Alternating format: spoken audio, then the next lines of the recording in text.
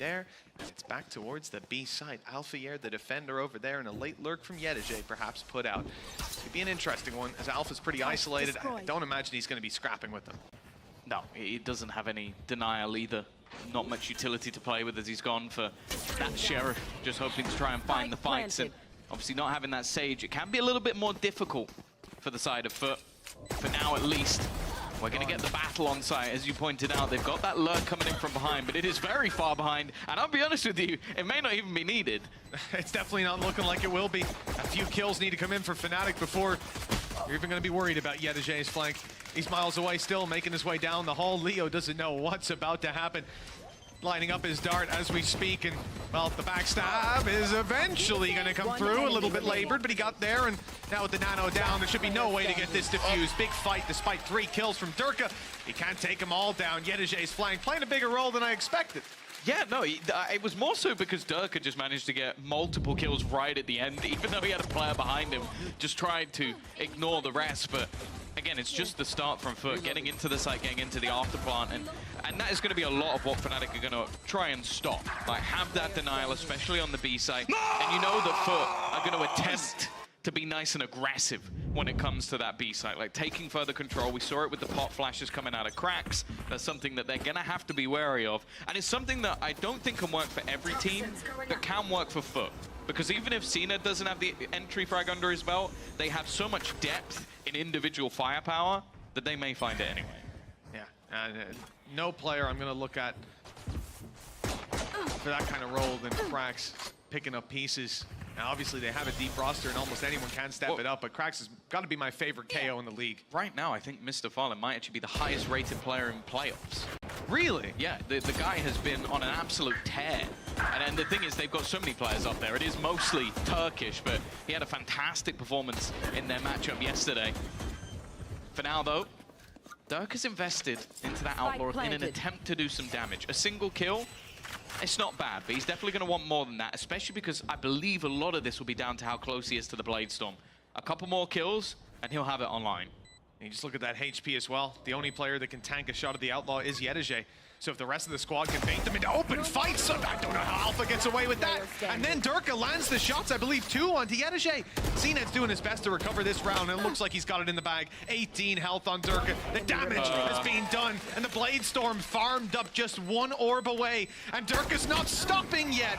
He'll grab his orb, almost got the extra kill, but look, however you want to look at this round, it's tough to call it a win for Foot. That's a lot of damage done by Fnatic. Yeah, and it was definitely worth it investing into the Outlaw. He has that Blade Storm now. He was able to get 3 kills and then go down, and that's enough to make sure that ultimate's available. This was the exact idea from Fnatic. Do damage, get the ult, and that's exactly what they've done. Plus, well, 4 players going down is just a little bit absurd. Now you look at what's on the other side. Okay, CNED's going to have that 1 rifle. Yedije is going to have his own go at playing the Outlaw, but that will mean if they don't win this round, they'll have some serious vulnerabilities for the next. Moving towards the B side as well. We've seen Yedije left on these lurks. I do like it, especially with the turret in play. If it tags up an A player, he can get a free kill onto them. Lurking around mid, catching the angles, but it's a fairly typical play towards this B site. Your recon's in, your dash from CNED. He's got the off angle now to secure the plant, although they're pushed back by a little bit of utility. With the wall going down, there's not really a chance to re-aggress for a little while. That's going to buy time for Fnatic to start their rotates and gain a little bit of the map control for themselves. That's the scary thing with Durka having this Blade Storm and an updraft. Even that screen is not necessarily going to give you the space that you desire. He has gone a little bit early, though. Foot were just waiting for that. In fact, no, not early. He's just going forward, running it down. He's going to face into almost the entirety of the squad. I guess it keeps the information in their favor, but he needs to land something here. And it was almost a complete solo fight there. Well, they didn't have any information on A, right? He had to go. Someone had to go to find the info, but what a costly way to secure it. Durka down, Blade Storm out of the round, damage done, sure. Cracks, CNED, Ada Captain have all been tagged very low. The spams on the way through will cause some problems, potentially. Ada Captain, though, gets ahead of it. The flash not landing, Poster, Chronicle, Alpha, Leo, everybody's here. And everybody's fragging, leaving Foot with just Yedije, an Outlaw with a shot already fired. Only 1 bullet left to ride down that barrel, and for Fnatic, they're biding their time as well. I'm just going to approach this together. They've got him boxed in, more or less. He could have perhaps faded away, but after that one shot gives him... He's only got the classic. One round for Fnatic on the board. A few players surviving, but they got close to being much more costly. Yeah, I think the only thing that worries me a bit is just, I guess Yedage is just going to have to play with a pistol into this next round, which... Yeah, one player. I guess with him being on the lurk a lot of the time, it isn't the end of the world. Like, it won't be the worst case, but... Oh, I guess not, actually. We're going to juggle some weaponry around, get him a Bulldog instead, and... does leave him, I believe, without an alarm bot, but again, it's not really the end of the world. A decent resurgence already from Fnatic, getting that third round onto the board. Of course, in the match versus Heretics, they managed to win both pistols of one of the maps and still not take it over the line, so... we'll see if they can get themselves off of the races here, because as I said, this is the side of the map where Foot are normally impeccable. You mentioned about those weaknesses, perhaps maybe Yedage would be on a pistol. He's managed to get a Bulldog out of this with light shields. Tucked himself in to a corner that might be left unchecked by Fnatic. It depends if they continue on this aggression. A side is left completely open for a retake. That means you often are going to want to start those early flanks. Grab that little bit of damage from behind. Foot are gearing up. And once they make noise on A, that's where the decision has to be made, but Foot are dragging their players back instead. Those steps, I don't think were heard by Durka, but he's taking his timing in the round anyways. The turret should catch him on the way through. I believe it's going to have an angle on him. No, maybe not. No, he's going to be able to walk all the way past. Timing here now becomes everything. The rest of the players are fully rotated. Alpha's going to kick things off already. And Durka is slowly making his way up behind. That's Yedage completely gone. They need to turn and fight. They need to clear this man, and they have other problems. It's now left all on to CNED. 29 HP. He's been fantastic, and for that matter, Fnatic aren't giving him anything. All sitting back, waiting for him to eventually go for that spike. And the second he taps it, you have to assume he'll be dead. I mean, I don't think the Nano will be the one to do it. There's no shocks left, but just a clean shot from Alfier would have finished him. But CNED gets ahead of it. Doesn't find anything for Chronicle. 2-2. Tied up. Nice even game early on. Fnatic had played some risks, leaving A lobby open. Sending Durka through on the flank, but the real problem here for Foot, the fact that Yedage's turret is not catching that flank. That Durka is able to walk up completely unaware on the side of Foot. You can see that they're focused forward. Oh, the fact that you had the snake bite as well with the shock dart. Nice, boys. It's also interesting to think where he may have placed his alarm bot, because he didn't have it in that round. So maybe would have placed it just outside A if they were going to flank. It's a piece of utility that was missing. We'll never really know. Might have just been used in mid instead. For now, not a whole lot in this round, but the Blade Storm for CNED could still cause problems. Seems like Durka's going to play that a little bit more aggressive. Try and spot someone over the top. It's an opportunity for him to farm up his second Blade Storm. First one not having mass effect.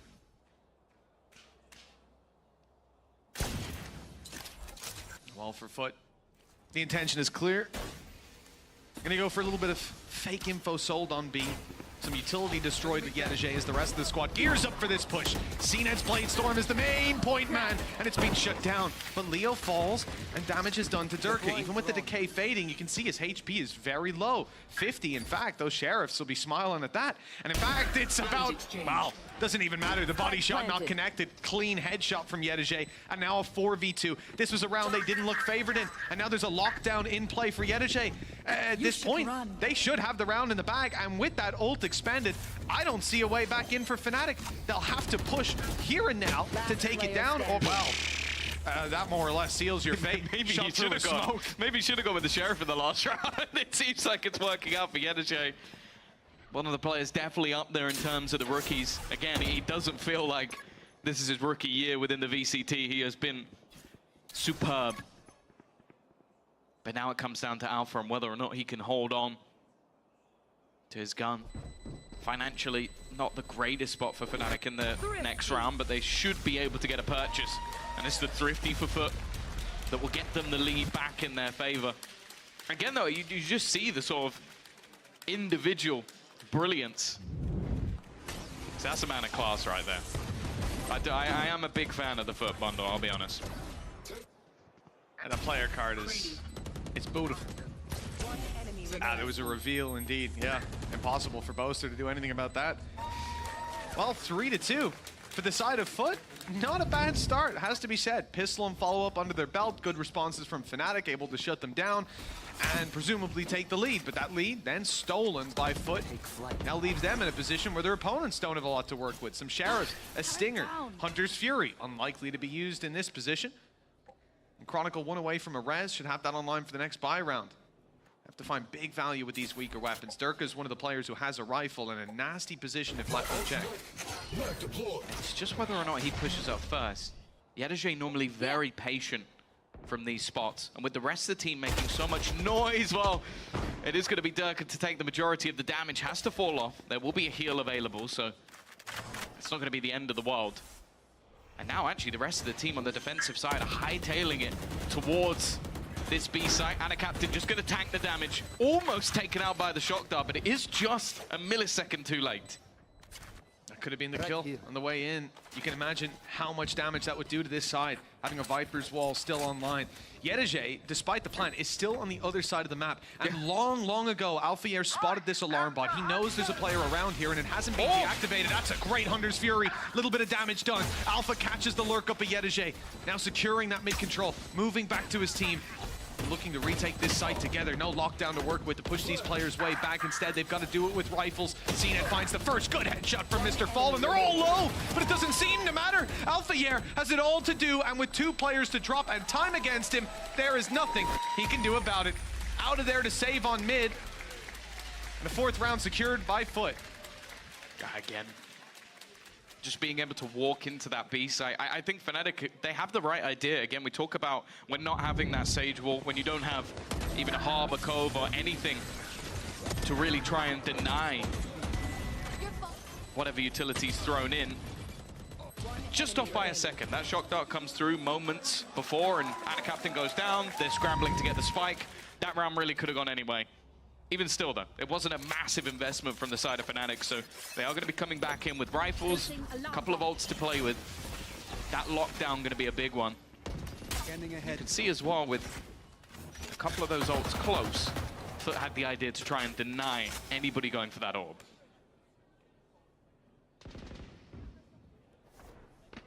Well, lockdown for Alpha. He's playing much more passive this round, not pushing up, and it's a good thing. Yedajay's filled in that gap. Right here. Doesn't want to give away that map control. And he knows that Alpha was sat there for the majority of the round, waiting for him after the battle in the previous. The read made by Fnatic is towards the A side. They can play retake, of course. Despite 4 players being here, don't expect a big fight to come through. The lockdown will be the objective, to push these players back. Although, whether it's going to be used or not, I don't know. There's a rotation. The spike is going back, but there's one player way up front. The drone has spotted him. Now this is a big danger for CNET because he's got no support. It will sell the fake, though. It will keep these players in position, but Yedajay's not able to grab the kill on the flank, and the rotates already in from Boaster. He's close by to at least cause some chaos with the B push. Yeah, I think the whole plan was to just try and have CNET there a little bit longer. It doesn't matter, though. Boaster goes for the fight, tries to stop them getting in, and instead he goes down, and they have the Viper's Pit for the afterplan. This now goes from what was a huge advantage for Fnatic to now a little bit dangerous. Now they do have the res, and he was in a position where they can get him back and defend him. They'll keep that man advantage for a little bit longer, but they need to take some space, and well, it didn't last long at all. Mr. Farland immediately on the trade. Alpha again deals with his Turkish counterpart. Back into mid. Even still, though, if he's going to use that lockdown, he needs to use it soon. Needs to try and clear them out. They're trying to just run through this pit, and they're taking so much damage as they do it. Getting in towards that plant's going to be so difficult. Alpha, not far away, though. Finds the first kill, but there's still so much more to do. They're on that defusal, though. They're sticking it all the way, but Anna Captain again! He just seems to do everything. The second he's within this pit, it's not going to be enough. He's Red Bull clutched it once more, and Anna Captain on the B site in that pit just seems invincible. And they saved the wall just for that, for the post plan. They could have used it initially when the res comes through, but Boaster was sold out. And for what? Ultimately, a couple of seconds in the difference, even less. But Anna Captain able to pull this one back. And despite the fact that this man, this lunatic Alfier, was running through 1 HP, headshotting the first, taking another. That's the unfortunate truth, is I think that because he's fighting the player further back, Adacaptain runs past him and breaks the wall. And that's the only reason he's able to win that round. But do you remember the round with the Classic we saw earlier in the tournament? Adacaptain in that pit, he's just devastating. Alpha, though, that hero rifle has kicked off the round with a bang. Been able to find the opener onto the danger man of the last round. CNED, though, he just walks up. Like, a lot of the time, he literally just walks into a position. No respect for the opponents or their utility. But I do think Fnatic are almost gifting that space at this point. I think it's a large reason why CNED is going so aggressive, in, at least in the last couple rounds, just knowing lockdown's in play, they're going to play retake. This is what always happens. Good shock dart for a bit of damage. Tickled them up. Shot not hit by Boaster. As Yedege is able to find one on the flank. Hunter's Fury put through, denying the lockdown that's in play. Durka has himself the Blade Storm and is going up close. Needs to be a big man in this round. 3 players around that corner. Isolating the first, but the turret's tagging him up, slowing him down. Not able to get around in time. Cracks ready to push forward as the utility fires in, confirming there's no diffuse. There's no pressure on the side of Foot just yet. Great shock dart. That's got Mr. falling down. Numbers are looking a little bit more manageable, a little bit more doable as Leo rounds the corner. He needs to find Yedege. And the timer's already ticking so far. 3 kills for Yedege in this round, 6 on the board for Foot. And their attack side is living up to expectations. Yeah, they've always been good from these scenarios. I will say, though, there's been so many of these rounds that are just desperately close. Like, real opportunities for Fnatic to bring it back. And well, Leo was the one in this. He's been a little bit quieter. He's had some of the best performances of anybody when it comes to the playoffs. For now, though, Fnatic, they're back with their pauses, Mitch, and we all know how dangerous those are. Yes, yes. Coming out of these, it's not easy to take a dub, is it? They just had an eco round there. Came close. And for the side of Fnatic, they can be relatively happy with that. Building blocks that they can now look to, well, build on. For this side, on the attack, though, I don't think they're going to be too afraid. That lockdown used up a lot of ultimates burned by Fnatic in that round to kind of bridge the gap in the economy, and it doesn't work out. Foot still a lot of credits in the back pocket. No ultis online, but a Viper's Pit for Boaster. I'm not sure they'll even be scared of that. Just look at how aggressive Alfier was inside a pit. You've got 5 players on the other side that have that same mentality. It's more so where would you place it? Because on this map, a lot of the time you're going to try and use it to deny map control. So maybe you place it outside B, CNED's going over that. Yep. Or they go through mid. And you place it on A, they're definitely going over it. Like, there's no doubt that Foot are not afraid to try and pressure that. Either way, 6 and 2 up. Bear in mind, this is where Fnatic wanted to take the map pool initially. Now, a lot of the time in best of 5s, you are going to try and play with the minds of the opponent. You might not necessarily put your best map first. I would say you normally want that around the 3rd, so that's where Breeze sits. And that is where Fnatic have looked their best for the majority of the season. Nonetheless, if they get slaughtered by Foot in their first choice, that would be scary. Oh, the pressure's on for Durka again. Caught off guard by a little jump scare. I've seen it go close. Off in play. Not the easiest weapon to use in these close range fights.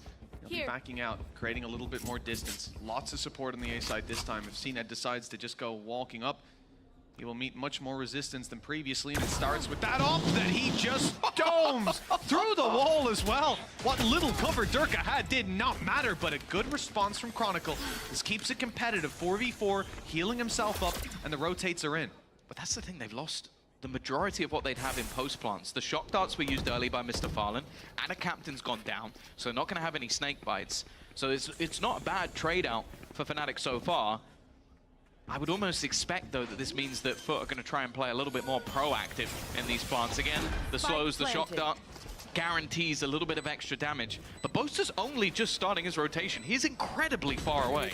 Yeah, that Viper's Pit's going to be coming in very late if it is used on this side of the map. Going to have to try to claim some space themselves. Wall is up. Chronicle fighting around the side of the Sage Wall. Now drops the Vipers, and Chronicle's in for a 3rd.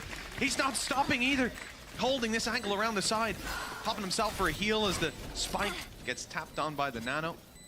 Have to wait that out, run the clock down. CNED pushing forward, grabs another. Now the pressure's on. These players starting to surround them. And the diffuser caught down to 1 HP. Chronicle clinging on for dear life. He's dropped, and CNED might just have this one in the bag. The time alone, the dash in, styling on Leo.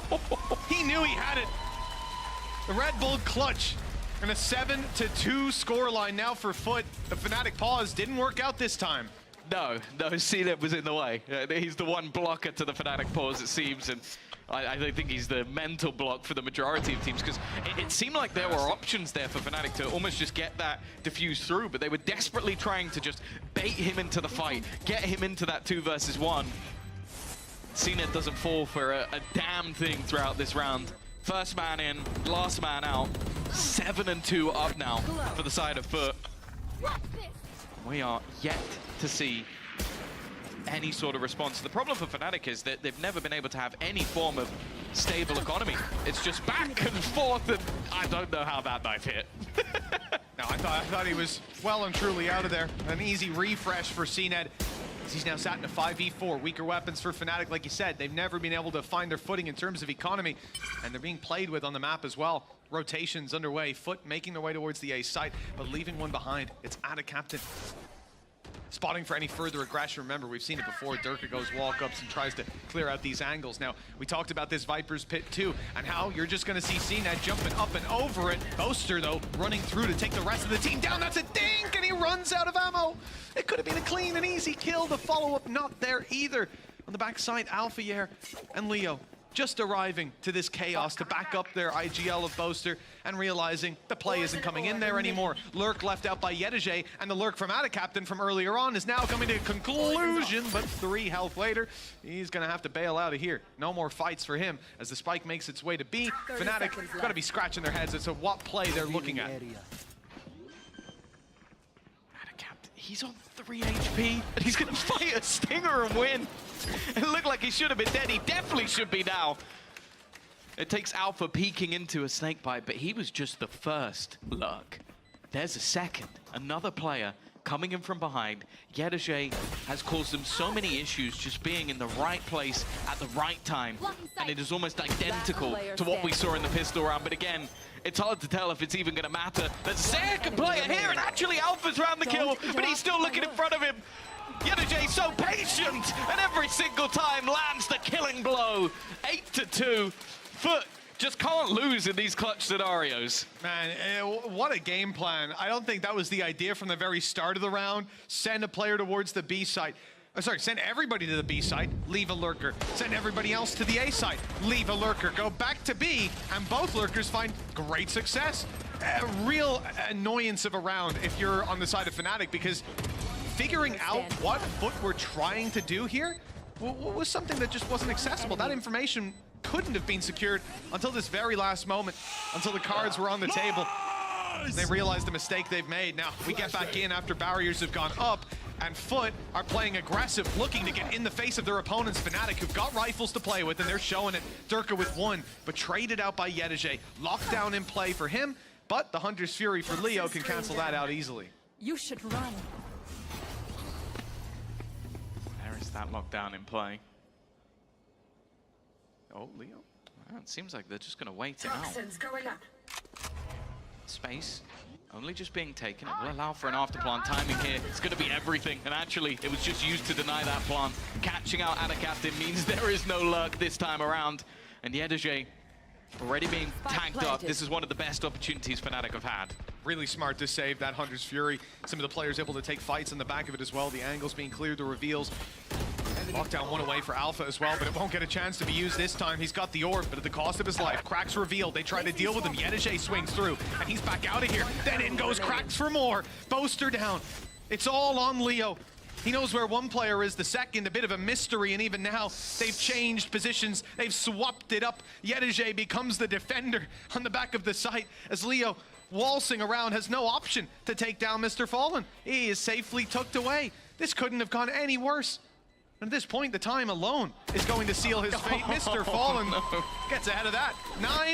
9-2. Attacking side. Tom, correct me if I'm wrong, right? Fnatic won pistol and follow-up. Oh, sorry, no, it wasn't. They won the 3rd and 4th, so it's not 9 in a row, but it is 7. Either way, pretty damn strong scoreline.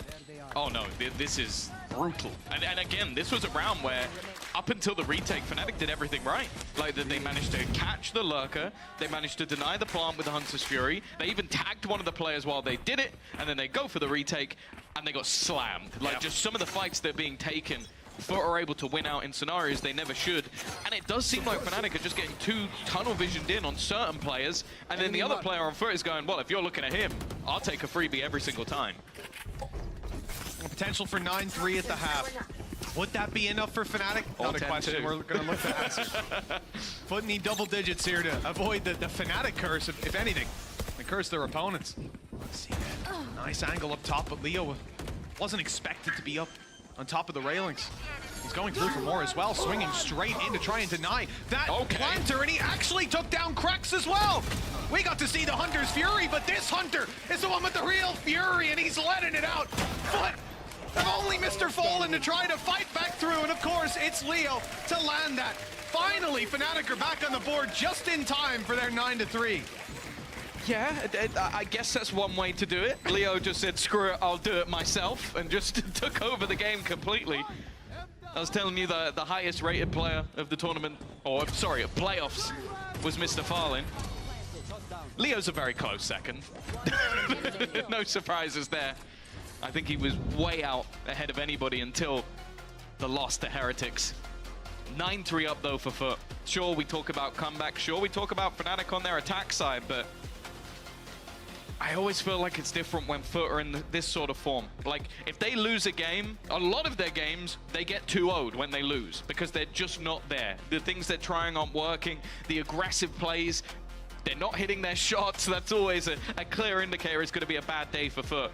Right now, well, Ada Captain's at the bottom of the board, and he single-handedly won them around in a clutch in a Viper's Pit. So everybody has been on form, CNED especially. And now he stops having to just walk into sites on his own, blind, and actually gets to try and be set up by the team. I mean, even then, you recall that round on A, he goes walking blind into a Durka op, headshots him through the wall. Yeah. You know, it's not like he struggles in those situations. He's top of the ball while doing that. Yeah, exactly, exactly. You got to be fearful up against this man. Well, big stack on the A site. B left that little bit more open, and it looks like Fnatic have made the right call, whether they know it or not. The wall was used on A as a bit of a ruse. Does mean that you're going to be fighting out a bit more in the open, but Chronicle playing that Sage is going to give them an opportunity to plant, not for free, but in a pistol round, very close to. Yeah, it looks like from the get-go Foot were planning for a retake, and actually they're going to use the wall far more aggressively. Look to shut off the rotations from spawn. I imagine that has been heard by Yedajay, and it's the question of whether or not they'll even bother to go in that direction. It seems like instead they're going to bypass it through the kitchen, but Fnatic should be more than aware of the potential of this. Darker is actually just going to slaughter 2 as they attempt to try and get past him. A man advantage. Cracks already low. This should be Fnatic's pistol, and by the looks of it, it will be. Everybody goes down in a flurry of frags, and Fnatic, well, they needed a pistol, and they got it. They found it, yeah. Alphayere's got to feel a little left out on that one. We went for a very late lurk. It could have been huge, but his teammates were just a little too good this time around. Big kills by Durka as well, shutting down the initial attempt to make their way through. Look at that. So quick. And then even tagging up other players.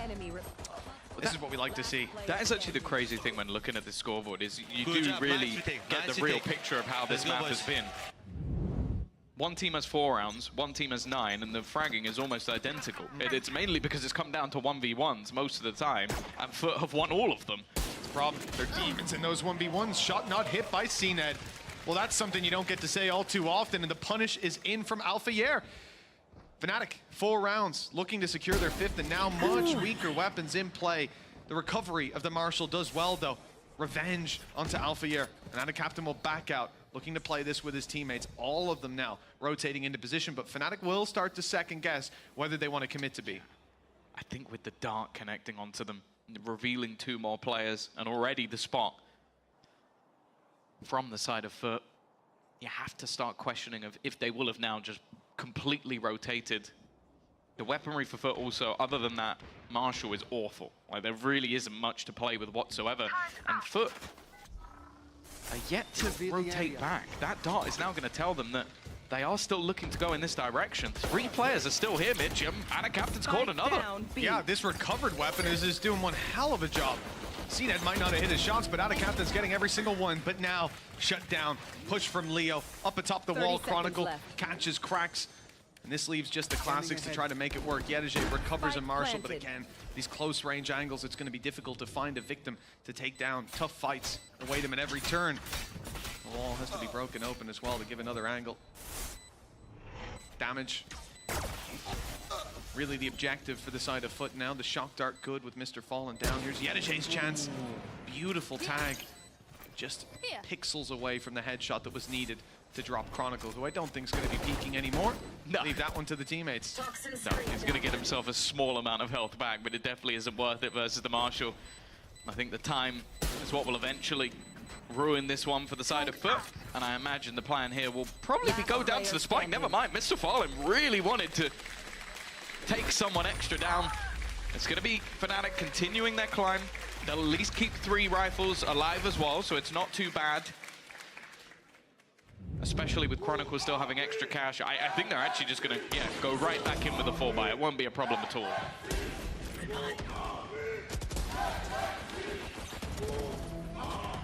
CNED had to hit that opening shot. We have a different game on our hands. Different round in play. You can see he's upset by it. Gotta have a little extra twinge to it. With Alfier on the other side taking you down. He's currently top fragging the server. Hell of a game on that Killjoy, but 4 rounds. The difference between them. Early fight, I thought we were going to see Yedege swinging up, but he's playing this one a little bit more passive. Alarm bot destroyed, some information taken out of the hands of the defensive side. And mainly now the risk is somebody lurking up mid to come behind A. So that's Yedege's new job. Make sure that doesn't happen. And the reveal going back behind, but Dirk is already up close. Cracks only good for 1. The trade out from Fnatic good, although damage is done to Leo. This site now almost indefensible for Foot. Even still, Mr. Fallen is there. CNED rotating in. It will leave Ada Captain as the lone defender, but Foot aren't just sitting back. They're not just waiting for Fnatic to rotate. They're starting to aggress through mid. However, this is where Alfia waits. It's going to depend on the timing, though. If the players are walking across, he's not going to be able to catch them. They have seen Chronicle, and now Alpha looks to make his move. Time to perfection, even, from Fnatic. Giving them that man advantage, the patience paying off. The only thing that could affect them here, really, is that timer. 30 seconds left. And Ada Captain is waiting for them. 20 seconds now on the clock. They have to up the pace. That wall gives you that little bit of extra security. But Ada Captain up top. He's going to be swinging out. He's going to be looking for someone, and it's Boaster that's dropped. 3 versus 3. Doable yet again. Alpha tagged and aware. Players could be peeking him from top ramp. Mr. Fallen with 1, and on his way around, reveal. I think it's even being fired out from downtown. Yes, it's on its way. The rest of Foot will wait for it. Indeed, there it is. Not catching any reveals, but hey, Mr. Fallen, 10 health. He'll go swinging into Chronicle, drop him with a headshot, and leave Leo in a very tough position. Back against the wall itself still to be broken, and as it opens up, I thought Leo might have been onto something, but only the 1. CNED quick to trade on the Outlaw, and double digits found by Foot, right back on the board. 1 step closer to victory. Yeah, I think, again, you just see some of the timing plays out. It's Alpha dropping that gun and then having to try and correct to take the fight. He does hit the headshot. That's the impressive thing about it. He's quick enough for the first shot, but the rest doesn't quite land, and that's what pays the price. Just how clean Mr. Fallen has been. CNED there to close, and, well, they'll double up what their opponents currently have. It's still going to be a purchase, though. Fnatic, that was still somewhat of a bonus. We had a Bulldog in for Alpha. Yeah, those were the weapons that they brought through, so it isn't a death sentence just yet. If they win this one, well, they're back in contention, so to say. Oh, very much so. Now with the credits on Foot as well, you can see there wouldn't be much contesting right after. 10-7 scoreline. Achievable for Fnatic. All their rifles to play with. Check the ult economy. A few close, but Not likely to even be this round we see it come through. Durka out, almost selling a B fake. He destroys the turret, makes a little bit of presence. There's no way he's about to walk through. Yedishay, what kind of play is that? You know there's players there, and he just doesn't care. Well, one way to find an opening, I suppose. Durka has got to be molding after that one. He was about to take so much space for the team. It seems though that they've at least given up that site. Fnatic may have a man disadvantage, but they are going to be able to get into an afterplant. Alpha, his position, it seems like it's being looked for. It doesn't matter though. The first 2 shots go his way, and the third as well. He's taking this down from the backlines. They're not even getting anywhere near the site. Krax finally deals with him. But the rest of the team can now play from that post plant, play for the advantages. Still 2 trying to make their way back in, but this is where all that post plant util can be expended, still having a shock dart available as well, and the rest just sitting so passively. Yedishay tries his best, but Leo and Chronicle will close out that round. They won't be the heroes of it though. No, I think you got to give props to Alpha here, not least because he's top fragging the server. But that round, I mean, it was under threat after this lunatic just goes walking through an orb. How Alpha corrects for the second, even expects the third, positioning perfectly down below, and yeah, Krax will get him in the end, but the damage was done. The round was already lost for Foot. Now a 4-round gap, and the credits in the bin for the defensive side. Fnatic might just be on their way back in as we're looking at a 10-7 scoreline. Short of a miracle out of Foot. The reality is, and we have a stat from Kukuka, in playoffs, 33% of the eco rounds they win. In regulation, I think it was even higher. It definitely was at the beginning of the season, that's for sure. But I think it was something on the long lines of about 80%. I think that stat went down, it diminished over time. And against a team like Fnatic, you expect that this round's going to be converted. A lot of ultimates available for them, and they're just pre-firing angles at this point. They know there's going to be players in awkward positions. The wall's even going to help them out. Krax had a moment, had a chance, had a little bit of space. But Durka is guarding the crowd here in Berlin, willing him on to go for the ace, but I think Yedishay is already looking to just play for his death, going down to the spike. He's actually been caught by Chronicle instead. Now Alpha can only hope to try and get himself 4, and even that won't happen. Leo will steal it away, but they won't mind. And Andaluthia flawless. A win's a win at the end of the day. What do we see on that KC board? Win together, lose together. Well, they seem to have to... no, move it on. Mission accomplished, boys. But 3-round gap now for Fnatic. Ult's coming online as well. And confidence certainly at an all-time high for this squad. We know that 9-3 scoreline has come back to haunt many a team. Foot, though, seemed to be the least likely to give away a lead like that, in my mind. See if that comes to fruition. There's this buy round. I don't want to talk about it, Tom. I don't want to. I would rather not talk about it. So for Foot, looking for their 11th round, and Hunter's Fury put through. Recon was beautiful, grabs a little bit of info and some damage on the back. It's mainly to give space. The pop flash is good, the spray not so much. The flash had to be amazing for him to get out of there with 1. CNED's still here. Shot not connected. I don't know how he manages to even get out of there on the edge. The Viper's Pit has actually just been given up. It's almost just thrown in as a freebie, and a captain not wanting to try and retain that space. And Fnatic have almost faked out that they've left instead. They're now going to go back with a lockdown. CNED on the other side of the map, completely out of the action. And well, this seems like it almost has to be an afterplan for Fnatic now. I mean, who's going to fight? Ada Captain and CNED are both so low. Maybe Yedishay just goes walking through a few poison orbs. You never know with that man. Safe spot. 30 seconds left. Boaster wants it, so it's nice and open for Heaven. Spike Nothing planted. Yedishay can do to deny. CNED's on the way, the off in play, but HP does make me very worried. With other teams, I would think they don't get a pick soon, they go for a save. But I've seen this squad play before, and I know Foot won't give this up without a serious fight. Alfier tries his best to grab 1. The shots don't land. Ada Captain's around the back. Good damage, but then Leo steps up to the plate. It almost serves as a bait as Alpha walks around clueless and Leo saves the day. Oh, this run was whiffy from Foot. It was whiffy. The initial battle was like, it was such a good flash and just, oh, I didn't want to see that again. And then at the end, Fnatic Captain, I guess, caught in two minds. The first shot was so clean, but wasn't able to capitalize.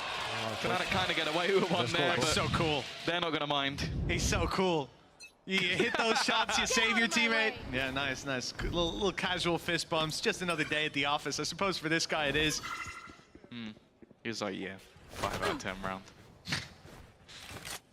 Could have gotten it quicker. Adjustment was slow. Well, first few shots not going to land for Alpha, but look at the weaponry he's up against. It's only a Sheriff on CNET. This is also just a massive pace change for Fnatic. They've been slow, methodical in pretty much all of these rounds. This is such an awkward fight. I guess they realize, okay, the plant is down. We kind of have to scurry back towards that side, leave Alfia in an awkward spot. He's got Leo to even help him at this stage. And while Durka looking for a few extra style points of his own. Not much on the other side, but he'll still land all the knives. Even looking for a little bit more. Not going to be the ace again, but he's getting closer and closer. Another Andaluthia flawless, and well, if you weren't worried as a Foot fan before, you definitely should be now. Well, Fnatic won round 3 and 4, and then there was a streak of rounds for Foot. In this half, Foot win round 3. They can't get the 4th on the board. Fnatic answer back that little bit quicker. And now, there's only a 1-round gap with a pause called by Foot. Last time, they were able to still claim the round. But we know those Fnatic pauses, even those pauses from any team up against Fnatic, can give them the competitive edge. They come in with a res and a Viper's Pit to work around. Foot one away from Bladestorm on CNET. They want an operator. Null Command, Hunter's Fury. This could be a chaotic round for either side and a very pivotal one. Fnatic winning this likely gives them the lead. And from there, they don't usually let it slip. No, and the thing is, every member of Fnatic has been firing. Durka, Alpha, Leo especially, all look as devastating as ever, and we haven't seen as much from CNET in the second half. He was, I think he had 14 kills in the first, if I'm not mistaken. Sounds about right. So I'm now looking at that operator, because it hasn't really been in the right place at the right time. It's normally been in a rotational spot. And unfortunately, looking at the map, that might be the case again. He's going to be man in the B site. But for now, at least, Fnatic sit outside A. Now, obviously, the way they've been playing most of their rounds have been defaulty, have been patient. So the expectation is just because they start on this side doesn't necessarily mean they'll end there. Fairly spread out across the board for Fnatic. Reveal on B early, but presence on A. Like you said, they're always free to go back in the other direction. I much prefer this turret that you see out of Alpha Air than what we saw earlier. Yedajay's was just a little bit too tunnel visioned with the new turret. Take flight. Not really new anymore, but the current turret setup. Nice dash out of Durka. There was no one to defend. Krax comes around the corner at the wrong time. Just a little bit too late. At least Durka is traded out, but with that res in play, if they can claim the space on that attacking side, Durka can be brought right back into the game, and giving him a second lease of life is a terrifying thought. Yeah, it's so early in the round as well that even though the null command buys time for a rotation, because Fnatic aren't going to push without having their utility, it's gone by the time they actually go to move. There is that res. They'll keep him in play. Chronicle's the one that's lost instead, though. Maybe not the trade out they would have wanted. Alpha also just holding. CNED's operator plays no part. And again, with the advantages, okay, again, the time is starting to tick a little bit low, but I don't even know if there's going to be anyone that's able to stop them. Viper's Pit put in immediately. Plant isn't going to be stopped. Foot are trying to get around the site, maybe find something on the spams, but there is counters. There are other players. Yedajay's done well. Krax, he's there too. In fact, he's going to find another one. And now the IGL has absolutely everything to do. He's found a gap around the edge. Knows that out captain's within this corner. Still has his pit to play with, still in an elevated position. A surprise that maybe Foot won't expect, especially if they go through. That's another that he's found. Leaving it down to just one. And Yedajay right now, within that pit, is so desperately low on HP. The time is ticking, and they've just missed each other, just by a millimeter. That's all it really takes. Boaster may have won this just off the time. It's not pretty, though. But I don't think there's enough time on the clock. It won't matter in the end. I saw 4 bullets left in his magazine. I was a little bit worried, but thank God the clock had run down enough. They've now equalized it. And listen, if you're actually surprised by the fact that they've equalized from 9-3 down, welcome to your first Fnatic game. Always a pleasure to watch. Honestly, like, I feel like every Fnatic fan must have, like, cardiac problems. No, Like, we joked about this for a long time, but it is genuinely getting ridiculous. How consistently inconsistent have you can be. And it's not like, oh yeah, their attack side's great, but they always suck on the deep. No, there's always a swap up. One day they'll be great on the defense, the next they'll get 3 rounds and then come in and win every attacking round. I pity the Fnatic fans. But my God, their cardiologist must be making bank. Yeah. Foot, 3 ultis in this round and a scrappy buy. Some potential to make this one work, but it will be tough. CNED again is the focal point. His operator denied by Althea in the last round. Back to this slow default. The thing is, the executions within the A site from Fnatic have been nigh on perfect, but then again, they've barely lost a round, so that's not really saying much. Everything they've done has worked. And a captain up close always makes me nervous. Even with a classic, Mitch, this guy is dirty. I'm already getting flashbacks, Tom. No need to bring it up. See with the Stinger, 20 bullets to work with. There's the drone, and oh, so close. That's how you do it. But the Hunter's Fury is chasing down this final kill. Damage done. It was Boaster that was tagged. Chronicle down to, well, he's being healed up, but down low, no shield. Dirk, a nice shot, and a follow-up. He suspects that Yedajay will be close somehow.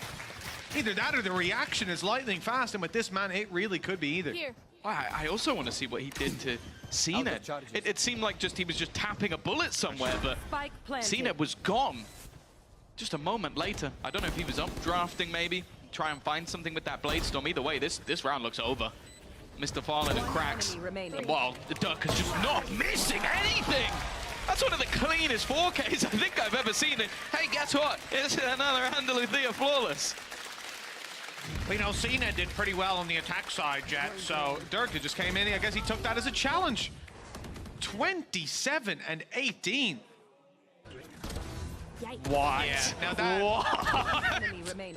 This guy needs to be stopped. I don't know who can do it. Maybe an internet provider if we were back in the old days. There's no way. 11 to 10 from a 9-3 deficit. 2 rounds now to take it across the line. Economy, look, would have got a loss bonus. It's fair to say. But it is still leaving them with some lighter shields across the board. Ult in play for Yedajay. But my goodness, this needs to be one hell of a recovery from this defensive side that are now somehow losing favor. It's Fnatic that look to close out their map pick. Get out of my way! Oh, this was always a Durka map. Go all the way back to at first Reykjavik, and this was the man everybody was watching out for. Funnily enough, him and Tens. Tens in a slightly different role now, but Durka's still alive and kicking as that Jet. The presence here from Foot isn't bad, but bear in mind, I've said that a lot. A little fake dash out of Dirk. Blade Storm and Rifle to play with lots of players here from Foot. This is their best chance. I mean, they've correctly read the stack. They've even got a Lurker being spotted. Boaster not going to get away with any menacing plays on B. Looking forward to the A site. Ada Captain tucks himself away. There's a bait up top. Mr. Fallen has to be careful not to overextend. Same for Yedajay. Alphayer has been in this position before. He's here again, waiting for an overpeak. There's Chronicle dropped from the off angle. Wall covers the retreat. Leo is falling as well. Spike down on the floor. 4 players close by. Boaster sneaking up through Kitchen, but he doesn't land the kill. Lord. Nice damage by Durka with Yedajay down. He might have bought space for them to plant, but the run in from Cracks, dropping Alphayer. And although he'll fall to Durka, it's a quick response from Ada Captain. Foot on 11 rounds, and Fnatic finally face a challenge. They're so good until they're in the lead. Right? That's what it is. And somehow the second they're in front, They immediately lose a round. Good round from Ana Captain. Not spotted within that close corner, and that was the difference maker. Dropping Chronicle. Again, the second that spike's on the ground, a second that wall is broken, things always seem to get a little bit more chaotic, and that is where Foot have always thrived. The man with the strongest vocal cords in all of the VCT, including commentators. Yeah, I really don't know how they're holding I think him and Ulysses need like a shout-off. That could be interesting, actually. Well, the next time we get them out here, let's get them both mic'd up so you can pop the speakers. Yeah, I don't want first. that played in my ears. No, I want to be outside the building. I want to play it in the arena and put a wine glass down on the stage. Who can shatter it first? I don't know who my money's on. I don't know who my money's on in this fight either. Durka and CNED, but there's backup of Cracks as well. Dangerous players for Foot, and the first man through is the one to find the kill. Durka dropped, and for Foot, this opening duel is so valuable. Yes. They finally get an early round lead at 11-11. Yeah, if Durka got that kill, it would have been his 30th. He has been truly unstoppable. Alpha, though, has managed to find a gap. It does seem like it's being watched, though. And, yep, they did not expect anybody to be there. Just as gone walking straight in. Nice one from Boaster, though. Channeled is in a Durka for this round. Even still, though, Cracks is alive and kicking. Leo left in a clutch once again. He's exactly the man you'd want. Already bringing home a couple for the team. But this would have to be one of the best. They're even just letting him plant the spike as well. The only thing that matters here is playing it together. For CNED and Mr. Fallen, trading out. 30 seconds left. It's the only way Leo wins these clutches. My ult is revealing. Isolating a duel, finding a free kill, that's what he needs. They know roughly where he was. The spike plant gave that away. I don't know that there's a correct decision for him here. The good thing is he'll hear the drop once these players fall down below. Reveal needs to be shot almost immediately, and it's not. They have his position, they drop in. Oh, two different angles, perhaps an opportunity, but now they're together, moving towards the spike. One will tap it, but both will swing, and they'll find the kill onto Leo. The lead is claimed back at the last possible moment. 12-11, and one round to close out Fnatic's map pick after an incredible comeback. It'd probably be the fakest comeback of all time if they let this one slip away. Foot have found an extra gear right at the end. And that's the thing, there was still moments. Boaster's double. Cracks finds the tiniest of angles. It's in the name. Yeah. And now a crack in the wall. They even managed to shut down Leo. And that's the thing, you could see the respect that was being paid. That is a team that knows who was standing on the other side. The Nordic god that stood before them fell. And the Titan of Foot now looks to try and put that first map on the board. And that's the thing, you look at these first three maps. Bind has always been one. Fnatic has been happy to play. We've seen that with up and down performances throughout the season. Breeze has been an incredible map for them, but the one time that it was played by CNED, he basically created a frag reel. So there is no safe map. I feel for either of these teams, this first one genuinely could make a big difference. I think even the fact that, bear in mind, the ban from Foot was Lotus, a map that they beat them on in OT last time. They were like, nah, we're not doing that again. It genuinely is just the respect being shown between the two teams. And also the fact that they lost it, I guess, maybe didn't have time to change things up. It is a brutal playoff stage. Even still, though, this pause is going to be one that they have to come up with something new. How many times have we seen that squad of Fnatic go to the OTs on Lotus to see if it's in their futures here on Icebox as well? The only thing about Lotus is they always lose the OTs. That's the funny thing. I think at kickoff they probably had the least minutes played. I think in split one they've definitely had the most. Yeah. I don't even think it's comparable to anyone else. This round is everything, though. It goes to OT. It's anyone's game. Foot are going to want to close it here and now. And in terms of ults, they are stacked. Null Command, Lockdown, Viper's Pit. Sure, there's a Hunter's Fury on the other side, but nothing else is even remotely close. And you can see Fnatic have gone right back to this slower, tempered pace, patience, waiting for someone to aggress. And there are a couple of players watching for some sort of mid play. It's where Alpha has had his success. For now, though, they're not overstepping the mark. Well, yeah, like you say, when Alpha had this position before, when the eyes were drawn elsewhere, he was able to find 3 kills in the space of almost as many seconds. Spam is huge. Chronicle down to 30 HP. Popping the heal. Hunter's Fury on its way. Cracks trying to cancel out some of the other utility, but Sova's that little bit too far away. Leo landing a little bit of damage, but CNET is on this corner, ready to fight. He's dropped, and so too is out of captain, but still 2 players here, and they know that now. On the side of Fnatic, they've seen the KO ult, they've seen the drone, 10 HP, Shockdart chasing him, Chronicle dodging it, 14 seconds. The plant needs to be secured here and now. It's time to step forward for Fnatic, or they're gonna run dry on time. Chronicle running low on ammo even, and now they're swinging, but the defender of Alpha here, the bodyguard, allows this plant to come through. Lockdown in play, and it's Alpha to do it all. He has to find both players. A good idea on them, and Cracks already tagged up. He'll try to force the fight, but Cracks finds it. The headshot to seal the fate on Icebox. Fnatic will not win their map pick. 9-3. They've done it many times before, but it wasn't in the stars today. Yeah, so much still for them to do. It's going to be a ridiculously long series, I feel, if this is the way that the maps are going to go. Either way, Bayern coming up after the break, and it is Foot's pick.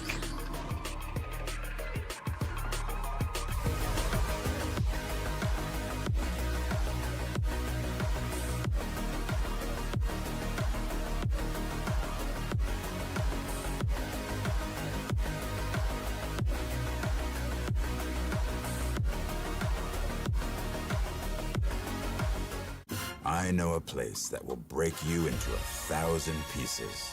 Stay away from them. Stay away from Lorca, Paco, and Picasso. Don't ask about Lola.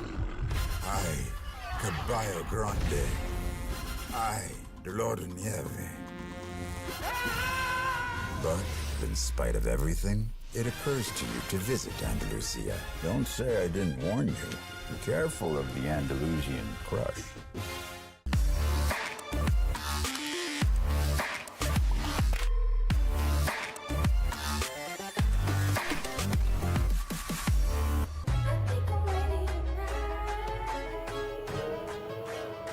Hey guys, it's Jimmy Lin. In this series, I'm going to walk you through Attack on Pearl. Watch out for the stairs, clear this angle. You're going to be able to fight this.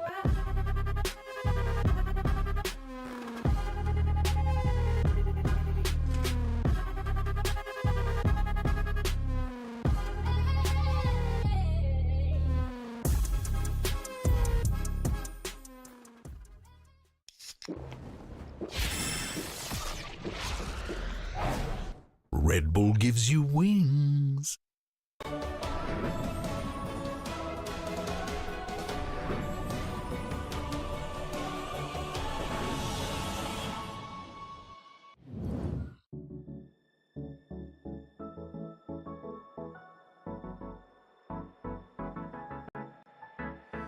Let's do something crazy.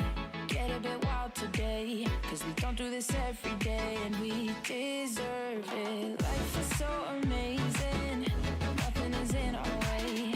Baby, let's fly away. Do you feel it? Is your heart rushing the way my heart's rushing when you take it all in? Baby, this is when we come alive. Do you feel it? Take the world by storm, 'cause you and I can't believe it took so long to realize what makes us come alive. Oh, what makes us come alive?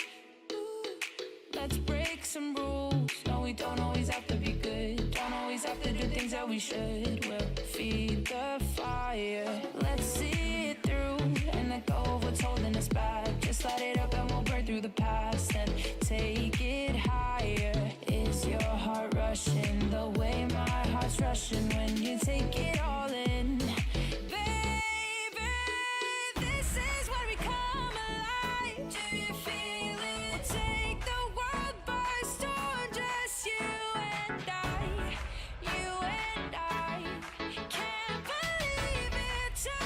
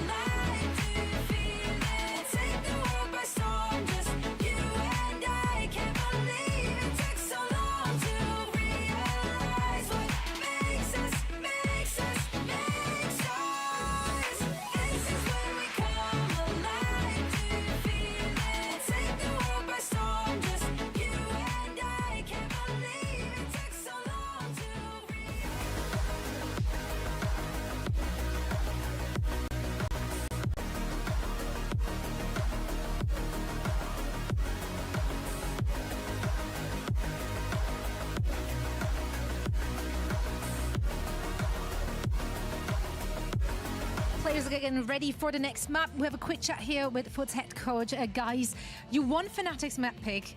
How do you keep the momentum going heading into your map pick? Fnatic'in map'ini kazandınız, momentumun gitmesini, devam etmesini nasıl sağlayacaksınız? Yani onların piki veya bizim pikimiz yok. Sonuçta bugün bir Bow 5 oynanıyor. Onlar maçın içine kadar momentum alsa da biz geri gelip tekrardan kazanmayı bildik. Umarım seri de böyle devam eder. It doesn't matter whose map is it. It's best of 5. Fnatic managed to get the game back, but we know how to finish and we win. That's right. Yep. Best of luck in the next map and the next maps, actually. And we're heading back to the desk. I mean, they did indeed manage to bring it back, but in the end, FUT manages to secure that win on the first map there in Icebox. But, you know, we need to think about the individuals. We know that Icebox is one of the maps where you're going to be looking at the duelists. And I think it's kind of like a fan favorite to see the scene at Durke. I think I'm going to use just like as much time as I can right now to kind of be like a little bit of a hate watcher today. So surprising. hey, okay. I thought the game got a little bit close in the end. I'm just like, wait, how do we get here where it's like 11-11? Because it looked like at the start of the game, FUT was in such a good position to close it out. It looked like they walked into sites for free. There was no contest. Fnatic only a couple of times tried to actually stop them from being close up. You know, they had an aggression at B main, and then, you know, FUT goes A. And then Fnatic decides to be aggressive on A, and then FUT goes B. So it was kind of unlucky in those situations. Yeah. But there were so many situations where it's just like the fighting together, the teamwork and the team fights from FUT, they are so close together that they're trading constantly. Their spacing and timing is so good. Yeah, exactly, right? The getting onto the side was never the problem. I think that CNET was very electric in getting those openings and putting all of that pressure. That is what we're thinking about that head-to-head.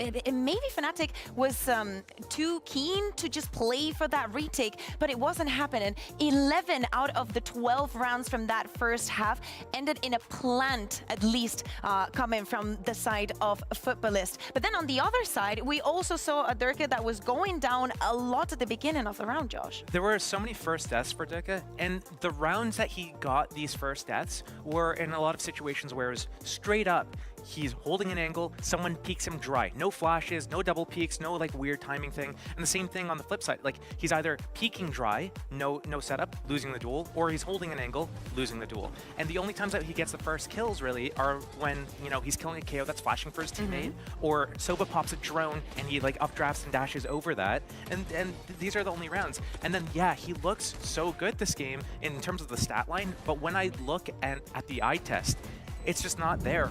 Durke, I mean, round 17, 19, 21, there's 3 anti-eco rounds. Oh my god, you've been keeping receipts! I've been writing this down, and then pistol round as well. Like, half of the kills that he got this game were literally just running and holding W at people that were on eco, basically. And then here, on like round 3, it's the same thing. He just like pops his Blade Storm and just runs at them. It feels like all these situations where he's dying first, he doesn't really have a good understanding of like where he's supposed to peek, where the enemies are going to be, what timing he should do these fights at, and it feels very weird. And then the only time that he can actually go and get a lot of kills are when he's got the confidence, the enemy's on eco, he's like running in, and his teammates are like finding out where they are for him. But would you say that the difference between this two duelists, well, one of the differences the Weekend Scout is that CNET by himself is more successful in just like, you know, putting the team on his back and getting this clutch plays, while Durke is, you know, less successful and needs the support of the rest of the team, or this situations where it's already an eco and all that stuff? I think CNET has a really good understanding of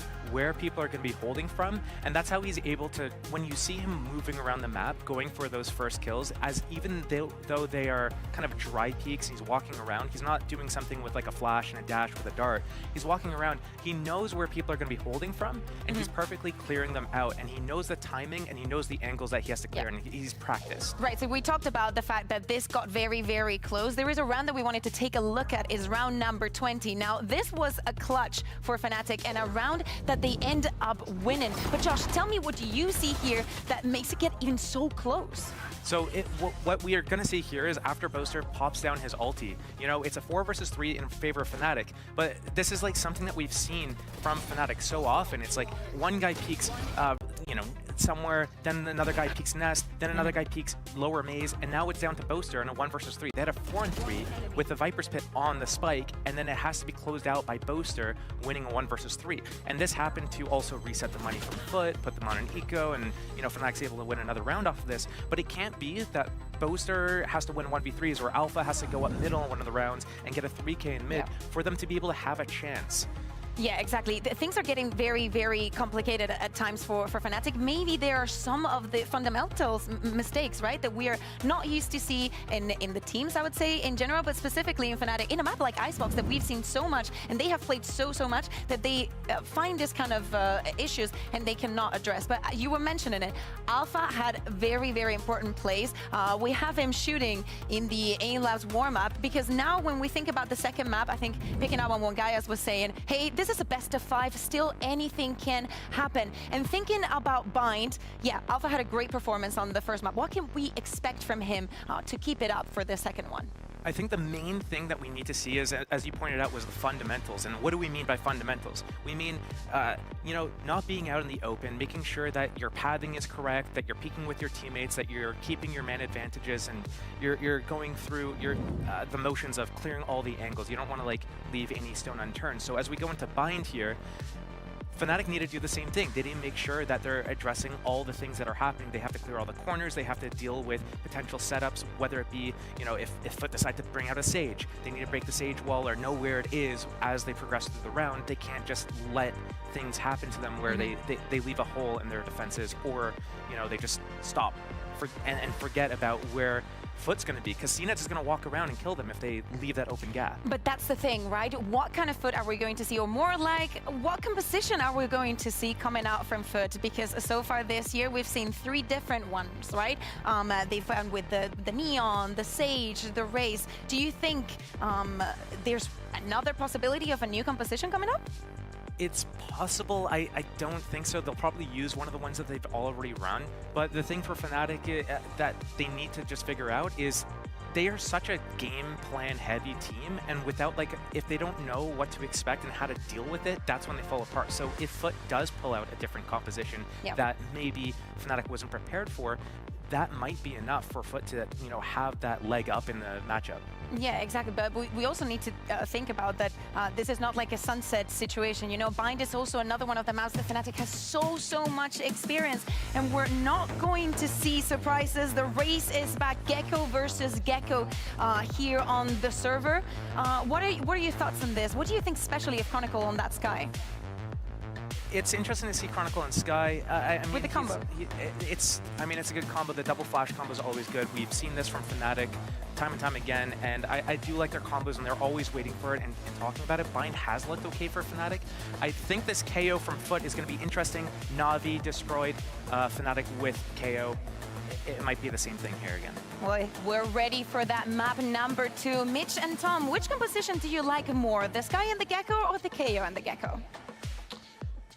Ooh, it's a tough question, but I always find myself leaning towards a KO, especially if Krax is on the server, Tom. See, it's difficult because you're asking me, do I prefer... I prefer it for who the players are. Krax on KO, 100%. Chronicle on Sky, you want me to change him to a KO? You're mad. Like, this is his map. This is his agent on this map. And did you see what he did just a day or so ago? Like, I'm not moving what this guy plays whatsoever. I know the question was about the comp, but I've dodged it. Well, I think that's also a valid answer, though, Tom. It's not a one-glove-fits-all kind of scenario. Sure. And in this situation, I think they've picked the right outfit for their players. For Foot, 1 map up coming into this. It was a close one, 13-11 after a 9-3 lead, but that's just Fnatic for you. Now they move on to the attacking side for Foot on map number 2, on Bind. And we can see a 1-2-2, a slow setup, usually, at least, when you start out with the net spread so thin. Well, on the other side, it is a mass gamble for Fnatic. 4 players currently within the... He hit that. He did hit that. That is Chronicle almost dead within the first few seconds. Now the spike is currently left deep outside A. It makes me think the Foot don't have any plans to move just yet. Almost trying to use Yedajay to potentially sell a ruse. But when you're able to walk all the way up into lamps with no contact, that gives you a pretty good idea that there isn't really anyone here. Fnatic are saving everything for the retake, still having a couple of smokes, still having the Tiger, still having all of the Gecko utility. This was the plan from the get-go. From the get-go, sorry, because it's Mr. Fallen. But Foot, a little bit of security, and Yedege about 3 country miles out of the action. Guys holding for lurks, so everyone else just needs to look forward, and you can see the benefit of that. Every shot landing to start it, and almost to close it as well. Few little opportunities cashed in by Fnatic, but ultimately, there was never really a threat. Yeah, I'm not sure that's something they're going to stick to throughout the entirety of this match, is allowing them to get into an afterplant, because we know the Foot like to take fairly aggressive positions, and you can see this, even though they get the information of where Krax is, getting out of that angle, there's just too many players to look at, and Krax, well, barely missed a beat. 3 kills for him already. We've spoken about this man and ever playing anything other than a KO. I will say, when it comes to Split, I do really love the way he plays the Raze as well, so there's a little bit of depth, but this is what the man is renowned for. For now, at least, out of captain, he's somewhat so low. Yeah, that's not the TP, bud. That is a wall. That's a corner. Nobody puts out a captain in the corner except himself. Well, unlucky. Chronicle goes over to retrieve the weapon and gets a ghost. Not the biggest of upgrades, not the biggest of losses. Nice position out of Boaster, unchecked as of yet. Alphier, having flanked up, has a really big opportunity, and the shot is not landed. Maybe an opportunity for Boaster, though, who swings in and grabs a kill. Alphier and Chronicle doing just the same, and now the threat is on. 4 HP for Yedege. 1 bullet, all that's needed, and it lands. A gorgeous response from Fnatic. I have to say, I didn't see that one coming. No, I don't think I've seen many teams do that to Foot. I've seen Foot do that to other teams. To a lot of teams. But that's absurd. Like, the fact that Alpha's able to get that ground for starters, the fact that, well, CNED has got such crazy movement that the shots aren't even landed, but then it was just almost like an explosion of Fnatic kills. Every single player found, and this is that power of the double flash. You get the info immediately. The second flash means that there's absolutely nothing that can be done. Nice! When it comes to out of captain, and what a huge round for them to steal away. It puts their economy through the roof, all the weaponry they could retrieve, and also what they can buy up alongside it. And while a couple of players didn't invest into that round for the side of Foot, so they are going to have CNED and Yedege on rifles, which means they still have a chance. Chance indeed. Most chances are that bit lower with the weaknesses in play. As you said, CNED and Yedege, the ones that will be leading the charge, and you can see them making their way towards the A site. Flash goes up and over. Small bit of information for Leo. Mr. Fallen has one of his own, but it's not going to be deployed just yet. It's actually repositioning to get that little bit closer. They've already claimed a lot of space without any congestion. And so, eventually, you have to commit to that fight. They have the utility to do that. CNED still with a nade. Will be deployed towards the backside to try and bring someone out into the open, find a target for them to dispense. Yedege, though, doesn't land a shot. CNED in for 1, but that rifle now down to 30 HP. The spam was dangerous, but he's able to round the corner just in time. They've only got the 1 kill under their belt, and now the full rotations are almost in. It's just Alphier left on the, well, just Alphier, quite a statement. Yeah. Left on the other side. Well, that's intentional as well. They want to make sure that if they do try and go back in the other direction, there's a player waiting for them. Left. I think even from Foot's side, they'll have a pretty decent idea that that will be the case. They now have 20 seconds. They're going to have to go for this plant eventually, and they haven't been able to clear any of the players out. Chronicle spot is only going to make things more and more awkward. Leo up there as well. They're expecting spams, and Mr. Fallen goes down. CNED actually gets the kill with the classic. That's not what I was expecting. That's more of the lines of what I was expecting from the later stages of this round. Fnatic convert, 3 players surviving, economy already booming, and now Foot, after winning the pistol, finally have a chance to respond. Considering what they were up against as well, I think that's a very big success for this squad, surviving with the 3 players as well. Didn't manage to find any advantages on the way back through, barring that. Just a blind spam on 30 HP through a smoke with a classic. Not one that often connects, but for CNET, it worked this time. That's all there is to write home about, though, for the side of Foot, as Fnatic find a 2-1 lead and rifles in their hands, lots of credits in their back pocket, devastating Foot's economy with the opening round win and the follow-up and the opening duels. My goodness, this wasn't just a B long push, but they went through hookah as well, and Foot were not ready for that level of aggression. Well, normally they're the ones dishing that out. But it seems like Fnatic have some serious game plans. We saw this in their second round purchase, flash combos to set up Durka, and already just looking to clear every place they've sort of given up. That's something we saw in the early rounds as well. Instead, though, there is going to be space over on this B site. Fnatic giving it up completely means it will end up again in a full retake, but planted. A 3v5. Foot are going to have their work cut out, and that's a little bit over aggressive, though. A small bit. Whether that's going to come back to haunt them or not, we've yet to see. 3 players still on site for Foot. A much more aggressive stance than you sometimes see, and it's Yedege up top with an opportunity to pick them once that smoke goes down. He's caught Chronicle, but the response is quick and clean. CNET now, right down below, catches Alfier. The trade back, cracks has the corner, but he will be taken down, and the wide swing from CNET met by Boaster. The IGL leading by example, 6-1 right now, and 3-1 in scorelines. Yeah, he's been off to a flyer of a start. Right up the top of the board, and I did think that was getting a little bit dangerous. Like, I understand Durka is feeling it at the moment, but maybe not expecting them to be that far around the elbow, but going down definitely gave a chance to Foot to climb back into that round.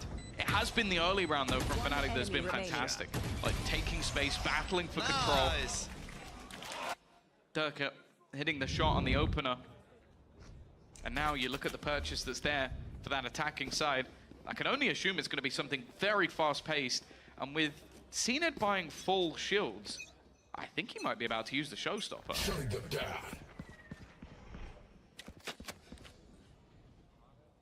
I'll have to find a platform to play from first. That's inside hookah, evidently. CNET making a very quick pace towards this site. And caught immediately. It has at least gotten the orbital strike out of this squad. In fact, it's a good job they used it. Foot are still able to cling onto hope, but Boaster with 2 quick and clean kills leaves Yedege alone. The plant still comes in from the grave. Mr. Fallen's buddies are helping out Yedege in the clutch, and he's on the wrap. I love this reposition. In fact, Fnatic probably won't expect this. In fact, the boom bot's already sent out towards long. It's all down to timing. Whether he can find them, the first is landed. 3 kills already for Yedege, but Durka finally puts an end to it. Yeah, he needed to make a move quicker because of the wingman defusing. Well aware that the clock was against him. A nice idea, a nice reposition from the side of Yedege. But yeah, I assume there'll be a little bit more than just CNET blasting his way out. I guess it was just almost the sacrificial lamb so the rest of the team could try and get in. But again, Boaster up there, leading the pack. But this should be a round that's much tougher. 5 ultimates available for the side of Foot. They have got everything kept for this round. Full rifles available for them as well. And sure, there's Seekers for Chronicle, but other than that, nothing else is remotely close. And the economy for Fnatic at 4-1, even getting out of hand to the point the Boasters dropping weapons just to keep from being on max cash for next. You can see how stacked up the defensive side is, and if they win this, how they will be. But for Foot, it's not about the economy necessarily. The credits are good enough for a buy, but the ult economy is stacked. I mean, just a red wall in front of us. If you see these in play all at once, it's almost a guaranteed round win. The question is, how much do they want to expend? Will be the opening from Mr. Fallen, with Thrash sent through all the way around to Bath, and it has actually caught the player. Now they quickly hunt him down. It's CNET blast packing through the site to find it. And the flank, though, this is the main game from Fnatic that Tiger put out in the flank position. I mean, they're going to be ready for it, and the Viper's Pit is going to be used to block off this flank. What a peculiar round we're witnessing. Yeah, and with the time it's going to take for them to reposition, you almost have to wonder if Fnatic can even go for this anymore. They are going to have completely different ideas of where they're going. Alpha's going to clear one side of the pit. Thrash is now going back towards the defender's spawn. One player heading their way through showers. It almost seems like it should be a save at this point, but I guess the plan is to try and make things that little bit more costly. The time has already gone way too far. Alpha yet desperately trying to make it costly, and he'll take a couple with him. But it is going to be that second round onto the board from Foot. Expected, but to be honest, I don't think they actually needed as much as we saw. One of the things that really worked out for them there was, okay, the proactive Viper's Pit, but also just sending the utility into hookah was enough to bait Boaster's rotation, and that was where they immediately moved to go towards the A site. It's going to be a very frustrating round, though, on that defensive side. If you're, I believe it was Durka, right, in Bath, getting the ult coming behind him, Thrash seizing him, then you think you have to hide from the players who are about to push Bath, but no, you have to hide from CNED, who's gone past all your teammates or anyone who's set up to hold that A site and made his way behind you. Peculiar round, indeed. And before we even saw the Viper's Pit go down, and then it only extended. Utility up and over, blocking out Bath control. This is going to be a quicker push, and the TP up top from the shadows. He'll emerge from the shrouded step. He's so up many inside smokes. heaven and looking to take this fight, but Leo was ready. Yeah, they definitely heard him. There was 2 TPs. They placed different smokes just to give him that space, but even still, they've got into that after plant. CNED just playing as the keeper, but he hasn't been able to connect. Utility's going to be removed from the side of Fnatic, and Yedaje, he's just playing patient. Clearly has an idea. The Dark is here and will land the shot as well. Leaving just 2 standing. Alpha's done a decent amount of damage. CNED will blast pack himself out of danger. And his teammates will hone in on the position. You can see that Leo's already gone. He's already left. It's Alpha again, just attempting to try and do some damage. He didn't really have anywhere to go other than the grave. The gap closed already. Just 1 round between them. 3 alive for Foot. Economy definitely on a course correction for this squad, even with the reinvestments. And another round where CNED's able to find those openings aggressively. You know, we're on board without a captain. He's doing the shrouded steps across the site. But realistically, he's, in this case, he's almost taking what CNED was doing in the last map. He's dashing in, he's creating space, he's getting the eyes on him, and then his teammates following him up. And when CNED's the second guy in, that's a scary thought. But that's the thing, there's always layers to the ideas that Foot have. They might not always work. Thank God. He really wanted to leave that to the last second, like, go on, shoot me, go on. Alpha though, Judge within the pit. It's not going to be easy to clear. He has support, but never mind, CNED has got rid of him. It's Cracks to go down in a trade, and Boaster, his attempt will be to delay. He's got to be careful. Doesn't want to overface. They're also healing as they run through the spawn, and with Durka's Showstopper available, there'll be a good piece of util for this retake. Yeah, there's a very late flank underway, but this Showstopper opening it up so quickly means that Mr. Fallen has to go so much faster. Now finally hitting the ship. Oh no, not even hitting the ship yet. He's still trying to quicken the pace. That's how much pressure these players are under. Yedaje and out of captain, now just Yedaje. But Mr. Fallen's flank finally comes through. In fact, it's all onto the flank. Some nice shots out of the IGL for Foot. But too many players on Fnatic left alive to deal with. It's again just another one of those scenarios where Wingman I don't think was going to be denied even if they did manage to find the kills. Like, it was right towards the end of that defuse. He basically had to full sprint through that because of how quickly everything was happening, and a lot of the time your post-plant util isn't going to do enough. Like, you look at the position of these remaining players, there was absolutely no way they were going to be able to deny that defuse. 5 and 3, back on the scoreboard for Fnatic, converting their lead that little bit further. Actually, with most ults expended, there are a couple that are very close, though. That's going to be the main factor. And again, just look at the pace of which Fnatic are getting aggressive. They've already cleared all the way in towards the spawn from the A side, so they can quickly look to rotate back towards B. Alpha is trying to get out of here, but he's being chased down. Orbital strike used, but the caught Alpha is dealt with. Out of captain, even catching Chronicle right after Leo, trying to fill in the space, but the steps are heard, and CNED is clinical with the aim. Down to Durka and Boaster, locked out of the site. The smoke was blocking them moments ago. Durka turns to look at the site. Out of captain was thinking about the flank play, thinking about swinging in through elbow, but they slow it down, pump the brakes, realizing that Foot already have enough under their belt to claim this round and leave the pressure on Fnatic. And as we can see, the result of no over peaks, no over faces, and no free entries back through is a save call for the defensive side. They'll try to carry these weapons through to the next. And just looking at the money, they'll be decently able to buy. But Foot, after back and forth, couple of rounds, seems like they've got their hands on the reins again. Yeah, I like the pace change. I think a lot of what has been catching them is these early aggressive plays. But what they've done over a couple of the rounds is when they've heard the TP or when they've heard someone move forward, they've immediately switched their pace to the other side of the map, which is normally left a little bit lighter. I think they've avoided Durka quite well over the last couple of rounds. And I think it's a lot easier when you have Thrash online. Like, just being able to send that ultimate into position. You can clear out Hookah incredibly fast. It's normally one of those spots where it can be very difficult.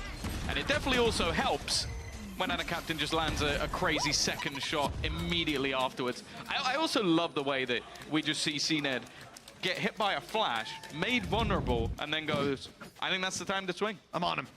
I'm on him. This is my kill, boys. Yeah, you got to respect it. That is the kind of confidence you have when, for a long time, you've been referred to as the best in the world, you know? Yeah.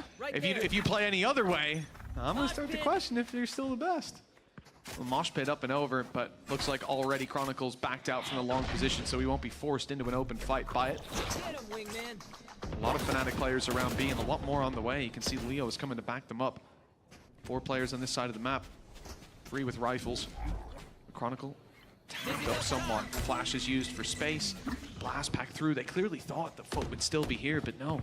They've gone back in the other direction, and now the pressure on Alphayer to maintain a hold or to get out cleanly. One or the other. Oh, it looks like he's going to be sticking around. Already, first kill comes up trumps. It's also going to work out nicely using that Thrash to just clear out Bath. They know that this position is clear, and I'm just looking at where Durka is currently sitting. So well placed, but they expect him. Just destroyed as they run out of the TP. That was their backup plan. He was the man that was meant to stop them before they get to the site. Instead, the advantage that Fnatic had is gone, and it may be about to diminish a little further. Out of Captain, the lurking smoke. The Mound shrouded, and he should be dead and will be. But they've spent a lot of time just trying to get rid of him. Watch out for Duelist, Mr. Fallen as well. No utility left. The old Angel play now. He's the one fighting the Flash, though. Just a second late as he swings right into it. Ooh. Spam good for Boaster. CNED down. Mr. Fallen, the last healthy player for Foot. Krax is still out here looking to do something. No Flash to work with and caught behind a smoke. Diffuse underway. It's even the little guy diffusing it, and as he spams and successfully eliminates him, finds 3 players shooting right back. Fnatic with another round. Now 6-4.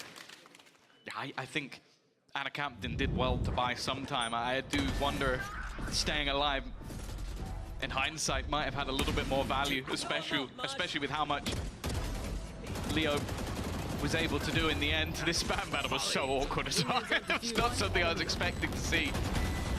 Even still, though, the retake from Fnatic looks solid. Bro. Are you trying to bait me, bro? No, in the TP, man. Oh, that's Roadman Leo for you. 2 rounds between them. Fnatic, it's been back and forth now for 4 rounds. But realistically, Tom, is that all they need on this defense? Keep chalking up those rounds. First half 3 is all I expect from them in any map. But that's the thing. It was versus KC where I think it was you're off by 1. I think it was actually 8-4 when it was on this map. Damn. And then they 9-1'd the second half. So 3 would have been enough. 6 is, in theory, more than enough. But I think we'd also be doubting the defensive side that Foot can have. 8 rounds when they play versus BBL. Even still, though, different matchup, different strategies. And I don't know if Foot would have expected to come into a match where Boaster's 13-4. I think that's already something that has probably surprised them a little bit. The IGL really is just leading the way. For now, though, Foot coming in still with the showstopper, the one ultimate that's currently on the table. And in the hands of CNED, they just opt to try and pick up the pace a little bit. Chronicle hasn't had those same crazy moments we've seen, but they mainly haven't needed them as much in this matchup. He is, however, going to be the one under pressure here. His response has been pretty clear, though. Staying outside of where the utility's been falling, flashing for info, and falling back. But how quickly can he get out of here? CNET is on his tail. Rocket in hand, paranoia good, player down below, not spotted out, and the shot into spawn lands nothing, but they have found Boaster. They'll no longer be able to rat it out on the site and catch them off guard. Instead, it's a post plant with Foot in a 5 versus 4. All the space in the world, although utility is running pretty dry. What's still to do? Fnatic have almost everything, but they're losing personnel. Every shot landing for the side of Foot, and now for Alpha, he's hoping for a miracle. I think even just realizing that getting back across there was going to be nigh on impossible. Doesn't have the blast packs like Durka has, but just after, as you said, that back and forth, these close rounds, Fnatic's retakes looking solid. Foot have managed to win one as clean as day, even hunting down Durka in the end to make it an Andaluthia flawless. That is a big round for Foot. Wow. And this side just manages to flood, and again, the pace that they find on the back of the showstopper, I think that's something they've been incredibly good at in this half. Every time CNET's popping that ult, whether he finds one or not, he's crowd controlling, seizing the space, and there's always 2-3 players hot on his heels. I think that's the case with a lot of the ults they have. I think the same when they have Thrash available. Yeah. You'll see these much faster takes from Foot that allow them to just get into the site, clear everything really quickly, and then when they're deathballing like that, it's really difficult. Fnatic, though, as said, a lot of the early rounds is where they made their money. Boaster, they know he's here somewhere. They have seen him, wasn't going to get that one go unchecked. Bucky FC will have to wait for another day. And he's trying to get back to the showstopper. I appreciate the optimism. Gotta remember, he was around in the days of Bucky FC, so he knows exactly what he's facing off against with this squad. Some low credits on a player like Boaster. There's always a chance he pulls it out. The pressure now, as Foot moves towards this A site, there's still a lot of players. There's not a lot of players then. Leo is shut down in a clean trade by Mr. Fallen. And CNET, again, we had this the other day. I don't know how many people he's going to shoot through the wall, but there's at least one more added to the tally. Might need another. Flash is good, it's great. Dirk is on 30 HP. Guess what? CNET shot him through the wall for his 3rd kill of the round. And Alpha caught in the open. As Yedijay gets a perfectly timed swing and scream, because I heard him, even from here. A 6-6 half. We've seen quite a few of these for Fnatic as of recent. If you take a look at their Lotus especially, 6-6-6-6 versus Heretics, 6-6-6-6 versus Foot. Lost both of those, but we'll ignore that. Now they... You can just hear him from everywhere. They're not even on his microphone. You say, "Ah!" I reckon like any of the, I don't know, the admins or the guys behind the scenes, probably it's like, okay, we got this guy at like 80, 70, like 65. And just because you can't have him on full volume. I can hear him through my headphones while I'm like my volume's 20, high. 30 meters away. Like, it's absurd how loud he is. Him and Benji as well. Oh God, the head-to-head would be beautiful. And it may be happening. That's what's on the line here. The winner of this series goes into the grand final, gets the bye over in Shanghai, even gets to pick an opponent. Alpha, though, is looking to try and claim that for his team. He'll start off onto CNET. Now, they don't know that Ada Captain was around this position as well, so that actually does give the info to stack up onto B. Even still, advantage sits with Fnatic, and it's extended even further. A nice attempt. Krax is still here. Last player The flash is standing. worn off, though. Now these players are ready to fight, and the heal will come right back through, so Dirk is up to full. Chronicle does well to buy his regrow. Ada Captain, classic in hand, his most dangerous weapon at times, but Alpha Year's here to cut him off. 3 kills and the lead for Fnatic with this pistol under their belt. A lot of the time we'll witness this. Althea heading into that attack side. He can firstly play it on those lurks, relying more on that individual brilliance and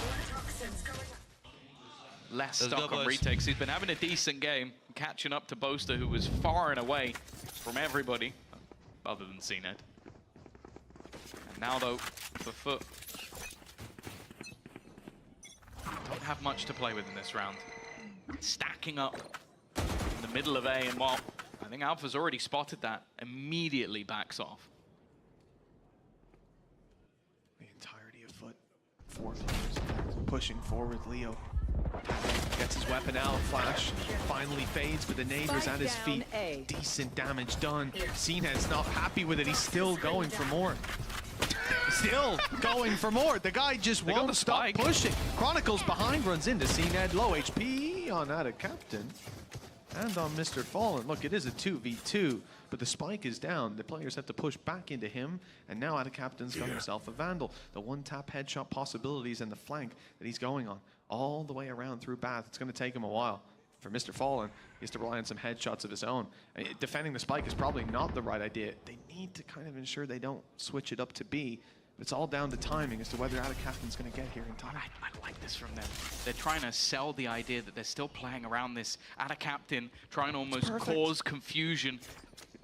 But it's all going to be about that timing. They're going to go back towards him. He's still got his knife in hand. The expectation was that they were going back towards his IGL. And unfortunately this time, they got it wrong. Both rifles now picked up. The only thing really against Fnatic once more is that timer. 15 seconds on the clock. And Boaster has every single angle to hold. They're just going to try and play within this corner. There's not many places that Mr. Fallen can come from that won't just be cleared by this angle, and Boaster is there waiting. This one got incredibly dangerous for the side of Fnatic. And with how effective we just saw that paranoia, I do not think we should buff Omen. Not a fan. Well, I have to say, the fact that we're able to end up in such a tight situation just speaks to Foot's ability in these low buy rounds. If Ada Captain has his rifle out, and you can see a little jump scare as they came around that corner. If that rifle was in hand, who knows? A different game could be in front of us. Fnatic, though, not going to be throwing away their second round, their follow-up, like Foot did in the previous. Was Fnatic able to get a great lead on the back of it that even puts them in the lead here? They want to win this round as well. They've invested back with the rifles. Normally you might see a bonus here, but when you lose that many weapons, if you keep the majority up, then yeah, you buy up with the 2 players who had something like a pistol, but that's not the case here. Leo and Durka are going to be long credits for the next round if they don't manage to get this one over the line, but clearly feeling confident, maybe even just in the surprise factor. 3 players now, building up to put the pressure onto Mr. Fallen. Timing not the best, though. Bath just got cleared over on A. The rotation's in play for Chronicle. And one of his flashes on the way through. Was considered as an effective way to cancel out this push, but Fnatic have slowed, and Foot read that. Won't expend their util just yet. Now Tiger was heard in Bath 30 seconds ago. Now a Sky Flash in B. Puka, you start to think that it's a B play. You push up to try to claim the space, the early flank, and that's when you meet Alpha here. The plan all along was to push and pull this map, drawing them into a fight, and now giving the A site for free as a result. Fnatic have the plant almost uncontestable. Foot have to fight back without Yedege. Yeah, it's so tough as well. Already receiving a large amount of damage. Nice work from Cena. That makes it doable. Up until that point, I was questioning whether or not they might just go for a save, but the second they find that kill, that's where things get interesting. Paranoia is going to leave the players in that Lamp's position in a bit more of an awkward spot. The fight out, though. Fnatic not just sitting back. Chronicles found another. Leo with one more, putting that advantage firmly in their favor. And there's going to be so much more that needs to be done. The time just not there, and Chronicle, he doesn't want to let them leave. Cracks has to take down the bodyguard to the exit, as he will be able to escape. The Fnatic have done well, fantastically well, to hold on in that post bomb. 9th round now, starting to run away with it a little bit. And even the retrieved weapon for Foot, the one they save over, it's not going to help them. Not in the coming round. I like the play. They push and pull the map, like I said. I think really what sells it is the fact that Sky had been on A long, on Bath, clearing it out. Runs all the way around after a pump fake on B. Flash comes in, then it's clear. Okay, they wanted to go to B, they faked A little bit, and they waited for their Sky so they have some utility to initiate into these angles. We're about to be flooded on the B site. That's the correct read, I think. But it wasn't, because Fnatic had other ideas. They're not going to allow him this spot again, though. Same Tiger. Yeah, the Tiger, it's all about timing. It's already going to be seen. Cracks does well. It's only going to be the trade, though. And they need a little bit more. Cned finds the shot, but Alpha is still trying to guard that gun. His aim has been clean. CNED will pick it back up. Durka, though, so aggressive. It's not going to be expected by Mr. Fallen. The only real man that can get in their way is going to be CNED, but Leo eventually will close him out. And a captain with a stinger on a flank. Good luck. Spike planted. At least one player's low, but it's not the one he's fighting. Smoke up, block the angle. Even crossing, not going to be easy to do. Getting towards that spike, another challenge, and a low HP player is absolutely miles away. If it even gets close, Thrash will be used, but perhaps that can be looked at as a win. Damage and ults taken out of their hands. Potential for Attic Captain is there, but every angle he's clearing, it's already wide open. He hasn't found these players, and now the clock's running down to the point that I don't think Fnatic will feel pressured. They won't use their ultis. They'll just take these fights instead. Attic Captain, not long for this world with Durka hunting him down like that. Double digits secured for Fnatic early in the game. Yeah, I really like the way that Attic Captain tries to maneuver around the site, though. The smoke gives him a gap to clear so many angles that when you look at where the spike is planted, you'd almost expect someone to be in lamps ready to swing. So he takes the time, but unfortunately, you could see how passive Fnatic were. They were so ready for anybody to try and challenge this, just not giving them an opportunity to get back into the round, especially with not knowing what weapon he has. I think with the Stinger, maybe they've been a bit more proactive. 10-6 though. The attack side from Fnatic, we said, versus KC. Was flawless bar one round, but right now it's flawless. And Guys is going to try and turn the tide back. We know that Breeze is up next. It's a map that's not really been played by the side of Furt and Mitch with what's on the line here. A shot at the final, a shot at redemption. Both of these teams losing to Heretics. I'm sure they want to give it another go, but there's so much more value to be found, especially when it comes to Masters, being able to put themselves further into the tournament, being able to put themselves with an opportunity to pick opponents that they play. It is much more than just being in that grand final, and that alone is going to be enough for both of these teams. Yeah, again, not sure how the logistics of choosing your opponent will work, but the advantage is clear. Even if you don't get the pick of the litter, it doesn't really matter. You'll still get to avoid some red flags, some dangerous squads. Artists would choose to play Billy Billy, I'm sure. Back in the day. It would have been beautiful. Well, 10-6, Fnatic's attack side. Looking good so far, 4 in a row, and Foot are left with rifles. They're still able to scrap together a buy. Thrash online and ready to work with, but that can be said for both teams, with Seekers there for Chronicle if the info is ever a little bit light. Same old Tiger put through, and this time they're following it up. Alpha are much more aggressive fighting inside the smokes, but after seeing a player, they give it up. They're not willing to risk it anymore. A little bit nerve-wracking for Yetajay. He is going to be able to deny the Thrash, but now they're sending Seekers as well. They really want to find out where this man is. Everything thrown at Yetajay, and he still comes out with a kill. The fact is, though, his teammates haven't been so lucky. We're going to have Mr. Fallen back on the scene with the smoke. Well, I was going to say denies him for a second. With the post plant already there, this is a tough, tough retake for Foot.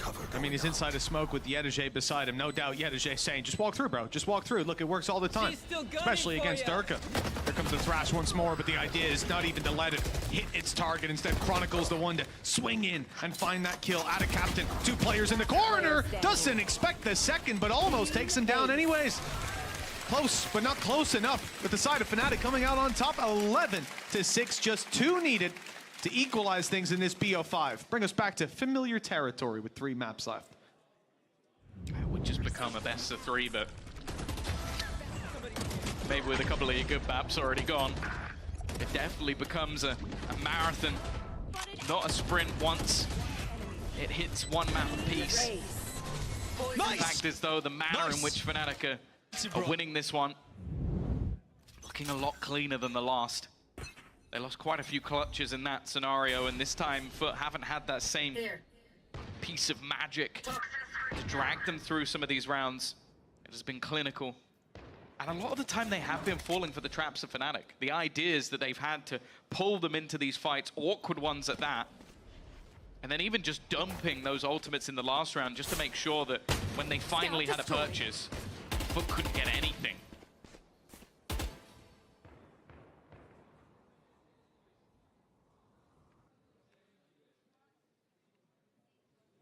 Slowing steady approach against the weaker buy. This is someone you have to give so much respect to. Defensive side, low buy round for Foot. They started out the season by being incredibly dominant on these, and even late into playoffs up against the best of the best. And much the same. For Fnatic at 11-6. Hell of a time if they do let it so slip. well again. Like, look, 4 players currently set up on B. They've got the read. A little bit. I don't know if it's going to be enough. They'd need Captain to really buy a lot of time. There's still 2 players, though, and actually, they're trying to double sell this. The spike's going back. This is actually dangerous. Look at where Yedege is. Timing here is going to be everything. If he drops the spike, that might just end the round. They're going to go running through, and actually, the bait of the TP makes him look away. 13 seconds left. It's still a little bit awkward, but with the site already claimed, a nice shot, at least onto 1. That spike looking to go down.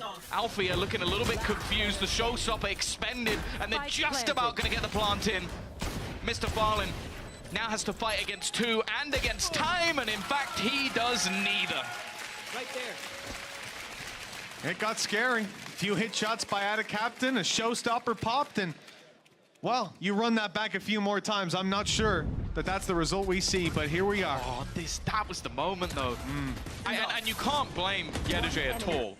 Like, the timing of that TP, planned or not, was perfect. Like, it just made him, for a split second, look away. Shift the whole way, bro. Yeah, Leo knew. He suspected Yedege would be in that corner. Such an evil laugh. It is menacing. Menacing. 6 rounds in a row for Foot to bring us to an overtime on their map pick. What a task it would be, or what a task it is. CNET, oh, down to 46 HP. The wall bangs, a taste of his own medicine. He will make it back out towards the site, although the showstopper and the mosh pit scares him away. There's only so much you can hope to do. That's one of the other value of having the Sky Viper's Pit thrown in. Thrash also available. Quite a few ults, in fact, for either side. Chronicle, though, is going to look to play within it, and Captain, he might be in trouble here. They now know where he is, and he doesn't manage to land the shot. Advantage Fnatic. That advantage is going nowhere. Absolutely nowhere. The Viper's Pit even cancelled out. Only the attacker's one remains. And with an operator, it's not the weapon you need to clear it out. 13-6. Domination from Fnatic. Yeah, and Andaluthia flawless in the last round, and a flawless attacking side of that. You're not going to get much cleaner from Fnatic, normally the comeback kings. And what they've leveled us up, 1-1. We've got plenty more to come, as there'll be a 3rd map after the break.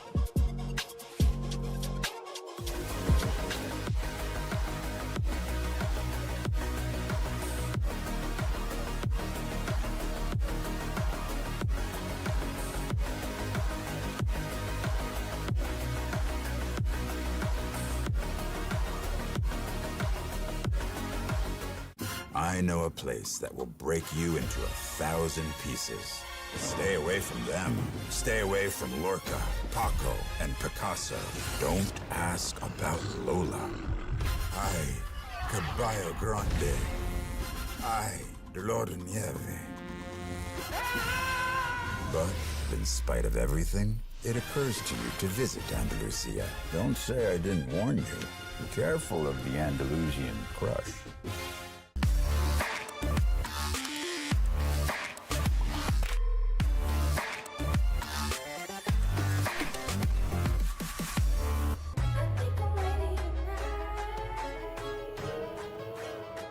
Hey guys, it's Jimmy Lin. In this series, I'm going to walk you through attack on Pearl. Watch out for the stairs, clear this angle. You're going to be able to fight this.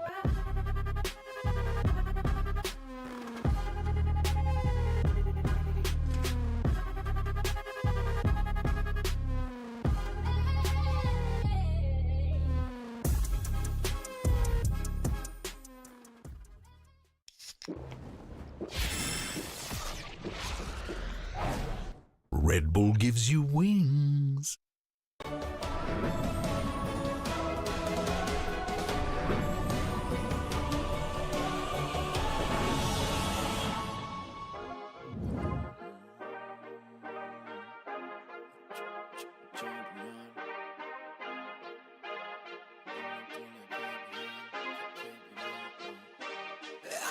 like a champion. A champion. Ain't nothing that can't be done. Oh yeah. I put it all on the line. Definition of divine. Yeah, I feel like a champion. Ain't nothing that can't be done. They told me I wouldn't be nothing. Came on now, second to none. I need me a trophy, I need me a ring. I'm not with the bull, but keep it a beam. You know what it is, you know what I mean? Shit, all I do is win, win, win, win. Haters wanna hate, they ain't make top 10. Double, triple team, what they need to defend. I do left and I'm gone with the win. I'm gone with it. I feel like a champion. A champion. Ain't nothing that can't be done. Oh yeah. I put it all on the line. Definition of divine. I feel like a champion. A champion. Ain't nothing that can't be done. Oh yeah. I put it all on the line. Definition of divine. Feel like a champ, MVP status. Yeah, the win been guaranteed. So let's see about it. If you gon' speak about it, then be about it. If you don't bring that energy, no, I can't be around it. Nah, I'ma shoot my shot. I'ma stick it, watch. At the tippy top, I cannot take no loss. 2 seconds on the clock, they gotta give me the rock. I got a game on what?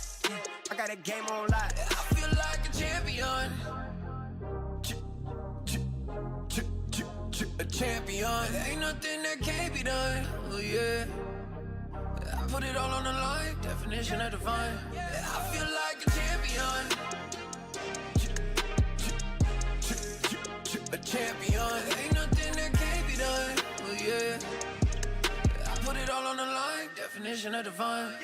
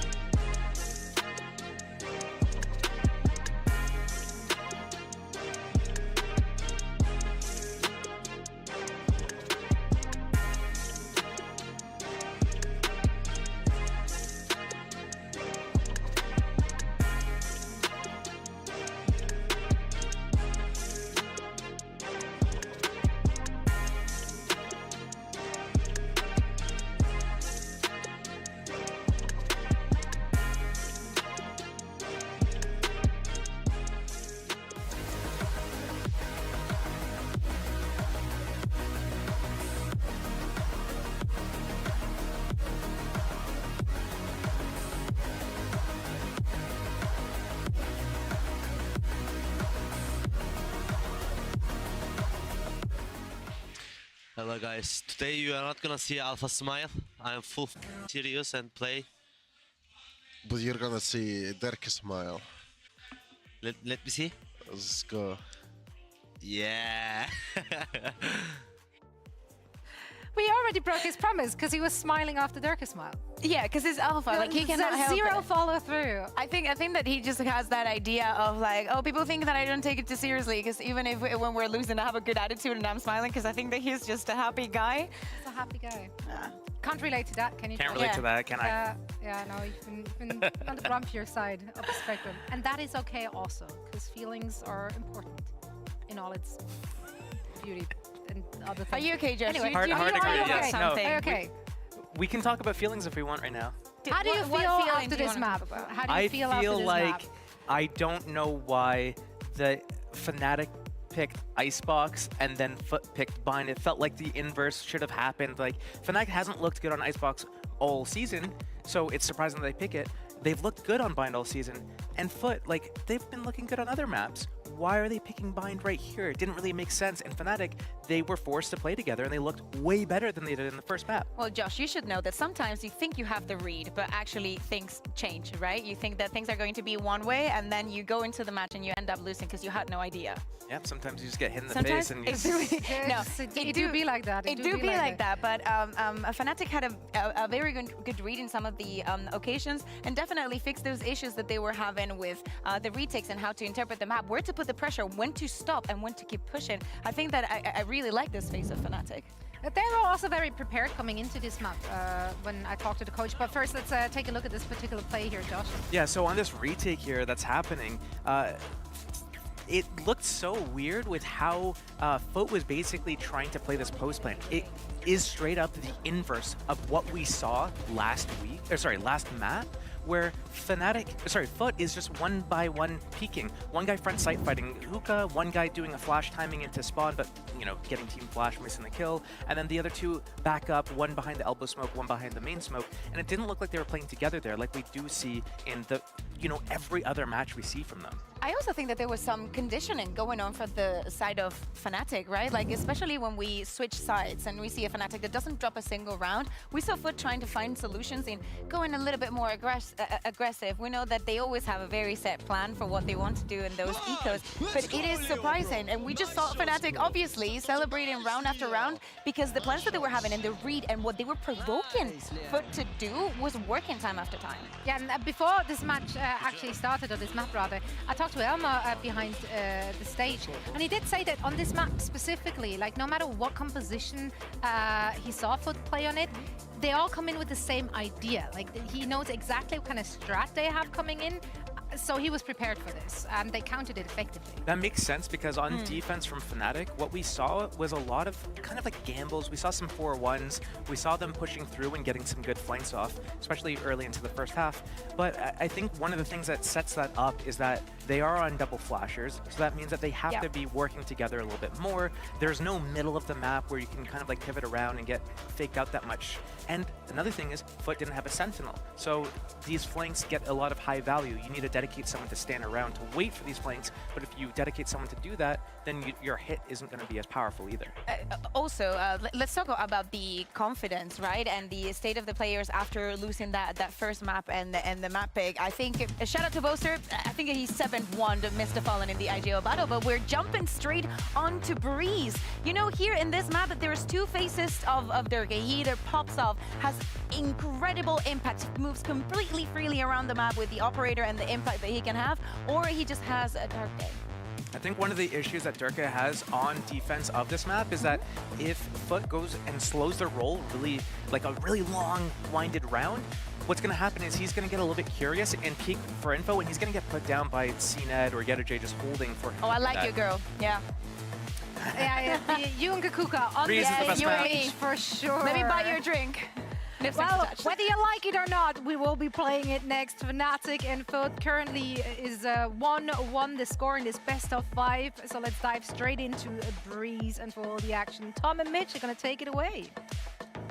Thank you, Zoe. Yeah, I'd like to join the club. Passionate Breeze hater. It's a map. It is a map, and that's about all I can say because I got to be nice. I'm not going to comment because I don't think we can have everyone hating on Breeze. It's got to be one. Give me. So I'll just leave. I'll leave it there. Hey, listen, you want some positivity, Tom? I love it. Go ahead. What's your favorite part about Breeze? CNED. All right. I really like his pistol round last time they played Breeze. Oh, he just headshot everyone. That was the round. That was why it was where we said that this is why you put CNED on Jet, as they have been doing on the majority of maps. Boaster under pressure already. It's a fast-paced take out from the side of Foot. They want to get right back to the races after losing that last map. Not a single round in their defense, but luckily for them, they're on the attack. Fast-paced play for Foot. Who would have seen it coming?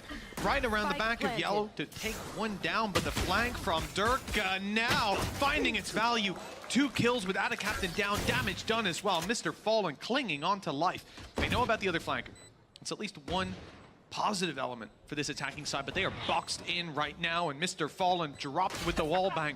Nice shot from Cracks. Nice jump up out of YetaJ, and it's only Chronicle left. He's tagged down to 35, even having to reload the Sheriff, the spike in the open. A tough defuse ahead of him, and with Cracks landing his shot, there was no chance. 1-0 for Foot, starting out Breeze with a win.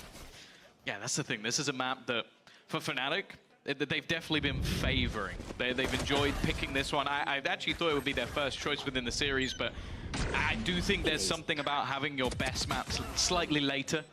And even though it didn't quite go well on Icebox, they definitely performed to a decent standard. This one was a little bit more awkward when they played it versus Heretics, though, but that was after a close-fought map of Lotus. You can be a little bit more forgiving.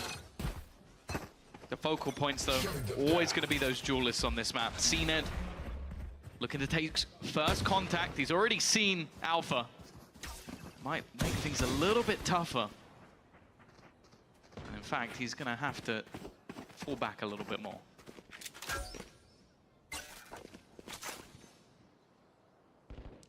Foot is quite dangerous with those marshals, but the ranged fight for Yedege is the one to open it up.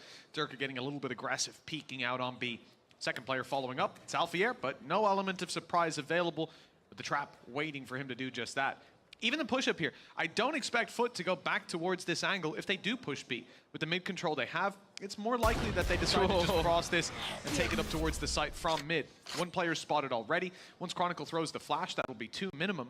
I'm not sure if they saw any of the utility from Leo, but I believe they will have heard around here. Chronicle. I mean, they should know. The flash is decent. The jump up. Oh, a lot of shots hit there. A lot of damage dealt, but no deaths just yet for the side of Foot. No, it's left all onto Alpha. Had that share from the beginning. 30 seconds left. They spotted him around mid and B, so you can see CNED already being careful. And I don't even know if he'll necessarily clear this position. In fact, he's just going to walk straight into the open arms of CNED. And Andaluthia flawless for the side of Foot.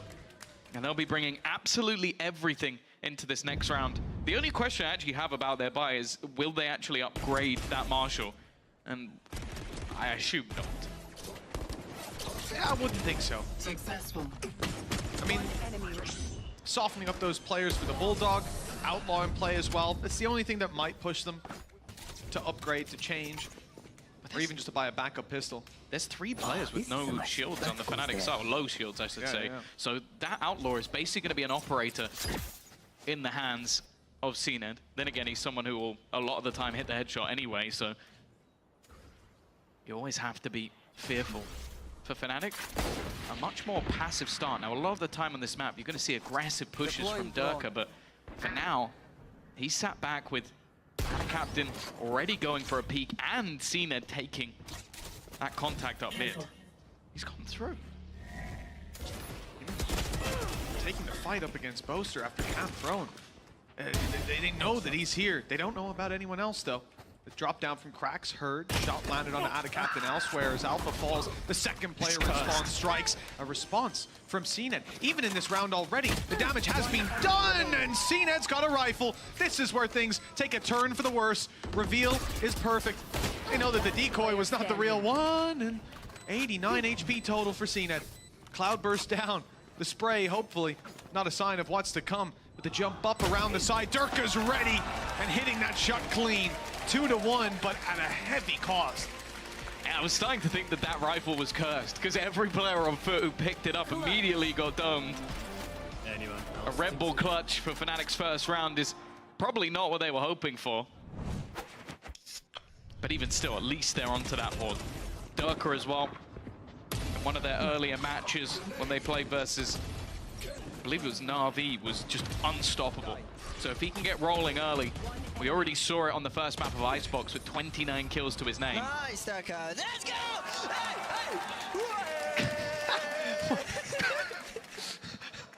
Such a delayed reaction as well. Nice, Durka. Let's go! I love the fact that I feel like that is the least intimidating person on the planet. Yeah, Like, he's standing up and he knows. It's not even, it's nothing to do with anything other than just how he is as a person in general. It's like he's too busy giggling at the fact that he's doing it. Technical pause though. Definitely not ideal. For Foot, they're going to be fairly happy with the way that round went. Even though it slipped away from them in the 1 versus 2, still going to be able to come back in with pretty much a 4-buy, even keeping the Outlaw as an option. It's not even something that they necessarily needed to bring in based on finances. They could afford to buy full rifles. They've just decided to throw that weapon into play. And especially when only 1 player survived, that's a perfectly logical thing to think. It's like, okay, most of the players on the other side are not going to be able to afford to have their full shields. This is, again, an operator. Well, just for you guys to know, a little peripheral issue down on the stage. Shouldn't be long before we get those ones ironed out. I think Alpha's even trying to step in and help out the admins. Maybe he's seen this one before. But when we dive back into things in round 4, you know, really do got to keep your eye on Durka. Like you said, he's been one of the main focal points for this squad ever since that pistol on the A site where they had that little gap in the wall for him to play in many, many games ago. And his aggression, not just the way he can sit back, play these nasty angles and get out for free, but walking down tube, how much success he's had there. The decoys early, we saw it from Fnatic not long ago, where on the B site you'll see him consistently putting the decoy out as an early fake push, and it gets them a ton of information. I love how they use the Yoru on this map. Should I get any closer? You're gonna bump him on the nose in a minute. Are we about to use his eye as a transition? That would be insane, but I think he's moved, unfortunately. Oh, you've ruined it, Boaster. You've ruined it now. See, they do say you're not allowed to talk during tech pauses, but they didn't say anything about singing. That's a good point. That's a good point. Now, of course, the admins can hear him the whole time as well. Yeah, I don't know. They just get a little serenade. Nonetheless, 2-1. There we go again. You got to be really still. Don't move. Don't move. We've almost got it. Definitely don't blink. We're getting a boasted staring contest. There we go. Oh, okay. So right. Now we know what he's thinking about. It's Mr. Fallen. Aren't we all? Yeah. He's daydreaming about what Mr. Fallen is going to be thinking about come this round. And that's the thing. I feel like a map like Breeze, although one that has been massively successful for Fnatic, and one that actually Foot have somewhat erred on caution. Like, it's not been one they've picked. I do feel like it's just a map that, for CNED especially, if he gets off to the races, it's a map that just thrives around opening duels, around firefights. Yeah, Mr. Fallen doesn't seem quite as interested. I'll be honest with you. Now he's looking across the stage, seeing if he can lip read any of the strats. They're muttering to themselves, oh, I'm thinking the A side's kind of weak. He'll pick up on it. He'll get that done. And Leo's testing it out. I assume it's him. You can see he's been messing around with some cables. Never good to have a player like Leo without those peripherals functioning. To be honest, it makes it fair. Tapping the heads. It does a little bit. It makes him a things mortal. up. Might see him die first for once. Oh, he's already had 3. Most 3 deaths. Most deaths. Yeah, but to be honest, he doesn't normally get any deaths, just period. It's normally like maybe 8 maximum in an entire map. But we'll see. Hopefully it's not going to be too long of a break, as both teams will want to get back in the server. We know that this one could go the difference, and again, for anybody who may have just joined us, what's on the line is a spot in the final, facing off against Team Heretics, a squad that has managed to already beat both of these squads and sits awaiting in the final. The winner of that game will be getting an advantage in Shanghai. A pretty big one at that. Yeah. Being able to skip that Swiss stage and then pick the opponent of the teams that manages to make it through. It's a huge advantage for those squads, and pretty much places you within that top 8.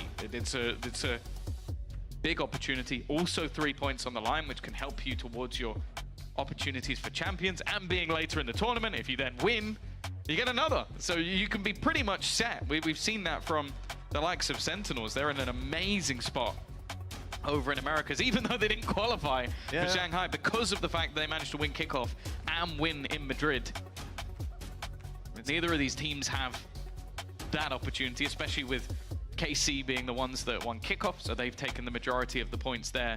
So it could be a good chance to really level up that playing field. But I also just think the main thing is going to be revenge. You don't want to go down to Heretics. They are the new boys on the block. Most of them sat as rookies. So that's really going to be one of those things where you're going to want to get back. You're going to want to show them who's boss. Both of these teams, well, one of them made no changes other than coaching staff. The other only made a couple in terms of the players themselves. I've just heard word we've had Pansy escorted out of the building. It seems we're ready to go again. Tech issues subsided. She's not even working today. Came in just to watch on a day off. Just to cause We've chaos. had to have her removed. That's a shame. Well, I suspected this would happen at the start of the day, Tom, when I saw the car pull up. We're finally back into the game, round 4, and Fnatic full buying it up. You can see Foot in a very similar position. Mr. Fallen has gone for the Outlaw, but in my eyes, just as good a weapon. What a shot from Durka. Saw the tip of Ada Captain's head and ripped it clean off. I didn't even need to TP. That was almost just for a little bit of a flex at the end. That's also the spike. So it just makes things awkward that they're going to have to go all the way back to retrieve it. In the meantime, Yedajay's pushed up. Durka has been taken out in tube. That's at least a silver lining, but it's still a great start to the round, and it's just been improved that little bit more.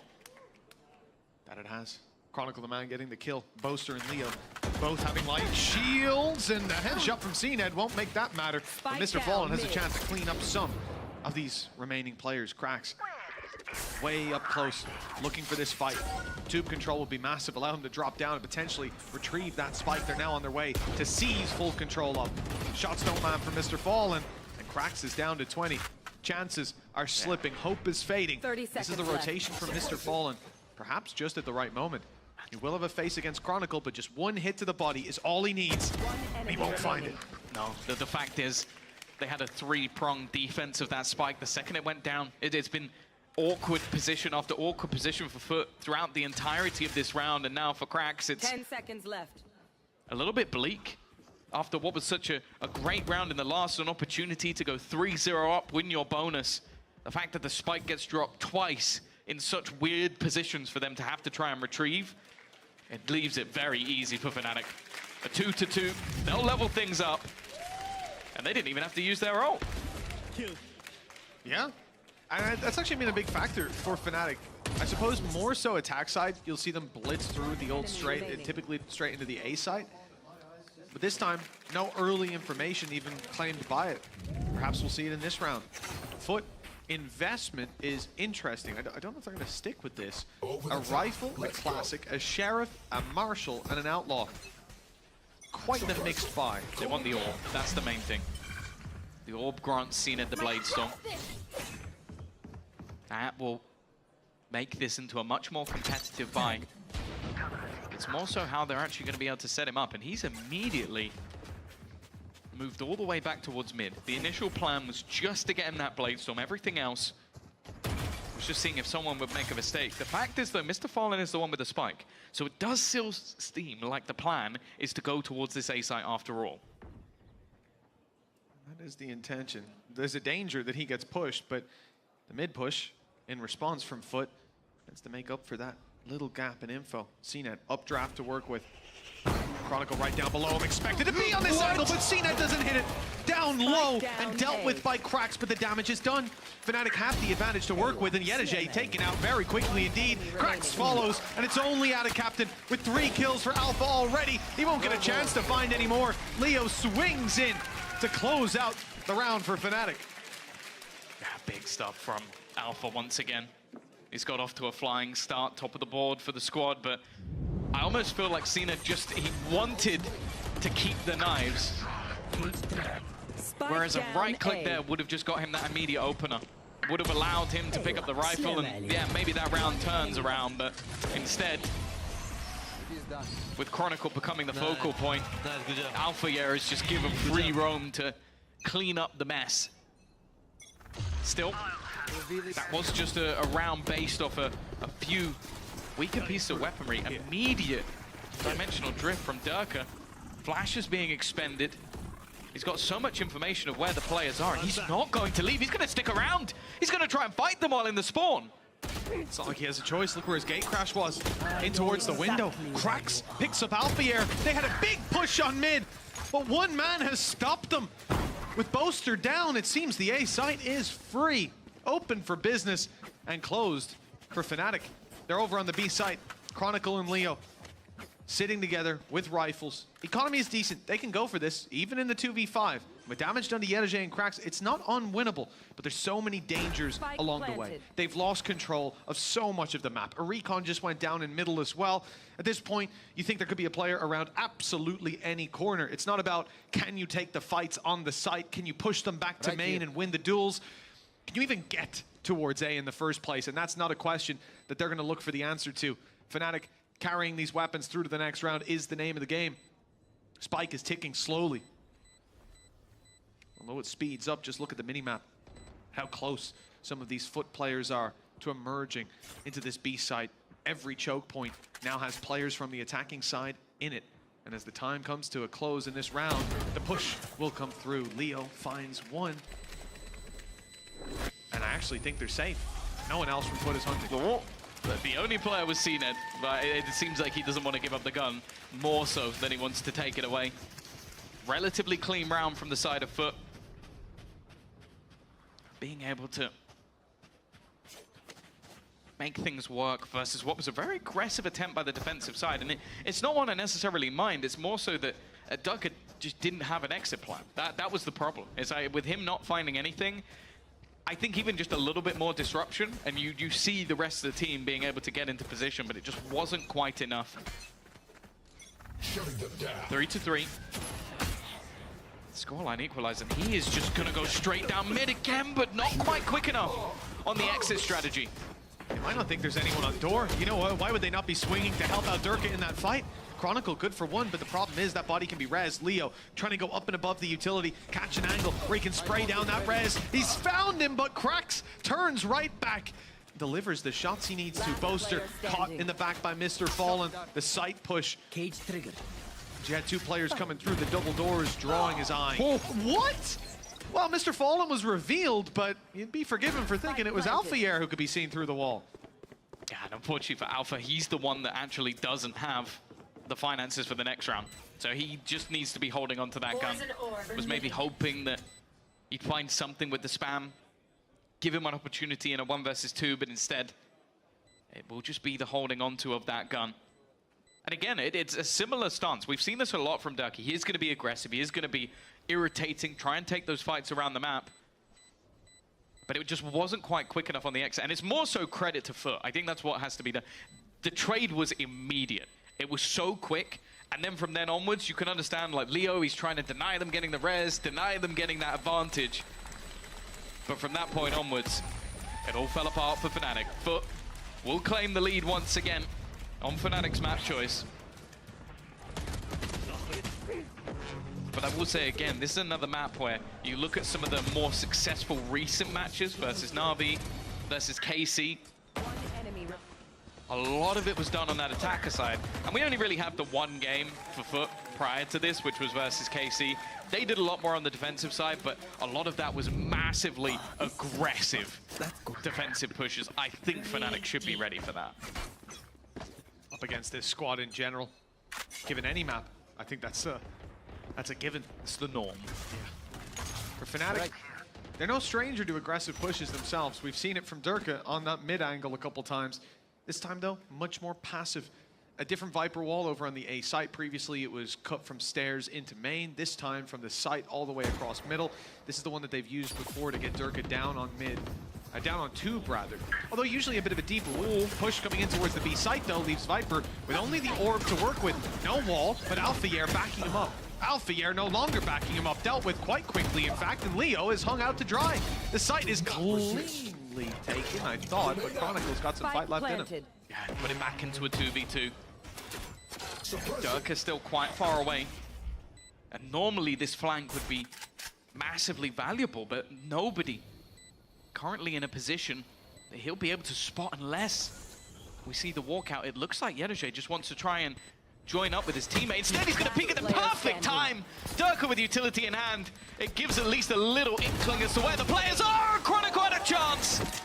Not quite quick enough this time. There's a world, many other worlds, in fact, where he lands that shot. But for Foot, they can breathe a sigh of relief. They're going to have themselves their fifth. Well, I mean, Durka got quite unlucky, all things considered. I guess I'd say Boaster did too. He was tucked in that corner, and before, if I'm correct, before they even saw him, before they knew he was there was a nade and a shock dart coming his way. I think he got pinged. Did he? I think he got pinged a little earlier and then aggressed. Because that would be a lot of utility to throw in. Maybe he's in that corner. But yeah, he got bombarded with util. And then, well, even more so with the reveal right before it. Foot, 5 rounds on the board. A little bit of momentum swinging their way. Still that weapon on Mr. Fallen. He loves the outlaw. That's why I love Mr. Fallen. Great push from Durka. And he can get out of here for free, but he might not want to. Chronicle's here to fight with him, and now they concede mid-control and have a 2-man advantage for late round. Yeah, this has been where a lot of the effectiveness from Foot has come out. These mid-takes and, well, the fact that they had the Hunter's Fury ready after contact just to disrupt, make things more awkward for the players on Foot.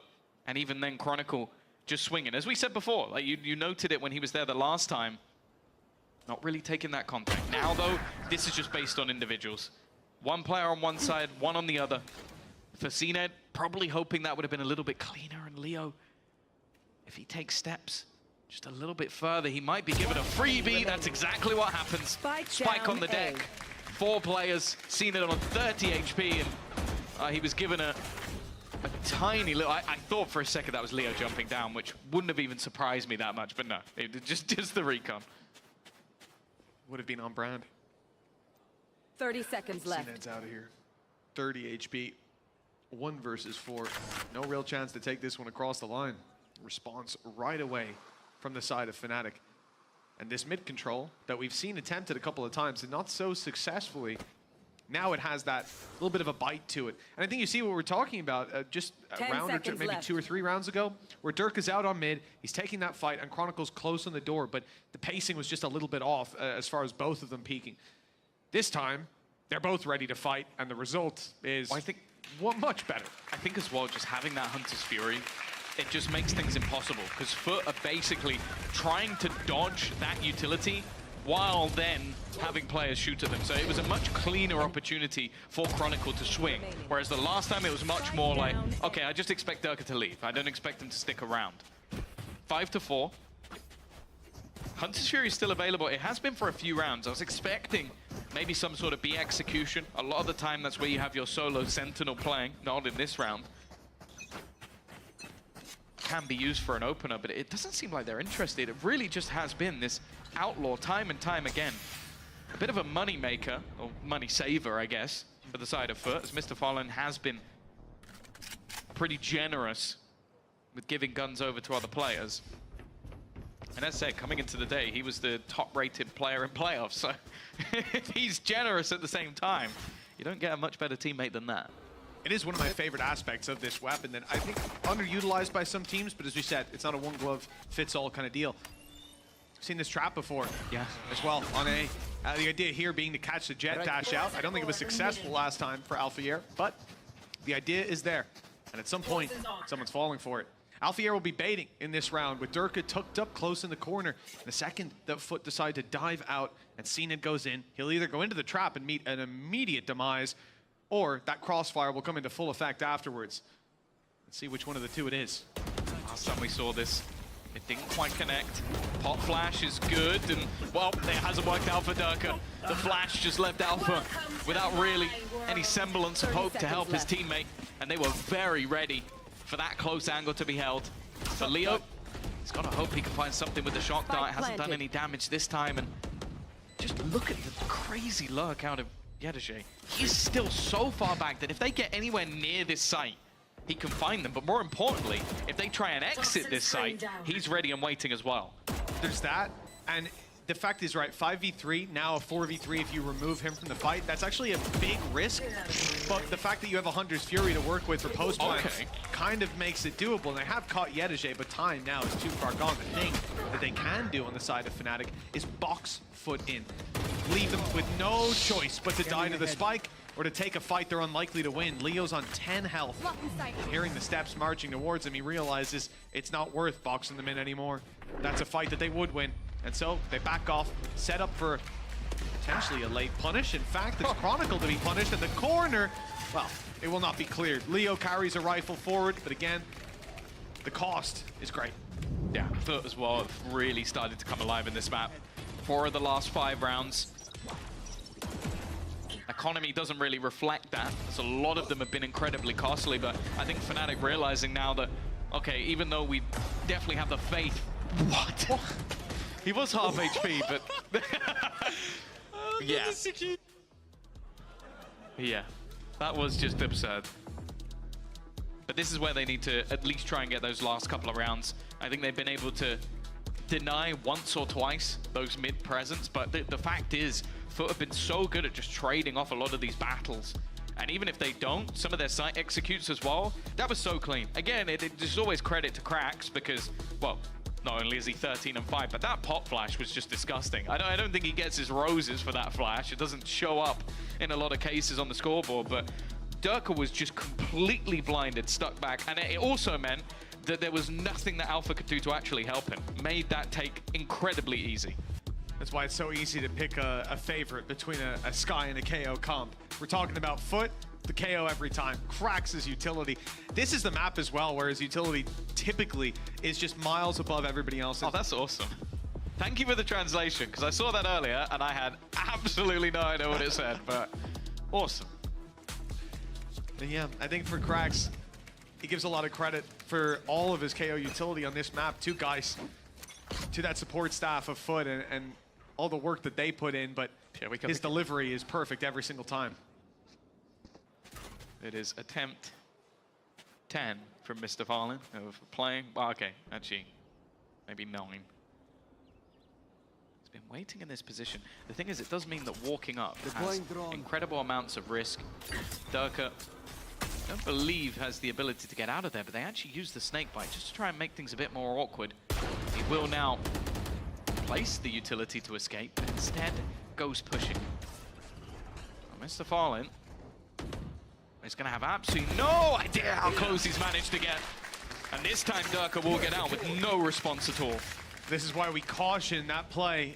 Durka has done it quite a lot with usually more aggressive walls, granted, but he's not afraid to push down because he has that get out of jail free. Wins the fights most of the time. Gate crashes after. Fnatic, another pick. That's out of Captain, down and out. Viper wall no longer there to play with, and ult's not going to recover. Yetije could maybe grab a little bit of information if they pick up a body, but even then, 30 seconds left. You have to find the body first. Boaster spotted and taken down. Okay, well that's something to play with, but even still, dealing with all these players is going to be a different story entirely. Durka's definitely going to try and take one down, but he loses the fight as well. Back-to-back individuals. Nice trade from Alfred. It may not matter in the end. It's going to be left all unseeded, and Alpha's so quick with it. Again, got a little bit dangerous, a little bit shaky for a second. But the rest of Fnatic's steamroll on the retake. Bring it to within just one. As I said, expectations for them have always been to have that better half over on the attack side. So this definitely isn't too worrying that the defense hasn't been the best.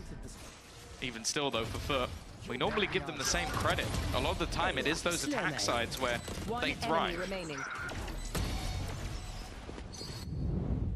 Well, history can be a great teacher, but it's hard to really derive anything about these teams from past matches, not least because of performances of other squads and hard to gauge how they play, but even just look at Fnatic. Get out of my way. Last map was 6-6, close half. Ended up dominating the second half. And no matter what game they're in, their second half seems to be that little bit better. It's worrying for Foot.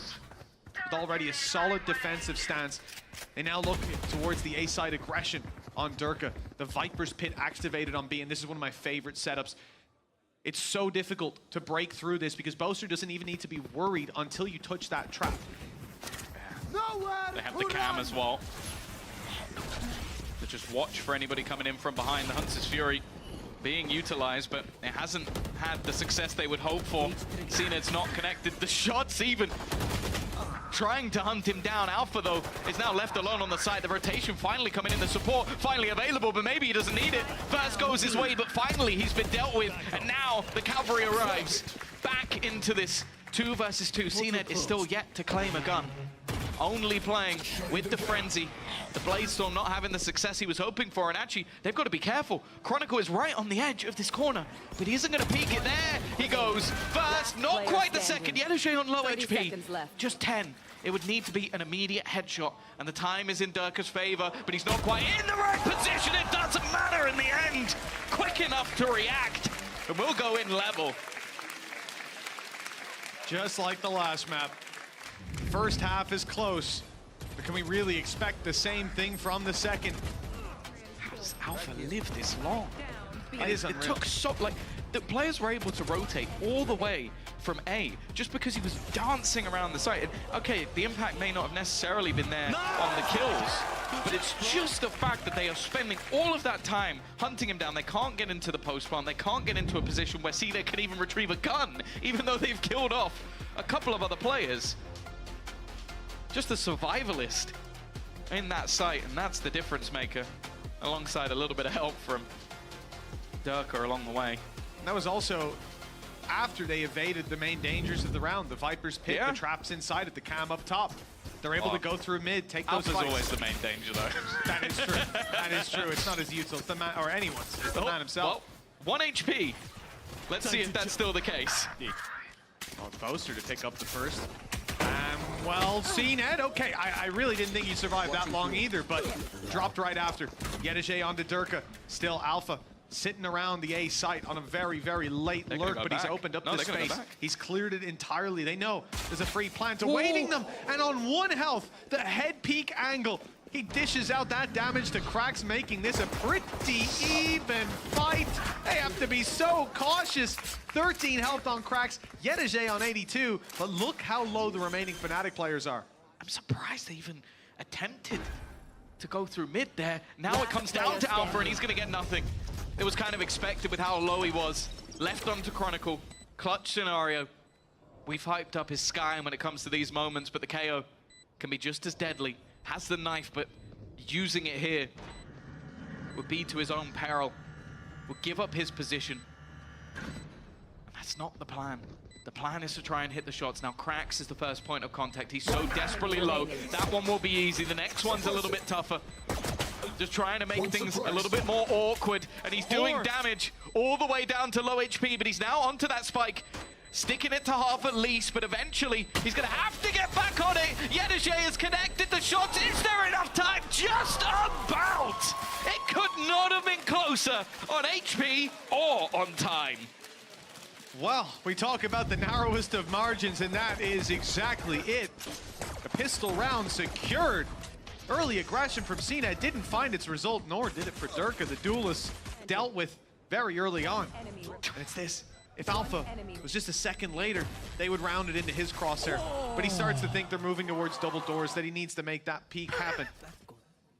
1 round in it after the pistol, but this is where the economic advantage swings firmly into Foot's hands. And he broke the sound barrier. That's why we couldn't hear him. We've seen this a few times now. The Outlaw alongside the Marshall buy for Foot. They love it. And on an open map like Breeze, makes perfect sense. Look at it. There's no approach you can take that isn't a long-range duel. But Fnatic have gone right down halls and met no resistance. Everything for Foot's defense around this part of the map is based on this trap wire. Once it's broken, we'll have to see them react without giving the pistols the advantage. The problem is mainly going to be Mr. Fallen. This is not where you want this gun to be. I think he expected them to try and either go straight towards A or bypass through the spawn, but well, instead they've gone right into him. Cracks, again, he's going to be tagged down to just 5 HP. There are definitely opportunities now, especially with, okay, the Marshall's the first thing to go, but anything else, well, it's a 2K weapon or above. Yeah, the damage starts to be considerable. They're not moving towards Cracks, thankfully. Doesn't mean it's going to be any easier for these players. Yedege took from the corner, had a captain further away. CNED covering the cross, but they're smoked off by the wall.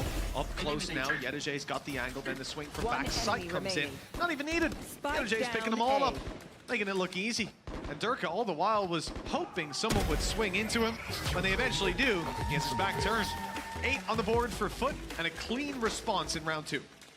Yeah, again, it's one that I don't mind the idea from Fnatic. A little bit more of an unorthodox play with the entirety of the team heading their way through the tube. 30 seconds left. Well, a shot or two that could have turned this round into an incredibly costly one. Instead, Bulldogs, Outlaw, Marshall bought back up for Mr. Fallen, so it's not going to have too much of a cost detriment, but Fnatic will have the rifles. This is where they can really look to put themselves back onto the map. As whoever wins this one will be 1 away from making it to right here. That all-important grand final versus Heretics. And split up next is Foot's map pick. Although so far in the series that hasn't mattered. Mine being their other pick, and well, you can see the scoreline in the top left of your screen.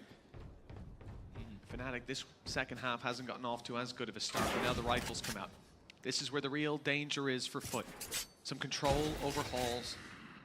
It's only the one man in Alpha here holding that down up against Mr. Fallen's Marshall this time. CNED, the one that's taken the Outlaw. Pushed through double doors. About to be met with a big challenge. Cracks and CNED, the first on the scene. One shot already expended on the decoy. Although the TP is going to be used to cancel out that push. They'll get a second chance at breathing in this round, but Alphayer has been lost. The tube play now wide open. Man, Crack's almost acting as the bodyguard. He's not going to be able to find anything. CNED down. Swing out hasn't worked either. The Marshall connecting tags, but they're going to need a whole lot more if they're going to be able to win this one. No shock darts to be able to deny, and again, there's a player on 5 HP for the side of Foot. Always seemingly clinging to life. Again, around the look dangerous, but it's quickly diminished. I think Boaster may have just caught an angle onto Yedege, and yeah, just at the last second, he spotted him out. The Ana captain, they've got enough money to buy into the next round. They do not have an issue of that, so if he can catch either of these low HP players, they could be quite happy. But it's not going to happen. Durka, clinical in the end, and Fnatic, again, just one away. Well, that's the third round we wanted to see from Fnatic. Although this is interesting. The opening pick for CNED is good, but then he steps out in the open, unaware that they could have already walked out main. I think that's just the big gap in this defensive play after being pressured so heavily on doors. They got a little tunnel visioned in towards taking the fight below the tube. That won't be a mistake that we're likely to see again, though. And now, a bit of an upgrade. Foot have loved playing with the Outlaws, with the Marshals, CNED, defensive side operator. This is where it gets serious. Yeah, no surprise that he's the one with this and not Mr. Fallen. No offense. This is the truly terrifying part of this defensive side. So if this man gets going, he's difficult to stop. The fact is, though, Fnatic looking like they're about to pick up the pace. This A site about to be under some serious pressure. Drone didn't look down. It's left, but okay, cracked. That was from back yellow, just a wild spam. Snakebite was hurt, being deployed. Durka knows that even though they didn't see that player, there's one here. The comms are good, and Ana captain falls. Mr. Fallen in the same boat, peeked out from downtown, and well, the tube control is still being held late in the round, but the timing terrible for CNED. That pick would have equalized things. Instead, the control maintains in Fnatic's hands. Got a player lurking through tube. They had one at double doors. He'll now be backing off. Alfie taking his time, but the door's being closed on him. Still, for Foot actually finding success will be tough. They could have isolated the player on site, but that's no longer possible with the gate crash getting him out of there. Post-plant utility on the way. Alfier up in two. So he opened the door. No one was looking at him. That's a big mistake. And they bought enough time at this point that there's no way Foot can get the defuse. Instead, they've got to hightail it out of here. CNED wanting to save this operator. A few of these players are going to go down to the spike, no? Oh, no, they're safe. Just about. Yeah, a nice round from Fnatic. And again, I think a focal point of that is Alpha. Like, you look at the players initially, Cracks does well. He manages to get the opener. But the second that door is open from tube, it just becomes so much more awkward for them to try and hold on. The player on site just gets almost left out to dry. And then you could see it's reactive from Foot. They're consistently trying to deal with this man in such an awkward position. And by the time Cena kills him, the round's already over. They had their post plants. The rest of the players have fallen out. A lot of it as well is that same Viper screen we've seen many times from Boaster. He loves to put that straight through the stairs. It just creates such a disjointed defense. The player on the stairs can't fight with the player on the site, and the same vice versa, creating duels for players like Durka. The knife's landed, but there's no one there to catch it. Fnatic have already overrun the site, and well, a little peek out of Mr. Fallen comes at a heavy cost, losing his life. Operator for CNED is basically the only chance for this squad, and it's just being dropped cleanly. Funny that Durka spots the off, and the call from Leo is, I'm gonna peek him. Shock dart didn't even get to explode on time. Durka was way ahead of it, and Boaster will find the final kill. A flurry of frags put up against these weaker weapons. That's what's expected. The lead now in Fnatic's hands, 9-8. Getting ever closer to that 13th round on their map pick. And I think we might be about to see a pause of sorts, because I'll be honest with you, I think these last few rounds have been telling for the side of Foot. Like, this is where Fnatic truly are thriving on that attack. I think the openers, the space taking from Dirk has been good. As said, the lurks and the tube play from Alpha has definitely been problematic. And they haven't really found a way to deal with it just yet. I wonder if they're going to try and take that spot away from them. That was something that Fnatic had to do themselves. You saw Durka play versus Mr. Fallen, but they were having a much more sort of passive hold of it. A lot of the time they were just making sure that that defense wasn't able to claim the control. Whereas on the other side of things, they have to be actively stopping him from getting to the door. I like as well that Foot called this pause after the low buy round. Often you'll see those low buy rounds be where people decide to take a little chat, but their success rate in those is pretty high. Yeah, take a good swing at it and then move in for the break when you need it. For Foot, you can see guys is rattling off commands on how they can patch up this play, but we've only seen the start of Fnatic's attacking side. So much more can be done by Durka, and so much more will be done by Durka based on what we've seen in the past.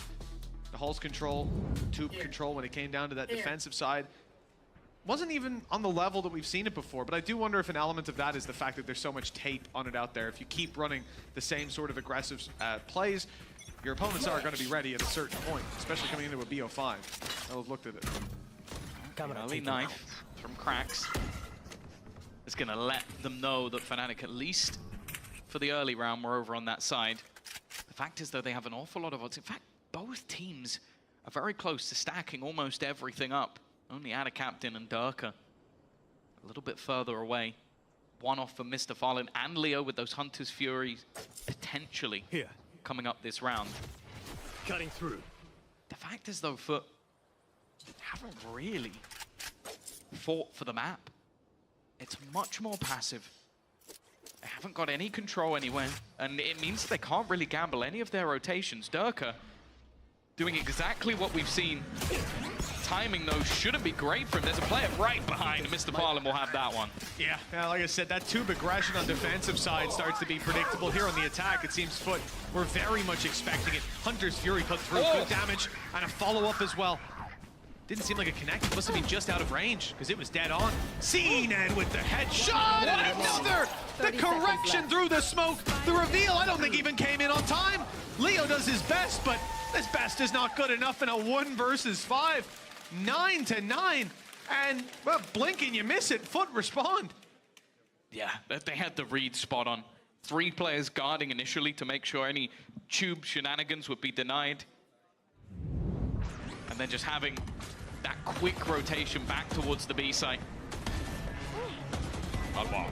CNED just doing CNED things. Yeah, sure, some decent supportive utility in the end, but as you said, I don't think it would have made much of a difference. It's been a back and forth, that's for sure. Especially with the maps that Foot have managed, or the map that Foot has managed to win. Even still, they may have taken the wind out of the sails for Fnatic, but well, I was going to say it could get going again. Durka's dead immediately for the 2nd round in a row. Easy breezy for Foot so far. Opening take onto Durka is clean. Hunter's Fury activated, but good movement by Ada Captain. Dip, duck, and dodging his way out of those angles and even catching them through the smoke. Cage activated. A moment of solace for Chronicle. He can breathe at least a few more breaths, but Ada Captain's on the rotate around. He wants to find him. Viper wall up, Viper wall down, and all the while just baiting them. These players in towards middle, in towards the back of site, just want to buy time. So CNED, alongside Cracks, can have the easiest kills of their lives. Players looking the other way. Double digits for Foot.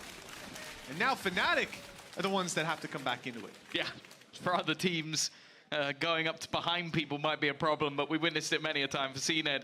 Easy pickings. But this is the round for Ada Captain. Immediately takes out Durka. He was setting up utility to try and cause issues into the site. And then managing to stylishly dodge all of the utility that was thrown at him. Staying alive when it mattered. And that's the Ada Captain story, really. 10-9. A back and forth map, a close one at that. This is the pick of Fnatic. And honestly, this map was the one, maybe alongside Split, that I was expecting to be most favored to one team or the other. The last time Fnatic played against Foot on Split, they lost 13-7, which is not a great sign if they're going to let this one slip as well. Even still, they have a buy. They have a Viper's Pit. But if they were to head towards that B site, they'd have both Viper and Cypher to deal with again. And the decision doesn't seem to be leaning that way. Problem is, on this side, they're going to have CNED to deal with. He's pushed up, gotten some aggressive positions to play with. Chronicles jump spotting it, though. And the knife is going to make its way in just a moment. He's seen him. He knows that he can just give that up. The trap destroyed, and they move back towards the site. Push coming up through mid. Nice. Decoy on its way, leading the charge, and it's caught with the trap. Now Dirk is here to follow up on it alongside Boaster. Good headshot from Dirk. Team Pete back for the main play. It caught Chronicle at least. Nice shot by Mr. Fallen. The shock dart now very threatening. Bring you right down to your last sliver of health. Watching here. Hasn't quite landed for Leo. He's dodged it, and the plant coming through with his cover. They still haven't managed to clear cracks. I don't know how he's managed to survive this long. He's been surrounded for the majority of the round. Boaster, though, will remove Mr. Fallen. Durka takes down cracks at that, leaving just 2 players standing. The B site rotators. Again, Durka's going to reposition back towards main. He might be the first point of contact, or wait for a little bit more information. Leo on the site is not giving anything away, and I think Durka may have just spotted his opponent. That's going to be the kill, just a second too late for Yedaje. And now, with no utility remaining, he needs to try and isolate both of these players. Durka just looking to bait him, remove that clock from any further problems, and while it's already going to be done, the round is over. Both of them just looking to try and escape, and well, only one of them can. Well, right back to neck and neck. I am surprised Cracks was able to hold on for dear life on that site for this long. They came up through mid, they tried to challenge him, but he had those safer angles. I guess Mr. Fallen as well, providing that bit of cover, laying down his life for the info on Boaster's run up through the double doors. The thing is what I really like the adaptations we're seeing from Foot. The fact that Mr. Fallen twice now, actually no, I think 3 times, has actually shut down that tube player. He's been waiting, whether it was Durka or Alpha, just because that was their biggest issue, the player opening the door. But then Fnatic had the double mid play, and it was just Durka repositioning over and over again that eventually allowed them to have a plant, allowed them to get into an advantageous position for this round. The defense looking like they have a little bit of a bait and switch on A again. It's going to be CNED in the back corner. Cracks, same spot as Contact, but by the looks of things, with Dimensional Drift and Durka setting up some U2, I think they're going straight into B. Oh yeah, light mid play as well with Boaster grabbing info.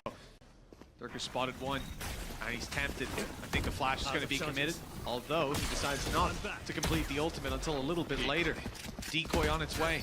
Yedaje's ready for it though. The cam has spotted him out. Beautiful shot from Yedaje, but he won't get away with any more than that.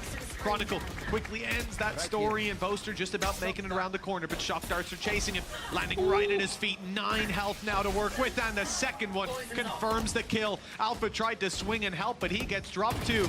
Chronicle in the open, taken down, and Foot will not relinquish their lead so easily. 11 on the board, 2 more for the map.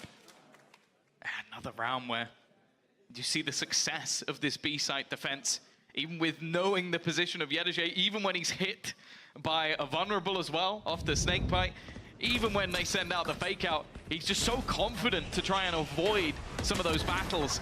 And then in that time, the rest of the team are just battling for mid, removing the lurk of Boaster, removing the players as they attempt to rotate. Fnatic now need themselves another pause. Just 2 rounds, Foot take the lead in the series. That said, they go into a map where they have already beaten Fnatic earlier in the season, fairly confidently at that, a map that they've looked good on in general. Sure, they had the loss to Heretics, but that was in Giga overtime. Other than that, they've destroyed Fnatic, Liquid, and Giant X already this season. Big names under their belt. Good success along the way. This has been a back and forth battle. Look at that timeline. As we come into 11 to 10, the ulti's in play. Boaster, Viper's Pit on the attack. Be a tough one to deal with, but I don't know, Tom. I look at CNED with a Blade Storm. I look at how Foot have approached their opposition's Viper's Pits before, and something tells me he'll just go in for the right click. Yeah, I'd be surprised even with just weaponry. That's the problem for Fnatic. Their economy has run out at the worst possible time. They lose the 2 rounds, win 1, then they get the loss bonus reset. And now they don't have any cash to play within this round. You're looking at Leo, the only player with a gun. He's going to be leading the charge. Again, this has been one of the gaps. And it's completely unaware. And nobody even looking in that direction. That's a huge mistake in the beginning of this round already. It could become very costly if boots go on the ground. Oh, Alpha Year in the corner. Good for one. And the trade here could be good enough. That Viper's Pit looks tempting now. If it's activated, and it is, this defuse will be very difficult indeed. Mr. Fallen down and out, you lose a lot of the utility to go back through this pit, and with the pistols, this is the best possible scenario. Question is, can Cena deal with him? And he's almost been dealt with himself. Durka only has a classic, but he nearly wins that duel, and Cena is sent running in the other direction. Reveal now in play. That ultimate will not allow them to drop the pit. It will instead leave them fighting the back of yellow, taking down players as they go. But the time ticking away. Someone needs to get close and get... Oh! This spike! Well handled by Durka, finishing CNET off from their earlier battle. Snakebite thrown in from afar. Boaster firing through, and he's caught Yedige. A perfect snakebite that's bought them enough time. Fnatic are up there, 11-11 with a Red Bull clutch from IGL Boaster. I love that pit. We've seen that pit already throughout the tournament, but the main issue with it, the only weakness it really has, is a flank. And that's why Durka was so insistent on defending versus Cena. If Cena goes back around the other way, they're fine with it, because they had that post-plant utility. They had the confidence that from that back angle, there wasn't a lot that could be done to clear him out without a flank. The time was bought by the rest of the team, but the round was won by Boaster. 11-11. With weak weapons, weak finances, and a single high-impact ultimate, Fnatic have leveled things up again. For Foot, it's not quite as damning. They do still have themselves a couple of ultimates to play with and a purchase into this round.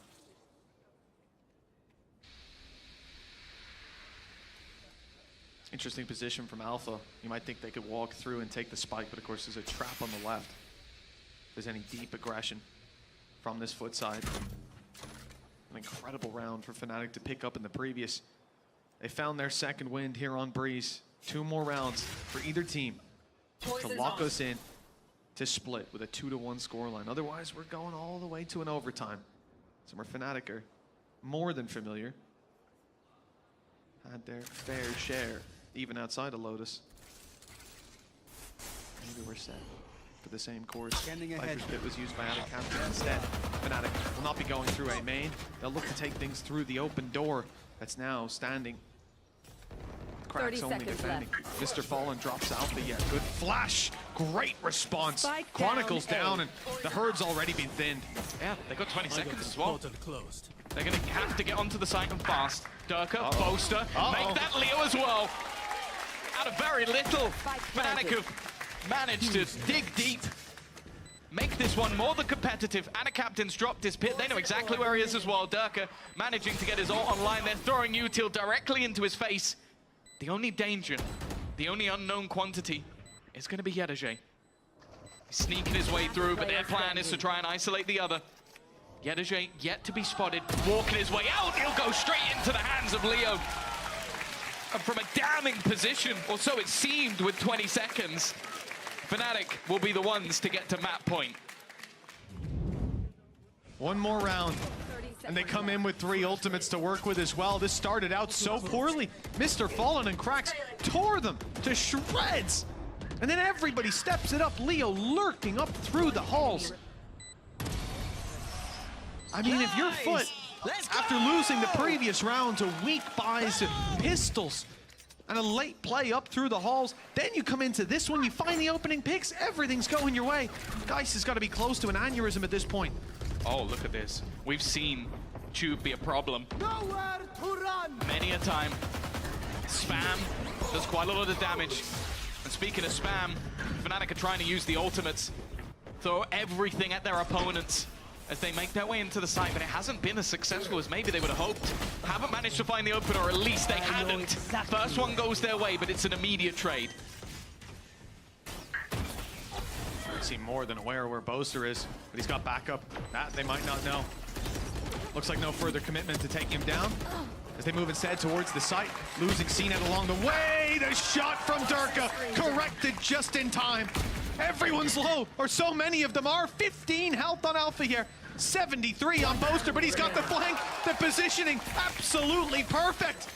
And Fnatic, well, it looked like they were down and out at a point, like Foot had them. But it looks like the old Kings are hungry for another shot at the throne. 13-11 on map number 3. They could close this out on Split. It's the last map, potentially, if they're able to take it. So much more to go, though, and still the potential of all 5. Foot need to break back on their choice. We'll see if they can do it after the break.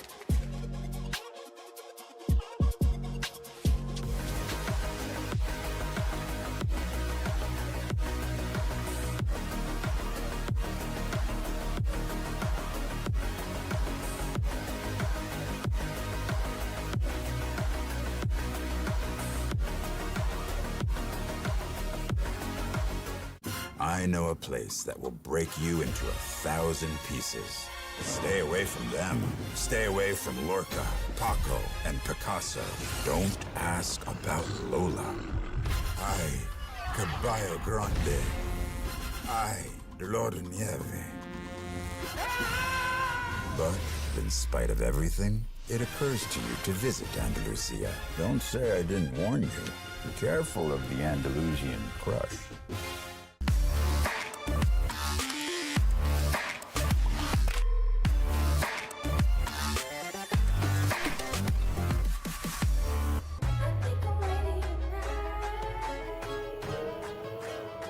Hey guys, it's Jimmy Lin.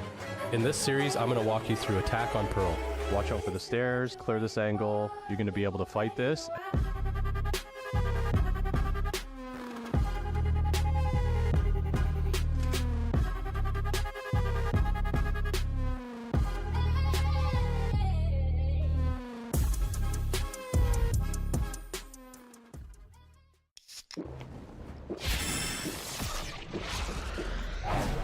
Red Bull gives you wings.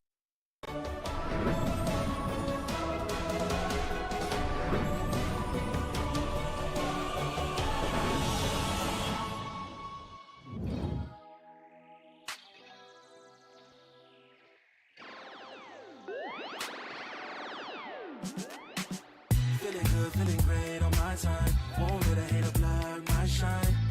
I'm just living my life, too busy chasing good vibes. Chasing good vibes, chasing good vibes, chasing good vibes. Too busy chasing good vibes. I'm feeling good, feeling great now. A hater can't play with my day now. Get that negativity out of my face now. In my city, I'm the man of my state now. Yeah, I'm living life to the fullest. Baby girl, you're talking to the realest. Energy and joy, you can't steal it. Good vibes all around. Baby, tell me, can you feel it? I woke up, so I'm blessed. Just another chapter in the test. I know I'm doing better than the rest. Got a smile on my face, showing teeth for the crest. It's no sweat, I'm a vibe in my own right. Go time in the sun, yes, I'm gon' shine. So fine, got a baddie on my phone line. Feeling good, feeling great, chasing these good vibes. Feeling good, feeling great on my time. Won't let a hater block my shine. I'm just living my life, too busy chasing good vibes. Chasing good vibes, chasing good vibes, chasing good vibes. Too busy chasing good vibes.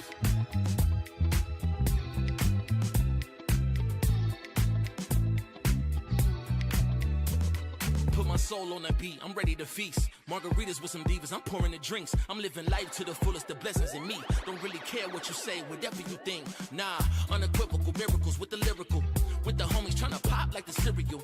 Lucky Charms, got a model on my arm. Go watch on my wrist, garlic parm. No alarm, fireworks, I can feel it in the sky. I got love in my eyes, but there's money on my mind. I see passion and pride that despise all the lies. I've been around the world, so I'm down for the ride. Good drinks, good people, and good times. Fast cars, pretty women on FaceTime. More money, more fun in my life. I'm just chasing my shots with good vibes. Feeling good, feeling great on my time. Won't let a hater block my shine. I'm just living my life, too busy chasing good vibes. Chasing good vibes, chasing good vibes, chasing good vibes.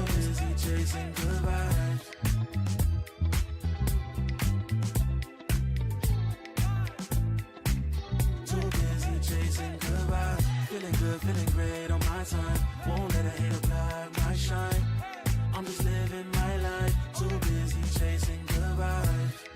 Chasing good vibes, chasing good vibes, chasing good vibes. Too busy chasing good vibes.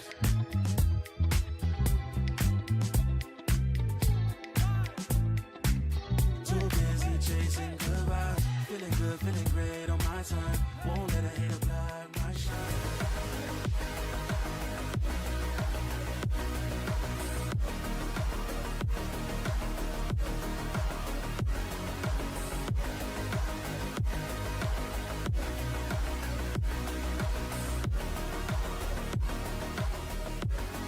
Nice! Hey! Nice! Let's go! Hey! Hey! Hey! Nice! Good job, bro! Let's go, bro! Let's go! Come on, boys! Come on! Hello!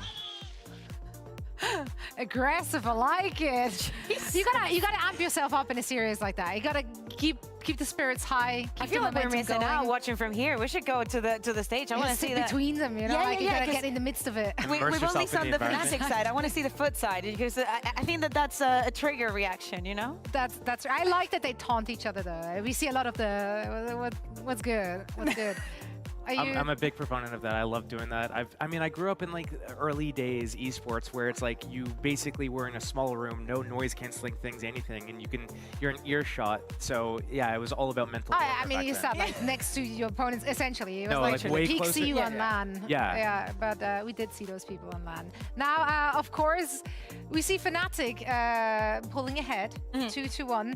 Did they have any business winning this map? Let's discuss this. Let's discuss what we saw from them because, quite frankly, some of their approaches have been more aspirational than others. I think actually Fnatic here, they probably could have closed it out earlier. It was unnecessarily close. So what did we see that was causing it to happen? Well, it was situations like this, where Durka, he's in his ulti, but he doesn't really know where to go. He doesn't really know where to put his TP, and his decision-making is quite questionable. So, you know, Fnatic forced into taking not the greatest of fights. Yeah, exactly. I don't think that he set himself here up for success. I think that it was this situations, right? Also, Fnatic is trying to follow up on him, right? To at least make those trades happen. It was a big hit or miss because it was not only on the defense, it was happening on the attack as well. We see him taking some of these chances and you see him, you're like, what are you doing to yourself? What are you doing to yourself? But then we have some other instances where the setup is so good because the same way on the defense, we can see the next round, number 9, where we see Magnificent Leo having this kind of effect, using the drone, using the ultimate, and putting all that pressure. Because actually Fnatic's defense was about utilizing that Yoru to the best of their ability and not giving for a lot of chances of like having the upper hand and deciding what's going to be of the round, just putting a lot of pressure onto them. Well, that round right there is like a perfect example of Fnatic's set plays. So that Sova ulti, basically they have a set play where it's like, okay, we're going to get into these positions, we're going to pop the drone, we're going to use Hunter's Fury, you guys are going to double peek with it. If Fnatic's able to kind of leverage more into the set plays that they have really good ideas. Yeah. But when it's like, okay, we're more individualistic, what happens is we'll see Durka in positions like round 10, gets close A main when his team stacked towards B, and then they come out, Alpha runs to a cage, like, what are we doing, guys? I think that the ideas, especially to me, come from the attack side. The way that they were pressuring to time after time, I was thinking maybe we get a repetition of what happened against KC and the plans that they had, but they came in with a completely different strat book, and I think that they got into Foot's head. Well, now on the other side, of course, Foot has to go back to the drawing board, make sure that they can tie up the series. Here we see Mr. Fallen in Aim Labs warm-up, getting ready for this next map. What are our expectations here for either of those teams? I mean, we need to think of Foot probably not changing that composition. I think that they feel very, very comfortable in what they have. But on the other side, this is the map, one of the maps that we saw the one time that these two teams played against each other. The same way that Foot is very comfortable in what they do and how they do, especially from the defense, they feel very comfortable in where to put the pressure. I don't know if I am a big fan. Josh, what do you think about Fnatic's composition with that double duelist? If they run the same one, and with Durka on Yoru and they run the double duelist, you just don't want to see Viper, I'm just gonna, I might actually close my eyes for the whole game. But I think when it comes to like the teamwork, I think Foot has really good teamwork, and it's hard to highlight the individuals outside of like CNET on map 1. I feel like it's a pretty good like team effort. Are you gonna close your eyes, Josh? Because we're going back to that double duelist. Now hear me out, okay? Alpha on the race, I will never complain about that. But you know, starting on the attack, we do, I think that Durka did have that pressure. What I really liked about what they were doing on Breeze, that I hope they repeat here, is that they were being very unpredictable in who takes what responsibility aside of the viewer. When Foot went up against Heretics on this map, there were so many abilities to take CNET off of lines. There were like prowlers, flashes, stuns, all these things. I'm not going to see a lot of that. Like, yeah, Yoru has to blind flash without info, and Breach, same thing. I don't know if Fnatic's going to have the same way to deal with CNET on Chamber here. Yeah, I mean, Chronicle also on the attack. I think he's a force to be reckoned with. I know that Mr. Fallen was struggling a bit into how to gather that information from the defense and actually act on it. And having Chronicle on the other side, supposing that they're both going to be playing towards that A side of the map, is going to make things very, very difficult. Also, because remember, Fnatic get this map, and they're good for tomorrow. So of course, right now the pressure is on Foot. They're the ones that have to come up with the ideas or the counter-stratting. Yeah, I think one of the things I'm going to be looking for here is we've seen Fnatic on a couple of instances throughout the season where they did some role swaps where, like, Chronicle, for example, on Icebox was on Viper and now he's on Sage, just shifting things around. I think there's definitely comfort agents. When do we see Chronicle ever on Cypher? Like, probably just this map. How many times have they played this map this season? One time? Yeah. And they lost. And it's like, you know, how comfortable are you going to be on an agent like this instead of like an initiator? Yes. Yeah, I think also the thing with the Euro is that we've seen it a lot here on Split, right? We can kind of expect the set plays from teams like, for example, KC, and the agents that Fnatic have will allow for most of those things to happen. Like, we can expect Alpha just being super explosive, going on to Heaven. Thank you very much, production, for bringing back that agent as I talk over it. Alpha just being super explosive, right? And there could just be in a little bit more on the surprise. And do not get me wrong, against Foot, it was working. Sometimes we would see players like, for example, Atta Captain, who I think is a brilliant player, being caught off guard time and time again. I do think that Durka needs that confidence and maybe a little bit more time to test things out and actually expect some of the reactions that he sees on the other side. One of the things I'm going to look out for is Foot. They are so good at stringing rounds together and building that confidence. Fnatic, they have the attack side of this map, and I feel like their composition makes more sense for the attack with the double duelist and the breach. So it's on them, really, to set the tone and the pace of the game moving forwards. Otherwise, if they allow it, Foot, if they're able to get CNET's op up, especially if he's able to get it up by like round 3 or 4 instead of like round 7 or 8, that's going to be a big problem. That's what I'm going to keep my eye on the most throughout this game. Yeah, and especially with the composition with the double duelist and having CNET on that up, the same way that Heretics were trying to think of the plan of how do we dodge him, how do we, you know, stay away from him. It's going to be more complicated for him to actually get a lot of frags out of it. Well, this is match point for Fnatic, so the pressure is on the other side to keep Foot in the game. Let's see if they can get it done. For all the action, I'm going to send it over to Tom and Thank you, Zoe. Yes, we're about to dive on into Split. And Tom, we heard a lot from the desk about how you could see Fnatic struggling to deal with CNET potentially on this map. You expecting big numbers from this man on the Chamber? I'm always expecting big numbers from it, just in general, but I think on the Chamber, a lot of it does just take him almost back to the basics, where he's just able to, like, the way he uses his traps, for example, a lot of the time, it's just very reactive. It's almost just like, I'm just going to place this down because I got a kill there, so now no one else can be there anymore, and it just allows him to almost just shoot heads. Also, the other thing is, you mentioned it in the last map, there are times where Krax will, even as an initiator, take space, and then CNET gets to be the second man in. Well, that's more of the case a lot of the time when they go into the attack of this map, is he's going to be the big distraction, and CNET can just frag. Now, kicking off on the defense, maybe not so much, because that's where you expect CNET to just go for those like off-angle, weird fights that you're not necessarily going to be expecting. And it's going to be interesting to see how this sort of matches up against each other, because the opposing side, you're going to have a lot of cool sort of set plays based around that Yoru raise. It's going to be that combination of Alpha and Durka, and normally going into every single map, I'll highlight Durka. Alpha on the raise is nasty. Always has been from his first day in the VCT. Alpha, nasty. But when it comes to playing some of these other agents, we saw him on Killjoy starting out this series. Absolutely dominating. Leading the charge for Fnatic, especially on their way back through on map 1. Now we come to Split. They just need this map pick, this map win, or Ascent, which up against the Turkish squad in the past would have been dangerous. Foot maybe trying to contest to keep that title. Oh goodness. Dear. They're chasing as well, right on the heels of that captain. And a clean opening. That's why we see Alpha as a danger man, and exactly why we fear CNET as well. God, this is the kings of Turkey facing off against each other. Durka time to jump. Has to be careful. They are wrapping him behind him. It is the ugliest fight we've seen today. And eventually, Yedajay is actually going to end up killing Alpha here instead. Leo still holding. This is a very spread attack. Pretty much every part of the map secluded by a different player, but it means that there's possibilities. Instead, on the other side, you see Foot grouping up together. A 2-2 split. Actually, the rest of the players coming back, this could be a huge issue. They're running straight back towards the players that are waiting for them in middle, holding for them, ready for this push to come in, and that's already going to be the round over for sure.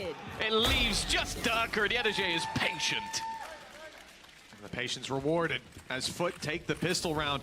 Defensive start. That's worth talking about, Tom. Where do your expectations lie when it comes to Fnatic on the attack?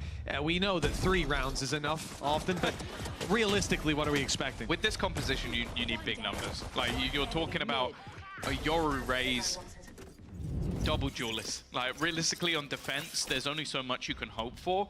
You're going to be much more reliant on players like Chronicle and more so Leo just to try and set up this duelist for aggressive defensive pushes. On attack, though, that's where you can really have these nasty combos with these players in tune. So I'd say 7's almost a minimum. But again, we've already mentioned it. Fnatic seem to be able to turn a tide on any side, so they found my trap. Maybe not. CNET always has that way out. No dash needed. Instead, he's able to fade out towards the side. Helping out Ada Captain. Well, indeed he is. Leo's dropped right off rip. Pistols up close. Well, they can always pose a threat. And Durka trapped in this corner should have limited room to maneuver. The smoke does well to provide him another avenue, but Krax is cleaning up top. Durka still on site, obscured for the time being, able to catch CNET, but the trade immediate. Krax doesn't slow down. 3 kills for him. Some work towards his ultimate. And a defuse to the side of Foot. Assume they're gonna pick up that outlaw. Yep, it will be retrieved, and Mr. Fallen is yet to upgrade, but I can only assume that will be there as well. Yep, in the end, just making sure they have all of the rifles that were bought into this round. Still, a plant, a couple of kills. It's not too bad for Fnatic. They'll come in with probably heavier shields on a couple of extra players just based off the plant. And now is where the expectations really start to begin. Now, for CNED, interestingly, he's actually going to give that outlaw just because he has that headhunter. It means they don't have to invest as much back into this round, and he can still be as deadly as ever. Here. Especially with Mr. Fallen's outlaw. Careful. We say that ability to tag players down to basically 1. Chronicle is caught early lurking outside of A, so he won't find any success at catching players by surprise. The Trailblazer is at least burned up early for Foot. These rifles in play, Fnatic need to be very careful. This map of all maps is where you can find value on those low buys. Caution to the wind. Alpha Year's gone diving through to eliminate utility, throwing a nade blind to deny any further space taking. And the pumps, or the brakes rather, will be pumped. Now they look instead to slowly shift their way up towards, not even necessarily heaven. They're checking all their bases, seeing if they can find any of these players unaware. Pumps are yet to be broken. There's 45 seconds left on the clock. Fnatic yet to make their move, but they do start heading back towards this A site. That's where Krax, more importantly, Mr. Fallen with that outlaw. Here. You'd expect that this position would be smoked off. No, they're going to try and fight into it.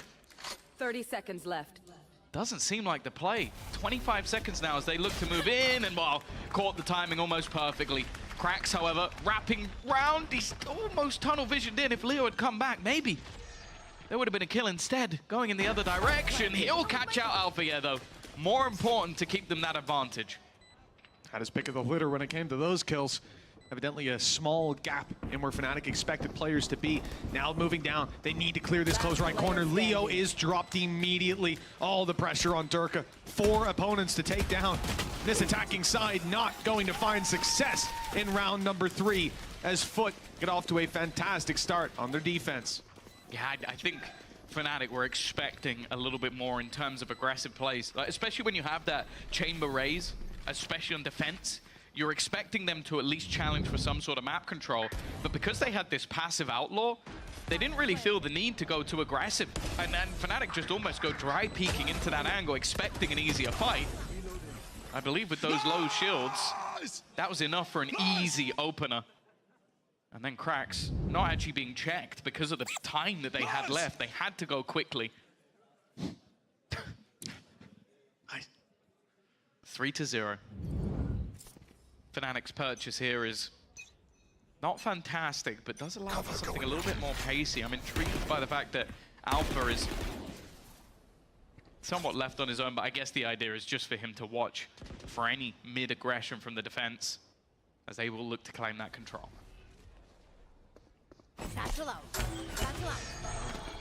Quick play to take control over vents. We've seen these blast packs used before to get in here quickly, this time with weaker weapons. Of course, those stingers, deadly when they come flying around the corners. They'll still have some utility to break through, though. The trap has been placed this time on the top of the vent instead of inside the vents. They've got to go and committing that little bit deeper to remove that utility. The cross has already been found. Fnatic are able to make their way into heaven with all 5 players if they so wish. And a dangerous challenge, realistically, if you're a player like Adacaptain. He's just about sidestepped the paranoia.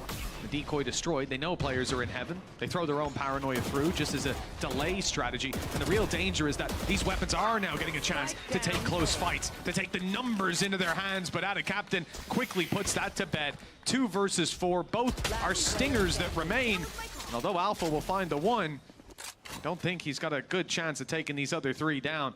Moving towards the site, late flank in play for Yedege, and the other 2, well, they're not actually grouped up, but they've got a decent crossfire. Yeah, him getting the spike, getting it down is never going to happen. It's all about damage, all about orbs. 10 seconds Can he add left. any more to the death toll? It's not looking likely. Almost just playing off that crossfire, and Yedege is waiting on the flank. 4-0. Again, 3 players standing as well for the side of Foot, so those finances are really starting to build. And it was mentioned on the desk by Steel. He said if within the first few rounds they can get that operator into play, well, that's something he's going to be keeping an eye on. Well, it is. The round number 4, it is already available for CNED, and the fact is the way his ult's actually going to like sort of churn, he will likely have an operator in the majority of rounds for the rest of the half. A very dangerous thing to be facing off against when Foot are already 4-0 up. The start to this map has been near perfect, but now rifles come back out on Fnatic. Look at the aggression from Foot. So many players just around his corner. Alpha takes the first, sees the barrel of the second, and eliminates him through the wall. They don't know about the third, and the boombot's gone past. A good chance for Cracks if they do commit to this angle. The smoke down signals that this side of Foot still wants to fight for this map control, and Fnatic, wisely, are backing off. They're giving the space to Foot, knowing that they have 2 less men to work with. Cracks is even going to try and fight it. Alpha, yeah, and Chronicle are waiting on that angle, and the crowd again cheering for this man to go for the ace. I'd be surprised. Although, Adacaptain may be about to move into his crosshair. He's got the paranoia available. If he wants to try and use it, that trip, though, is going to be one that's difficult to bypass, and instead it will be Mr. Farlin that comes under serious amounts of pressure. It's not connected with the util, but now he's going to get stunned up, dead immediately. Boaster is going to make this first round look inevitable, as Alpha won't manage the ace, but he will come out with 4. Not too bad, all things considered. The man doesn't even break a smile. Continues to chew away. Fair play. And keep in mind, this is not only a buy round, it's one where CNED pulls out the op. And they find the first 2 kills, delay knowing that someone has to go for information. Someone's got to make the play. And when they try, Alfier's there waiting on the other side. Showing that Turkish squad that he's got quite a bite to him. 4-1, Fnatic on the board. Showstoppers in play for both squads. Yeah. Dimensional drift for Durka as well, and he usually burns these up pretty quickly. Yeah, he earns them pretty quickly as well, so it's understandable. And those two ultimates in combination are an almost a guaranteed opener. This time, Zenith's going to be back towards the A site. Middle control unsuccessful. It seems like cutting through. His temptation just immediately run their way up.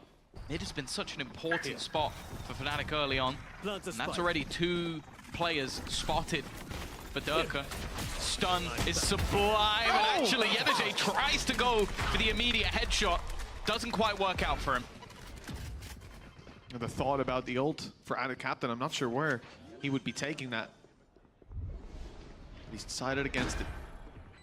Now's not the time for Foot to go forward. They set up with their utility, and now the push comes through. Flash, primed and ready, connects, and Alpha's dropped. They've got a little bit of control, perhaps a way out, but that space is being filled back in by Boaster. Play up through middle, caught on Chronicle. This is a beautiful bait. They shouldn't expect another, but Krax somehow does. The showstopper is perfect, and Krax has seized control of this round. He'll fall in the end, but for good cause. 5 rounds now secured for Foot. I'm not sure what it was that gave the game away, because that double up from Fnatic was just a perfect idea. They had the late TP out of there from Durka just to try and hold on to that control. But then there's just the double take. I don't know if there was a step, I don't know if there was any sound. I don't feel like there was. So. It was almost just like the spidey senses were tingling. Fnatic. And now, well, they're feeling the pressure a little bit. As I said, the last map was so desperately close. If Foot had taken it, I said at the time, the expectation was that Breeze would go more dominantly to Fnatic. This map would go more dominantly to Foot. And then we'd end up on the final middle ground of Ascent. For now, though, well, the last map didn't go dominantly. It did in the end go in Fnatic's favor. But Foot are starting to take a real lead. And that's the thing, that's after getting into an afterplant, using an ultimate to clear the position, using your showstopper as well, and you come out with almost nothing. Very expensive round. There's pause from Fnatic as they seek a desperate solution. Attack side, you can be slow to start, but we need to see the ball rolling fairly soon. The Rolling Thunder could be what sets it off. For Leo, they just need to get into a site. The problem is, last round, they did get into a site. The control afterwards dismantled by Krax's 6th sense. Incomprehensible how he decided there was a player there, why he even checked it. But a beautiful read by that man leads to a 5-1 scoreline. And again, Rolling Thunder might be online for the attackers. You've got those cabbages for Mr. Fallen. If he pops them now, I'll be getting a lot of info. It's the deep flash instead. Nobody inside B main. Good info on the back of that piece of utility. Although they don't decide to do anything crazy. This is where sometimes we'll see them shift up and go for the aggression on B main, take a little bit of control, but it's too early in the round for Foot to worry about that. I think it's more so that they've already done that on A. So when you have control on one side of the map to gamble into the second, it would definitely leave some space. And with CNED having an easy exit. Oh, actually, he doesn't right now. There is no exit for CNED. This is just him walking up. But he's got such an unbelievable amount of control. The main thing will be utility. If they expect him to be here, this could be a problem. Rolling Thunder, as said, no way out. Instead, it's going to be the cage, and he just has to retreat. And look at where the rest of the players are from the side of Foot. And a captain is going to TP in to try and support him. I think he's actually TP'd in to the Rolling Thunder. And instead, Alpha's just taken over heaven. 30 seconds left. Just rounding the backside into the operator. That was the one angle being held by Foot. The one concrete hold they had is CNED. Now it is TP back online, but not placed just yet. Has to land the shots with 15 seconds left for them to get the plant in. Fnatic now pick up the pace. Nice nade by Cracks, and the follow-up is there. A second nade on the back of that. Left. And with 8 seconds left, all he needs to do is place this nade correctly, and it could be his. Going to the back of the site. Leo will evade it, but he's into the open. A sliver of health, but Leo wins it by 7. Oh, I thought he was done for. Obviously, Cracks is a little bit more careful with the way that he goes for that fight than you'd normally see from him, but a nade a smidgen to the right. He was left with 7 health. A single paint shell could have done the job, and instead, well, cool, calm, collected is Leo. And while Cracks is going to be feeling that one, a chance to send Fnatic into disarray. Instead, they break back onto the board once again. As said, though, there was always going to be an operator. There was always going to be something for CNED because of the fact that that tour de force would eventually be online. And here it is. The real danger presenting itself. Trap for top heaven as well. If he does want to fall back late in the round, he can go wherever the hell he wants. Fnatic are looking towards Vent, and they found CNED. I mean, we talk a lot of game about his operator. His tour de force is even scarier than that, and not for Fnatic. No, not for even Alpha. Not for Alpha. Not even a second thought about swinging mid there either. They hear the ult, they go, yeah, I've got him. I've got his number. That is the thing. Oh, Alpha genuinely has shut him down the majority of times. Here he goes again. Not quite this time. Mr. Fallen's a different beast. It's given some space for them to take that back site control. The flash was good. The shot's not quite, though. It definitely made things a bit more awkward, but Chronicle has found an awkward fight for Mr. Fallen as everybody swings facing him. And now Captain needs a hero play, needs a moment of his own as he's left with 3 aggressive players looking to take the site. Fnatic, after a shaky start, have found their footing as they now start to build into this attacking side. Excited to see this one. Oh, a little peek in from the right-hand side. Caught the elbow, landed on the head. Seconds left. Trade outs after, I mean, just numbers advantage to play with. Alpha diving in. Boaster not able to hit the shots initially, but the rest of the squad is there, filling in. The distraction play worked. Looks like we're gonna get some aggression out of CNED. Who's surprised by that one? Trap down, they wanted some mid-control, but an early flash inside B main gets them curious, gets them thinking maybe that's where the play is coming through. Lots of pings from Fnatic. So it looks like they'll want to send someone towards heaven, where they were cautious of the danger presented there. But what I'm seeing in the rotations is that they're just going for a full main play. It was definitely worrying because of the fact that Chronicle had the spike. Flash.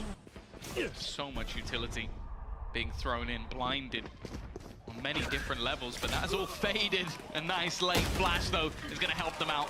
Weaker weaponry not working for the side of Foot.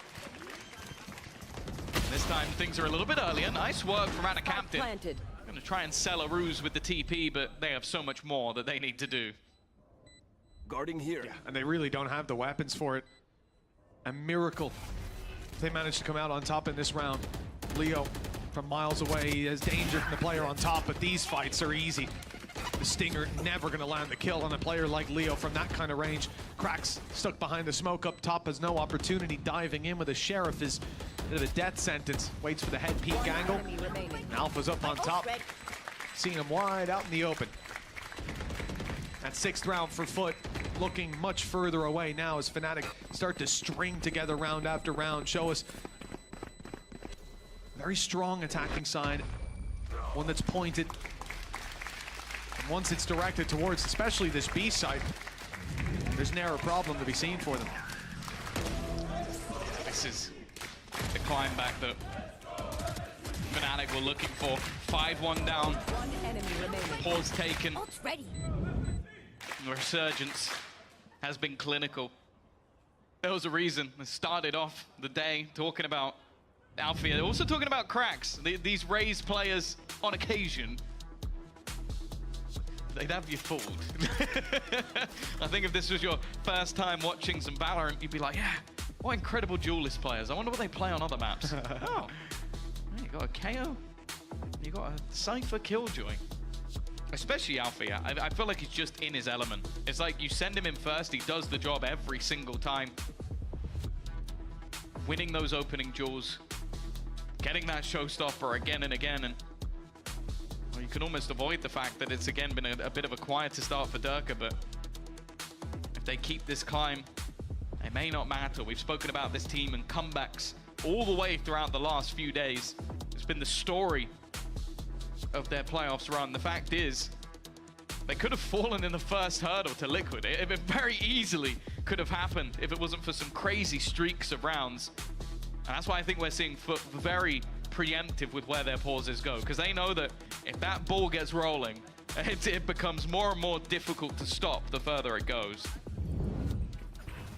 Yeah, it's interesting you mentioned about Alpha before the barriers go up as well. Just map 1, he was playing that Killjoy. He was lurking up a lot, actually catching a lot of opening duels. +3 in opening duels. 4 wins, 1 loss. And that's far better than anyone else on the server. But it was a very different style to it. Catching players off guard instead of running it down. Swing peeking, Boaster up top, gone past, cracks, but he didn't see him, even though the cam did. Yeah. The trade is at least found. Oh, the information was there. Alpha's going to take the space with the showstopper, but no blood found from it, and actually Mr. Fallen from above. That's not how you fight with that gun. Jumping through the air, but the main thing was survival. Now Leo, a single kill here could grant him that rolling thunder. The problem is now they're at such a massive deficit. Leo trying to fight. Alpha hoping to bait someone into one, as he's now left alone. Stun is decent, but it's only going to be the 1-for-1. And now Alpha is left alone to fight versus the might. The Turkish powerhouse. He has to prove he's better than 3, and in this scenario, he is not. Yeah, I mean, I do pity him a little bit. You've got Yedege crouched with CNED stood behind him. If you manage to take both of them down, then I'll give you a goddamn medal. Just take the trophy home with you tonight. 6-4. Good response by Foot. At least able to pick this round up.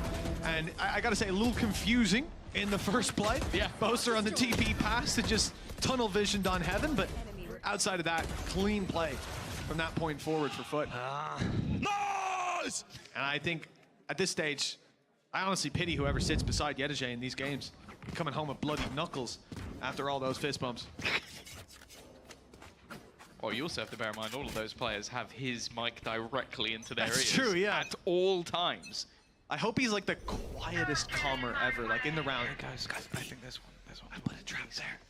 Nice! I love it so much. Rest in peace, headphone users. Well, building up towards this B site. Now with Rolling Thunder, then create some Walk of Realities, but I like the judge. It's just whether or not Mr. Farland can hold his ground, because CNED can somewhat escape, and they're ready for it. Aftershock in. Alfia is going to lead the way. He's desperately low on health, and they actually don't send the ult in. They try and go in dry, and instead they've met the judge on multiple occasions. CNED's got to be careful. Already low. With Mr. Farland dropped, there is still opportunities, but they've shut down the take, and more importantly, it's not a great spot for the spike. No, it's suboptimal. You know what? Maybe Boaster's going to ult and pick it up. Well, it's not really an option, is it? Don't think anyone's going to pick it up, to be honest, Tom. This is somewhere that after that initial play doesn't work out, you don't commit the Rolling Thunder, you're just going to sit back and accept the loss. I mean, just look at where Leo is. He's miles back in the spawn. Left. This is not around even if you send up that mid-play that you're going to get value from, and especially not because CNED has already put a trap there. So their back is very much covered short of the longest flank of all time. And, well, time is very much the issue with that. So for Foot, secured a 7th round already as the time dwindles.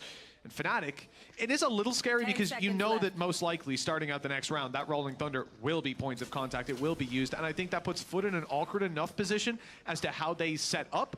But the one thing they have going for them in this scenario is that showstopper. If Krax is in Heaven, Rolling Thunder on B is not going to have that much value. And on A, it's such an open site that, well, you can take that without. I already think that this was the counter. Like, that them having the Rolling Thunder and then putting that judge up close. It's like maybe you get bumped, but it's one of those guns where if you're in the face, you only need the one burst to kill off a player. So I think the plan was that CNED would TP out, and then Mr. Fallen, as was, would be left behind to try and kill people off in the corner while ulted. But they just never used it. So it ended up as the exact same play off the back of the paranoia, but nobody even realized he was there. It means that, okay, they could try and do the same again, but I think it's already been seen. And also, they have some very good ultimates for retake. Well, this last round, you've already seen Fnatic push past 3. The bare minimum's already acquired. Who's next? But a 7-5 scoreline, much more manageable. Rolling Thunder not put through. The first ult is Durka's Dimensional Drift. Spotting out players on the site. There's 2 and 1 up in heaven already secured. Great information. Flash, stun, and he's out of the ult. But they're ready for it. Here comes the Rolling Thunder though. How do you react to this one? Good night and sweet dreams, CNED. No chance. Still in the air when the initial peak came around. Decoy sent to spawn just to confirm there's players close. Slow them down on the way back through and allow these players to make it out of main, focusing their crosshair up on heaven. There's a lot here for Foot though. As we said, the showstopper is the main reason that they can feel comfortable in falling back off that B site. Because coming back out of heaven, it's almost a guaranteed kill. We need a clean shot from Fnatic to shut this man down. Good flash to do it at the start. Player in the corner. Okay, ult is wasted on a man already dead. And now a 4v3 with late flank from Chronicle and a second flanker, Durka. Great opportunities for Fnatic. Mr. Fallen, he gets the timing spot on. Already somebody on the defuse, and this is not the gun you want, Boaster. This is not what you want to be spamming with. It's all but falling apart. They just defuse right in front of their very eyes. Foot will convert their 8th round, and that definitely seems like a blip from Fnatic. A slip-up that lets the round go away. Yeah, this is always the danger of playing back in main and not having the numbers committed there. If there's 3 or 4 players, first player's spamming, second player's probably spamming too. The others can hold for it. Like a firing squad, switch it up if the shots don't land initially. But here, you're wide open. Both players are looking to stop that defuse, and desperation ends up getting the better of them. You also gotta give props to Mr. Fallen for just taking all their heads clean off as well. Maybe Boaster was easy crouched, spraying a stinger, but the other 2, pretty quick, pretty clean. 8-4, double the rounds for Foot. But that hasn't stopped Fnatic in the past. Let's go for the throat. Might sound like a broken record. Might sound biased to some, but the fact is, they have done it so many times. Even in map 1, a dominant half from Foot came all the way back. Even still. See the aggressive play in the pistol. That is perfect from Krax. Alpha though, what? He's gonna manage. That's the spike. The nade is gonna be able to deny them. That means he can team up. The only real worry is gonna be Yedajay. He's in such a powerful position. If he gets the timing just right, he might have a kill for free. And there it is.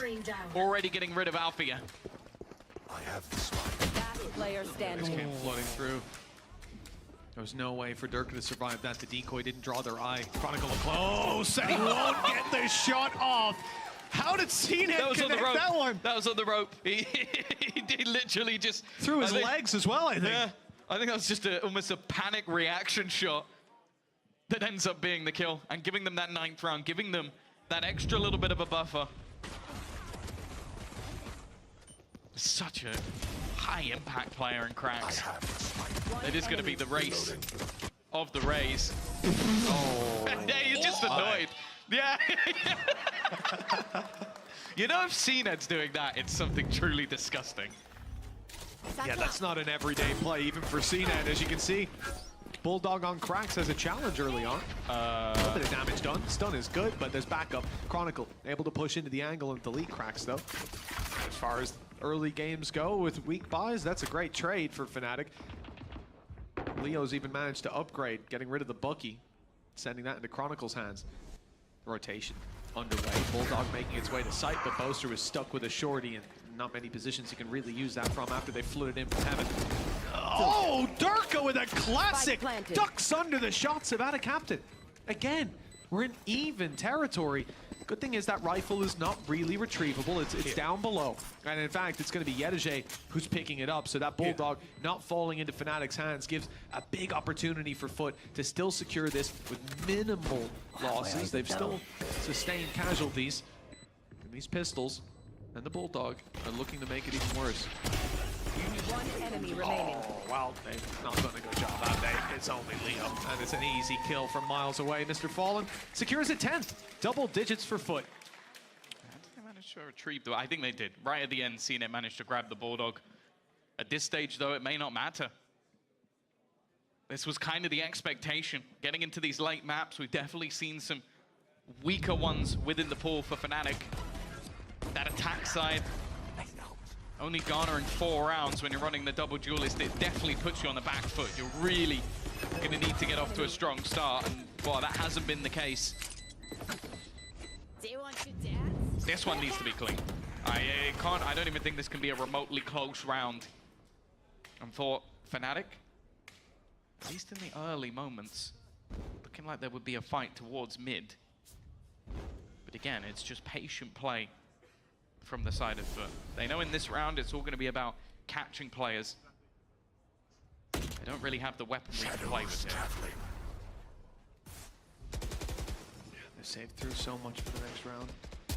10-4 is definitely the right play.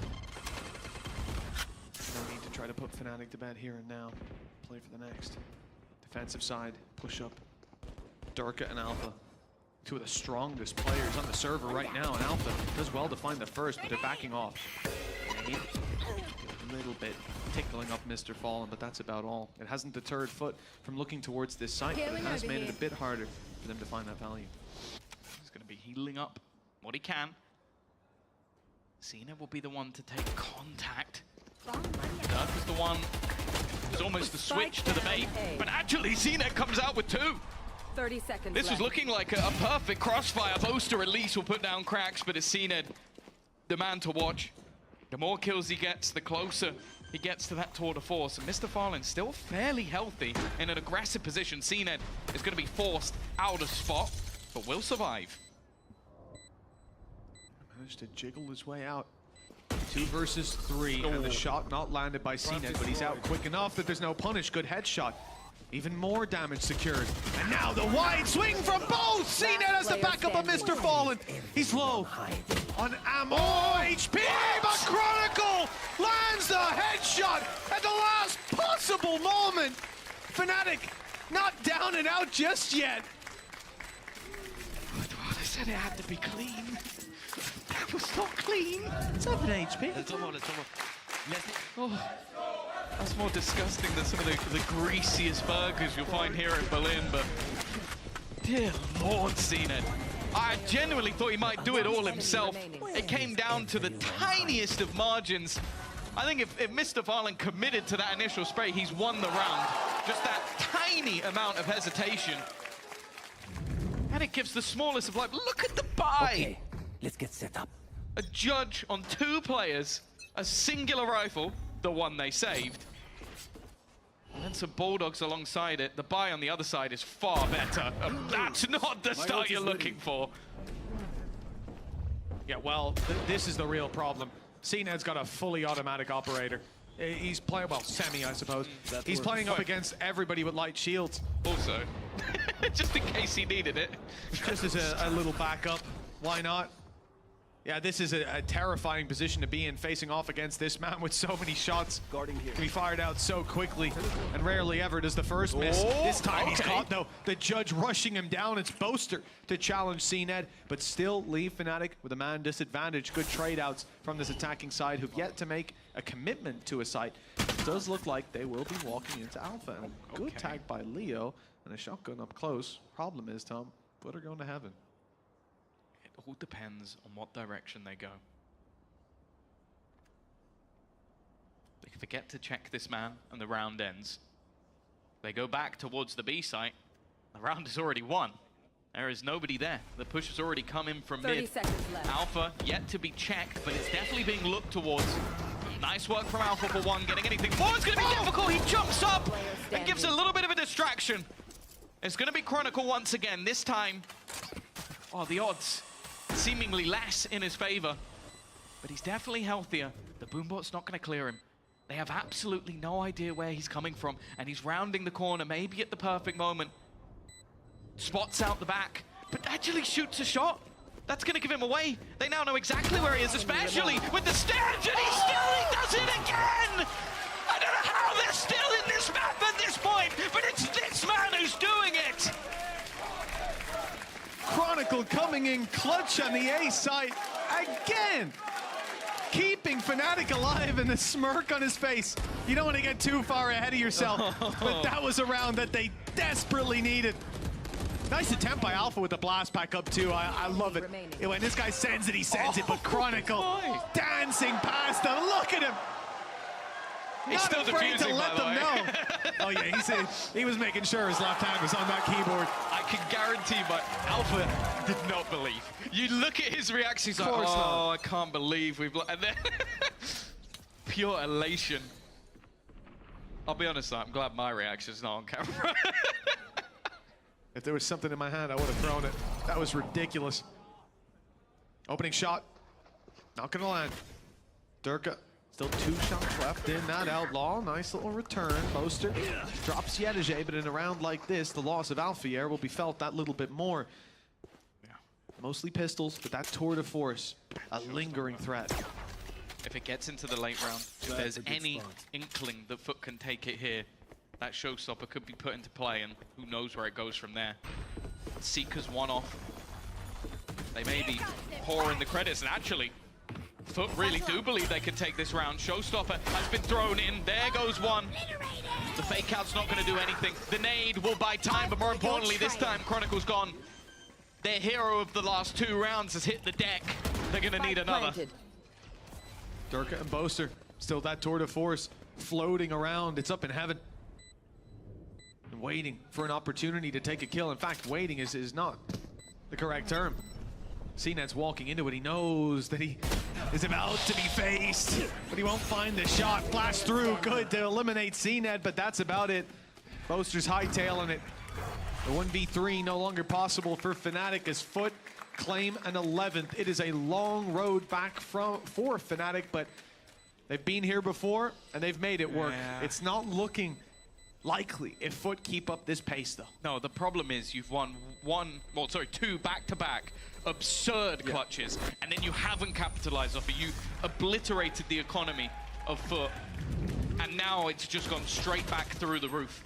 And a lot of it, okay, sure, the showstopper helped, but it's the fact that Mr. Fallen is able to just catch Chronicle completely off guard, and then they're just trying to do incredibly risky things to get back in. Sure, the ults are there for Fnatic. That's sort of the saving grace, but I think you can tell by the pause that they know that this is dire. Someone's going to wheel Casey's whiteboard in, because right now, Fnatic aren't losing as a team. They're losing individually. They're winning individually. That's how it seems. Chronicle having to pick up a good, healthy chunk of their rounds on his own, essentially, and in chaotic ones, too. When it comes to round wins that feel repeatable, that feel tangible, it's Foot every single time. They have control over this map, and if this pause doesn't remedy those issues, we will be going all the way to Ascent. And sure, between these 2 teams, it might be hard to split the difference there, but history certainly leans towards Foot, towards the Turkish region in general. Although we heard it from BBL during this season, it's no longer the Istanbul. Everyone else is caught up. Foot will have a challenge if they make it all the way there. Yeah, it's a map that they barely played. Once versus Vitality, a victory. And for Fnatic, well, that was the comeback map. That was the ridiculous defensive half that they had. To scrape their way past Team Liquid. Nonetheless, we still sit on split. We still sit on our 4th of 5. But that 5th map is definitely lingering in the back of everyone's mind at this point. Bucky FC returns with new hands on the helm. It's Alfia, but that's mainly because he's got a showstopper. The rest of the team have been able to buy up. It's not the best. And if they lose this round, then they really are in the dirt. On the other side of things, only really from the shadows, but it means that Brad, a captain, he can play around the map. If they find a gap, they find a kill, he can quickly move into position.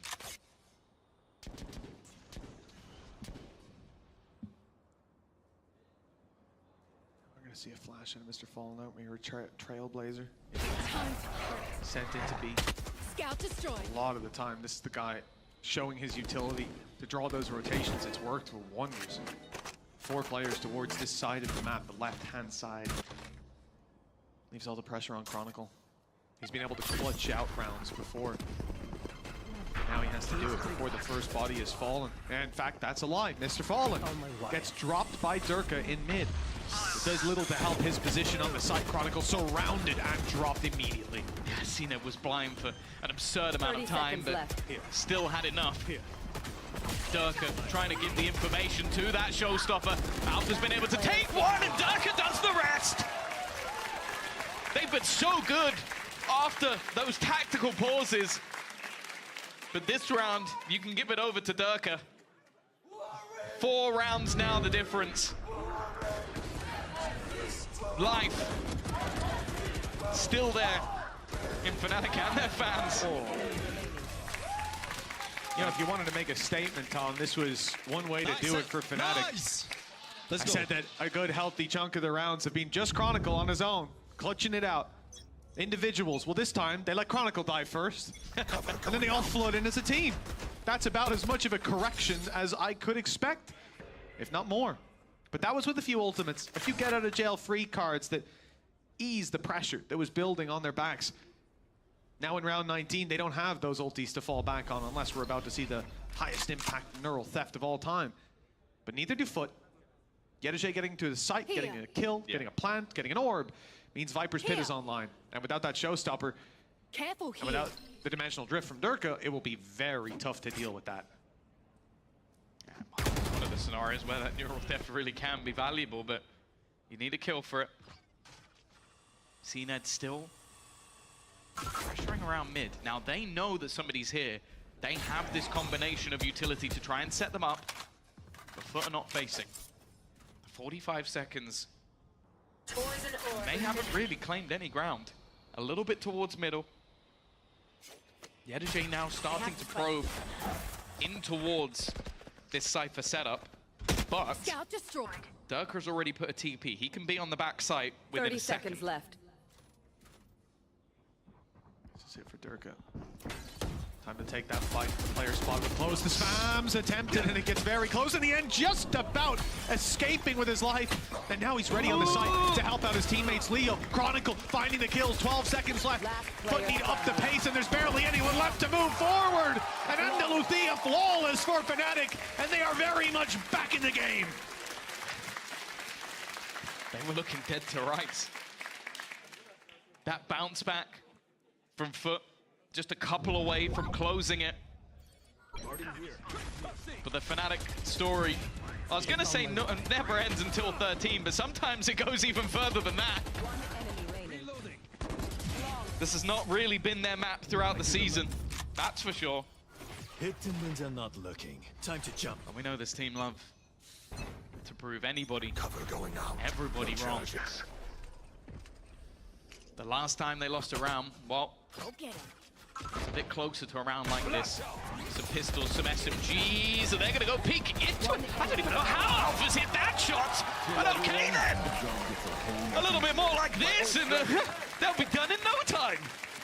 Well, I saw this man win clutches earlier, and he barely broke a smile. But now, as they start this comeback yet again, listen, if you were to make a story about this, it'd be 6 seasons in a movie. I don't understand. A Fnatic again and again find themselves in these mass deficits, find themselves winning clutches as more or less the only light at the end of the tunnel. And then the train comes and picks them up, right back out into open, clear skies. 2 rounds in between them. But Foot now have a full buy. They have a Viper's Pit as well. Fnatic aren't out of danger just yet. On the path to recovery. Here's where things could fall apart. They are getting more and more confident as they go along. Scout destroyed. Pushing mid in the early stages, and they've had this 1-2 punch. They get confirmation of a player being here, normally off the back of the boombot, which has now been expended, and then they have the pop flash stuns to put them into play. The thing is, though, a lot of this has been ignored. In fact, it's been bypassed by the attackers. They've gone straight up into heaven. Now the cam is waiting and has now been destroyed. And we talk about Chronicle in clutches. He needs to do so much here. Good paranoia. That's actually completely slowed down the push. But it's actually redirected them. Instead, it looks like Foot wanted to move it towards the spawn. The Rolling Thunder pushes them into a corner, and the decoy drew the fire of the first two players. Durka ready to reclaim Heaven control as in goes Chronicle. They've spotted Mr. Fallen, and Chronicle's dealt with him. A plant will be secured for Foot, but it's cost the lives of every other player. Only at a captain, with it all to do. A quick reposition, but he's going the wrong way. I mean, he can't know that, but we can see it clearly. Oh, they are going to go past him, though. He'd have to be stupidly good. One shot connected, but there's not going to be anything more. Leo was willing to sell his life. They're doing it again. They're doing it again. I can't believe it. Just every single time you think they're dead and buried, you start talking about the next map. Always got to shout out the observers, by the way. If you think this has been going on a while, those guys have to stay focused. Silver Jack doing God's work. That time of year, the flies are getting seen at. Oh, there's no flies on Fnatic right now. 10-4 down. Tom, look, I say it every time we cast this team. I say it every goddamn time, but I find myself. You know as well, there's always people going, Bias casters always they're gonna come back. They always do it. They always do it. Every damn time. This team's in the grave and they dig themselves back out. One round behind and a pause called by Foot. We know Fnatic's win rates after pauses pretty damn high, but usually that's when their opponents are winning a few rounds, right? It's also crazy as well because you see it. Every game you'll have community looking back at these matches and going, how did Liquid lose this advantage? How did KC lose this advantage? How have Foot lost this advantage? Gotta stop looking at the other teams and just start looking at Fnatic. The mental resilience that this squad has. The fact that, I think just moments ago, Alpha Year was like, I want to say like 8 or 9 kills clear of the rest of the team. Like it wasn't even close on the scoreboard. Durka since then has come alive. Leo's stepped up. The entire squad started to put in numbers. Now this happened on Icebox. And Foot at the last second found what they needed to shut this team down. It's a weaker buy. It's an operator as well. This is not going to be expected at all. It's not been utilized the entirety of this defensive half. And Durka pulls it in now. Next level also. Foot call a pause. Oh, how are we going to deal with this setup? New setup. New idea. Yeah. Something you're not ready for. If you call the pause, well, Durka might buy it off this round. Like, you might as well just start rolling dice for what you're going to do. Foot, one man down. Looking to push up into Heaven, but Alpha got ahead of them. Taking that fight, finding success, and not even needing to make any further plays. Boaster's got the spike, and everybody's on their way to help them out. No help required. The one-man army holding down Vents, and now the rest of the squad is here. Yedajay, but they didn't know he was here. They didn't know he was here. That's not even fair. The poor guy just gets spammed through the wall. 11-11. I find myself perplexed again by how they've managed to do this. If you were to script this, it would go the exact same way, right down to the wire. They wake up, and here we are, 11-11, even footing with Fnatic winning a staggering 7 out of the last 8 rounds. Maybe that's what it is. Instead of printing new scripts, we just keep accidentally sending the same one in every same single draft day. Again. My bad, my bad. We lost it for the Heretics game. They're now in a best of 5. A 5th map seemed like it was guaranteed. I've got your seemed like we were already there. Talking about the Turkish map of Ascent. Maybe just like us, forgot who they were up against. That late trap put down by Chronicles caught one. My God, it's caught him for quite a while. Cracks eliminated by Boaster. At this point, just do not go Vents. There was a time where we said Angel controls it. Well, his former rival now has it on lockdown. It looks like they do want to challenge and move in towards this position, but it's being conceded. Fnatic, they have the advantage. There's no need to stay aggressive, to take risks. They fall back, they play the information. And the information they think has been secured. They started a rotation, but they've read it correctly. It's too early to rotate. Welcome to These two need to stick around B. Viper's pit up in heaven. It's all a ruse. Oh, CNET's spot is beautiful. A step further forward and he was dead. It's Chronicle gone. 30 The seconds Clutch left. Master Spike deceased. planted. Here. But they do have that dimensional drift. The main danger right now is still going to be Yadushe in the backlines. He's heard the steps. He heard the running of Boaster, but the rest of the team are now committed to trying to clear things out. They have the information. In fact, they're just going for Boaster. They're trying to take him out of contention, but the rest of the team, in the meantime, are able to reclaim some of the site. It doesn't matter, though. Again, it's Foot. The final stages seeming to come up big. Leo still fighting. Alpha waiting, hits the first shot, but they still have to watch out for Anna Captain. Up above, watching and waiting to bring this round home. Again, Fnatic get ever so close, but again, they'll have to take us to OT. A very similar position to that very first map, Tom. They made the fake comeback, rallied so many rounds together. And right at the last hurdle, they fell. Another obstacle now, regulation. Out of their hands to take it here, but they can bring it all the way to an overtime. Push us to another elongated Fnatic game. Perhaps have another shot at a crown that was once theirs up against the young guns. The new kids on the block, Heretics waiting to see who they'll play, and their guess is as good as yours at this point. Yeah. It's safe to say that Neil and Weber are going to be up all night going back through these VODs. Oh, we've just got over 100 rounds to go through to try and work out what we're doing. Easy. I think they might just stick to the play their own game strat. Foot look to challenge Chronicle once again. That's not the start they're looking for, though. They've walked into Leo and walked into the trap. Chronicle now just needs to stay alive. He's got support, but that timing not great. Yeduje able to do at least a little bit of damage, but the showstopper will keep that advantage theirs. Mr. Fallen, in the meantime, has started to hightail it back towards that B site. But Boaster will be waiting, although he's gone a little bit ahead of it instead. He might have given the game away. That was a big mistake. The steps heard by Mr. Fallen the whole way, and perhaps... Oh, they baited him! CNET tapping the spike, then swinging in. Now looking for the headshot angle on Durka. You need to be careful challenging this man. The last one standing. He's dropped. CNET, tour de force, but he goes in with the rifle. Durka's close and He's got 1 HP! On 1 HP! He survives and buys Fnatic a second shot at this. 12 to 12. We're going to OT. Someone get the defibrillator ready.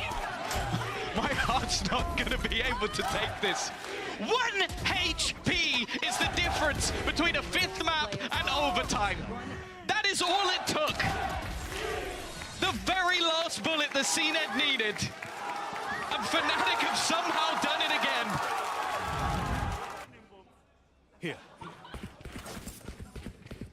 Everyone clutches as well in this game, too, if I'm not mistaken, by 7 HP.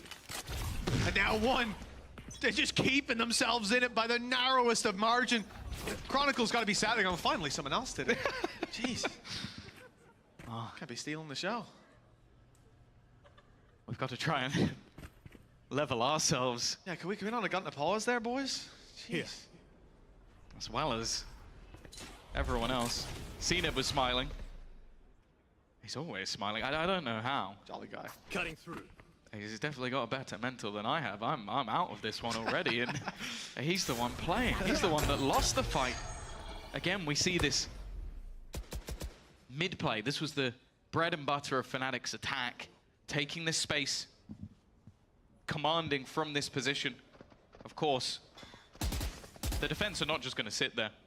Using the Tiger to get some extra information. CNET not risking it with the glass cannon operator. It's the rifle this time around. And with the time more than half gone, Fnatic look like they're heading into B, which is where Foot reside. Yeah, they've now got the info as well with the flash, the decoy coming up in heaven. At this point, you know there's at least 2 players looking for the 30 B side. The seconds chances left. are there's a lot more than that. Flash out of Durka, forces players back. Paranoia on the side is good. CNED's tucked in, trying to survive his head, spotted, but Mr. Fallen swung in! It doesn't matter! Their backs returned, and Boaster eliminates 2. Alpha with another, leaves it into a 4v2. Foot's lead under serious threat. Planted. In the first round of overtime, seemingly in the attacker's hands, the ult used towards the spawn, and it will be cancelled, thankfully.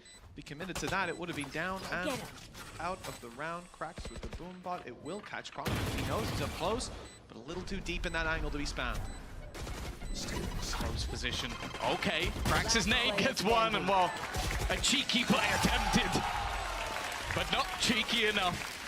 Fnatic now have map and series point from 10-4 down. A 1 HP clutch to take them to overtime. And after all that, they might be granted their wish of a rematch versus Heretics. Come on! Not quite yet, Ajay. But I don't think anyone is. No, I think he would need years of training to get to that raspiness level. Especially for Boaster. Here we go again, though. Oh, back into that attack side, and clearly Fnatic have had enough! Alpha Year especially! He wants to end it here and now! The man who took the crown of Turkey away from CNED last year, put himself on that throne, would have to be denied already with such a huge advantage, but there he is! Taking down the usurper, putting them back in an advantage is definitely awkward, and Leo's managed to get 2, keeping this one competitive. By a shoestring. Chronicle and Boaster, one either side. Pressure is being applied on B. The threat looming as the spike makes its way in. Boaster, the challenge here, he loses the first fight, but he's still alive, still kicking. Looking for these players down below, and he's isolated the first. Boaster knows where the second is, and he's done damage. 32 HP, and Chronicle's even seen him. He knows exactly where Cracks is. The drop all the way down. And Cracks, none the wiser, clearing every angle and stepping into Chronicle! The old Kings have done it again! And another shot at a crown that was once theirs! From 10-4 down, it is a mystery how they do this, but they do it every time. You can't really take anything away from Foot. They fought them all the way through. They could have gone up themselves on Breeze. They probably should have taken us to a 5th map. But there is a reason that this team has multiple trophies.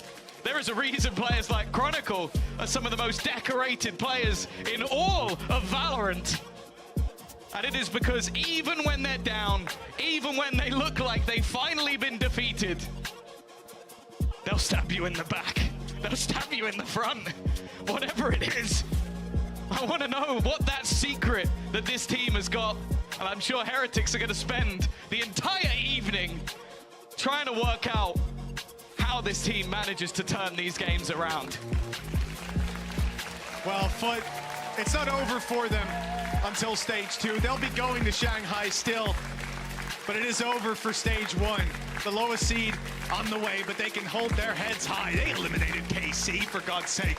This is a team that can deal blows even at the top level. At international stage, better watch out. It's good to see Sinan down on the stage with them. One big bow from the boys and a well-deserved round of applause from friends and foes alike. For sure. Whether Fnatic take that grand final or not, one thing's for sure, Tom. They are the comeback kings. Yeah, no one's taking that crown away from them. They're proving it time and time again. Alfia besting his Turkish brothers in the server in that final map. His raise is definitely something to fear. But it is the depth, and more so the heart. That's what I've enjoyed. In some of the earlier portions of the season, this team looked flat. They look missing. They look disjointed. Towards the end of this game, you see the lion roar when it comes to Fnatic. the heart that no team ever seems to be able to muster. And they're already going to Shanghai. They're already heading to that event. Either way, Mitch, that's it. That's it from us. We're going to be heading off to Zoe and Kakuka. Thankfully, give us a break because they've got the post-farm.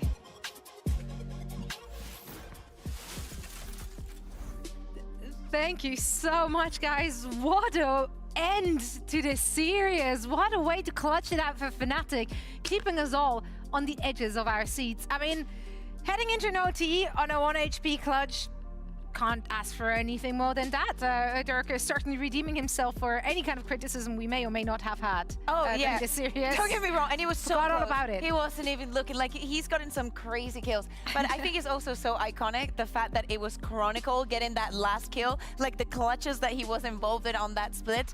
I do not know what it is with this Fnatic. I hope that we get a chance to ask them right now. How can someone be so comfortable being so many runs down?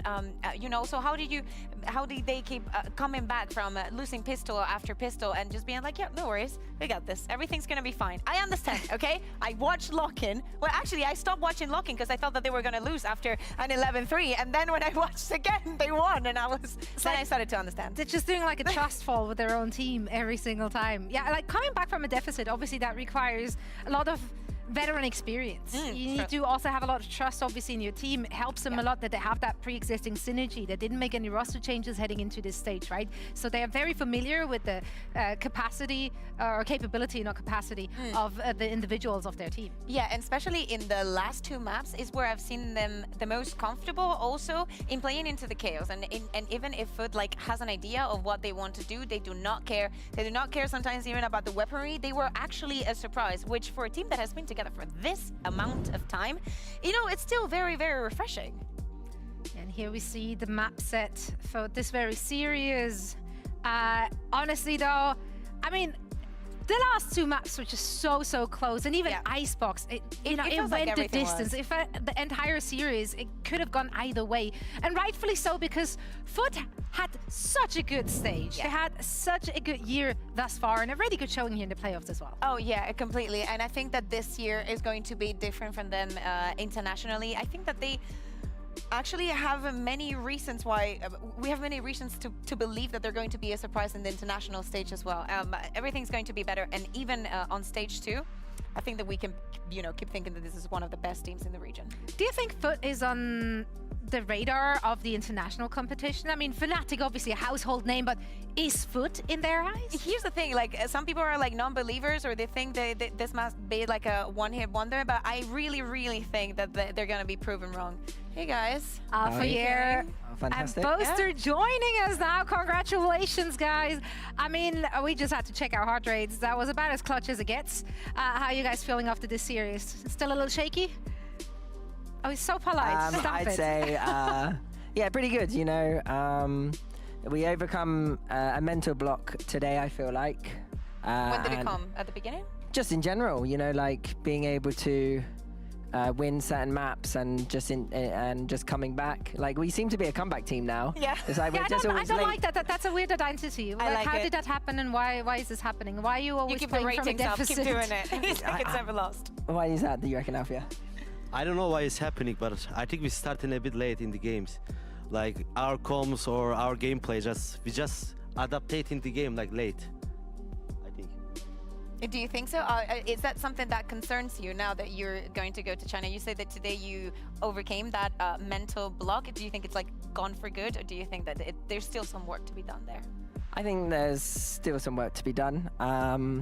Like, we did actually start pretty on fire against Heretics, and I felt like we threw that game, so it's nice to have another try at them, and I think we're going to be ready this time.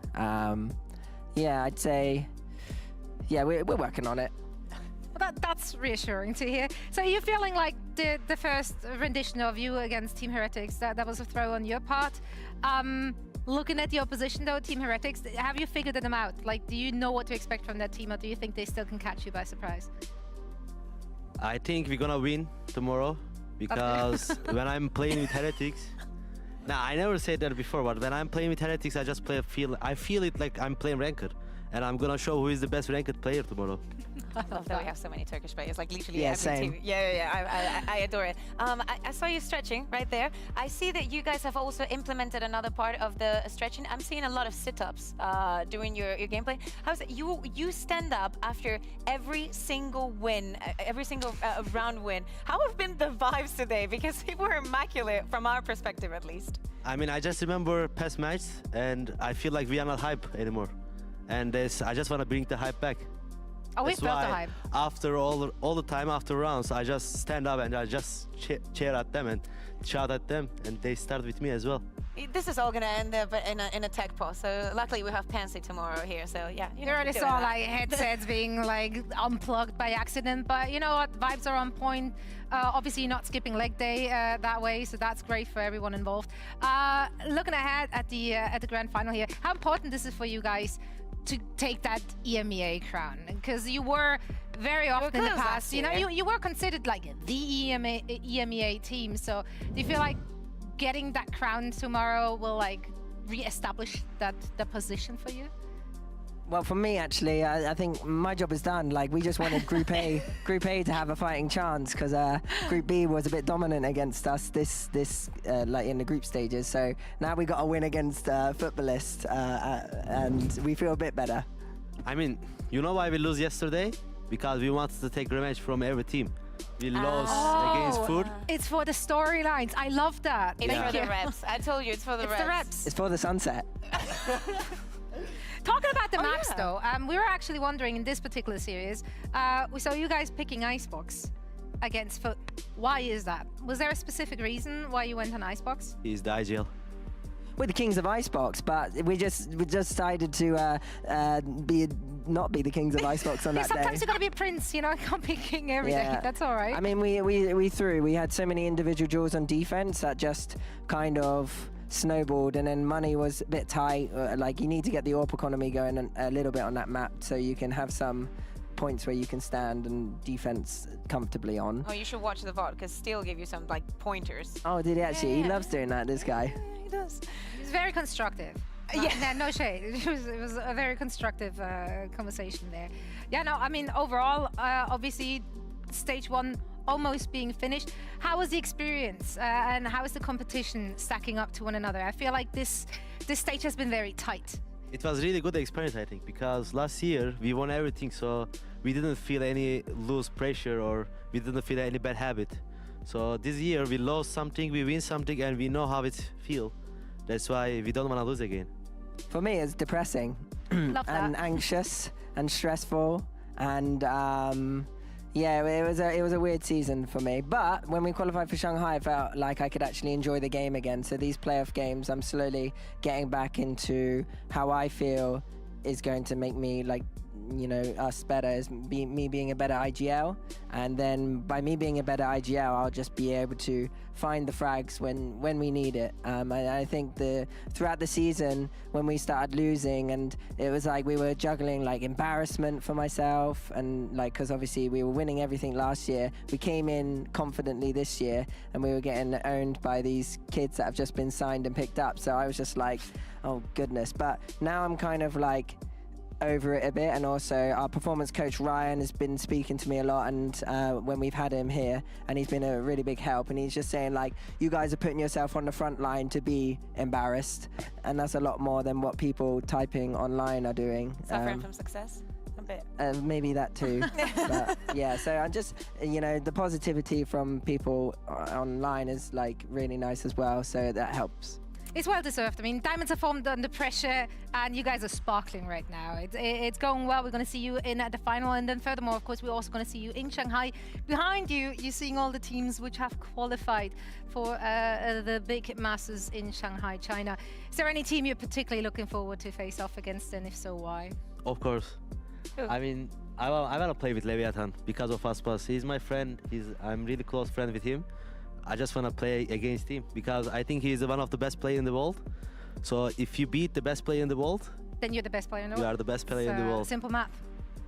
For me, I want to play against the Sasanto brothers. Oh, of course. So T1 and Paper X, that'll be always fun. I miss them as well. Last time I saw them was in Tokyo, and Kevin was saying that he was going to come back. Or should I come back? And we were there in a karaoke room like, yeah, do it, come back. Pretended to sign a contract, took a picture with him. But yeah, he's in T1 now, and he's doing really well. So there's that. And then I'd say FPX Life. I saw him at his first event, and I'm looking forward to seeing him and potentially playing him again. Oh, okay. You know, before this even happens, of course you have already played against the teams from EMEA. Do not think that I have forgotten about that sunset. Is there a plan for tomorrow, or is it going to be a Gambit Haven? Okay, let me rephrase the question. Are you going to play Reina? No. No. But is there a plan? Is there a plan, Alfia? Yeah. There's maybe a plan. The plan was we played it in January, and we decided not to go with that comp, so we'll see. Plan is stay survive in the game. Yeah, plan is we like ranked players. We're going to be reading the situation, simulating the game, adaptive, play off of each other. We're going to become legendary. Love that. We have a lot to look forward to in the grand finals tomorrow. Yesterday, we actually had CNET on the couch, and he posed a question to you guys. So let's see if you have the answer, because quite frankly, embarrassingly enough, most of us got it wrong. You cannot reply. Okay? Yeah, you're not allowed to play. This You're is not only allowed to play Bosa. this game, Alpha. Yeah, I'm sorry. Sorry. It is what it is. Sorry. Here's the question from CNET. What's the capital city of Turkey? Don't you dare. Don't you dare. You say Istanbul. Yes, if it was 1923, then the answer is correct. Or before 1923. It is not I don't know, anymore. Adana and Istanbul and Antalya. So that's all I got. You got the first letter, right? Fake friend. Okay. Tell him, educate. Ankara. Hi. Yeah, Ankara, got no time for that. Yeah, quite frankly, most of us said Istanbul. Yeah. Which, again, You're it just one used of to us. be the capital, but that was also back in the Ottoman Empire, and it was called Constantinople back then. So, you know, if we're living in the past, which some of us do, it might have been right. We it love was not in that teaching case. things, people. We love teaching. Yeah. This is an educational stream right now. You've All I learned a know lot is that today. if Yinsu's watching, she's going to be like, you're so stupid. Like, I just know it as well. So, yeah, it's me over. It's a learning process. It's a learning process. That's right. You know, today, best of 5. Tomorrow, another best of 5. Yeah. You get all the reps. But obviously, if you win tomorrow, you not only get 3 points, you know, it's looking good for champs. You also get that bye when you go to Shanghai. How important would you say that is? Like, is it something that matters a lot to you, or doesn't it really make a difference? I mean, we don't want to be qualified for Korea for points. I mean more, it's not the points, it's like the buy in Shanghai. Is that something that matters to you? Like, do you want to skip that first Swiss phase, or would you rather Get play the those reps. games? Yeah. Do you want the reps or no? How many more reps do you want? Yeah. Is the question. For me, it's a bit of both. Like, when we went to Tokyo, Masters Tokyo, we skipped a lot of stuff, which allowed us to prep and, like, change up some bits and bobs.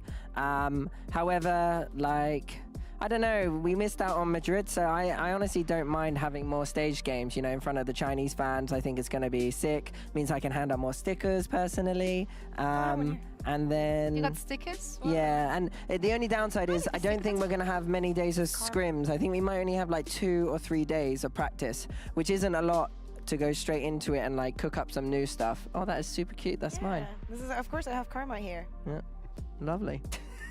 So she's a collector. It's like, look at my sticker book. I have an actual. Yeah, we'll exchange stickers in just a little bit. I mean, that's a fair point. How do you feel about that? Do you rather have a rep or more in the books? Or do you like actually, you know, getting to sit back and watch the teams play and, like, learn something by just watching?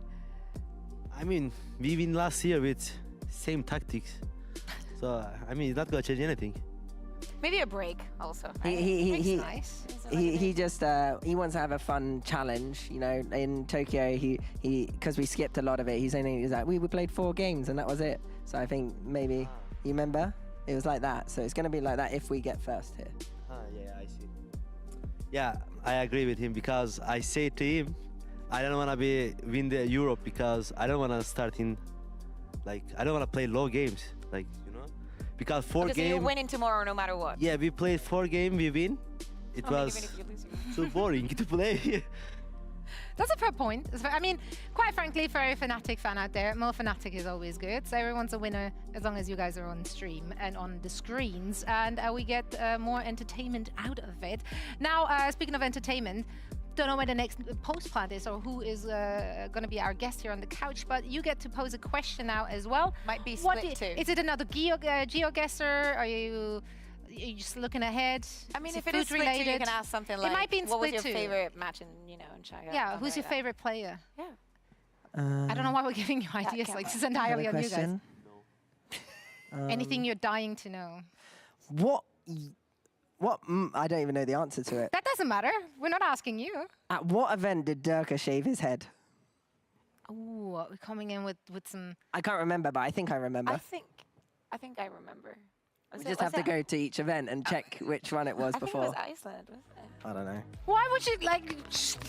Oh, sorry. Yeah, well, but I guess we you only might be did on the post guessing. plan, so who knows? I might be wrong. We might be wrong. All right. We don't know, but maybe they're not even watching the show, so that's okay.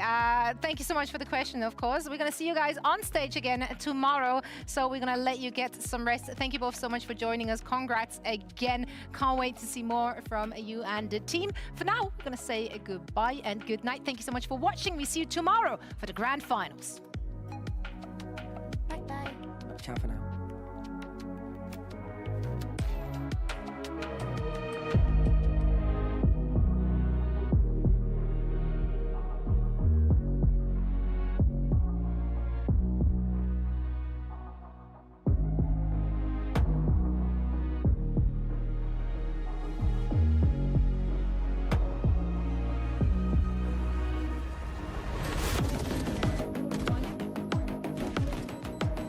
Alphayer has it all to do, and with 2 players to drop and time against him, there is nothing he can do about it.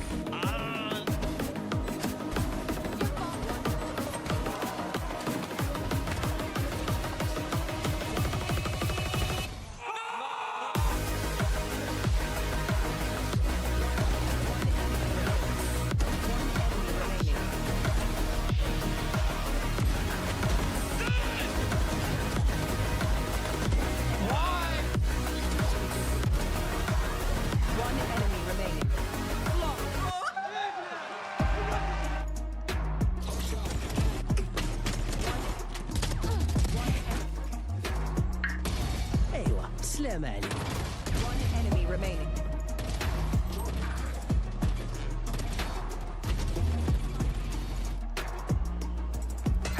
Enemy remaining.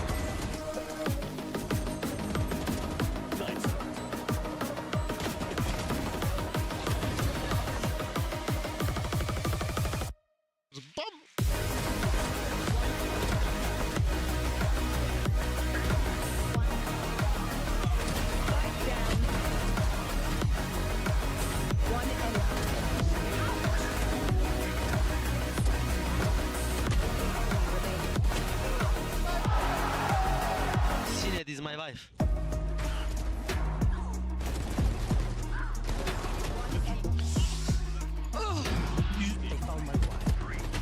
Remaining. One enemy remaining. Last. You need to be careful challenging this man. The last one standing. He's dropped. CNET, tour de force, but he goes in with the rifle. Dirk is close, and so... Why are you picking, bro?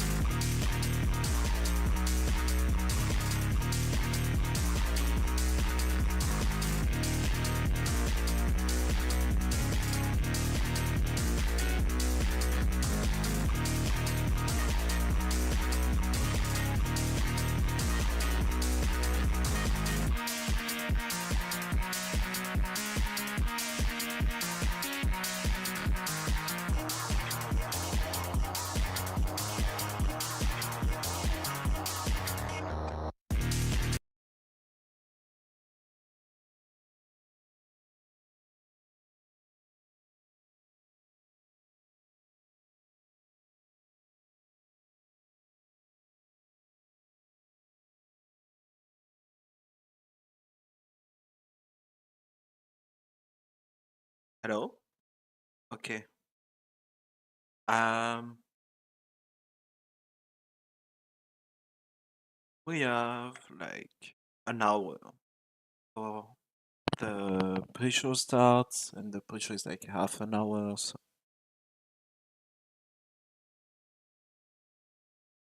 I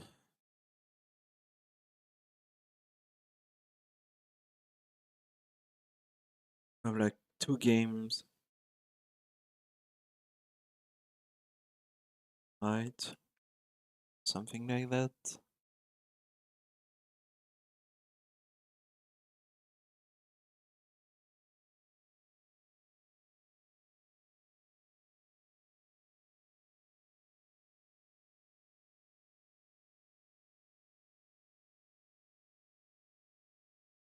Games of Valorant, I guess. I'm gonna move myself to up.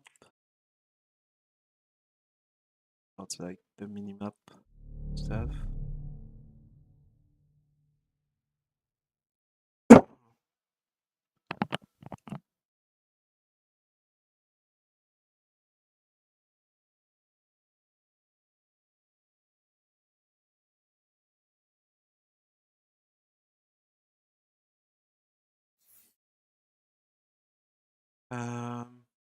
Yeah.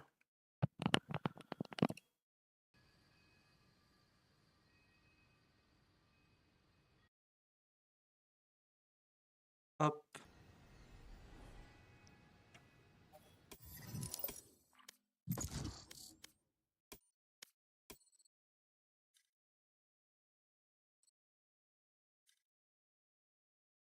Damn. I can't believe I lost 29 points.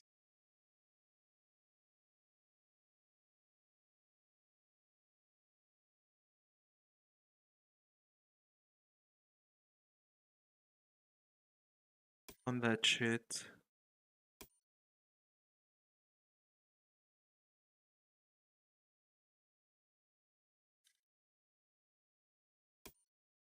I wonder what the fucking EMEA of this account is. Because last time I won a game, I won like 23, so to lose fucking 29 when you come back after like a whole fucking act where you've only played one game at the beginning. Right? Like I've played one game, which made me rank up. I should look at I have it, the fucking hacker shit.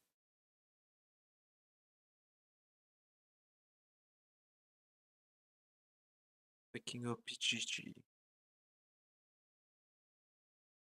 have to log in or some shit.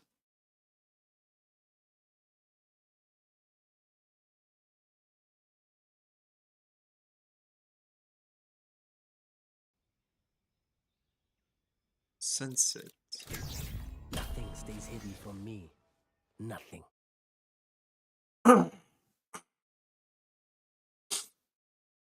Yeah, last updated 2 months ago. Nice.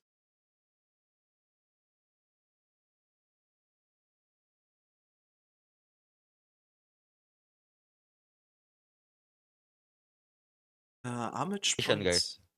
we can win it. Good morning, team. I mute you all. Goodbye. You are quoi? What are you, bro? You are. Oh, you can't see how many points you gain per win?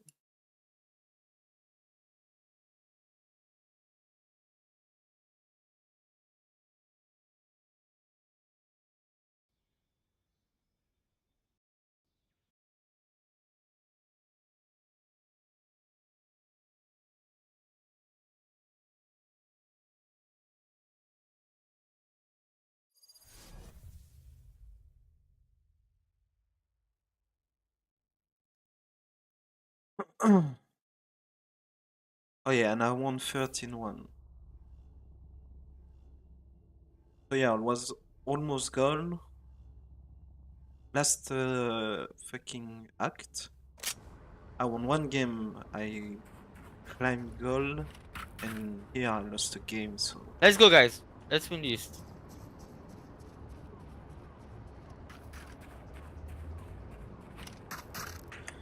Anyways. Oh, please don't crash.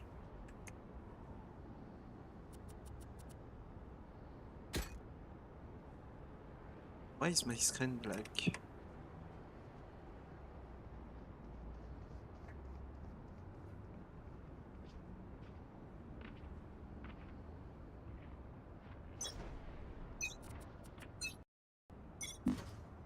Oh, what's happening?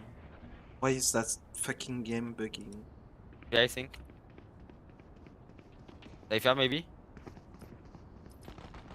Jet grounded. Yeah, I don't have my fucking trip. I don't have my cam. Every time I click Hold on on that side, shit, hold on side. flashing side. Alt tabs.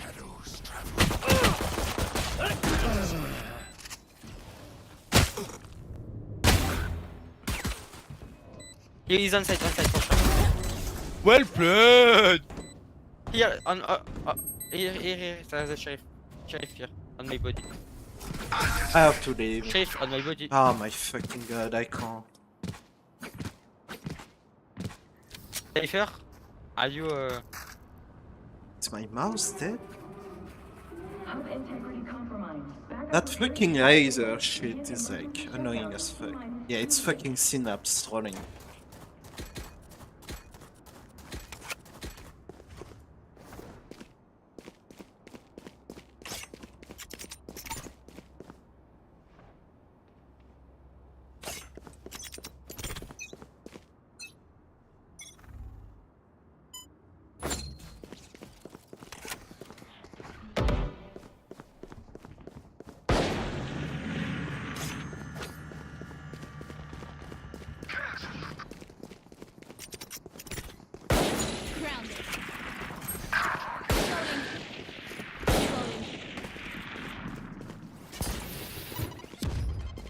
Here. well played.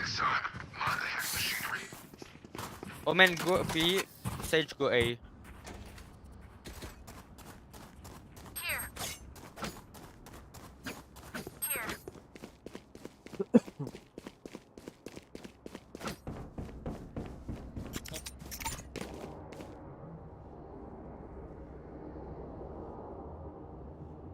That goes there.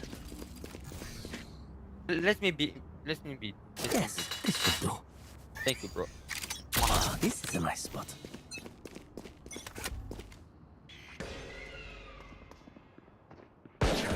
All mid. Mid. Flashing mid. All going market. Free suppressed. Flash.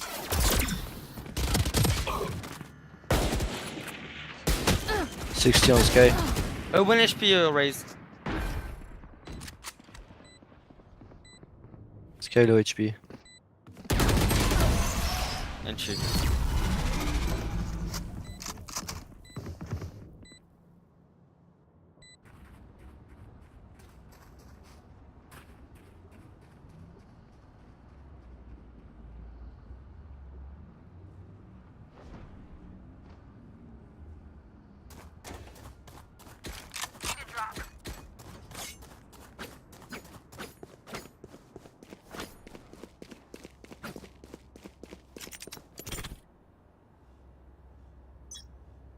This goes here.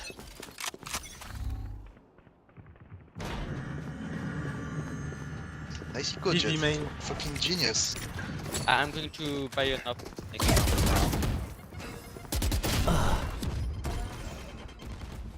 Dash on site.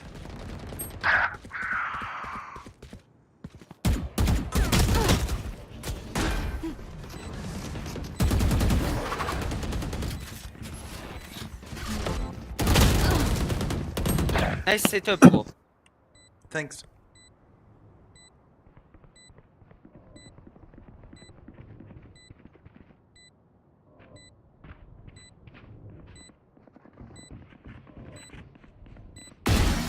Spy killed.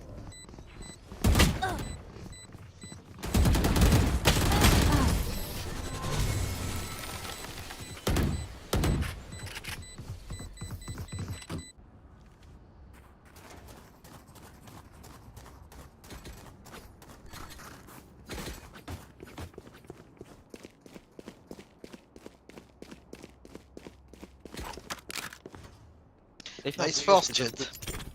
Nice force, guys. You are fucking genius. Yes, this should do. Mon frérot, ferme ta gueule et joue au jeu, s'il te plaît. There.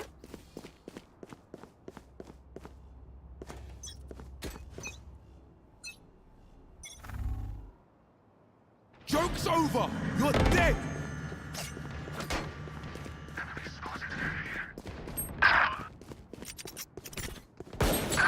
Wesh, wow.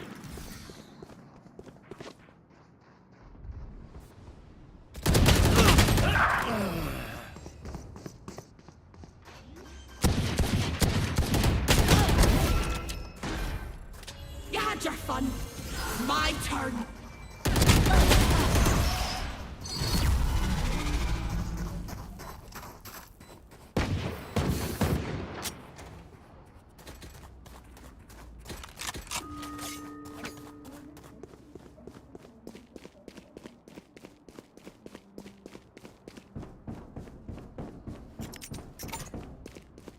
This goes here. Oh, this is a nice spot.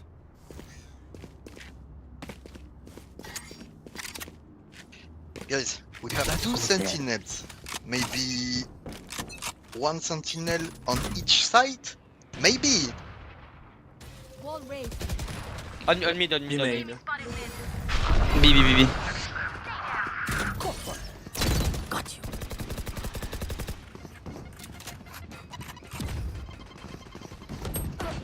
Outside.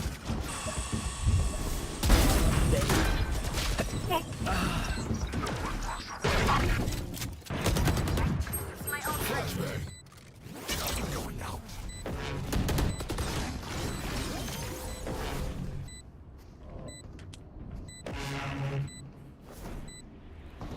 Try again.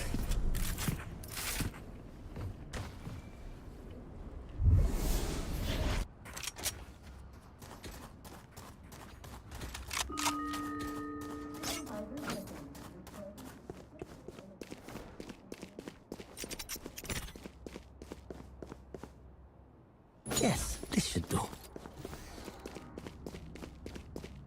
Oh, this is a nice spot.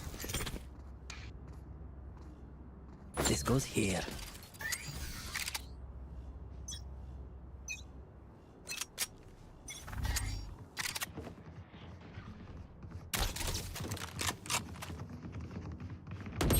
Camera taken out. Cage I've trigger. got your trail.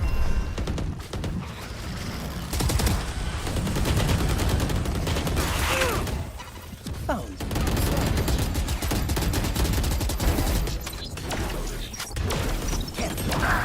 On side, be careful. Say where's on side, please. Can you call it?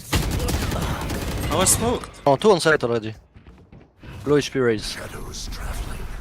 Stealing sight. Hush. Go. Here.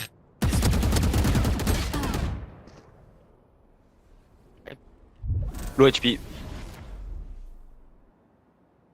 Hey.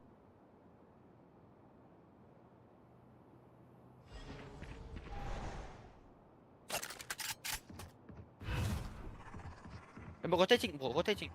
Hey, behind you.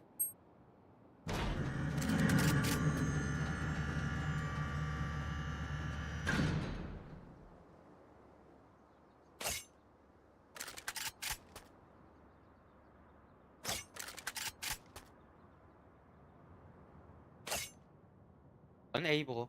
A. Bro, be...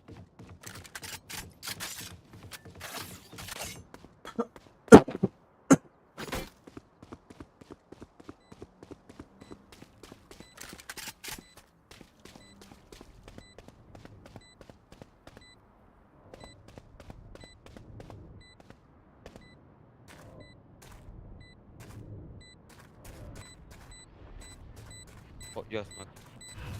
Shadows traveling. Cover going out.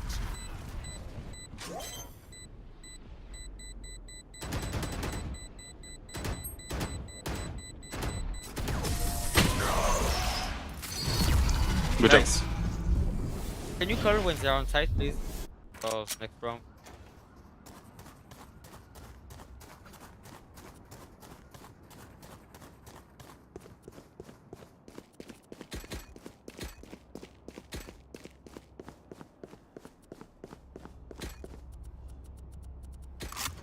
Here. That goes there. Go ahead, Sage. Go, go, go, go. Go ahead, go ahead. Wow, Yeah, this is a nice spot. Yes, this should do.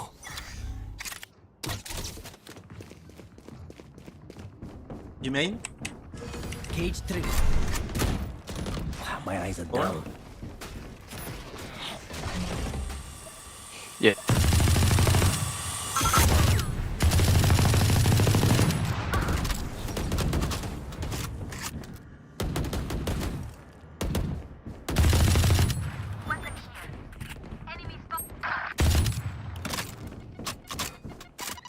Party's over.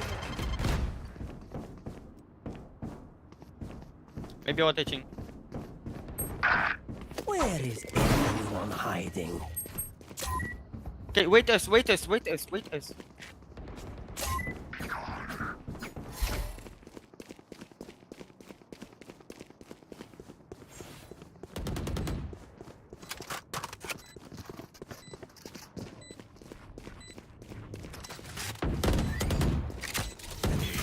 One gen. Oh, we on top, on top. One on top, one here. Cover going out.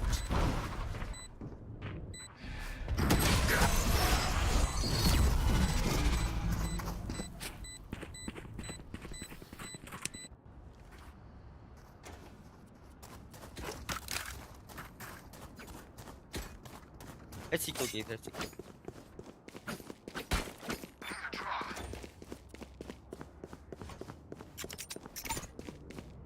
This goes here.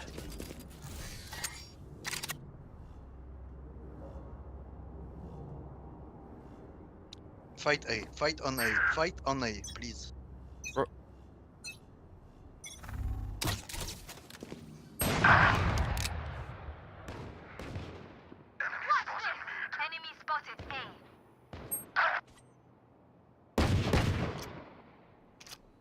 Shadows traveling.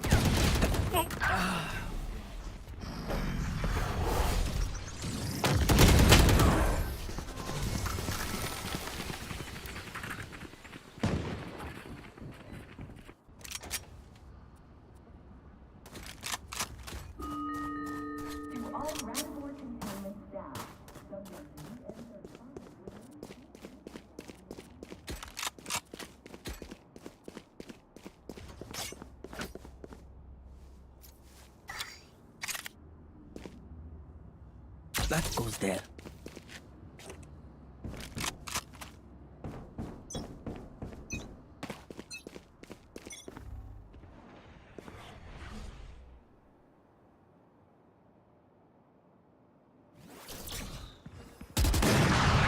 I've got your No more trail. charges left. Joke's over! Probably You're me. dead!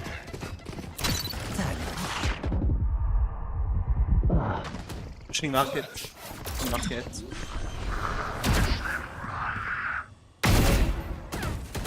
Two on side. Low HP, raise. Stairs.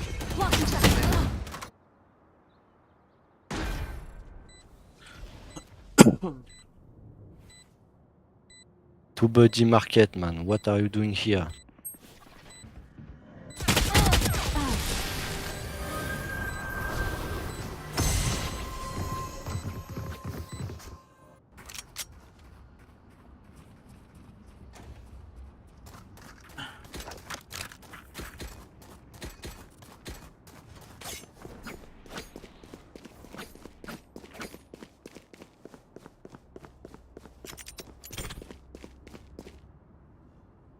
Wow, this is a nice spot. This goes here. Yes, this should do.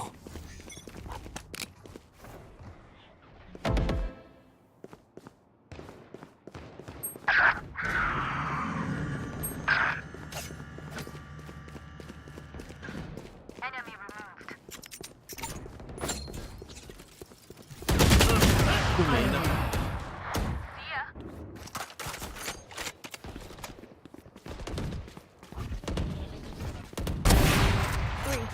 Last one was top mid. Top mid, top mid.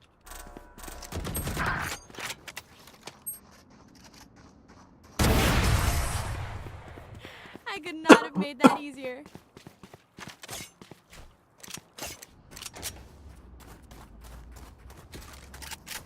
Can someone get this? Can someone get this?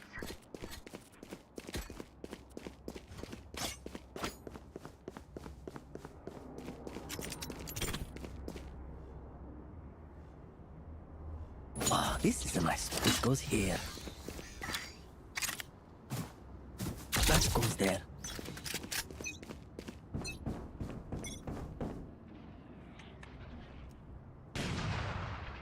Enemy spotted mid. On you, all on you, all on you. Here. Flashing. Midlife glove.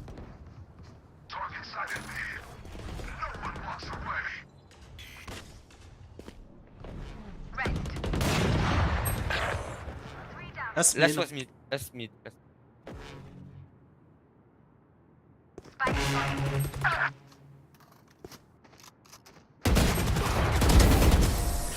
Nice, good job. Quite clean.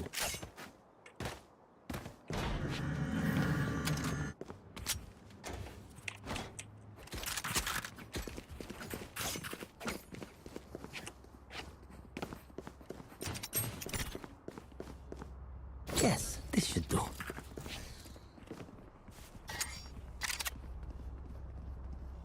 Oh, this is a nice spot. Here.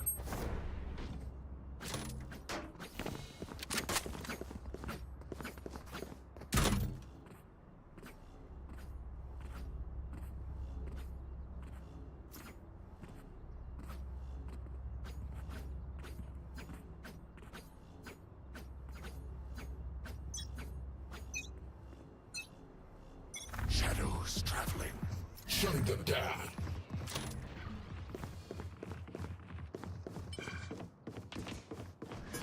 Cover going out. Flash. Flashing. Be careful backside. Going to push you. Here. Cage trigger. Boba one. In the back, in the back. One behind. Two. 90 on jet. Reloading.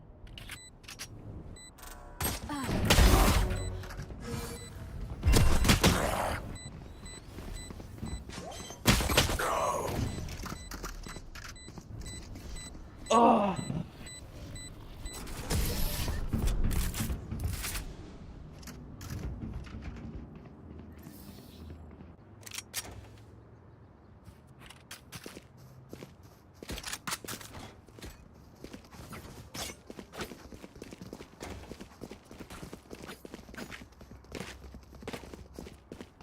Reloading. This goes here. Let's go, guys. We can win. You can do it safer. Just one kill. That goes there.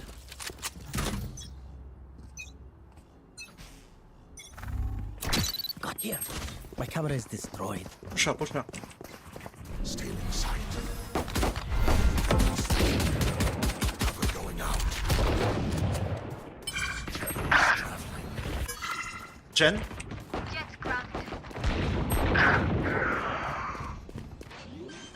Caught one.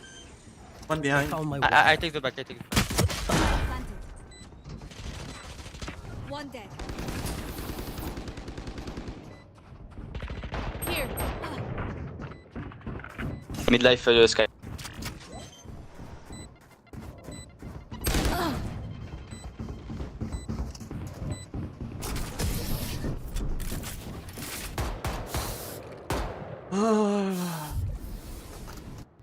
I don't know why, but I feel every time I take a fucking 1v1.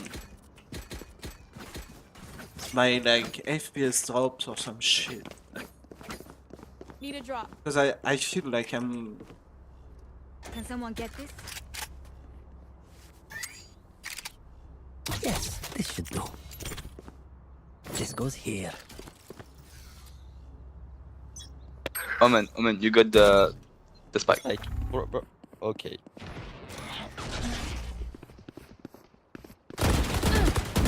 Multiple enemies mid.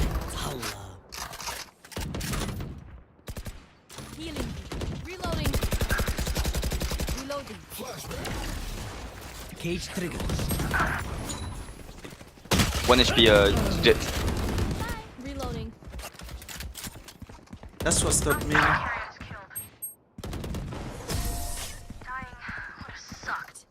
Reloading.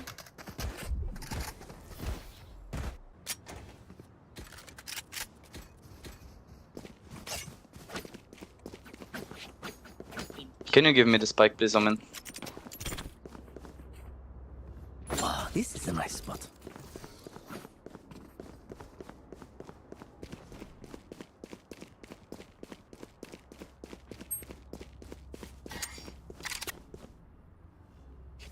That goes there.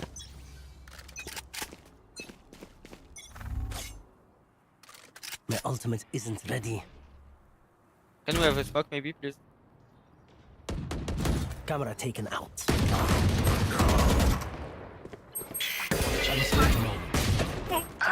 Non, et tout hier. Bro, zero smoke, please.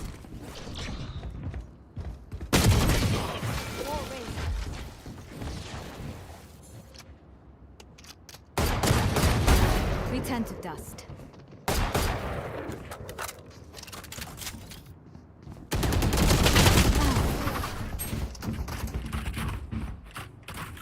Omen, can you smoke, please?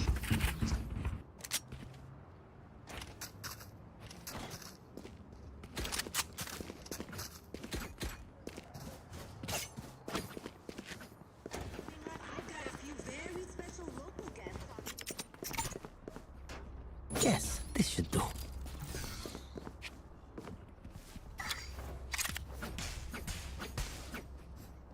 Wow, this is a nice spot.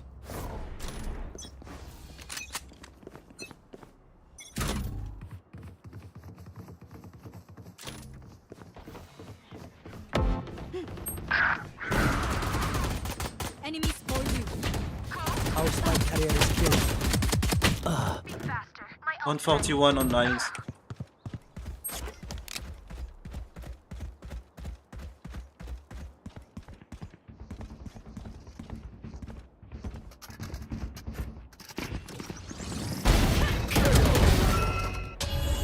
Fun. My turn.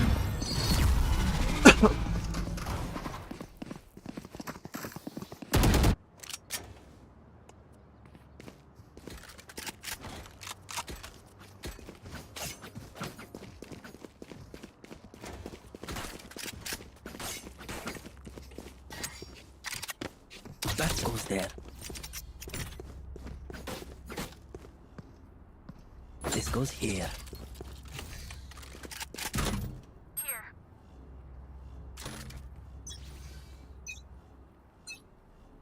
Cover going out. Shutting them down. Watch them run.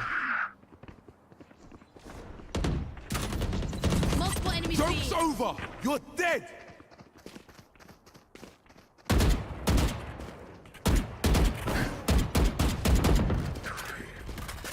Nice on B. No more charges left. Just go A. Yeah, come.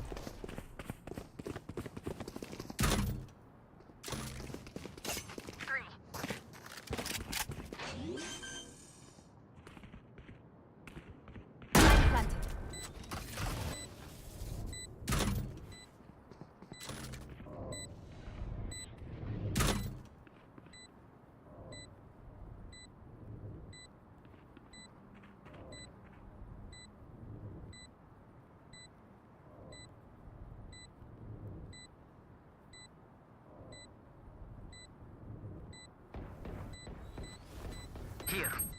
Mid.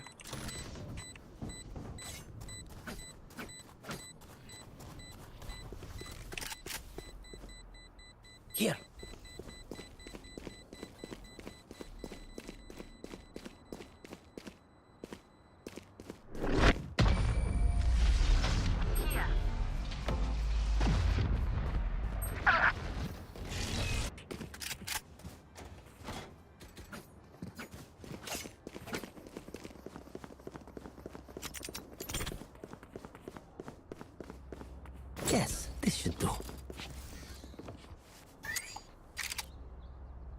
Oh man, don't smoke here. I'm going to be wall up. Please, don't smoke.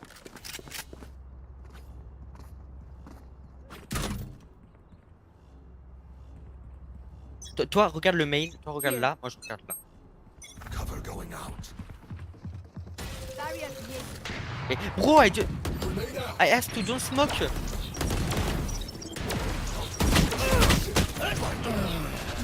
Two suppressed.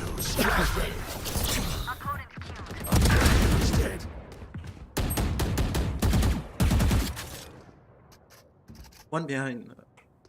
Flashbang.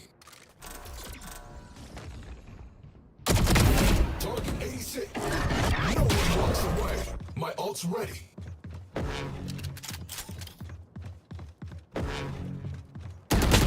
Listing manual reset. I need a reset.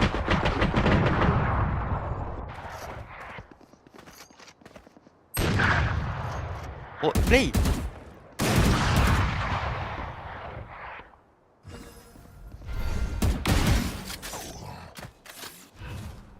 Shadows traveling.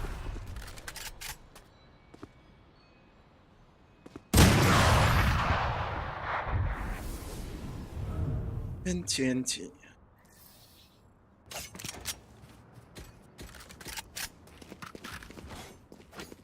Can someone get this? Can someone get this? Can someone get this? Ah, this is a nice spot. Yes, this should do.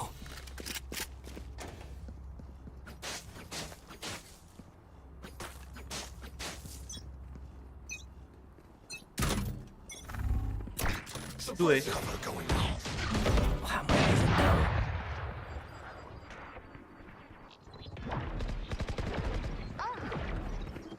Running mid.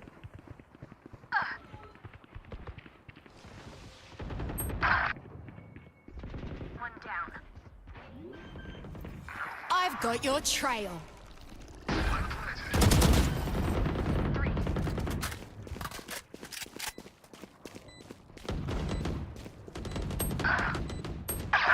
Here. Please don't lose it, please. I must wait a moment.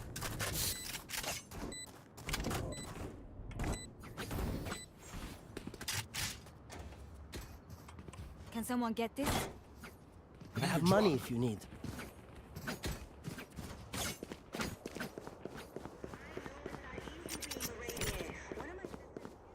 This goes here.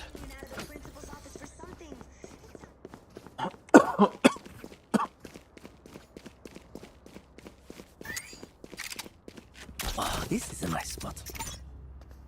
Yes, this should do. Knife deployed.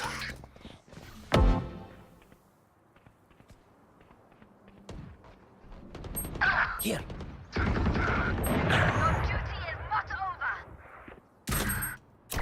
Tagged. Jet main. One mid.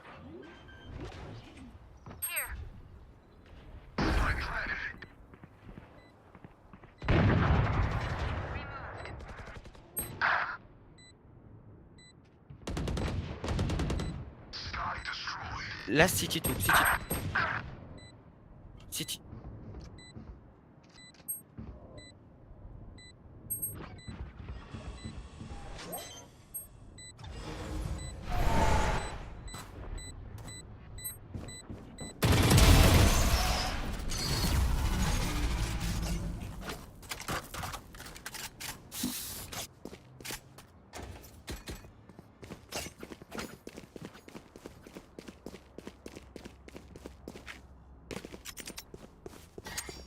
That goes there.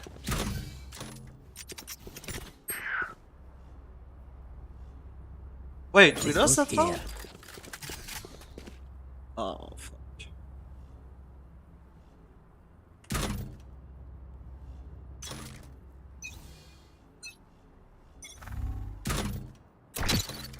My camera is Goes A? destroyed. Let me up. Foolish. Where is everyone hiding? Way to be.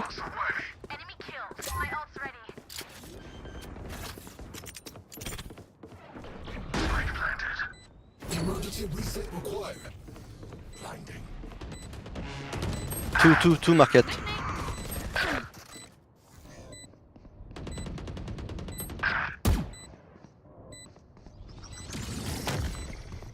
Cage triggered.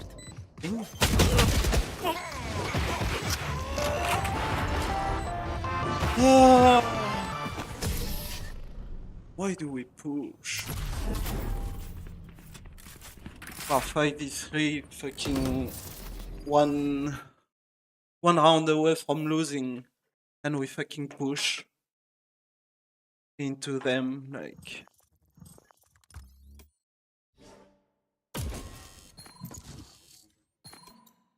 Uh, 45 minutes. Yeah, I have time. I guess I'll just keep the fucking pre-show. But yeah, I'm so fucking rusty, man. Holy shit.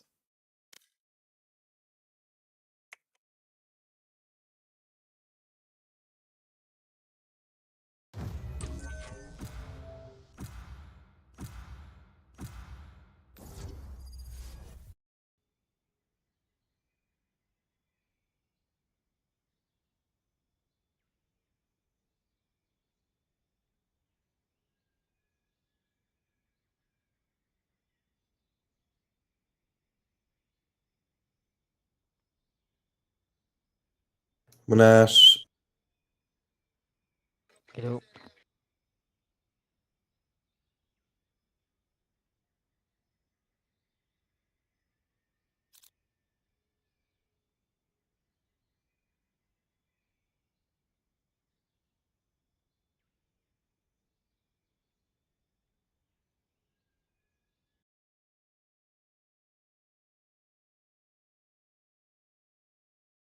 I mean, Cypher is okay. Oh, we have a Cypher. We have a close. Brim. I don't want to play Sky. I don't want to play. I guess I'm gonna play KO.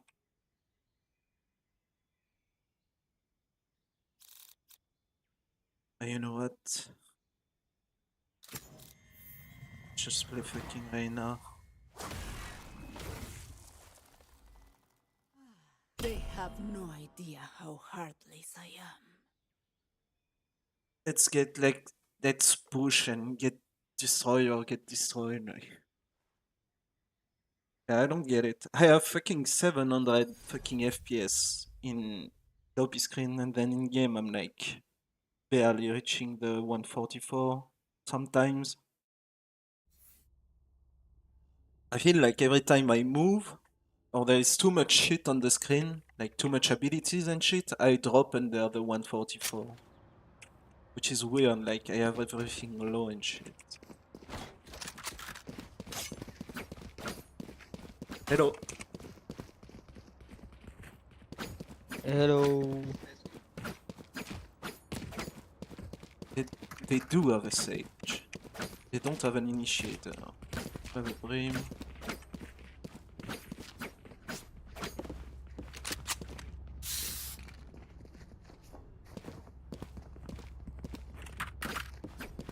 Hello, let's go from mid, Reina. They're probably gonna wall. Just check. Let's destroy it.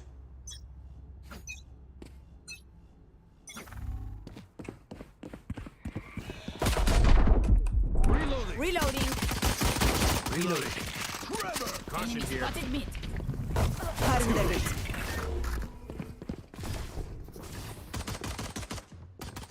Enemy spotted B. Put down.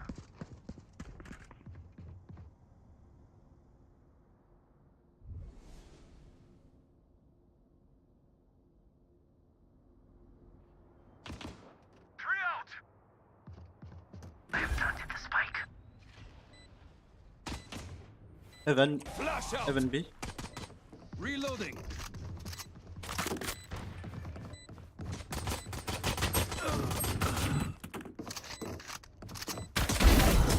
Be grateful I killed you quickly.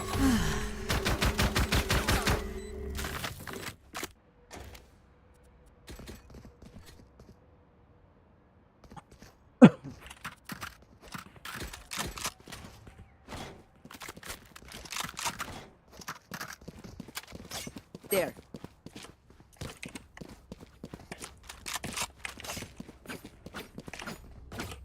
There.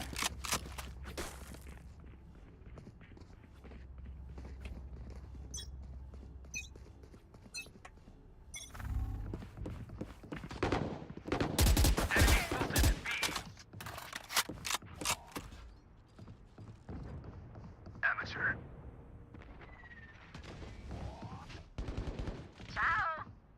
Line up, Evan. Another one, Reina. On the left. Nothing. City. Here.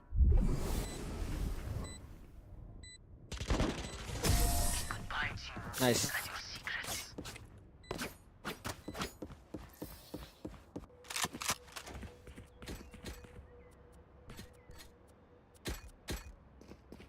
Bruce, can I have your ghost skin please for the bonus round? Find your ghost, just your ghost. What are you saying, Raves? Asking for a weapon. Ah. I asked the ghost of the gemstone because it is a bonus round. Right there.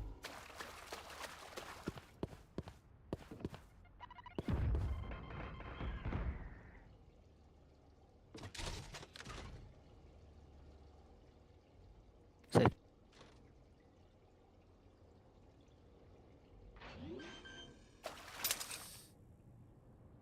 I have planted the spike. My ultimate is ready. 2 CT 1 event. Screen. Misty peek. Enemy spotted A. They found my wire. Fire's out. Where is everyone hiding? Someone is A. Pink spike.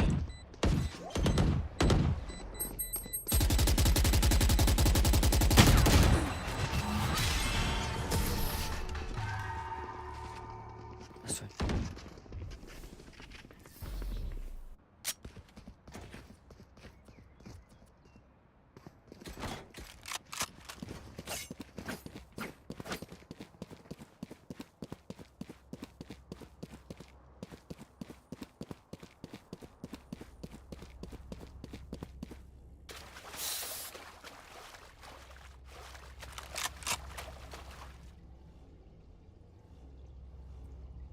Race, can you destroy the cipher cables here with your grenade? Is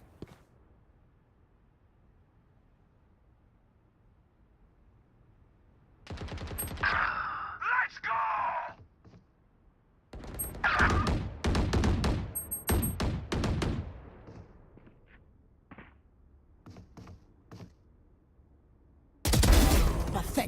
Go A. Reina.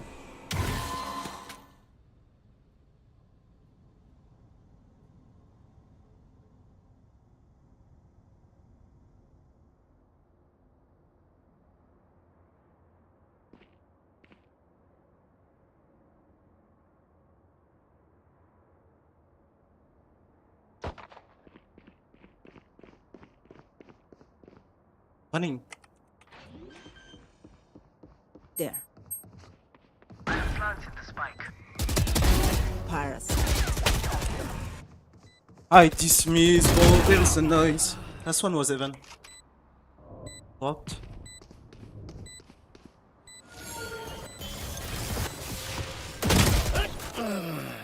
Fuck, man. I dismissed on that. There is a noise. There is everything. Like.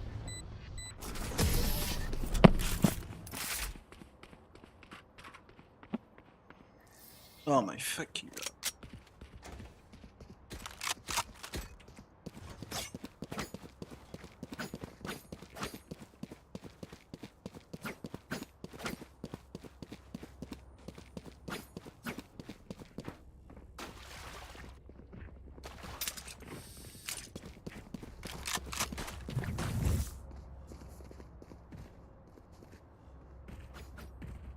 Go fast.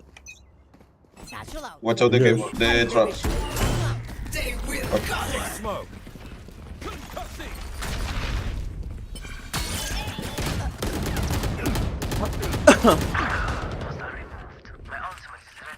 Oops.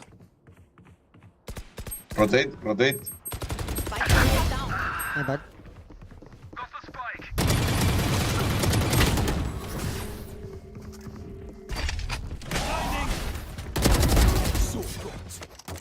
I know exactly where you are.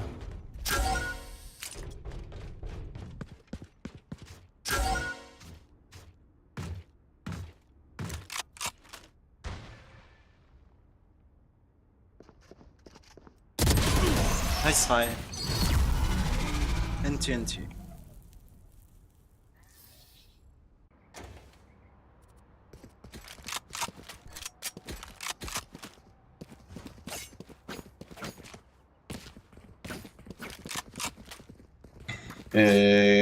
Echo, Reina. I can, if I get a kill, I get an armor. Just play as 5. Like, follow me. Okay.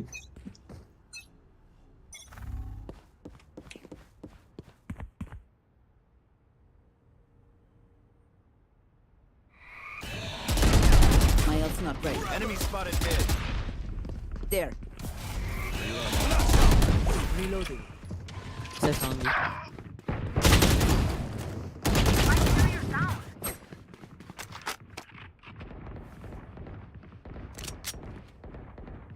Here comes the party!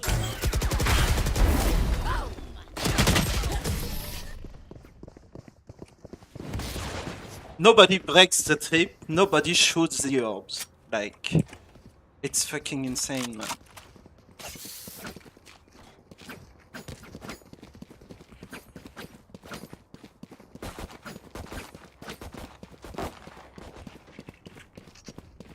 Reloading.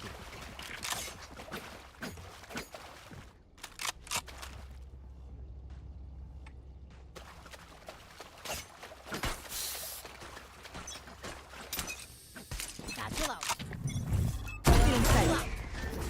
Launching smoke. Boom. Get out of here. Concussing. Where is everyone hiding? Hurry up.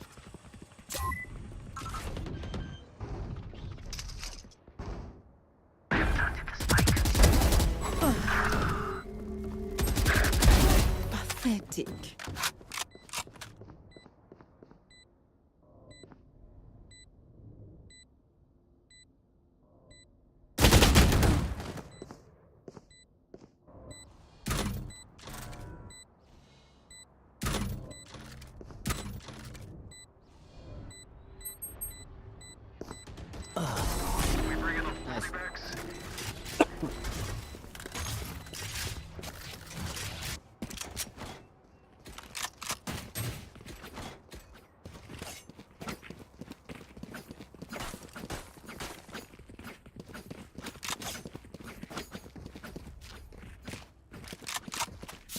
Reina, nothing. Yes?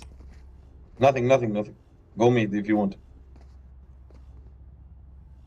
So Phoenix will maybe flash. We'll wait a little bit. Right there.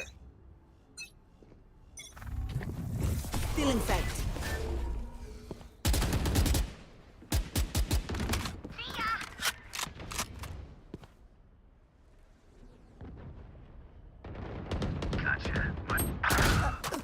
I'm in mid.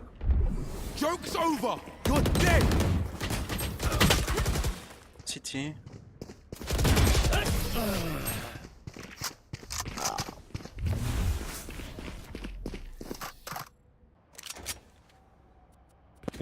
Race, the next one we enter first some side. You need to throw your grenade to destroy Cypher traps. Okay? Yes. I'm sorry.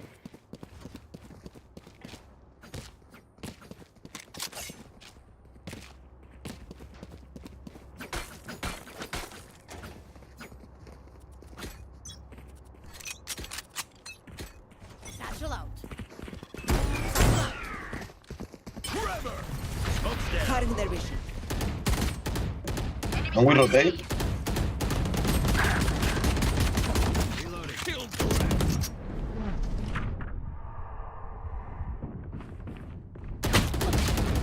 Oh, heaven. See ya.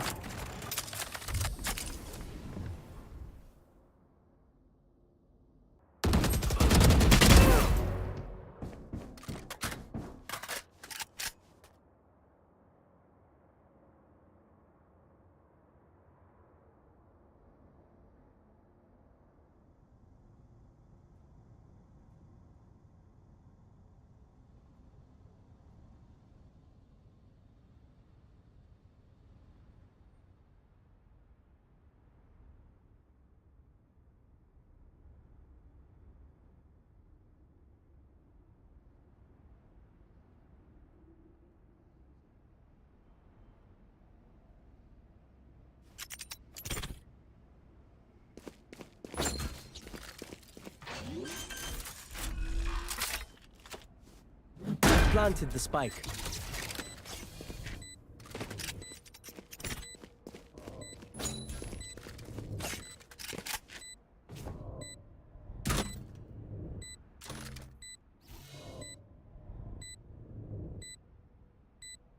They found my wire.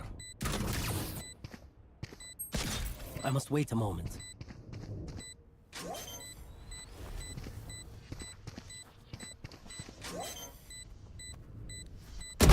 Is ready. Good job. It was very patient.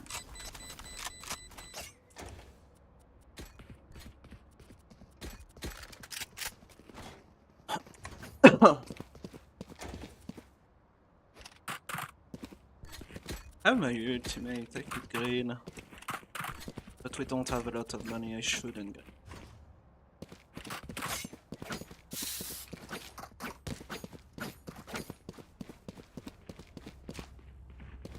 Race, can you throw your grenade here? And play with my ult?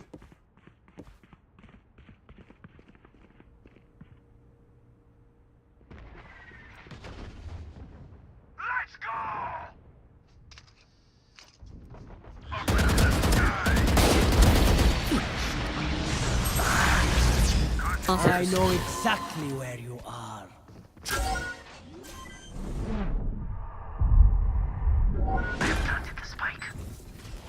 Still in sight. H on safe.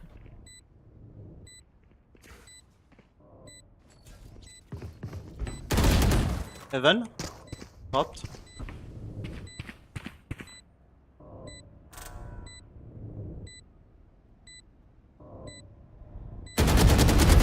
Goner.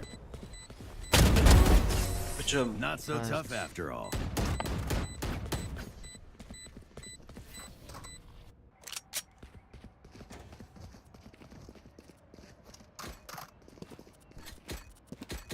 Can I get a drop?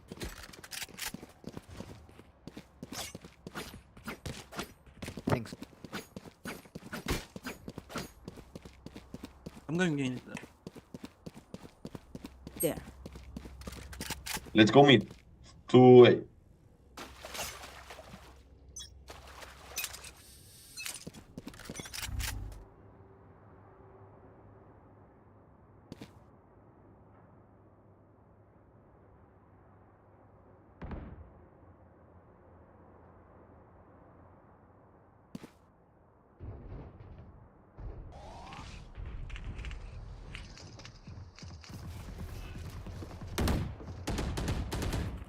Enemy and defender spawn. Weak.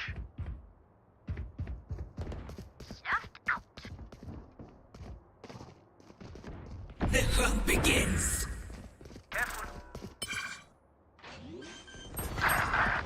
One elbow. In Sage City. Maybe one go away. Parasite. Screen. There. Okay, that's Time good. for a break.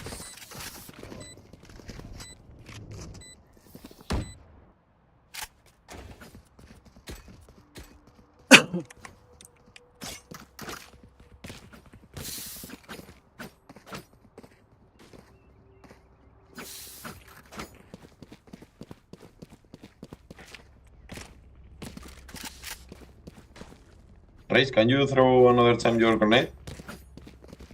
What? Your grenade here to destroy the Yes, traps. no problem. Okay, bro, okay. They will cower. See nothing.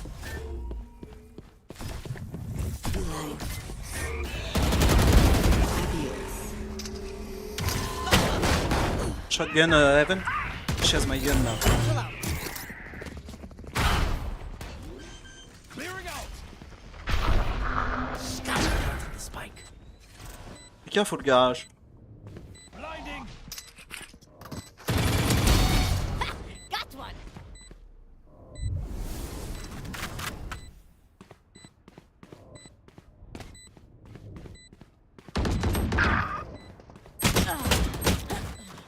One even, one main.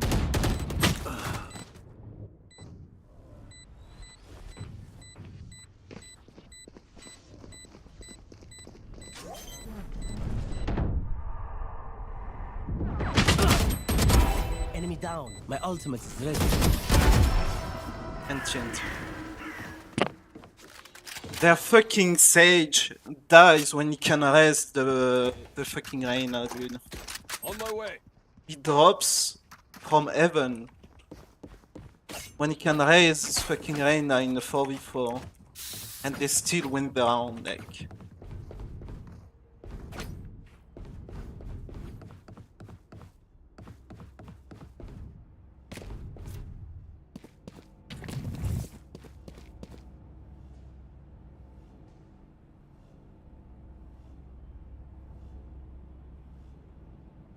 When I wait few seconds before throw you flash.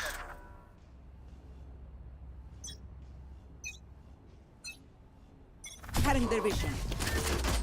Headshot. Nice. Between the eyes. Smoking B. Let's garage. There. Nice, Race. His main. Yeah, the spike.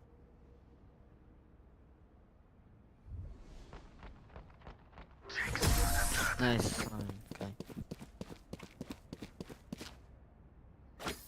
Nice. Spike spotted B.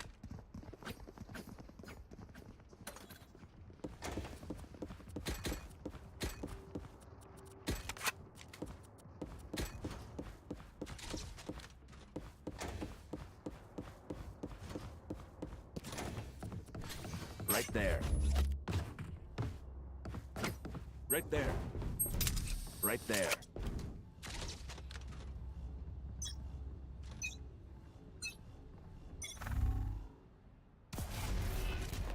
One step on me. Nice. Main Oh. one. Smoke's down. On my way. Molly. 1 min. Still in sight. It's B still. Out of charge. Mid.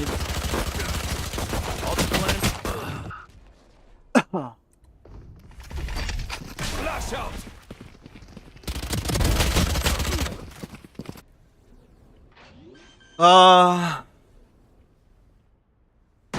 Fucking Omen flash.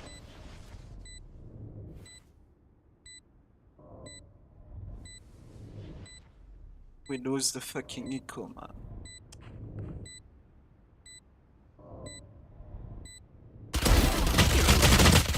The Reyna is just run, like the dude is just fucking double you and fucking run at you like a retard. That's all he does, like.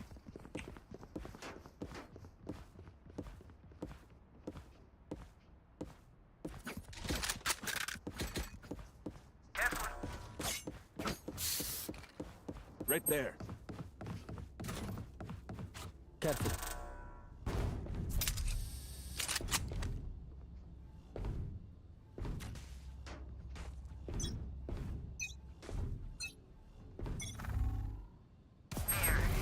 Mid. Cutting their vision. Caution here.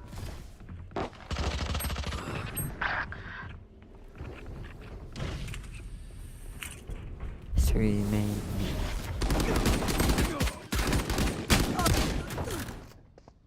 like I'm just never on him. Yeah.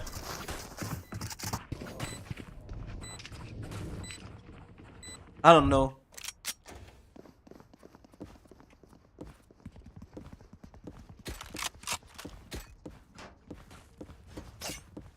Okay, so the pre-show for NA is live.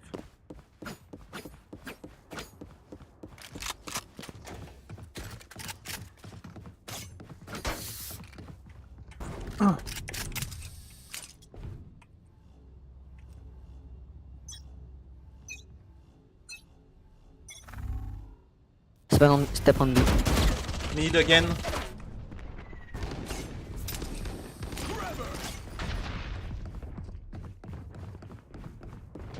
Careful here. Fire's out. Enemy spot.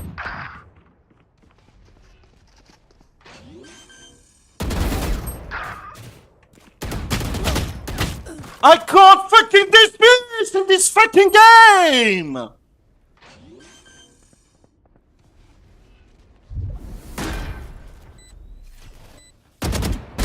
Goodbye. Hassan B.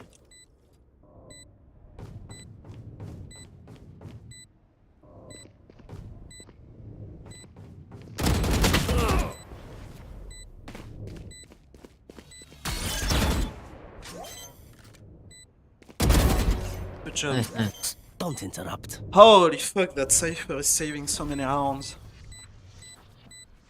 My ultimate is ready. You That's forget, the second fucking time always I'm play getting high trolled by a fucking defense. I don't have money for shit. We don't have money at all. Should save. Damn, we win the fucking round and we have to save.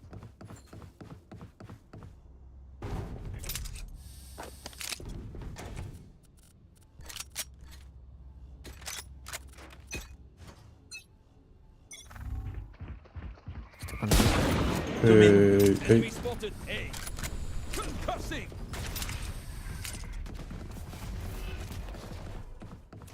Camera taken out.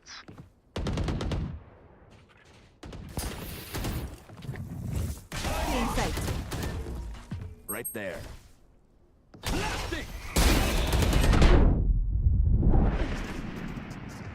Evan. Bring a kit. Behind you.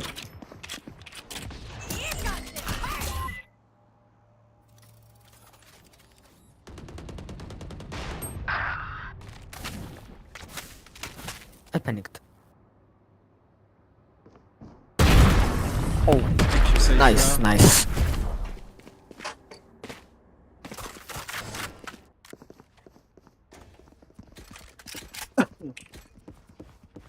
I need a drop.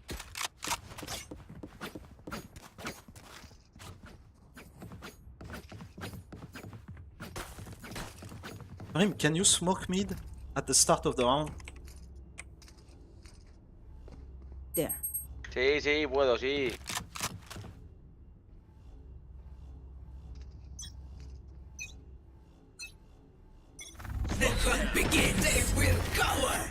¿Es aquí? Here.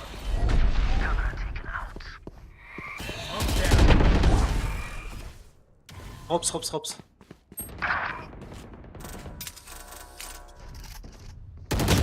I know exactly where you are.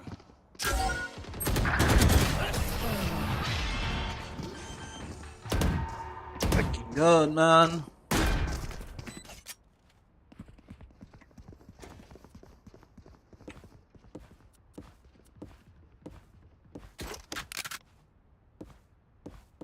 Let's make echo. Saving.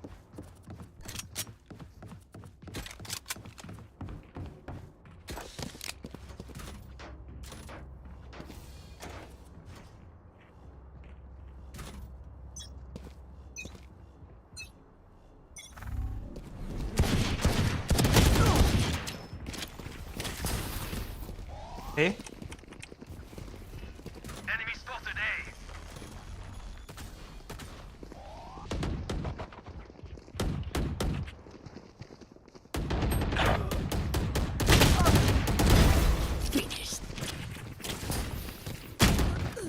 Heaven.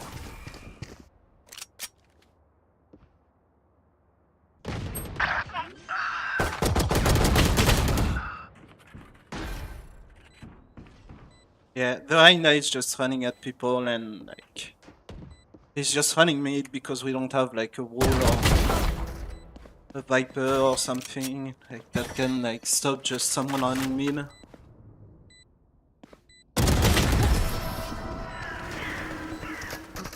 We need to stop him from running mid. I asked my fucking Brim to smoke mid, but he smoked like a retard, so... Right there.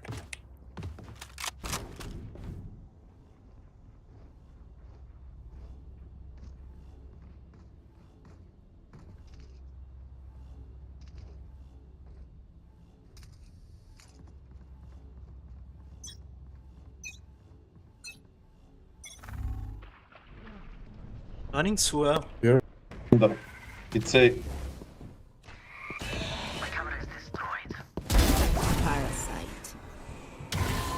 Don't push, right now, don't push. Cutting their vision. Spike Evan.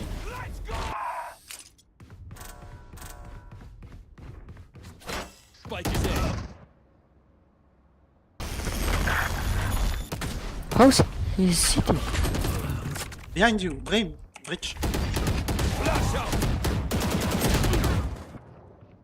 Oh! Of course, he's city. They are running mid and we have nobody to stop them. Like, the Reyna literally runs fucking knife out mid. Like,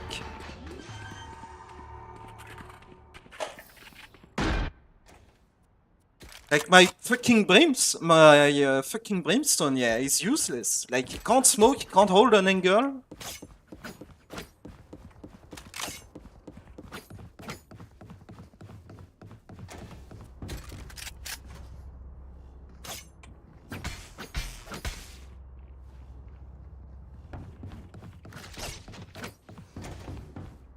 Play mid, Raze and Brim.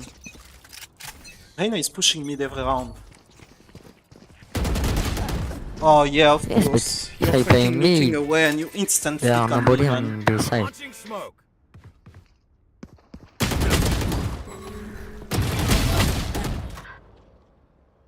Cypher mid too.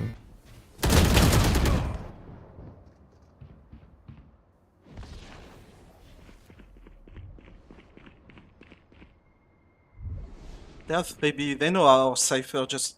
Our Cypher is, like, good at aim, but he just played the same fucking setup.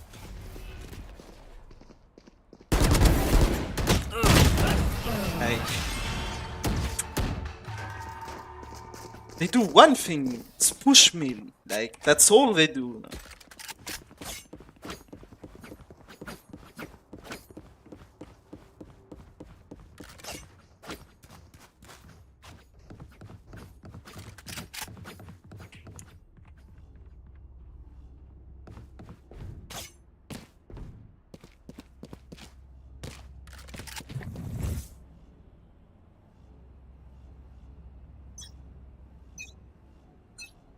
Raze, don't push me, don't push.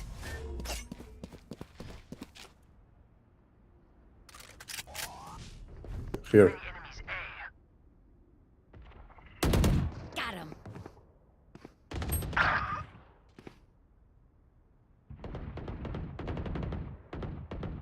Open up the sky.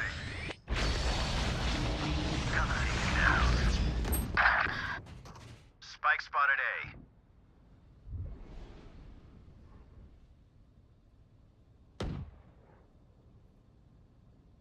Launching smoke.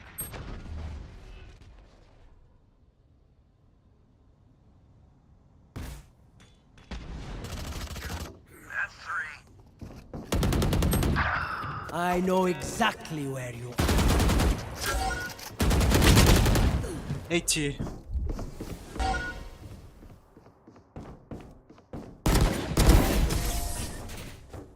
Nice, nice.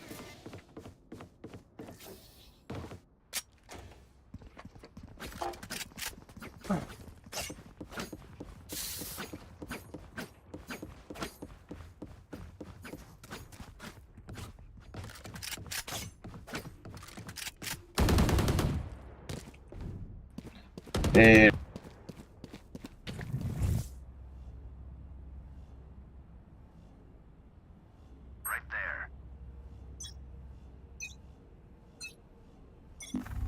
hunt begins. They will cover. Camera taken out. Ropes. One dead. Where is everyone hiding?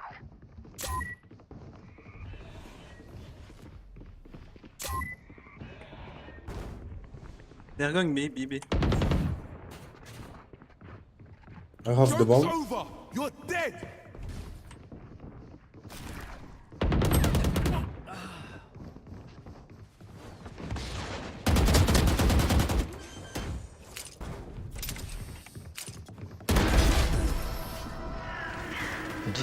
Ah, fuck me, dude. We lose so many fucking useless rounds, like.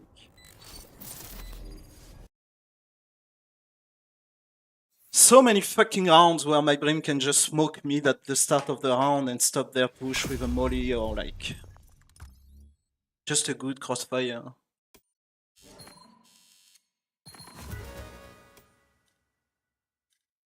Oh, how is he almost flat, like? He can't even fucking play Brim properly, like... How? That's a bot account, like... There is no way that guy is almost flat. There is no fucking way with the map awareness he has, he's almost flat.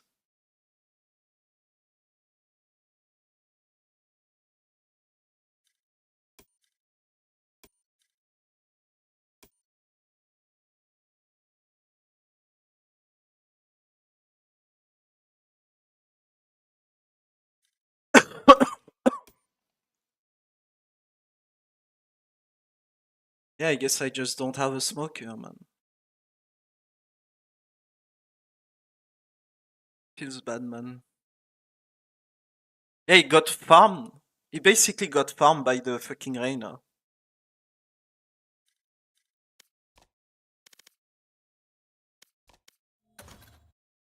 Whatever. It's any time. It's G2 left time.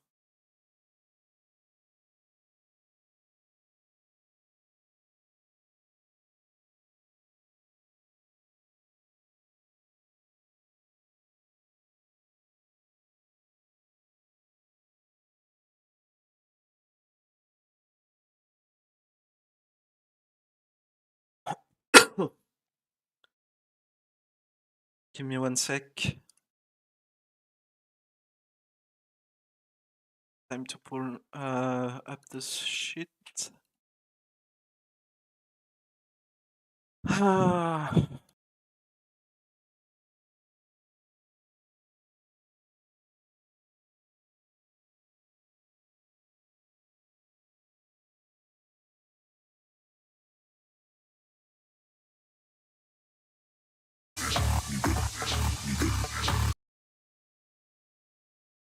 To some point. Tex had a great showing against G2, but a lot of them were eco frags, right? There were a lot of rads where I'm pretty sure his team was just like, go run, go get them, you know, like get as many as you can. But you can, I mean, see this tweet from Valen too, like continuing that this is a friendly rivalry, saying that like, we'll get you next time, Ian, who's of course Tex, right? It goes both ways. You know him like that? I don't know him like that, but Valen knows him like that. And it's also motivation for G2 to come back and win this one after losing that group stage match to the guy who went off to Lev.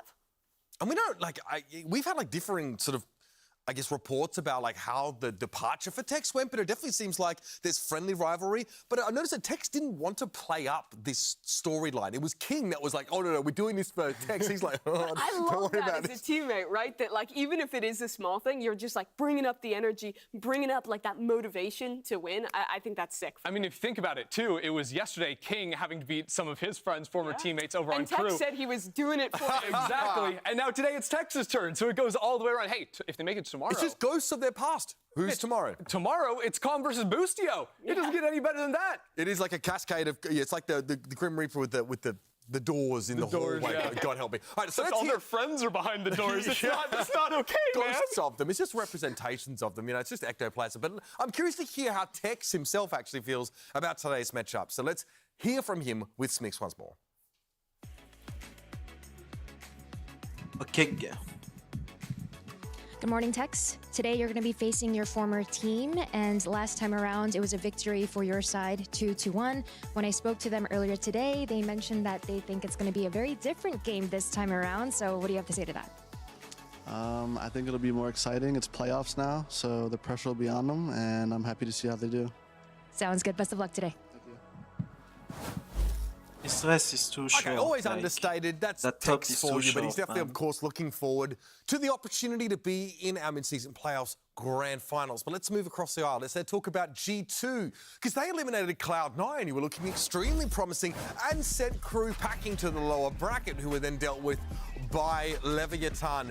But this team couldn't take on 100 Thieves, even though this bind showing from G2 was spectacular. Yeah, I think they had a really good game plan playing up against 100 Thieves. The 100 Thieves comp is built around these defensive flood retakes and mid-round reclears with the double initiator utility coming in. G2 did a really good job of calling pauses in the mid-round once they started this site hit to actually take the time, have a player set up an anti-flash, break both those pieces of utility, and then continue that brawl. And with the players, the form that they're currently in, they were winning that really consistently. So you have to credit Valen for taking that over the line, beating 100 Thieves on their best map, but it went over to Split, and then the ties changed a little. But they were the only team to be able to beat 100 Thieves over on Bind, which is massive. And I think so much of that comes down to the prep they're able to do, to Valen as well, leading the charge here, because when you have not just beating 100 Thieves on that Bind map, but also the series against Crew, when they just absolutely spank Crew on Icebox by playing this heavy flood style, not allowing, again, the strengths of that comp they were playing against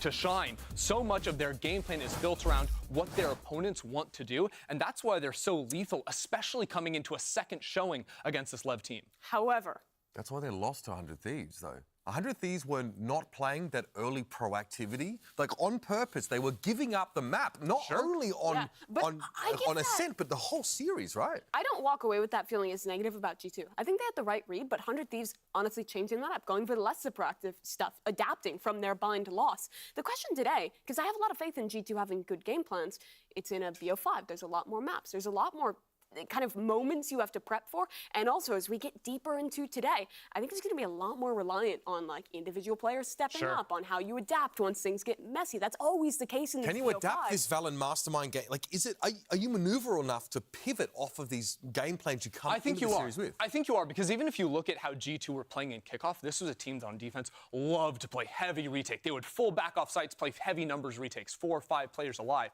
But ever since the switch, bringing Icy in, and importantly, putting Leaf over onto the Sentinel role, this team plays a lot more aggressively on defense. So on their weak side, where Leaf is often, he is still looking to play for kills and give them that added flexibility that is not just so 1-0. You brought it up. We talked about it.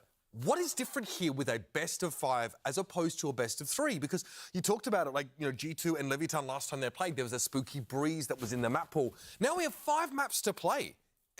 Does that affect a team with like the slightly weaker map pool overall? Like, what are the other big differences here? I think it's really, like we've been talking about, it becomes a question about adapting within the series, and also a big question about the mental. There's going to be maps where you're not as prepped for, where you're at a big disadvantage in, because it's just really tough to have a super solid 5-map pool and have good prep. You're almost never going to be winning at 3-0. You're going to have some like throwaway maps in here, you think? It's possible, and I think it's always about kind of how you recover back from those moments and how the team sticks around. Both these teams have proven to have that, and have also had experience in BO5s. The G2 core has played a lot of them. That Ascension game went the distance. Leviathan as well. The individual players have, but that team as a core haven't yet. So that is going to be something a little bit new. I would say, though, that when I look at these two teams, I do favor Lev over a longer day, right, in a best of 5, because I think that this team is highly adaptable round to round. It's a team that's less, I think, reliant on their initial game plan coming in, and so much more about freeing up where can Ospas find those openings. He's always looking for the weaknesses in the armor of the team he's playing against and taking advantage. G2 coming with very strong reads, so I think on the maps, like, there's going to be very important maps, some must-win maps. These timeouts are going to matter a lot for Leviathan then. For sure. Yeah. All right. Well, our coaches are standing by for our map picks, so let's listen in and see what this series is going to look like. Alrighty guys, welcome. As you know, G2, you will have higher seed going into this. Would you like Team A or Team B? Team A. G2 will pick Team A. Lev, you will be Team B. G2, you will have first map ban. We'll ban Sunset. G2 ban Sunset. Okay. What would you like to ban? We ban Split. Lev ban Split. And G2, you will have first map pick. Small map's gone. We'll pick Bind. G2 pick Bind. And would you like attack or defense? Defense. Lev pick Attack? attack. And what map would you like? Lev pick Breeze. And would you like attack or defense? Defense. G2 pick defense. And you'll have another map pick.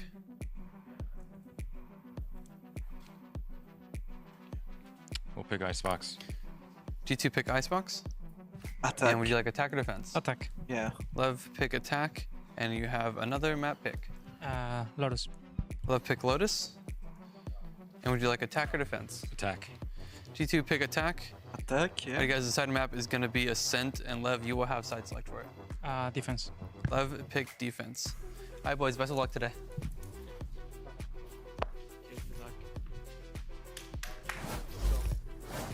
I don't know about you guys, but Icebox and Lotus coming up at picks 3 and 4 are the most compelling to me because Bind and Breeze seem like these teams like pocket picks in a way, ones that their opponents don't really have as much game time on. I honestly expect this one to go 5 maps. I think that Bind and Icebox have both been strongholds for G2, where I've been really confident in their game planning, in how the players are stepping up on those maps, which means we're likely to get Ascent, in which case I think that just in terms of the players on the team setting up Icebox and also the previous results, Leviathan is super favored. Yeah, I'm for sure expecting Lev on Breeze and Icebox. I think the must-wins for G2. That's funny. Good job, Bren, keeping it balanced. Wait, what is that? Is that you? That is me. Why am I That's a child? That's a pretty current picture, right? So the photo they took of me yesterday was from 4 years ago, and that was, I think, from like 20 years ago. So yeah, but that's anyways, what you look like now. My vote is Leviathan, and I think G2 absolutely must win Bind and Icebox. Their Icebox has been looking good. Lev's hasn't, but that's one that I do think still could go Lev's way and would skew this series completely into. I wouldn't want to trust a child, but I do agree that Lev's pretty favored here. I can't believe I just got done like that. There's something trustworthy about, you can trust kids. They're guileless, you know what I mean? Yeah. I feel like that actually makes you far more relatable, personally. I think that's great. All right, you've seen our predictions. Everybody has their idea of who's going to take this away, but it's time for us to just get this best-of-5 series underway. The winner's going to run it back and face 100 Thieves in the grand final tomorrow. It's G2 versus Leviathan. VCT Americas starts right now.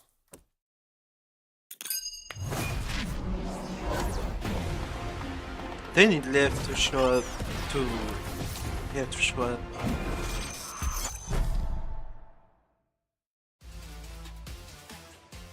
Still into the post plant we go. Valin doesn't set his sights towards a player. Turns the flash. Gun advantage, health advantage. And of course he falls. The mind game's being played and the shots come through for us, Box. Playing my boys G2 again. I love those guys. There's no one I'd rather play, to be honest. I think it's going to be fun. I think everyone's surprised Lev is in the lowers. They look really hot going into playoffs, and they're still a really great team. I just think Osbos is going to take that loss personal, and he's just going to pop off. Just got to keep an eye out for Osbos tapping our heads and stuff. Closing in. Mazzino will fall. Oh, wait. Spots. Gun advantage, health advantage. Wait, that's their image, that shit. The shots come through for us, Spots. I wouldn't say you have to be really scared of anyone individually in that team.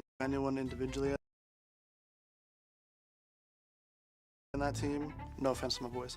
But they play really, really well as a team. Okay, Just gotta one watch sec. out for their teamwork, really. I'm gonna check Really with something. nowhere to run, but at least it's across the fire.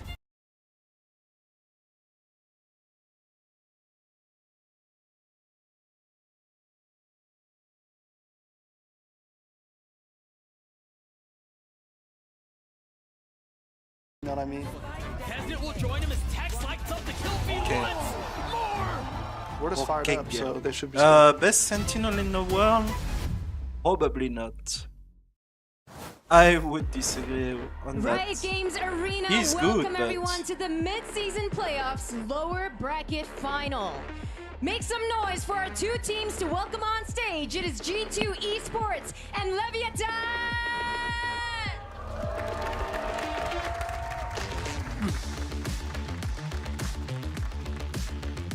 Our first player, Icy!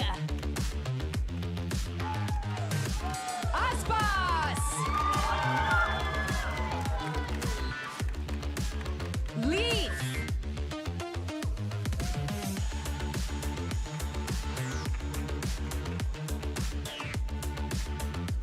Tex! Ooh.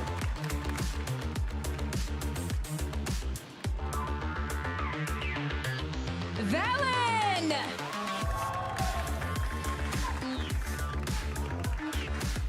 King!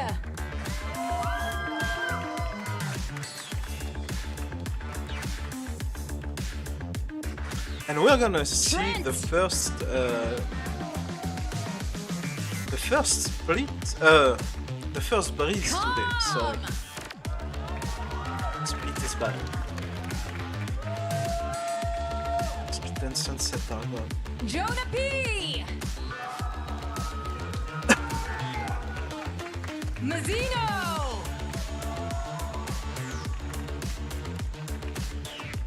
Icebox is even. Ascent is even. And our coaches, Josh RT! Bind is attack. Breeze is defense. And last but not least, Coach Goket! Lotus is heavily attack.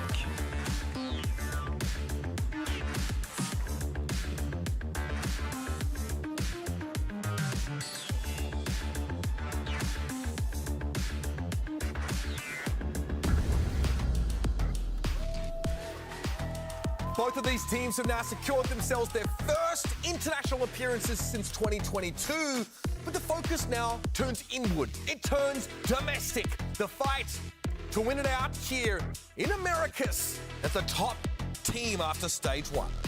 It would be absolutely insane, especially considering 4 of the players on this stage won Ascension last year. They had to fight for their right to compete in this league, and now they're fighting for their right to compete to be the best in this league. But Tex jumped ship. He's off to a new team. This Leviathan squad was always hammered as the super team, the squad expected to dominate in Americas. And they've had a run back. They've been good through the playoffs. But now in this lower bracket, they have to prove themselves in back-to-back BO5s if they want that title heading into the global event. Kickoff saw neither of these teams look particularly convincing, both middling. We were uncertain. And even the way the stage one began for both of these rosters, I mean, Leviathan fell to Leviathan a middling? chaotic game that didn't show their strengths. G2 also had a relatively slow start, but as the weeks went on, and that super week, that's when these two teams kicked into gear. G2 is the team who is always surprised that a lot of people didn't think that this 4 would and win 1, Ascension top of their against, group, they were against middling. EMEA, against What the the other top fuck? squads in that event. Then they come into Americas. They look bad to start. People don't think they're going to make playoffs. Don't think they're going to contend. But Like they've 100 beaten Thieves through was all more of that, middling and now than have a led. chance to make their first finals in the tier 1 in years. Role swapping one of the best duelist players over to Sentinel in Leaf, bringing in Icy from the EG reserve bench to come play as a starter on this team. And now they're top 3, maybe? But now up against the best duelist player in the league. Facing Aspas is always going to be tough. He destroyed them when they played in week 3, but this team has leveled up since then and have 5 maps to try and change that score. This is going to be a series that will expose every aspect of someone like Icy's game, though. Aspas will be looking for every opportunity to get one over on him and start to lean in to that dominance at the duelist position. We have a matchup now with Aspas, one of the most unpredictable players, alongside one of the most unpredictable teams when it comes to how they want to play out their rounds, versus G2, a team coming in with heavy prep, the only team to take Bind away from 100 Thieves. They are going to be challenged today to find answers both to the Lev game plan and also to Aspas. They've thrived in this week-by-week format where they have a lot of time to game plan. Damn, Josh tomorrow and we have Valen Fnatic can take those Heretics. moments to come up And then with the 100 best Thieves and counter. the winner now this of is like game after Lev game, cheat. playing Day day after after day. day, and it's a very different match. We're in Agent Select for Bind, That shit is and banging. it's Icy locking in the raise. This is a chance to start against Aspas, who has proven to be so talented on that Agent. It's a great great first map for G2 to start on here, coming out hot off that victory just yesterday. Again, looking at some of those tempo changes within the round, they were also showing a lot of flank looks on defense, trying to disrupt the post plants by wrapping around on their opposition. These are all things that Lev will have now watched, right? They had to play their series and then go watch VODs all night to get ready for this. I think they also did a great job in particular dismantling the Gecko combos that 100 Thieves runs. It's a very similar comp, the Sky instead of the Fade over on the side of Leviathan. But they're also looking to play for a lot of these flood retakes, a lot of these like proactive extremity control looks when they're on defense. And I think G2 have proved really solid ideas of how they play this map. Valen in particular, who you see on that brim, his mid-rounding has been excellent on this attack side. I think it's the map where I've been the most impressed with him. Leviathan on Bind, we haven't seen much of them at all. I mean, they did slam NRG the start of stage 1 on this map, 13-4, but they went up against 100 Thieves and they fell much the same way that many of 100 Thieves victims had. They got 3 rounds against them on this map. And as you mentioned, they're going up against the team who is able to concoct a strategy to bring that team down on Bind. I can't feel like they're favored here. You can't, but there's the question of how much work have they actually been putting into this map, right? When you come into best of 5s, there's a lot of unknowns. This is a best of 5, like you said, and so get some snacks, folks, and settle in for the long haul. Here's Brennan's Sideshow with map number 1. Let's get this game started here in the lower bracket finals of our mid-season playoffs here in the Americas, Josh. And this is the one, you know, where I'm kind of just trying to get a feeler, I suppose, of the expectations for both of these teams and the series overall. What are we expecting from them? It's a best of 5, of course. You know, it's a bit of a marathon test for both of these teams, just regarding the map pool alone, right? Because you're really being stretched and pushed and tested in ways that these teams, arguably, they haven't been before. Yeah, and on one side, you have a super team, a team that was built at the beginning of the year to win international tournaments, never mind attend them. And on the other side, you have our team in Americas coming through Ascension. So you would think that there's a large, heavy favorite here. But at the same time, despite the fact that it was only you, Bren, that believed in G2 out of our people here on the broadcast team, I think G2 have got a good shot here because their permaban is Sunset, which is one of Leviathan's best maps. And maps like this one on Bind, Lev have said they have an incredible map here. But actually, the match results favor G2. And we'll see them go into the pistol with a 4-player stack on A. It's G2 who are the ones who put up the big results. Now they're going to be tested once more in some way or form, running forwards and past Aspas. Vulnerable up just from the snake bite. And it's cut up the sight. Right through the middle. Jonah P just seeking to take away names and filling up the feed entirely with his name. One enemy remaining. Leaf there using that same Viper orb, actually, that caused NRG so many problems against Leviathan. King left with the Viper on the other side. Spike, irretrievable 5-player stack in front of him. Not the start that Leviathan were looking for, but G2 will take it. Another one of Valen's excellent reads when it comes down to rounds like this. We saw in that game against 100 Thieves so many times that he had a fantastic read of what was going on in the game. Yes, they weren't able to pull it over the line in the end, but I think he showcased that his calling is plenty good enough for the tier 1 level. Yeah, it's been going strength to strength. Another big major test in the form of Leviathan, right? I mean, when they're going up against Cloud9 and Crew, you could argue that, you know, they could sort of match the same blueprint that they used to beat those teams, both of them, trying to bait the star players in, take good fights together, make sure the discipline was on display. And for 100 Thieves, they're almost entirely in the opposite direction. Like, don't get me wrong, they've got hitters, but it's the team play that carries that team in the execs, right? The real well-drilled stratch. For Lev, they're a bit of a mix of the two teams. I find, you know, you've got Aspas, this superstar player that they are going to have to keep in mind.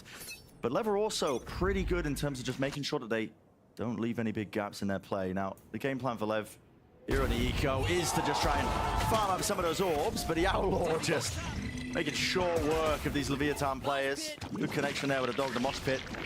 From also just peeking wide out into the open. That's so nice from Trent as well. Great angle through the wall there with his mosh. Think about things when the sides are flipped. G2, last time we saw them on Bind with their win over 100 Thieves, they were putting heavy emphasis on Shower's control themselves. Now you see them on the defense side looking to try to counter that. Double fighting Showers, which is a very common approach for teams. It's just one that 100 Thieves don't normally go for. And then sending that Trailblazer through the teleport in order to go for the refight. Outlaw still on board, but no light armor for Leviathan.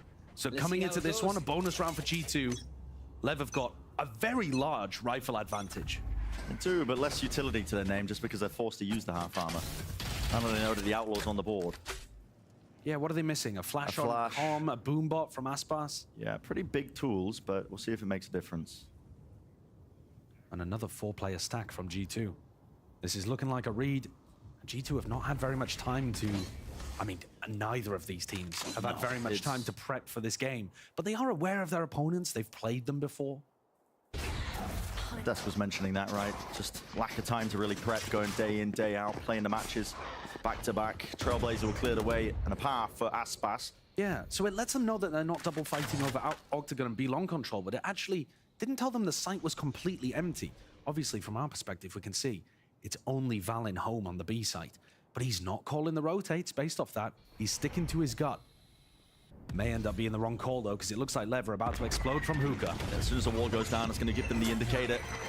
Just send it all the way forwards. Will be an easy plant. And to be honest with you, this should be an easy round. Be on bind, very difficult. It's all about this hookah fight. Oh, and a crossfire setup. Slightest of off angles, enough to really just expel, dissuade any other attempt here by G2. Of course, the weaker weaponry, they are going to want to send it. But at this point, just playing retakes into the B site, it's basically an impossibility. It would be good at least to do some damage here. We've got Jonah kind of backing off, like really, really far away on the other side of the map. Is he trying to save the Bulldog in this spot? Or is he just looking for exits over towards B-Long? He does have a little bit of time. Might be able to catch some players over towards the B-Long angle, but yeah, final go of things here for the G2 players. Yeah, to be honest, that's almost worst of both worlds. You don't get an opportunity really to send it on the retake and do damage. Oh, guns to be claimed. All right, there's plenty of them. Plenty of them. Jonah P even surviving until the tail end of the moment, although probably would have been okay with going down as well. All right, so fair enough there. That round-the-world play from Jonah P does actually end up with some success towards the end of things. But Leviathan, that one was a little bit of a weird round for them because G2 gambled so heavily on their defense side. But, Brent, speaking about gambling super heavy once more, we have the same 4-1 stack on the defense side, just the other way around. And the economy is actually fairly equal. You would not expect this kind of setup. Valen's starting to drift over towards A. It looks like Valen was expecting a fast B rush, and now that it doesn't come through, goes back into more of a standard setup. Dizzy over the top, Trailblazer forwards. They've already taken lamp control with a mosh pit. Aspas, he's eager now to draw some blood. There's one player left to stand his ground. It's Valen, the IGL. That's so good. He's playing anti-flash inside their own smoke. Backbone of this team, and they've waded right into the nest that is Leaf. Already set up towards the hookah angle. Tex has got the spike in his back pocket, but a position recognized there to see he can point them towards it, and G2 feel it from Valen's positioning there, just backing away to double face. 3-1 now in terms of that round differential. Ludicrously good play by Valen. To say that that was plan B. Remember, they stacked 4 players B at the start of the round, thinking that Lev were going to send a fast hit in that direction. So they weren't set up as the perfect A defense. Yeah. But to still anticipate a backside flash there, be playing inside the smoke towards spawn, and be able to pick up 2 with a spray transfer, that's lovely. Really is. It's going to knock the economy of Lev early on. And you heard the desk talk about it. Last time we saw Lev, only able to pick up a mere handful of rounds in their game against 100 Thieves. So we are expecting G2 to be, I mean, in my opinion, fairly heavily favored to make a good beginning in this series. And it's on Lev to prove that wrong.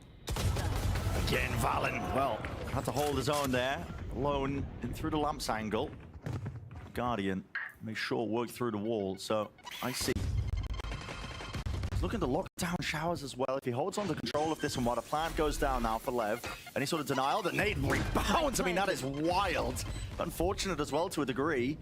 Maybe not enough to actually even prevent the plan, but still going for the stray shot, hearing and knowing, expecting Aspas onto that spot. Jonah P is alone here, waiting for the thrash now to see if he can take the fight forwards into lamps. Connection, detainment needs to be covered and defended. King does his job and does it well. Icy just trying to aim towards the back. These players looking away from him, and a call is made by Lev. They want to refight this one. Straight into lamps, doubled up now. And what is the call here with Leaf? Already just picking them apart from behind, but one player to stand. It's Trent. And time is against them. With the molly onto the spike, there was no chances there. Just as we're singing the praises of G2, Leviathan answer back. On a thrifty round of all things, Aspas opening it up. With the team not exploding down short, but just contacting behind King's utility. And then that pressure onto the plant getting messed up by IC didn't really find very much value from the Outlaw. That all ended up being a little awkward for G2. One of the things that we've noticed this team is excellent at, what has defined them in their run through the playoffs, is their ability to play tight together. Yeah. There was only one player re-pushing lamps off the back of the Thrash. Icy wasn't because he had the Outlaw. Leaf was on the flank. It felt disjointed to me. The timing did not feel like it was going to grant them success. So we've got a fairly even game, and G2 taking quite an early tag time out here after only 5 rounds. I don't really know what there is to read in terms of the tactics of this one, but G2 are a team that, you know, they like to do their homework, they like to do the preparation into their opponents, and you make the argument, I mean, how much can you actually counter-strat an anti when you've only been given a day? Chances are not too much. But it's clear that G2 do have their own reads just from how they've been playing early on. I mean, a lot of those 4-1 defaults that you were pointing out on the defense, that's unusual, right? You don't want to be spreading out your players to that degree to make one side so much more weaker unless you've got a real heavy read, and it hasn't been paying off for them. One of the other things that you can use those 4-1 defensive setups for is that you're probably going to end up playing retake when your opponents have heavy ultimates anyway.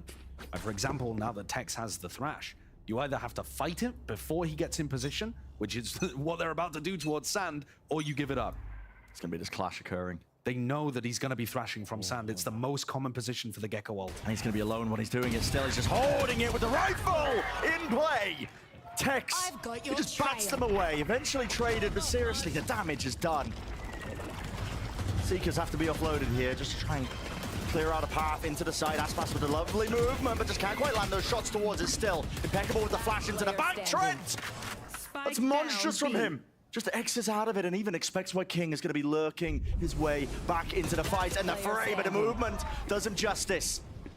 With King surviving, he brings it into the 1v1. He just doesn't know where Icy is. And he's worried that Icy might be on top of the spike already. King re-clearing. You know, fully thinking that it's possible even that this fountain area could be compromised.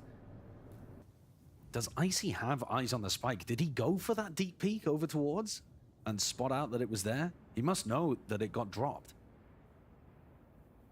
But it doesn't look like he wants to really take the fight. No. He certainly does not know that that spike is still down. He's wondering about King. He's so worried. 30 seconds left. We're at the 50 seconds mark when, you know, King got it down into this 1v1 now. And the more the time just gets bled off the clock, nerves settling into the back of Icy's mind. But Icy's got such great utility for this as well. When King goes for plant, Icy can try to nade.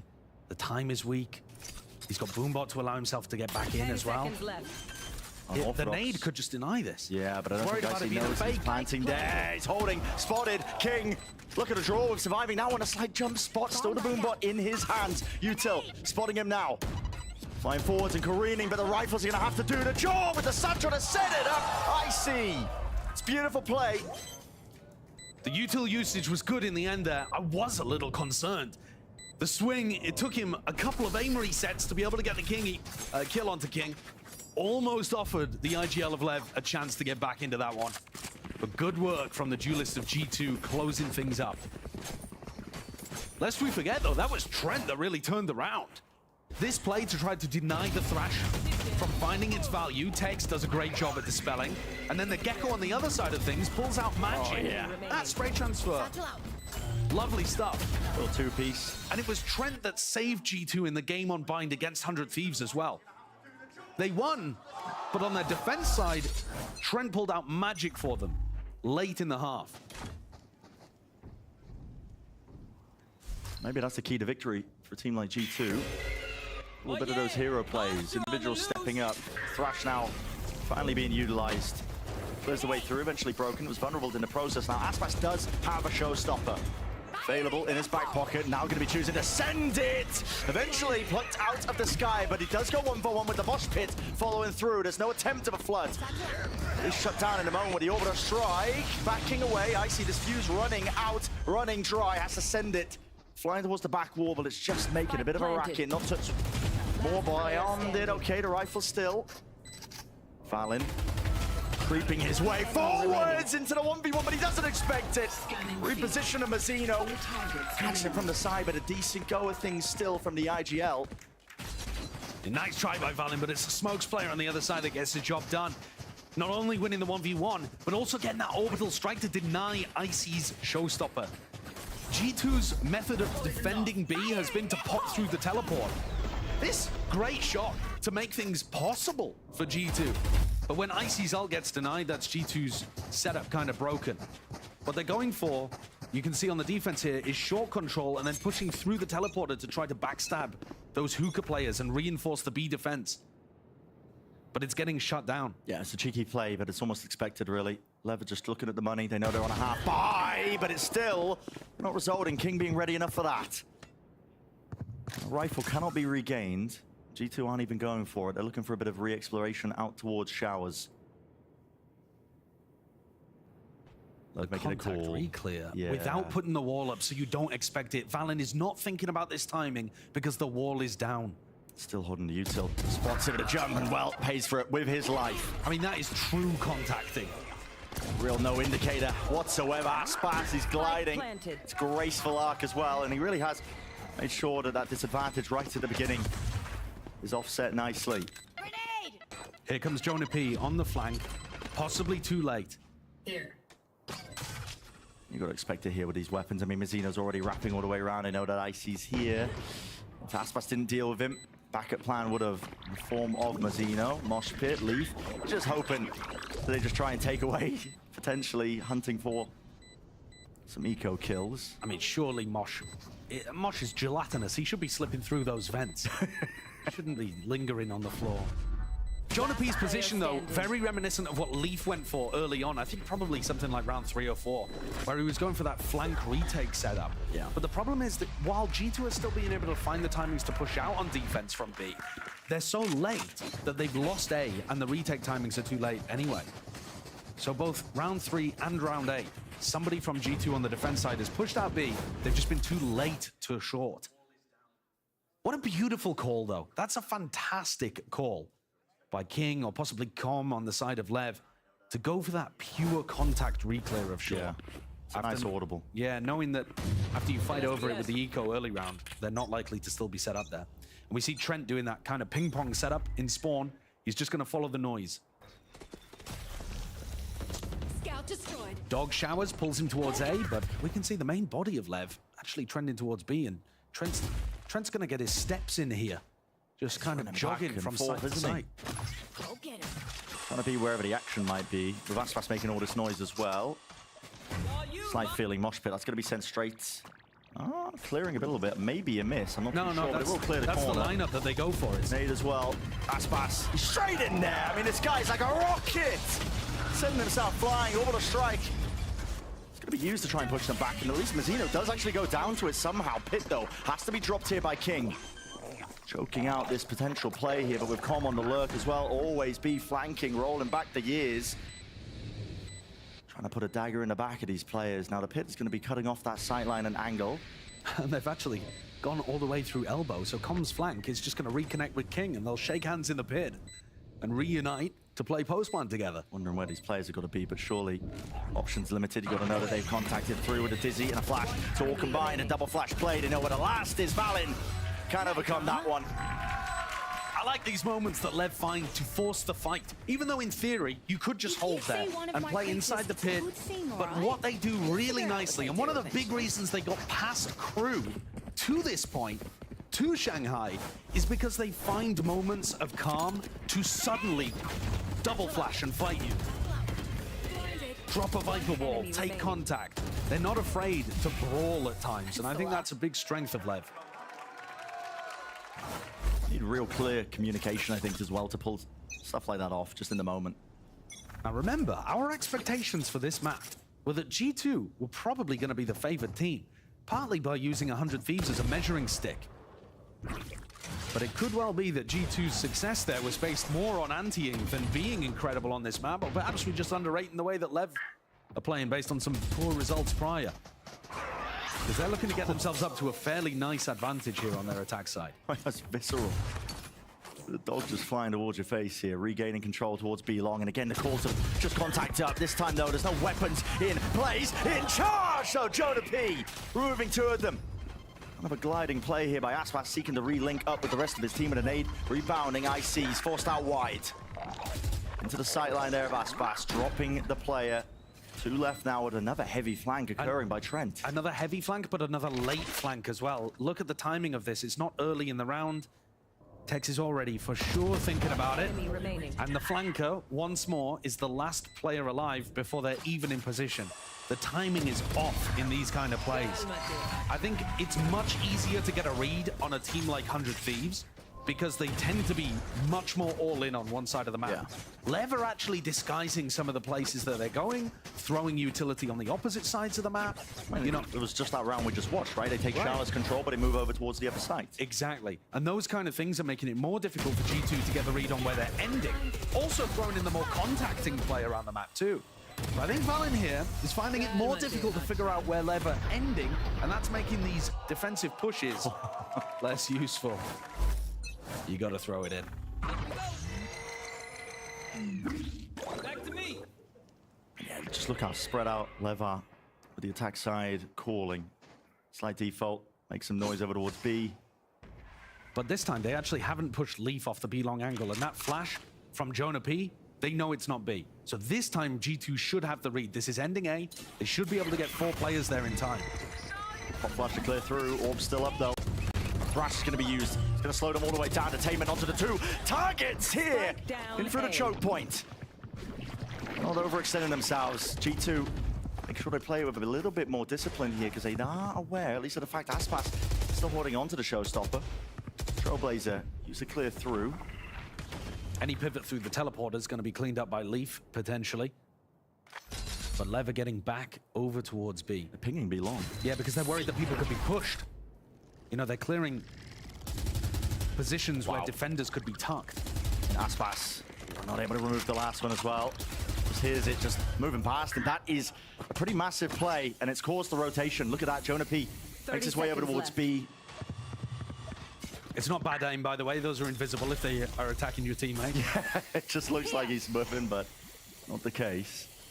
However, luck of the draw for G2. They might have just found themselves, at least with 2 players onto the right side. So making his way forwards with only 12 seconds left. Pop flash through and around. Time is working against them again. Aspas, it's initiating factor. This guy is now finally being shut down. And with barely any time left available, Com just can't get it done. There's no easy fight for him to take. So G2 realized that one, backing away, winning the round out just through that time. And what is the difference in this round? It's the fact that the G2 players on B could clear out and get good negative info. With Leaf jiggle peeking over towards B long, he kind of egoed Com's utility and realized there's no follow-up here. It's definitely not coming B. And then the fact that Jonah P also got the flash towards Sand and didn't hear anything. They knew it was going to be an A hit. They read the rotate back over towards B. Once G2 have an understanding of the macro game, their teamwork is enough to get them over the line. This time, though, going for a gamble, they've misread the situation, but they always have the opportunity to pop through the teleport.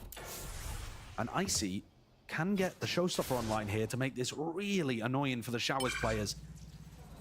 This could be hella risky, though. They don't actually have prior Showers control, but it looks like they want to send the Trailblazer forwards right from behind as well. Rockets for a rocket exchange of that firepower. But it's Icy who's the one who does come up with the kill. Maybe a little bit more. These flashes in play. King, they know he's there. The Dizzy already isolated that position, just firing off that stray shot. Mazzino! Mazzino! What is that? From the brink. A chance to salvage the round. He's got here in Icy's position. He's got the orb and a strike. Shut down. Oh, clipped to the back of the head there by Valen. That is the tiniest of a pixel angle that Valen just hit. And if he didn't secure that, Mazzino has ult online in a 1v1 where Valen's only 30 health. Outrageous from both Brim players. Mazzino, of course, doing the most to make that winnable. But Valen had a very slim chance there. of making it easy for himself. Otherwise, it would have been a nightmare 1v1 to win. Yeah. Mazzino just tucked himself over. Look at that! Is ridiculous. Look at this is what I'm talking about. That is ridiculous. Look at that.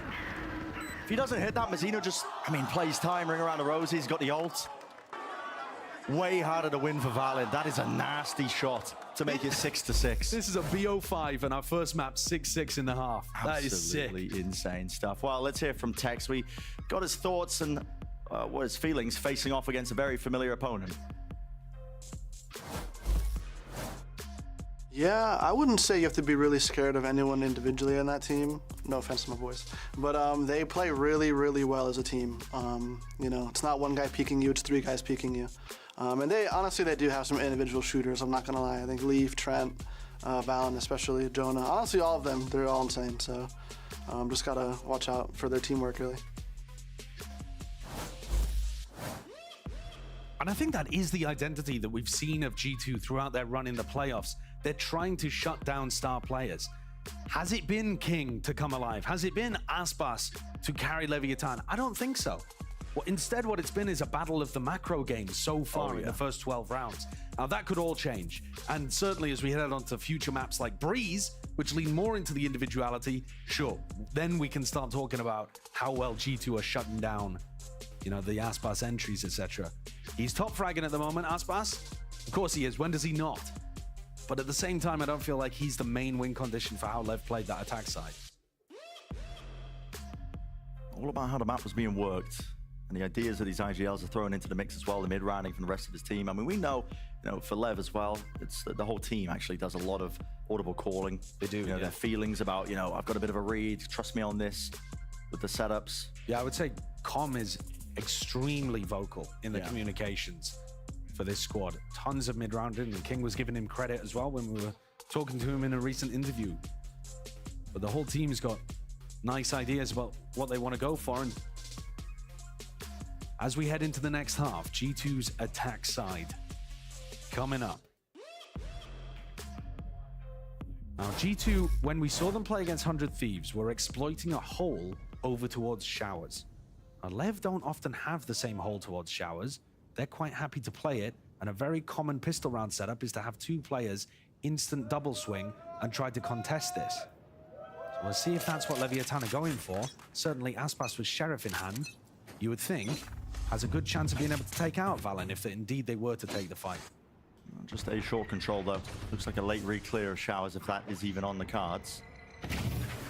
Pass for the TP, double play here. Lev seeking to crunch. And with G2 playing this far back, I mean, they actually do get that opening kill as well. With King dropped, plant down. Into the post we go. Maybe now the call to get that re-clear. Late going. Wingman will start the defuse, at least with the process, and a Dizzy in play, in process. Tex already getting this. How about a defuse? Looking to break this one. Wingman finally dealt with. But Lev wouldn't have these fights, potentially not quite. Com. It's going to be the last one left in a 1v3. Now, there has been a decent amount of damage, but it comes out of hitting it. It's a little bit precarious and tenuous. Still, time has been bought for him. All that work done. Off on the round and a bound. That is absurd. A shot to the brain of Valen. Only the wall saving him, but he doesn't land it. And still panic. Now beginning to settle. Has he bought enough? I don't think he's got time. So damn narrow. On a nice edge there. Somehow Valen with the composure, and Com not quite hitting enough after that sick headshot. A great try from Com in the 1v3, but not quite there. G2 take the pistol and go up 7-6. Look at that. The like fadeaway headshot onto Valen dropped him down so weak. And yet he couldn't quite finish the kill in time. So yeah, Lev contested Showers there at the very beginning of the round and then decided to pile people through the teleport.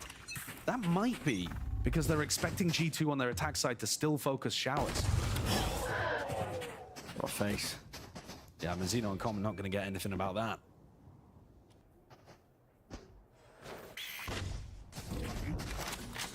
We're going to need some clear game plans, I think, as well, just to prevent these ults starting to get farmed up. I mean, flowing forwards. It's too late. Trent already has his thrash. Assuming that this plant goes down, which is almost impossible to stop, Trent's going to have thrash for the next round in the bonus, and that's massively important. Lev almost already need to start thinking, like, give up on this round and start thinking about, are you going to be playing proactive in round 15? How are you going to stop this Thrash from just taking the space it needs and taking a site? You've got a little lurk play here from Leaf, who can afford to go for this kind of thing because he only has the pistol. He's not going to give a weapon away. No. Probably going down to the spike for the Lev players, catching Leaf on that flank. Yeah, and shouldn't be any more danger. And there's no worry of building up ults on the side of Lev or anything like that either, so G2 are in a great position here. Again, the game plan for G2 in the next round is quite simple. On the other side, though, for Lev, stopping a Thrash from getting value can be really tricky.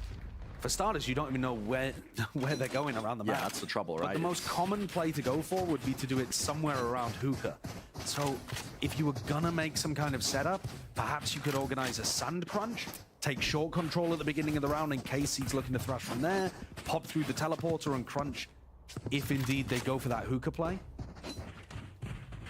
Lev, though, looking for the 4-player stack on the A site. Watch and learn. It's an overwhelming amount of utility they've got, and they could choose to crunch through sand if they hear it coming. Well, I don't think they really can because they're giving up a lot of short control. Or at least send through a bit of that util. We've seen teams try and cancel it with snake bites and nades. I mean, to be honest, the game plan here for Leviathan just seems like gamble A and play full B retake. But again, this is the most common position, I would say, to go for a Thrash. And here it comes. Yep. Very standard game plan from G2, and Lev not able to be in a position to disrupt, but King still somehow finds the opener. Okay, well, and they're going to pop through the teleport here. They're trying to refight this one yet. The call's being made now. Putting the squeeze onto these G2 players. Plan for Valen. Stuck and committed. Gets him into the post at least with a Dizzy to try and refight this one. It did connect onto him. Having to dodge this one with a snake bite. Drop down at their feet.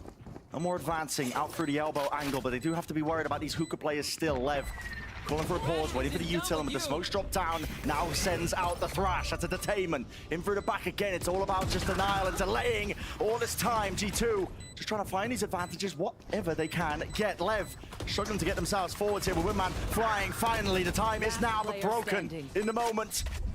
1v2 for Valen. Sticking all the way with Com as a sole defender. What a phenomenal round from Com. Lev put the squeeze on very slowly.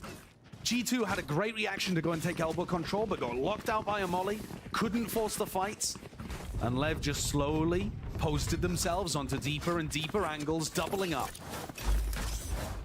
And it's this play. I think Trent had a chance there to win the round for G2, but couldn't get a kill. Nice round, guys. Damn, nice kind of Chris. I mean, remember that this is Com coming out of almost winning a 1v3 on the pistol. He's feeling good. Top of the scoreboard for his team. Vibes are definitely up. Aggressive down A short. Looking to catch a player potentially, but instead just a bullet for Tex. Only thing being caught. And this round almost over before it began. Yeah, you lose 2 players. Yeah, 2 fights. And not even a fight, I don't think, from King. Sorry, from Com. Looks like it might have just been jiggling for information or something and got caught by the G2 players. And slow and steady paying off here for G2. You're expecting Lev to try to make some kind of play to equalize things. In a 3v5, the team with the player disadvantage is almost forced to make some kind of risky play. It's so cautious right now. I like this from Leaf. He's just working his way down. If he spots a bunch of players, then they can call the react into B. But otherwise, if he takes space, then they have a chance to return back to him. Leaf, though, is coming that he's not hearing anything, and the G2 players are starting to coalesce towards A. Hesitancy, man. There's hesitancy here with 33 seconds left. This is rough. Stimmy dropped. Got to get a run on. Got to get a move on. Left. And Lev have called the right stack. Snake bite. Just battering off the shoulder here. Aspas avoiding the Dizzy. Satchel's in and through. Wingman needs to be denied and broken, but it's being held. It's guarded for now. Into the post plant we go. Nades. Like I said, a little bit late and delayed, but now doubled up. Lev looking to try and take some fights together. It's going to have to be that firepower that bails you out of this spot. Molly rebounding. Orb to be propped up and placed up. Snake bite. Force them way out into the open for King. An easy collection of 2. A tap onto it. Molly over the top. Don't think that's going to be rebounding. Time's going to be bought as well. G2 should be able to just play to us one now as well. Just not really facing too much. The Molly surely doing the work of a mosh pit. Send flying up and over 2v2. Beautiful to crosshair placement again. It's that time against him. As the ring just descends onto that spike, Aspas realizes it. The time is up for any chance to win that round. All the right protocols there for G2 in their post. You see how much post-plant utility they had available there? I mean, that's brutal. Waves of it coming at the Leviathan defenders. And despite King's heroics of picking up 2 in lamps, which is way more than you would expect from him. I mean, look at this. What a play to bring things into a 3v3, but they still weren't able to convert.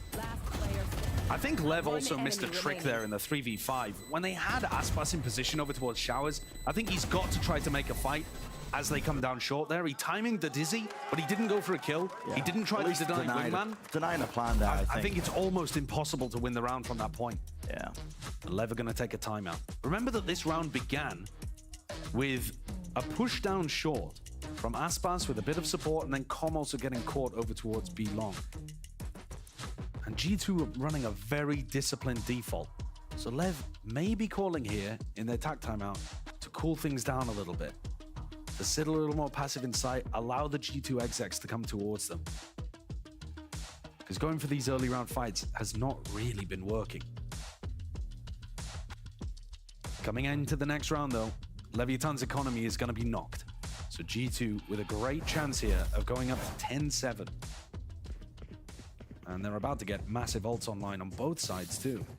So listen, if this round gets scrappy, Lev might have their chances to turn things. They certainly will. Otherwise, we're going to see an outrageous round 18.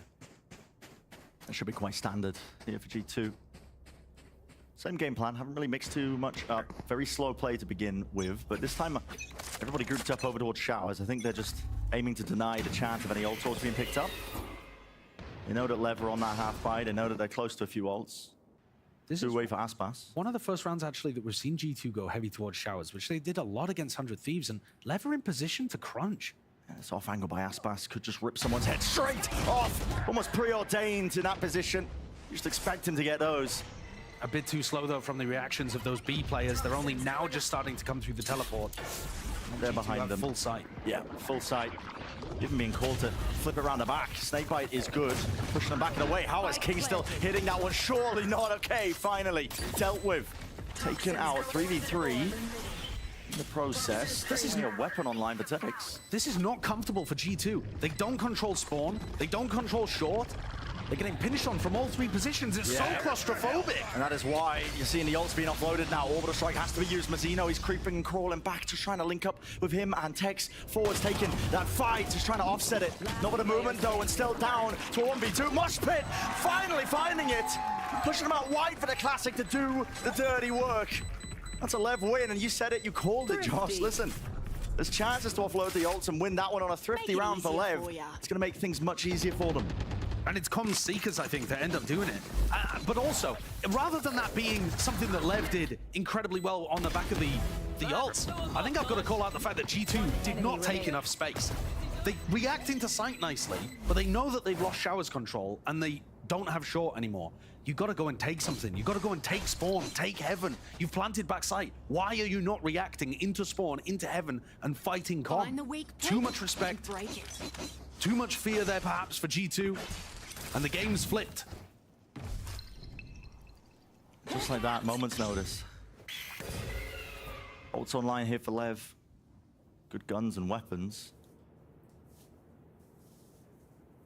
A lot of kit as well in the back pocket. Just hold him for now. Interesting setup. Yeah, and if there had been rifles on board, if G2 had won that previous round, this one would be a massive exchange of ultimates. But you get a similar situation again if G2 start to get some opening picks. So much respect being showcased by Lev. I mean, going to let them lurk all the way up. A few bullets almost bringing down Icy. And yeah, after that tactical timeout, Bren, I think it has been a call for Lev to just sit back in the sights a little more. Slowing it down ever so slightly. Top of the box, Aspas having to give up and retreat from that position. Mosh Pit forced out. Slow seas of a round. Heal up, squad. G2. Looking for an opening pick, looking for an opening kill. Not going to be finding it with those shots, just going wide of the mark. All the way back here. The rotate from G2, looking to try to end towards B. Weird 30 one. seconds left. Mazzino's already been called over, and Valen only has a single smoke. I think this is going to be very tough for G2 to get value, although Mazzino is going back. And King doesn't have any snake bites here to delay. Finally sent flying with King dropping. Only 13 seconds left into this one. You've got to get that plan online, Com. If he seeks to deny, it could be everything that they need. And Mazzino floods forward, pushing past it, finally breaking it. No plan in sight. Trent tries to show off that mechanical prowess, but won't be able to get it done there. 9-9 here. Lev still not even using too many of those ults at all. Look at it, 4 online. And this now becomes the round that could define the game. It's going to be economy on the line for G2. Oh, that's brutal. Come on, guys, let's go. Beautiful. Get cool. You hear Mazzino at the end there actually calling out the ults that his opponents have, I think. So they've got a game plan around what's going on. This is going to be a massive clash of ults, though. Aspas getting tucked over towards the teleporter here. Not a play they've gone for thus far. Trailblazer needs to be broken, though. Attempt to defend it. Rocket forwards, they expect it. But the dog being broken just highlights the position of Aspas as well as they have the wall hacks, and they can't hold on to Octagon. No control of it. Here with a sight gained, and garnered. Plan down for Valen. Easily done, there will be no pushback. Oh, and in the meantime, Trent's Thrash came all the way through Hookah. It's just that classic play that G2 went for the last time they had Trent's ult online. She's still gunning for you. They're just running the strats out of their strat book, and Lev not in a position to try to disrupt that, despite being aware of the ults that were online. G2 looking to mop up. They do so in a very clean fashion. 4 players surviving. But okay, that's G2 getting back into things, stabilizing their economy to some degree. But Lev can still buy, and Lev still have massive ults available. They didn't use any in the prior round.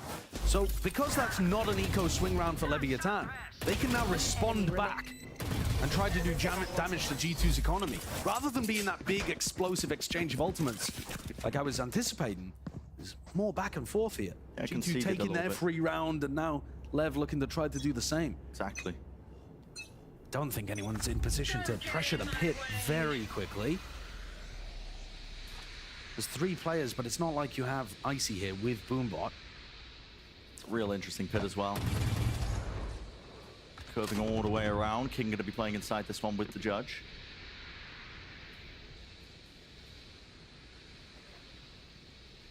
For G2 now, how do you want to try to clear this? The more time you take to clear it, the worse it can be, because then you end up in a situation where Aspas techs have ults that can win the round. The flash to follow up there, actually, from Com. Very heads up. Yeah, because the dog had given G2 a timing to try to contact into showers. And then the flash lets them know that they were trying it. It's up to Com to try and defend his teammates back here. King, despite having the coverage of the pit, he is quite vulnerable in that spot. If they get squeezed and lose showers control, Flash is good with the connection, but Com, he topples almost as immediately as you go. King now just trying to play inside the dominated positions. Jonah P, flick of the wrist and snap straight to the dome. Over the strike, forced out nice and early, but that won't stop the plan from going down. And Aspas, even the commit. Oh! What? Leaping boundless straight past it. How is Leaf still alive? How the hell is that a -8? Another pit of their own. Drop down, Moshpit. Leaf trying to leap out and away. Lev have cleaned this one up almost entirely now. It's flipping around, but look at Jonah P coming around behind showers. There is no way that Tex is thinking about this, but they haven't broken the wingman. Not at all. Broken the wingman. And it's still diffusing. Broken in the final moments. Jonah P on 23 health, but he needs to play it out in the open. And he's not doing it. Doesn't call the block. Full stick. What a mad round. What the hell's occurring? What an absolutely bonkers round there that Lev have managed to steal away. When G2 got themselves into the site, dodged Com's flash, and picked off King, should have been curtains.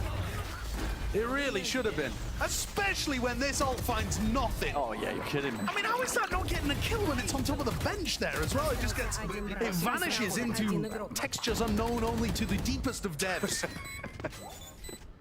But here, the wingman being able to get half and then the follow-up puts us at 10-10. Ults all expended. just for those final couple of rounds to be flipped. And these two teams could not be closer. G2 have been playing this one so slow, so steady at the beginning of almost every single attack side round. Yeah, they really tried to play with the pace, force Lev into making those aggressive moves so that they can try to punish it. And after that tag timeout that we saw, Lev have not been going for those more aggressive plays. We have Com, instead of jiggling, actually going for the Trailblazer, you know, really trying to minimize risk is Lev on the defense side. Emma King just gets the acknowledgement. Players approaching the position. On the other side of the map, using Wingman to clear out any potential lurk. Going for a double fight here. Maybe even potentially the bait and switch. Satchel across by Icy, immediately punished, and more so than that, it's a sand crunch right from behind. Colliding and crashing right into them. GT will seek to at least maybe carve out a path into the round, but with the spike drop down, very limited in terms of the options. We'll try and force these fights and force them well. Flash deep into it, into the back of the side. Leave! How are you managing that? Stay by still, bit of vulnerability there. He's burning. For the toes. Repositions, doubled up, damage done. Could be anyone's game still with the spike even dropped down in his position. Util in your hands, what are you playing at? Leave into that 1v1. Wingman broken, 14 seconds. Got to get a move on, but he does not know where Tex is. 11 left. Knives out now, getting a full run and sprint forwards and back towards the site. Safety. I think he's got to know that the play is long by now. Otherwise, Tex would have been shooting him in the back. Surely would have punished him. And Tex is weak enough himself. Have G2 really done enough to carve out a spot for success in this round? The answer is yes. All on the back of Leaf. These last two rounds have become so chaotic. Holy shit. Just ludicrous scenarios all over the place. The fact that Mazzino was even able to be punished in back halls there, this play, is because the wall is up. These teams are just pushing themselves to the limits with the proactive calls that they're making. Yeah, it doesn't matter how many scrims you've played. You don't get tested like this. You don't see rounds like that. Yeah, we haven't scrimmed this exact scenario, actually. But G2, with the back and forth, have actually done enough damage to Leviathan's economy that they are now on an anti-eco about to go up onto map point. They're taking an attack time out here to discuss what's going on. But somehow, coming out of all of that madness, G2 standing in a great position. One away from being able to get Orbital Strike online, but I don't think that's a game plan they're necessarily going to be working around. It's more to do with ensuring that somebody on Lev is not able to turn the tables with, you know, a Sheriff in a sneaky position or something like that. Back-to-back timeouts, yeah. Lev have called one. G2 took a tag timeout, and then we went into Leviathan's tag timeout. That's so frustrating. King's back to sleep. They said their piece in the G2 timeout. Exactly. You rarely have more to go over. Yeah. You don't need double timeouts to be able to discuss everything. So now, Aspas just trying to focus, visualize what the next rounds are going to look like, how you find the win. And from our point of view, guys, Aspas has been given a hero Vandal coming into the next round. That's Com purchasing it for him. Despite Com being at the top of the scoreboard, listen, I mean, there's been no qualms, I think, about his individual play on this map. No, not at all. But listen, if there's one player on Lev that's gonna win you a round, it would be Aspas. I don't think that that's a mistake at all to give the Vandal over to him.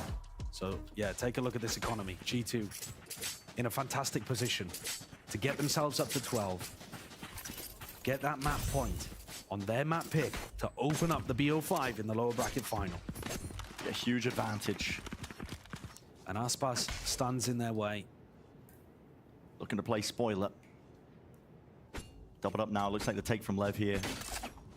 And this actually looks quite similar to a defensive setup we've seen before from Lev, where you double contest showers at the start of the round, and if G2 go into a short push, then you're trying to play for wingman denial. But last time, if you remember, they didn't deny the wingman, and they got stuck in a bit of an awkward spot. So that's going to be my focus. You want to be seeing Aspas here use nade or have some kind of spam to stop this plant. Dog gets no info there, but at least with the Util flying over and abound. There's the nade. Nade rebounds. Denies the plant. Good denial. That's exactly part of the game plan here. Satchel, don't think that was the intended spot for it, but a smoke now drops off because they realize they've lost control of showers. Here in the TP rotations, Lev fully grouped up now with 4 of those players. Plant now down, late, flank attempt. Leaf is coming from behind. Might be able to catch a player or two, but already Lev have managed to gain control and access to the side here. They're not going to be expecting this one. Molly's already flying up and above and around. It's going to be again buying even more time off the clock. Hasn't been pushed back, hasn't been delayed, and here's Leaf. It's that backup insurance policy with him just circling all the way around the world and just taking off names from the list. There's really no chance, no opportunities anymore for Lev. Made a decent go of things. And Aspas, the last player alive, not given a fair fight at any point during this round. That's just the way G2 play. Hyper-disciplined, not willing to give you any weaknesses that you could pry open yourself and maybe find yourself winning on a half-fire thrifty round. Hyper-drilled in terms of just their understanding of making sure that they don't leave any of those opportunities. And all of that post-plant utility that Lev had already seen before, but Lev chose not to try to push up short. I think that's a miss. I think they're really struggling to come up with good timings to deal with the G2 short push. I think Valen could just run that one again. But instead, seeing them start with a default where they take some sand control. And this, them on map point. All or nothing. 1 round away from going towards G2. It would be a stellar beginning here for this Ascension team that's now playing up to the top level. Don't get me wrong, they've been there before. Different era though, perhaps. Yeah, and also, that was this G2 core being at the top of the North American teams. You know, now they're playing against super teams from across the Americas. It is different.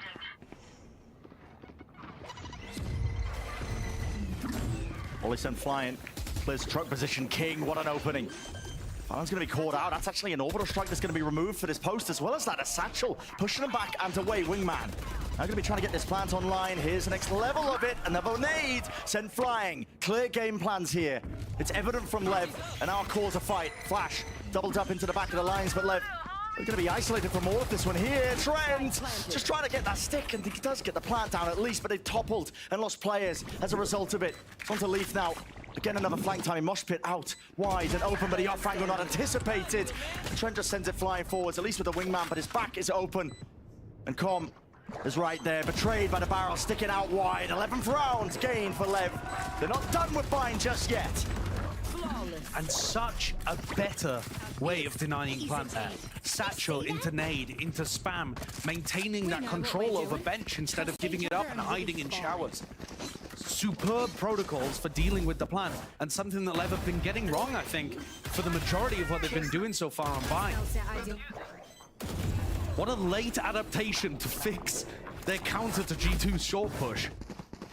But is it too little, too late? The ultimates are starting to pile up on the side of our leading team of G2. Thrash. Where have we seen Thrash been played? Every single time on sand. And Lev are going to try to deny that with an immediate flash. The flash itself actually beefed by Com, and so Aspas is not on this angle early. But it's good enough to let him know there's no one here. They're really going to be seeking to take a fight here. Players could be watching, but no, their backs open to it! Punishment! And Trent, I mean, he was just locked into the animation. Couldn't be better, though. The read, it's excellent. Even though G2 were modifying what they were doing with that Thrash, still found the perfect timing. Is there any chance for Icy and Leaf to turn this one around? Leaf's making a lurk play happen over towards A right now. But look at King. I mean, King is playing so passively because he's lost info about Leaf. If Icy dies, though, the round is chalked. It's inevitable at this point, isn't it? Looks like it. They hear the footsteps. Yeah, this is just giving the perfect timing for these Lev players. Knife out reflank is going to be like, what, 5 seconds later than Icy to short? Lev are going to be far enough away, though, that it should get into the post plant. Pit down as well. Definite chances here for G2. It's all about how they play it in the moment. All eyes on these flanking players. 3 grouped up from Lev. King from the back is trying to seek for some noise and the timing. An off-angle fight by Icy. Not favored. Leaf is low enough here, and he just can't quite collect it. It's Leviathan team, eager for a scrap, eager for the brawls. Throwing in a bit of proactivity when they just slowed it down and just gone entirely away from it, but what a hell of a read from them. Yeah, a great read, and I think the fact that G2 have gone for that thrash play over towards Sand twice, it did mean that it was very sensible for Lev to start pushing in this kind of area. And they caught the perfect timing too. So we go overtime. That ult advantage that was potential there for G2, wiped clean, even on both sides. And I think, to be honest with you, Brent, Lev have been the team that have been impressing me with the adaptations later on in this map. I would agree, yeah. I think that they're thinking about the ults that they've got on the opposition side. I mean, G2, I'm not going to say they're readable here, but I think we have kind of teed this up as a battle of the minds, the IGLs, the teams themselves, and the adaptations going back and forth. Doesn't get much more so than this bind map. 12-12 into our first round of OT. And once again, Com is supposed to be the distraction here with his Sky utility, disguising this push down short. Walk up though. Lev going to be hearing it, dropping down. Icy. It's got the awareness at least that they could have lurked and crept themselves deep. They dodged the into boom it. bot. They dodged it. And now it's all about these timings to be taken to the expected damage. Through the box and done to Valen, eventually dropping him, finding that one. Nade rebounds, but a little bit too late, does not deny it. And that's overwhelming. Brute force is the play. Jonah P is alone here, not expecting and anticipating that one for Mazzino. Right from behind. Lev up to 13 now, unless Leaf can just pull off a miracle once more, but it just looks unlikely, and indeed it is. So, shoes on the other foot here. G2 found themselves one round away from potentially closing out the map, but now it's Lev in that exact same spot. Will Lev have the tenacity to convert? I think this was an amazing call. I've been really impressed with what Lev have been putting together on the defense and attack side. Adaptations, the cool calls. This is the second time they've gone for a contact play down short, but they're disguising stuff so well with Com's utility. And the fact that they dodged the boombot as well by dropping wall and then heading into sight, all perfection. G2 forced to answer. One round's going to be standing for just sealing up this map. I'd love to do it. G2's map picker binds in a best of 5. Any advantage you can get nice and early into these grueling tests. Gonna be hunting for it, Leaf. Actually isolated onto the left-hand side. And Really surely have an exit strategy. This but calls the reaction from G2 down short, right? And now Lev, can they deny plan? Get up the gut, Boombot leading it forward. It's a nade! Even better! I mean, it only seeks to deny the plan, but it catches the player instead. Molly as well. I mean, Lev, the adaptations, their protocols, they're just working so much better than they were at the start. Surely this is it, with the flash and a peek, no way! G2, what a recovery! Managing to at least find a foothold into the round. Ridiculous stuff, Com from the side, must spin round and wide. 14-12 finish. Nice. It got scary. First map, OT. Off balance a little bit for both of these teams. I into the mean, we've final got moments. like But a two lovely beginning here for 13-11 Leviathan in this best of 5 right? lower finals. in EU. And I said when it came to the map pool that G2 probably had that slim advantage because their permaban of We had Sunset, one Lev 14-11 are great for at. sure. But if you're coming out here with your first pick and Lev steal it away in overtime, that is going to make things so 13-11 difficult on for our Icebox. Ascension team. 13-6 Lev on are looking Bind. pretty to start this BO5 out. 13-11 on Breeze, yeah. Certainly are. And Think about OT as well on as the we head last into the one. next map split of 40. Breeze. What a brawl that could be. In terms of who it favors. I mean, we might be treated to the IGLing adaptation masterclass map 1 and then just an all-out slugfest map 2 with the star players going head-to-head. I can only hope. Yeah, might just be an absolute slugfest, like you said. I mean, these two teams taking chunks out of each other, but a hell of an early lead here for Lev. We're going to be stepping away for but a moment. Uber and the analyst desk going to be breaking it all down for map number 1.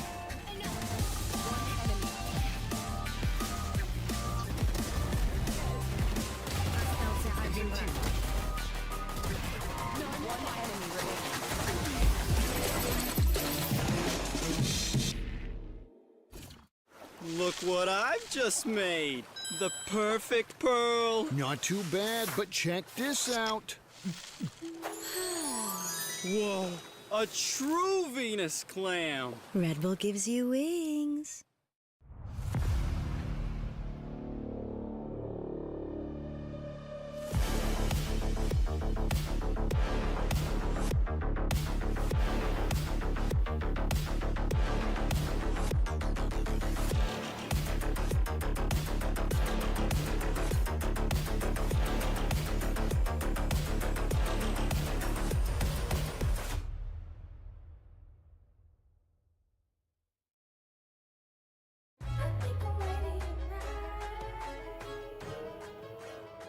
Hey guys, it's Jimmy Lin.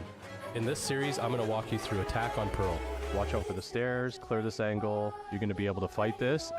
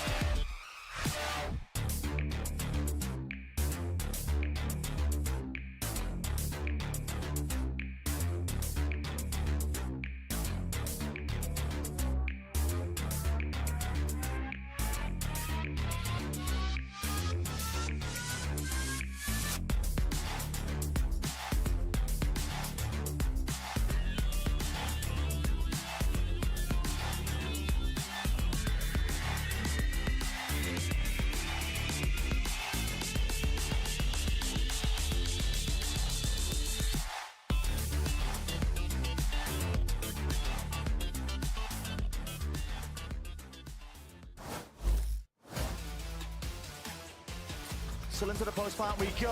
Valin doesn't set his sights towards a player. Turns the flash. Gun advantage, health advantage. And of course he falls. The mind game's being played and the shots come through for us, Bucks.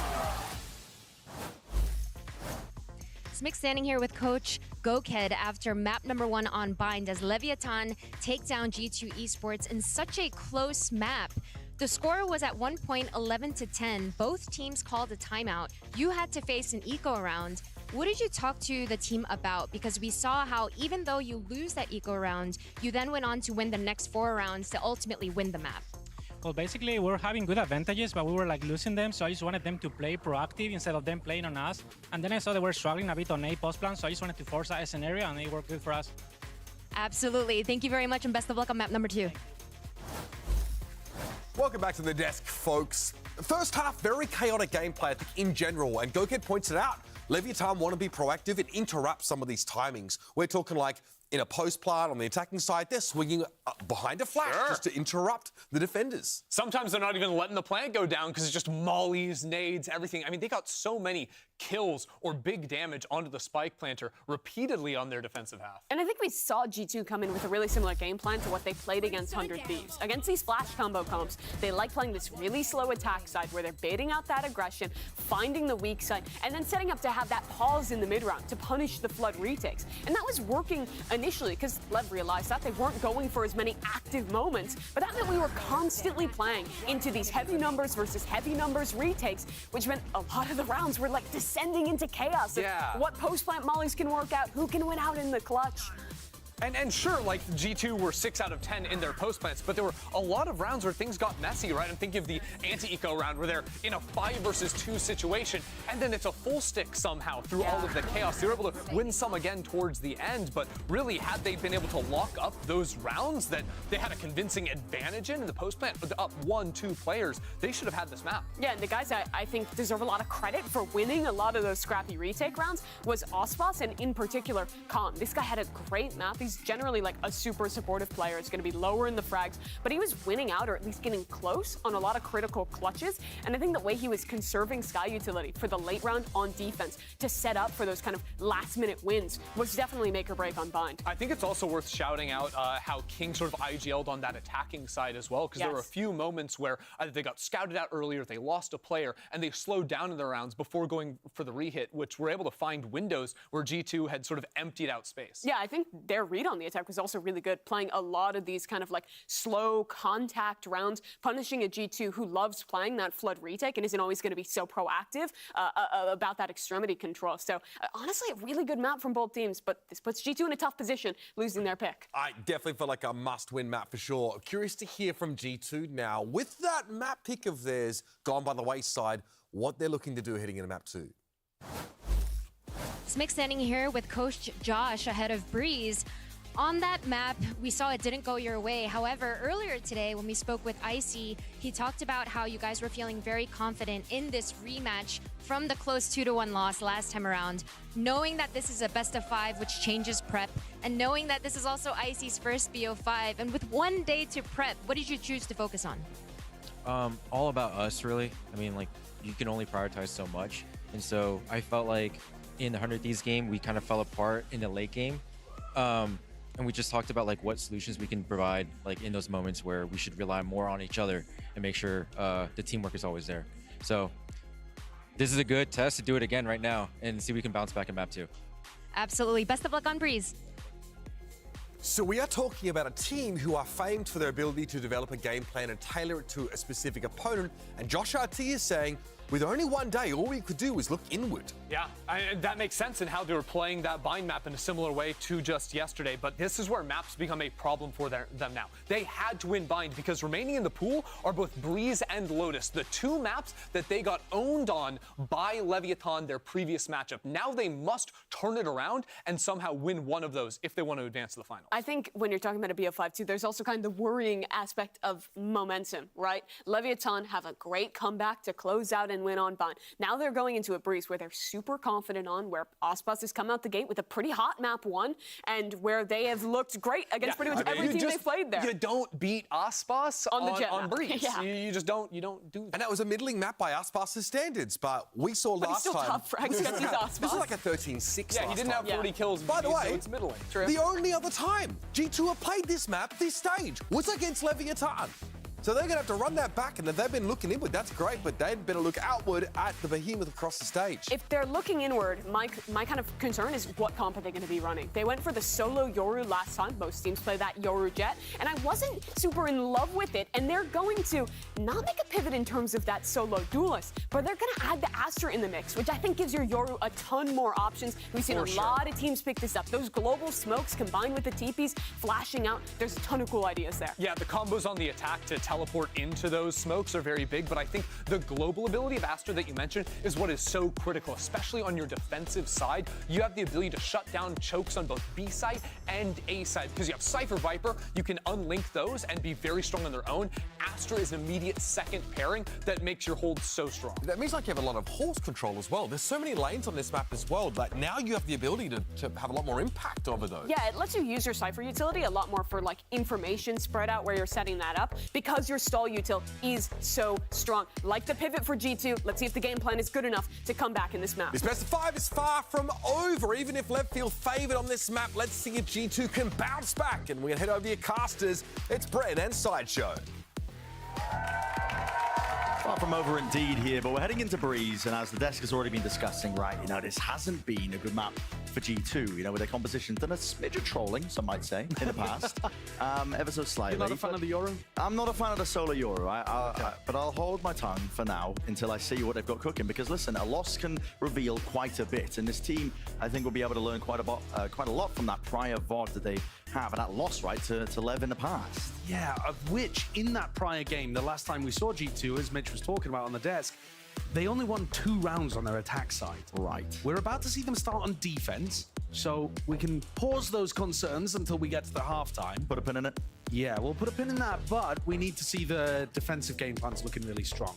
I think on defense, the Astra actually, compared to the Harbor they were previously running, massively different on the defense side. You're trying to put smokes over towards A so that you can play inside of them on the site to anchor. You're thinking about putting pulls at the entrances, those kind of things.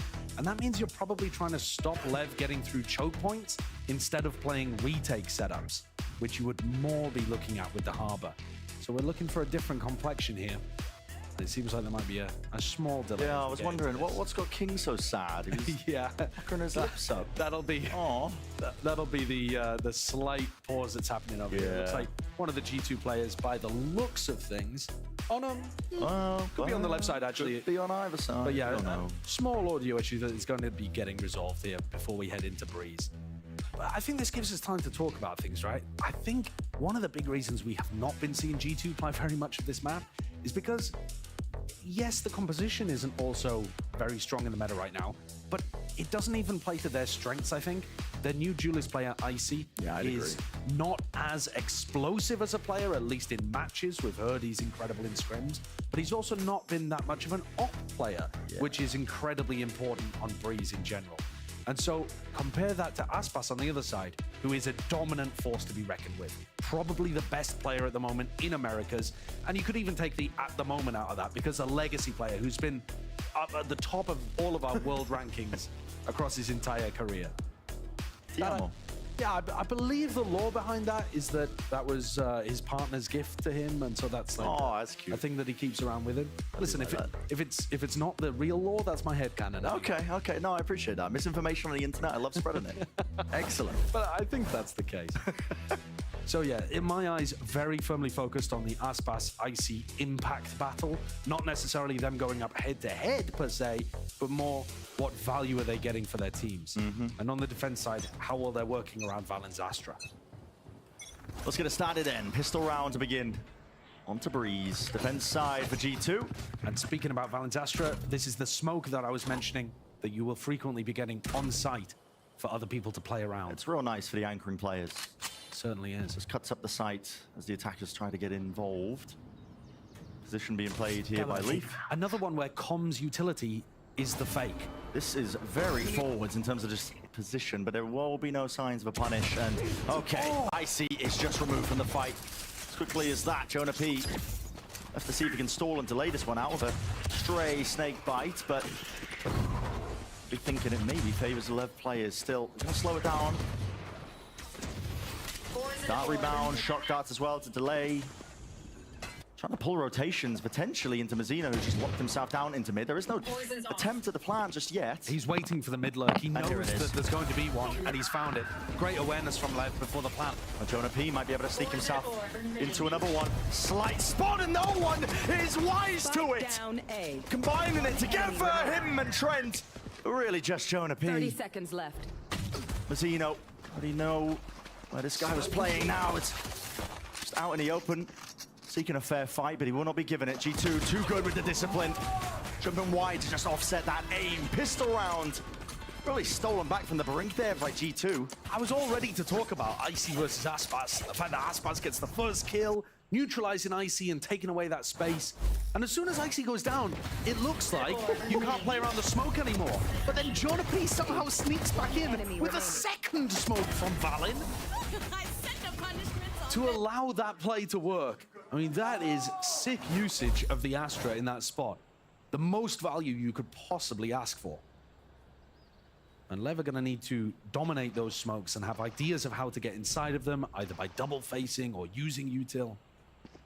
Oh, we got ourselves a tech pause after the pistol. Couldn't escape it.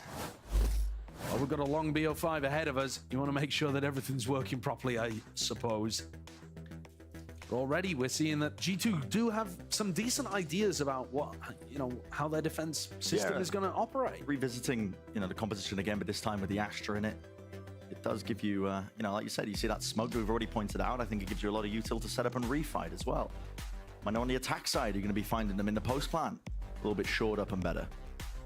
I'm going to pull to try and play. King, okay. Yeah, it looks like the problem. Yeah, the sad face that King pulled at us earlier on, I guess it was his audio issue then, because it's cropped back up again. We will have time, potential to run some assets as well. Some stimuli on the screen for me. The stimuli is watching King talk to the admins. That's not good enough. I need Subway Surfers. I need it in the corner. I need dancing fruits. I need different stuff. This is a clash between two teams. Different ends of the spectrum in terms of people's expectations. I think everyone's expectation here, we heard it from the desk as well, is that Lev should be coming out and winning Breeze. Yeah, expectations, though, are... listen, they've been flipped on their heads over the course of this stage, and even the playoffs themselves, I think. I mean, they were in map 1.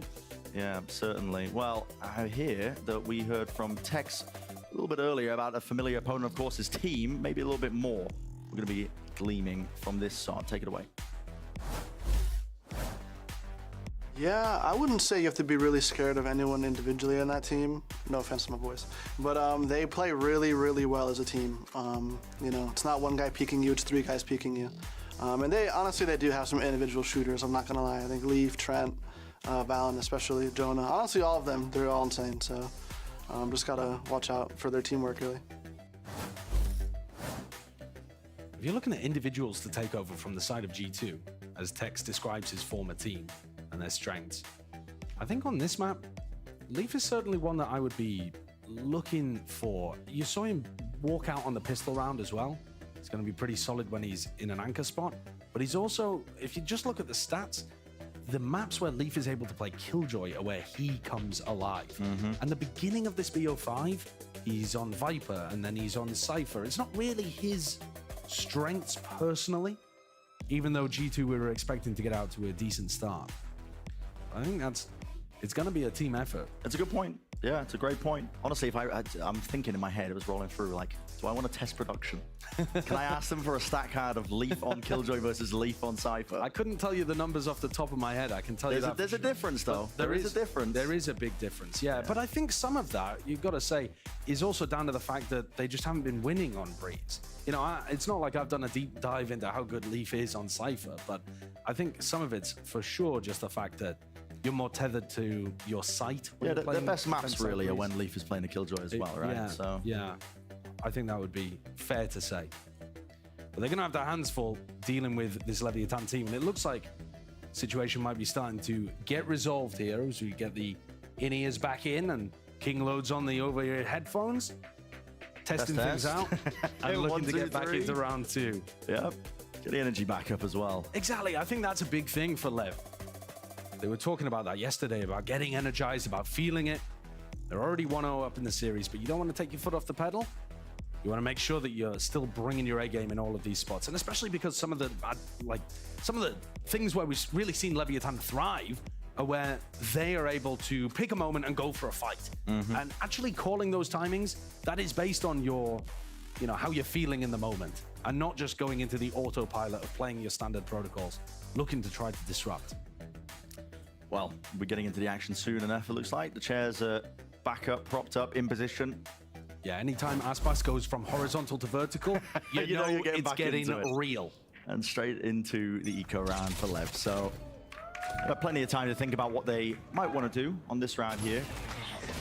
Deep knife. Again, that's going to be catching on to Leaf. They're going to go fast still to pull. It delays the eventual push and pull from all these players, but eventually going to be overwhelming that spot. Still, Valen's there to pick up the pieces. The aim on point. Down B. And fast hits like this over towards B, they're just not going to be that successful for Lev. Com takes one, but when you have to get through the pull, Icy's got a teleport over here as well.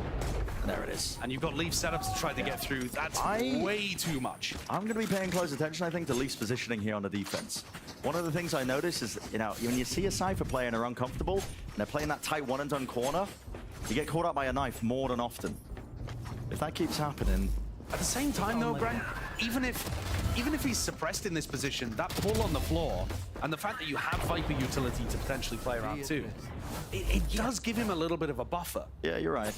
Supportive util, just so that they can delay.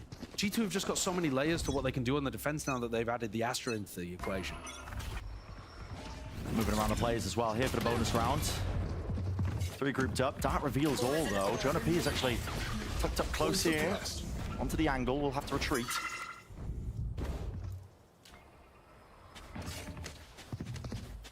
Bit of damage exchanged. Zaspas has dropped down as well. One of the things that G2 don't do very much of on their defense side across all of their map pool is try to re-clear and look for info back in these kind of spots. Icy doesn't do it because he's not particularly aggressive and they don't have as many set plays. They're going to invest the drone here, though, and Trent realizes nobody's in A main anymore. Unfortunately for G2, it's only Leaf right now defending the B site, and Valen's got to book it to get over there in time. Going for a split. Players up through mid. Holding the ground for now, but with the cage up to try and cut up the sight line again. They're going to be sending it forwards at least with that drone broken. Knife against the back. That's going to be taken down the setup, but not before the cages are sent up and flying. Dart revealing, but weaving in and out. Valen. Definitive chances for him to do the most, and Leaf, this guy, I mean, he's just an actual imposter in the midst of them. But as the war fades away, so do some of the chances, maybe, for Leviathan. King, going to try and bail them out. Carve out a path for success. Trent is left alone in a 1v2. A flood attempt from this team brings it down to this. Only advantage Trent has, which is Spike being down, but he's missed the timing. There's a chance there for the shot wide and out! The player's not ready! They can't contain this guy! That's an unbelievable 1v2. The recon dart distracting Com in the moment, and you see it. Former teammate there, Tex, stunned by what he's witnessed. 3 rounds in a row now for G2. On the bonus. Red Bull clutch here. Look at this. Recon thrown through. Finds the timing just as King swings out from pillar. And Com's crosshair placement is off because he had to break that recon. Trent's amazed. What a play to go for there. Could barely believe it now, unfortunately. Some bad news. What's the bad news, it's another audio issue. Another tech pause? It's another tech pause, another audio issue. I mean, I'm not sure who the culprit is. I might be able to take a solid guess. Yeah, looking over at the stage. Yeah, some problems not being solved for it still. How many more talking points do we have? Oh, he's gone. Yeah, this is becoming a serious... Yeah, we're gonna have to get our best people on the job for that one. I mean, that is our best people, and they're doing not a great me. job. Not you. We're not going to me. send you flying under the desk. Give me a toolkit. I'll get it solved. Absolutely not. But yeah, spectacular stuff there from G2 to get up 3-0 at the start of this one.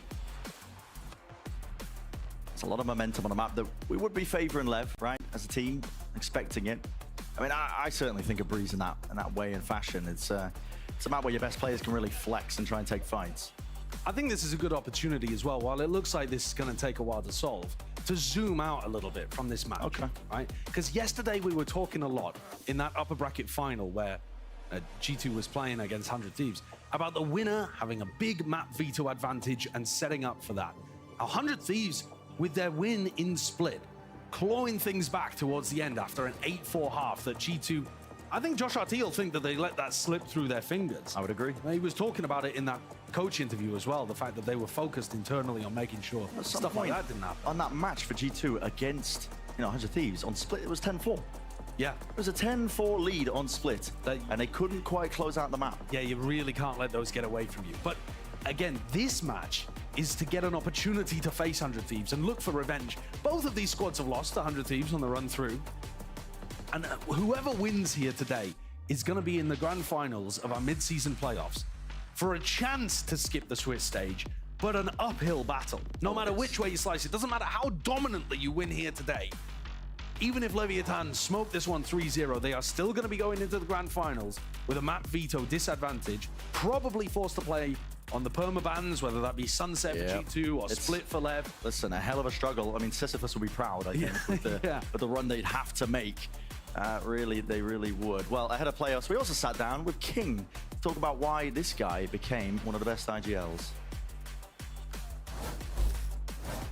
Bueno, la primera vez que me convertí en un IGL en Valorant fue poco más de 2 años cuando estaba en Australs, y fue más que nada porque era un rol que había que filear y nadie quería hacerlo, y dije ya, yo lo voy a hacer. Y nada, desde ahí que al principio no me gustaba mucho, la verdad, me costaba, me daba como ansiedad, cómo hacerlo bien, y nada, con el tiempo le agarré el cariño, me enamoré del rol y nada, ahora feliz y orgulloso del IGL que soy hoy en día. Yo creo que ser el IGL tiene una carga muy grande, no solo por lo que implica, sino que cuando las cosas van mal, todos los dedos apuntan al IGL. Y nada, hay que tener mucha resiliencia para aceptar todo eso y aún así querer hacerlo y hacerlo bien. Es un rol estresante, pero al mismo tiempo tener la capacidad de poder sacar adelante el equipo, de ser como la persona de la que todos dependen básicamente, y que todos te sigan sin dudarlo, es una sensación muy satisfactoria.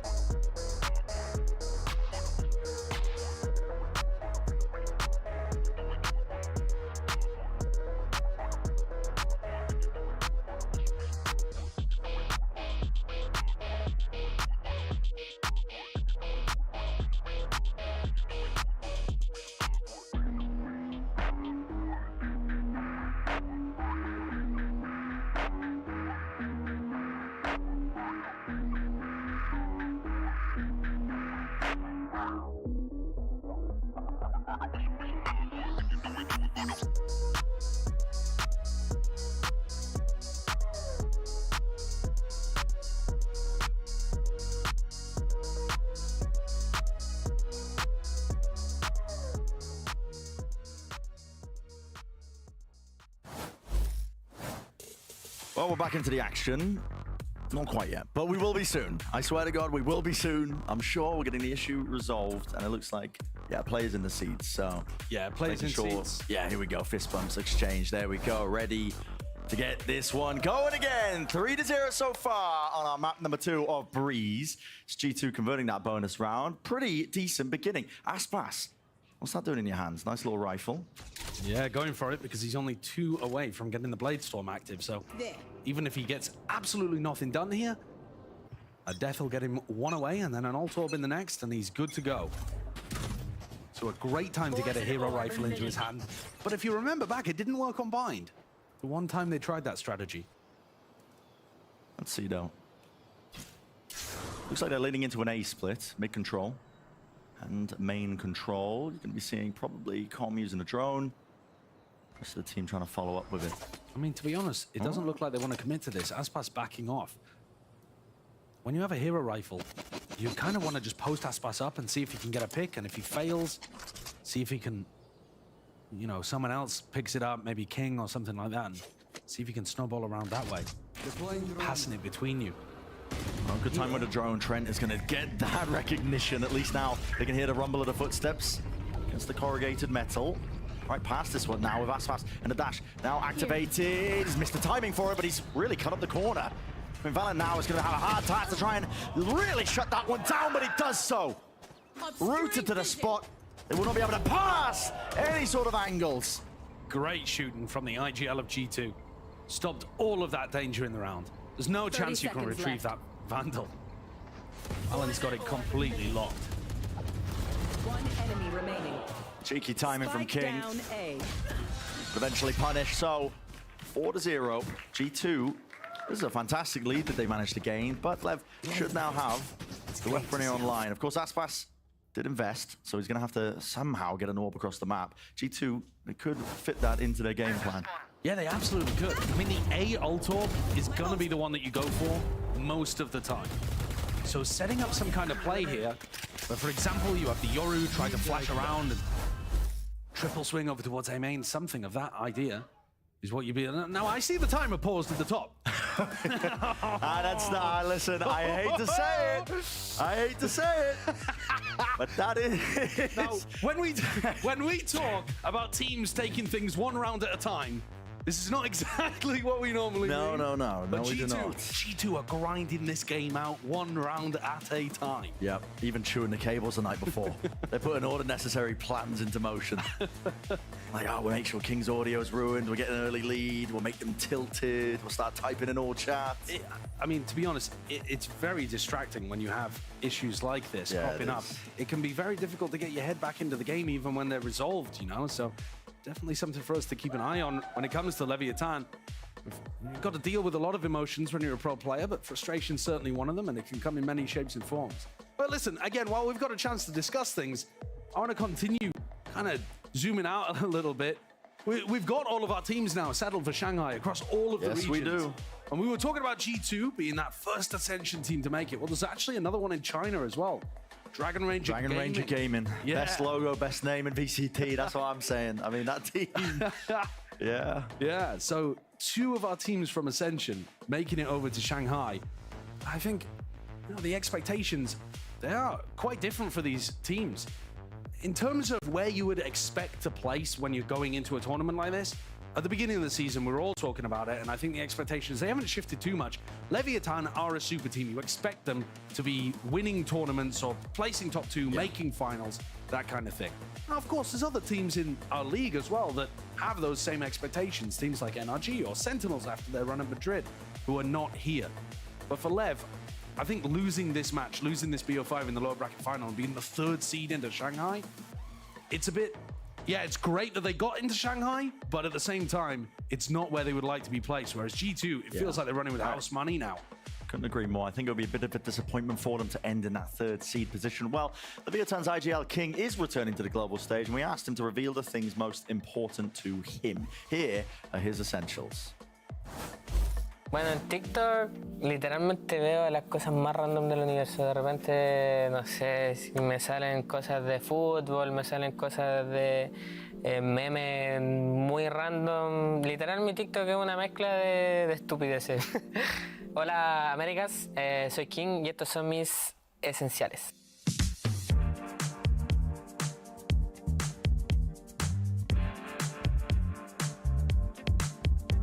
Bueno, lamentablemente uno de mis primeros esenciales no los puedo tener acá físicamente, que son mi familia.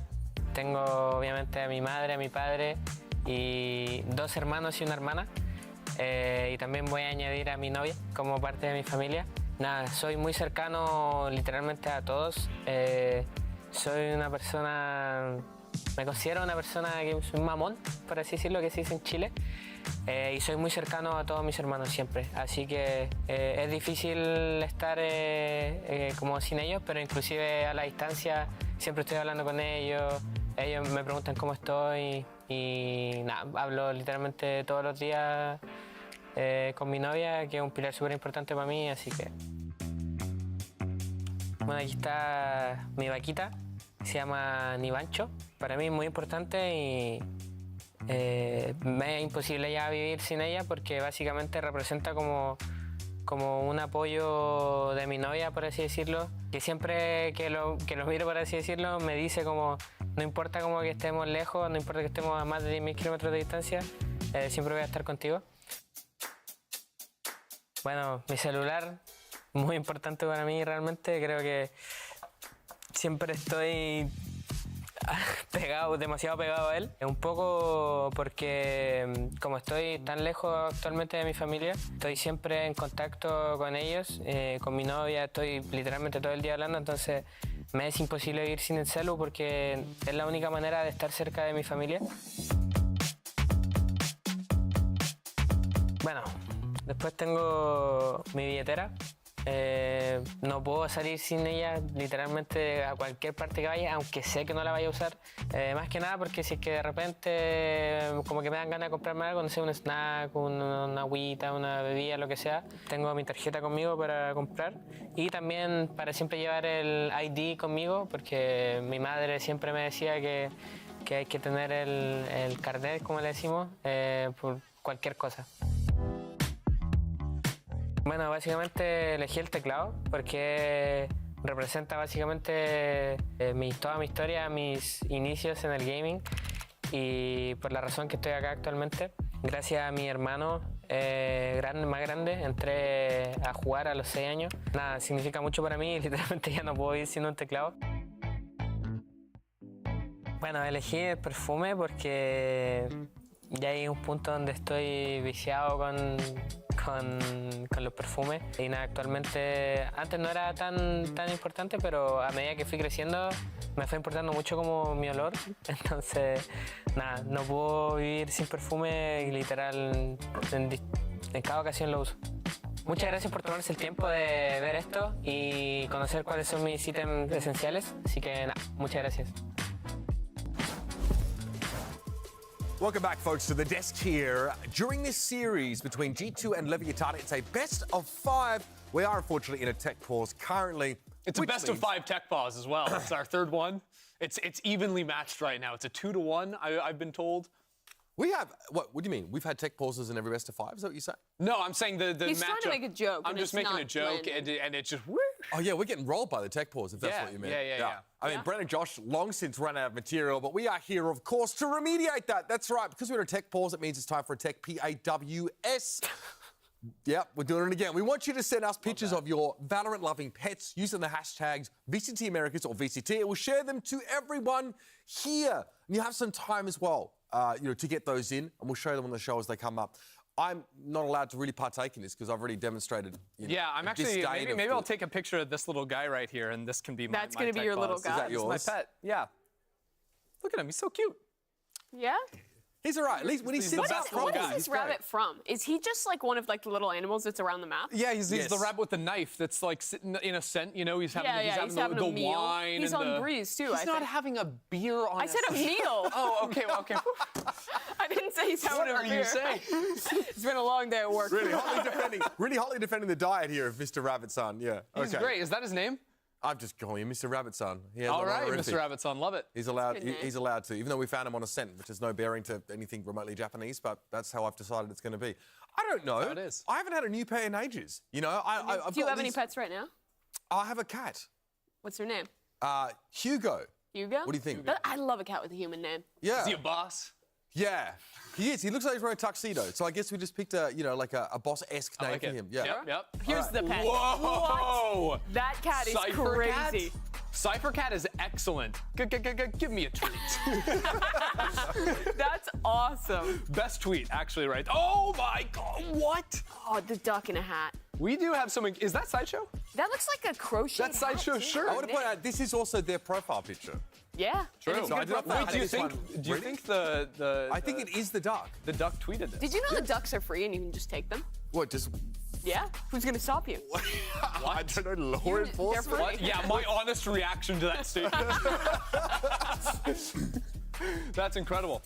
This dog looks disappointed. Yeah, This is in me you. at the tech box. No, this literally, this dog is not happy. This dog wants to see gameplay. I'm thinking this is not the first time I've seen this particular one. Cat That's on a good sync. cat. Cat on sync? Car Cat on face. sync. Son of car? Mentioned.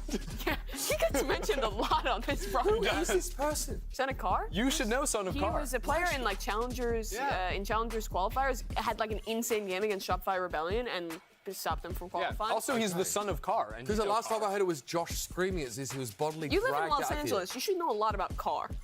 I wish I didn't. I wish I knew much less about it. Oh, that's These a are some beautiful great dog. dogs. Shout out, we kind of skipped over the last dog, but I like the Wait, little he has a Riot looking Buddy up. on his tag. Oh, lit. Yo, yeah, hit up Vipez FPS for the Riot Buddy, everybody. The IRL Riot Buddy. That dog is actually the guy who runs Riot. I believe it. Yeah, he's the CEO. Keep him coming, folks. Little guy. Ooh. Aww. Oh, he's got a little cone on. Donut. That's a great name. Okay, so you like human names, but also names of food. Well, he likes food For- names. I'm a human name fan. Okay. I'm just a general name fan. I just like names. I'm a I love a good two-syllable name. name fan. Yeah? 2 syllables go crazy. Really? Uber, Mimi, Wyatt. Wild. So you're saying you hate Wyatt? Wyatt is a It's 2 syllable Oh, name. wait. What? Wyatt. Wyatt. No, that's gotta be one. Mimi, do you know how syllables work? You're right. I didn't do great at that little clapping game. No, who I hate is Brent. One syllable? Are you kidding me? How is Brent one? He's a one-syllable elitist. Okay, this is what? So This is Jet Valen. I'm assuming this is the cat's name. Yeah. No, And it's not that's just the like, agent. That's also just here's a my high-quality thought. Also, photograph. here's my cat. Yeah, this is like HD. This is like they pulled out the DSLR for this. It's like a black and white photo, too. It's No, I crazy. think it's No, color. it's just a little. It's just a black and white just a little cat. moody. Oh, going out for a walk? I Yeah, like look at it. his vet. That's a I very think long I think cat. walking cats is extremely based. I agree. Yeah. Especially, yeah. I mean, in Australia we have outside cats, so they walk themselves. You know what I mean? I mean, I But feel like that's. Yo, what about the Yeah. what about the cat backpacks? Those go Oh, crazy. you when know they what's where, peek like, their little you can see heads it? out on Yeah, your they're kinda shoulder. lit. Oh my There's like God. a ton of stray cats that live in my neighborhood, and like 2 of them just like will walk around on my fence and come into my backyard Yeah. and stuff all the time. That's Pretty almost cool. like you have 2 cats. Walked into my house once. Oh. Actually, multiple times. He was pretty chill. Cool. Cool cat. Again, also similar to Take a picture. Tweet Similar to hashtag ducks, if VCT. you see a cat outside, they're free. All right, I mean, let's play another game. We've got some time here. We'll play another game of Where Are You At? You guys should know it by now. Actually, we haven't had that many tech pauses in recent No. seasons, so maybe you've forgotten. But Where Are You At? I'm in Very Los simple Angeles. game. Ender's very good at this, as is Mimi. Mostly Ender, though. We will I show... own in this game. Do you though? Yeah. Oh, you're Ender going was down. kind of cracked last time. No. We're going to show you a really small Fake portion narrative. of a map, and we have to guess which one it is, right? Which map it is from, right? So let's get started. Let's look at our first one here. I knew like none of these last time, honestly. Don't spend enough time in the server. What? It's on Breeze. Oh yeah, the it's, speakers. It's the Yeah, speakers yeah, yeah. at the bottom That of is Breeze. By mid, right? Yep, it's in mid by attacker spawn. Oh, I hope you guys have a lot prepared because we are breezing through these. We are ripping through them. Oh. I didn't want to own that pun. I actually just wanted to move on, but now I have to. No, now you do. Here we go. Tough. Cool They did cat. this Yo, the sign in there even said cool cat. That was Really? my honest reaction to all those tweets. That's awesome. They totally did this up for the Clove release, right? They changed that part of the map. Did they? Yeah, I think they had like an album play cover that Valorant? featured Clove or something like that. I don't. Maybe they did. They I probably dodge did. when I get breeze. So. Oh, really? Yeah, yeah. Yes. Whoops. All right, let's have a look at our next the one problem here. with Our rank. second snippet from one of our Valorant maps. Look, we're in a Is loft. that Haven? It's kind of I feel like that looks like one of the It looks roots like inside the Haven. top of root A side? on Haven. Yeah. But is Haven even legal for this game? Could I it be feel a like- Yeah, you know, we can do that. That's a fine. I just curveball haven't throwing in sat in Haven. I haven't sat in this map for a hot minute. I don't know if it is Haven. We're not doing deathmatch maps, right? It's only. I think it's only like Oh, yeah. no, like Deathmatch maps pro would play be maps. crazy. Yeah, okay, that'll put us out there. I All don't think I right, can say- name all the deathmatch maps. No. Could you name one? So anyway, we're gonna have a look at which map that came from. I actually don't think so. No, I know them. No, I thought I knew Isn't them. Cospo one? Casbah, yeah. It's like, yeah. Sure. Is it Haven? It's like, I hope it's Haven. Split-esque, I thought. It's Oh, look at that. Nice. So out of the rotation maps are in play. That's good to learn. Piazza? Piazza. Piazza? Yeah. Piazza, that is real. Actually, so easy. God, all right. Let's go. One more here. We got one more, folks, to guess here. While I basically just tack onto the answer of these two and claim credit for it. Ooh, I'm guessing Sunset. Is that, who's that in the photo? It's Child.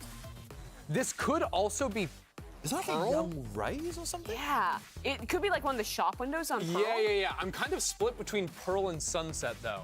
Because I feel like those are the... Like, I feel like I've owned the other ones. I've never seen this before. yeah, I'm really clueless. Where is Pearl set? Pearl's underwater. It's in it's in based the on ocean? Portugal though, I think. Ah, right? yes. Have you ever seen The Little Mermaid? It has the same yellow tram from Lisbon. But it's like future and it floats instead You of being would on know rails. that it's the same yellow tram. It's just a very, it's like a really iconic symbol of this. Okay. I'm gonna go Pearl. I think that's a good guess. Final answer. Because look, if I'm seeing like soccer setup, it's not Sunset. No. It's why, not why Los would Angeles. there be like People play soccer in Los Angeles. No, they don't. Soccer players in Los Angeles? No, they don't. Rise they up. just don't. They don't. It's kind of. Doesn't Los Angeles have a soccer team? Yeah, Yeah, the but has Galaxy. anyone ever been to a Galaxy? game? No. I don't know if it's No. I No think one that's an plays soccer in LA. irrefutable This fact. is just a fact. It's a fact. Okay. I would say like it could use a boost in general, but Yeah. it is. We Soccer play is played out here. baseball here. All right, Yeah. Football. get us out of our misery. Show us which map this one originates from. Is it Pearl? And it is. It's It Pearl. is. Wow. Hey, Okay, wait, nicely you're kinda- done. Look at me You go. kinda own. I'm telling you. You kind of own. All right, there you have it. Okay, well, the team is hard at work right now trying to fix the audio on stage, so we're going to have a quick tech time out. We're going to be back after these messages.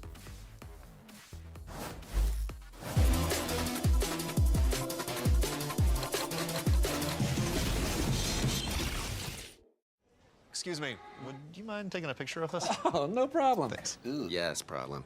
You need Verizon. Trade in that old thing and get a new iPhone 15 Pro with tons of storage, so you can take all the pics. So many selfies. A preposterous amount of panos! That means panoramic. And as many portraits of me as your heart desires. How about none? None, yeah, none feels right. Trade in any iPhone in any condition and get iPhone 15 Pro on us. Only on Verizon. Red Bull gives you wings.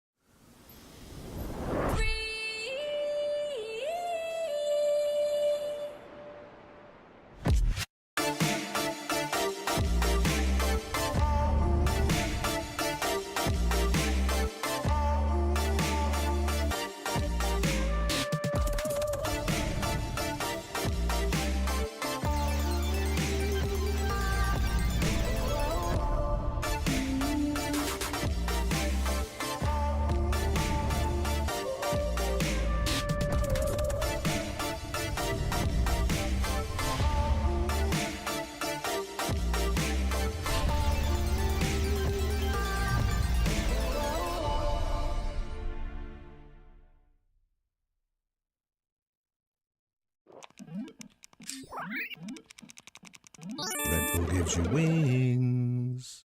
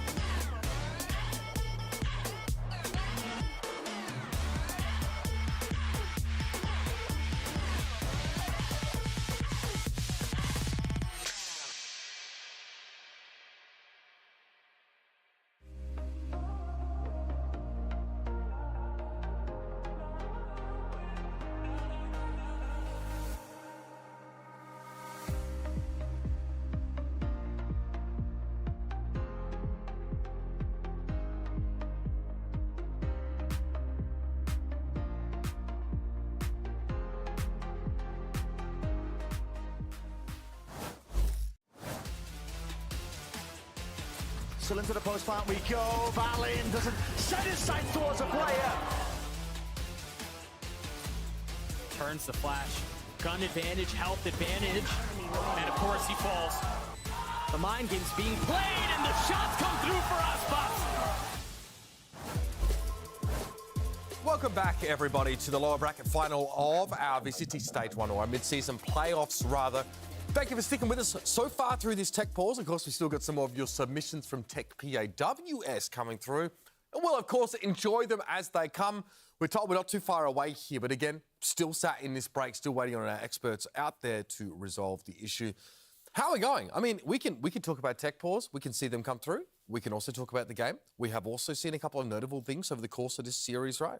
No, I don't want to say anything. I want to watch the game, Uber. Okay. Start the game. So can we start the game? game, You know what? please? Embodiment of chat on my desk. We're going to do just that. We're going to head now down to our casters who are ready to take us back in, everybody. That's right. It's time for more Breeze. We're going to join the game as G2 are 4-0 up on the defense side. Okay, now before I let it in, we're back into the action, and that was a lie. I lied to everybody, but this time I've been assured. I mean, listen, I was seeing a PC getting swapped out. There was a lot of trials and tribulations happening over on the stage, not necessarily even in the server. But King, he's locked in, he's ready to go, and I believe that means we are also ready to go. 4-0 for G2. Finally, a bit of a buy online here for Leviathan. But again, cast your minds back. It feels like eons now. But Aspas did end up forcing into that prior round. So he's one away from his Blade Storm. And G2 could choose to cook up a strategy around trying to punish the orb grab. And that was what we were theory crafting. This play over towards A. Icy late to the spawn barrier, but is in position to go for something aggressive. Aspas picks it up. They have to dodge the knife radius there, G2, so they're not in position to punish. But they do go for a re-clear. Yeah, late re-clear as well. It's a dart and a flash. TP back, Valin. He's going to be catching the contact of a multitude of players. Nobody clears this corner. Barrel sticks out, but takes with the response.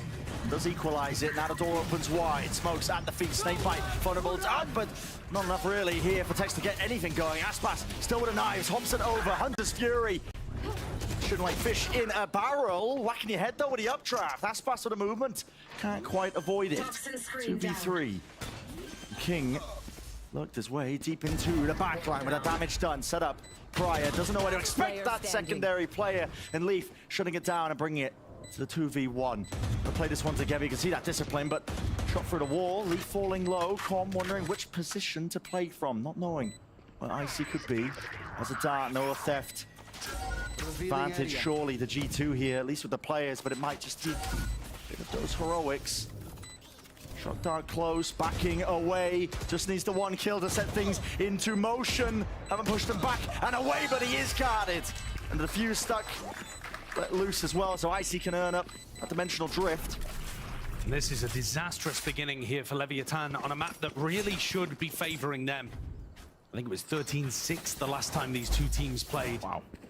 I think I just saw a flash of a tactical timeout there. Yep. But bear in mind, guys, that the teams don't have the ability to talk to each other during these tech pauses, so it's not like The Lev coaches have been discussing strategy this entire time. They haven't had an opportunity to really adjust the flow of this game. All right, so this one, tactical, not technical. Yes, tactical. Don't worry. Tactical this time. Let's talk about some tactical things that went wrong in the prior round. Because for Leviathan, that triple walk up holes I thought was a nice play, preempted by Valen. But then the actual engage out through the switch door was horribly mistimed. Tex got a snakebite at his feet and decided to go forwards. Aspas decided to go backwards, so mistimed already. And then when Aspas committed, bumped his head and the movement wasn't quite there and it wasn't synced up with the rest of the team. So really missing these teamwork elements and not on the same page, Lev, in terms of the timings that they're going for. And really that's down to a comms issue of did Tex call the commit and Aspas didn't follow? Was it the other way around? Do they have a protocol there where they're supposed to be cancelling and it was a mistake? Either way, G2 sitting pretty here. A map we didn't think that they would be able to find huge advantages on, and they're 5-0 up to begin. That's a hefty lead. Alt's online as well to see if they can turn the tide of this round as well. In particular, again, another one to break the back, I should say, of the economy of Leviathan. Mazzino one away from his KO ultimate. And so, I think that's why they're starting to flash. The setup. Real proactivity! Oh, that's amazing. And a delayed dart! We're gonna light them all up. Icy set up for a quick two-piece. And Trent, I mean, he's offloaded the Hunter's Fury to support, but it wasn't even necessary. Trent's in a different direction. Tex getting a run on and a move on, seeking to punish Trent. Locked away into the drone, but now he's the one who might just be punished. Doors opened up as well. Too many angles, too many sight lines. Knows that one's a clone, but how does he manage that? He just can't. It's traded. These defense rounds are being played pretty much perfectly by G2. Icy there to back up Trent as well. And Lev, they found a gap into the B site, but they're in a 2v4. Forced to take a fight before the plant goes down, really. And this is where the discipline of G2 is just excellent. Valen's not really taking an aggressive position. He's on an angle where he's massively favored, and then Icy Leaf doubled up. And they've spotted the aggression from Lev. Now Lev are forced to go for the plant and just play the 2v4. How do King and Mazzino work this? Valen way ahead of the pack, but you're right, how do they work this particular spot? Icy going into ult here does give them opportunities to gather info, but it does mean that that double up, Valen has to go and fight with Leaf now so that there's the buddy system intact. That's the one, Cosmic Divide. Split up the site, forcing a play now out of these players. No one to really disrupt this one. Who is going to be holding the wall? Mazzino catches the first, catches the second, right through the wall. King! It's beautiful. Magnificent work from them. Jonah P. Blooms and blossoms the orb. A tap as well. Just wondering where Mazzino's position could be played. And out in the open. What a turn of events here for Leviathan. The least likely of the rounds for them to be able to take away a 2v4. Played brilliantly by Mazzino in particular. He got one with a peek, playing backside, and then the second off screen. Let's take a look at the replay. Because this one, back of the head of Icy, who just didn't quite realize where Leaf had died from. Normally, these are the rounds that G2 clean up very nicely. Buddy system, double up, trade people out. But Lev found those aggressive peak timings, and G2's set play comes to naught. Remember, the beginning of that round was absolutely fantastic, and they invested huge ults there as well. So a bit of a full reset when it comes to that ult economy. Yeah, and again, because Mazzino has his KO ultimate up, you see Leaf here playing inside halls with his setup over on the opposite side of the map, so he can't get shut down by the null command. So two separate anti-KO setups, one aggressive and this one, more passive, but both achieving the same goal of making this hard for Lev to get into B. It's almost too readable here for Lev. Shot down close, just in case. Trips is still up here, Nepal and a snake bite! Combined might. Can't get past the choke point here, but lit up gives him an opportunity. Trent, take it out with a wall bang. Still playing a bit of patience for G2. Slow this one down here, give them access to the site. Still open fight as well to be taken on these sightlines, but it's only Com who's left alive. We'll try and get this plan down as well, but the back sticking out means he's even denied that. No chance of the extra money. That's a fantastic anti-KO setup. You've got the pull, and Valen's on the opposite side of the map. You've got two trips to play around. Not that they had as much impact, but still, that pressure, that fear in the minds of Leviathan. And then you've still got the snake bite that comes through from Jonah P right before he's taken offline and suppressed. Beautifully worked there, G2. 2 rounds in a row. Yeah, they didn't win in round 6, but the actual game plan, the setup was still immaculate, and it took a hero 2v4 to win it for Lev. So far, G2 are playing an amazing game on Breeze. It's a map that we didn't really accredit to them. Yeah, and the reason for that is that when things went to the attack side, they only won 2 out of 12 rounds last time. 7-1 incoming. Made that look a bit better. Otherwise, we could be in for a storming comeback come the side swap. That's true over the top here. You can look at the pulls that's being used. G2 seeking to delay the inevitable here, which is the overwhelming might of Lev, seeking to take some names and potentially some guns if they can get access to the side as well. Jonah P, head on a swivel, knows he's being postured and approached onto this spot. Can't open himself up, and needs some teammates to back him up still. Evened out now. 2 left to stand. They know what Aspas's positioning is in a crouched peek from Valen. Planted the spike. My ultimate is ready. Too hard of a fight here for Aspas, and Tex now left. Essentially an unwinnable scenario. Unless he can hit some miracle shots, but G2 never want to let anything slip. Especially considering they just lost a 4v2 in round 6, making sure that they triple up in that spot and offer Tex no opportunities to deal a death blow to his former squad. Clean anti-eco there. I think it's fair to say G2 have completely dominated this half already. Even if Lev run it back all the way, this is still a very successful defense side. And it would be surprising to see Lev turn it around at this point. They've got a Hunter's Fury to try to work with. Com's normally good at being able to get a pick. You know, you'll often see the Hunter's Fury coming along this lane of the map, putting pressure along where the classic Cypher position is. Right here. We'll pit down over towards A. Knife is used early into mid here by Lev. They're not going to have this one, at least for the first 30 seconds or so, for an exec into B, which looks like that's what they want to gear up for. And we've seen both teams put a pretty heavy emphasis towards these halls lurks. Tex going for it, Trent watching for it.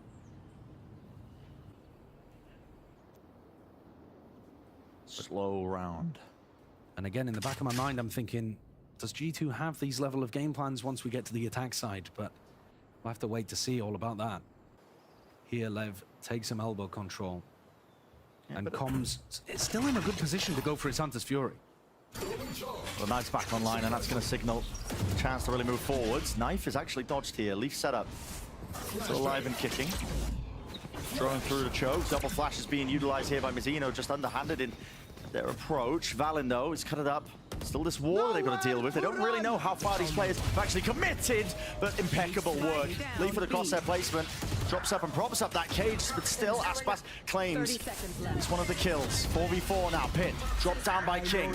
In through the back lines, and Valen, a necessary agent there. He's trying to sow some chaos, but he's not able to get it done. Clone ignored. Decay still there. King gives up the pit because they know exactly where Icy is. Spammed away. Bullet time down to single digits.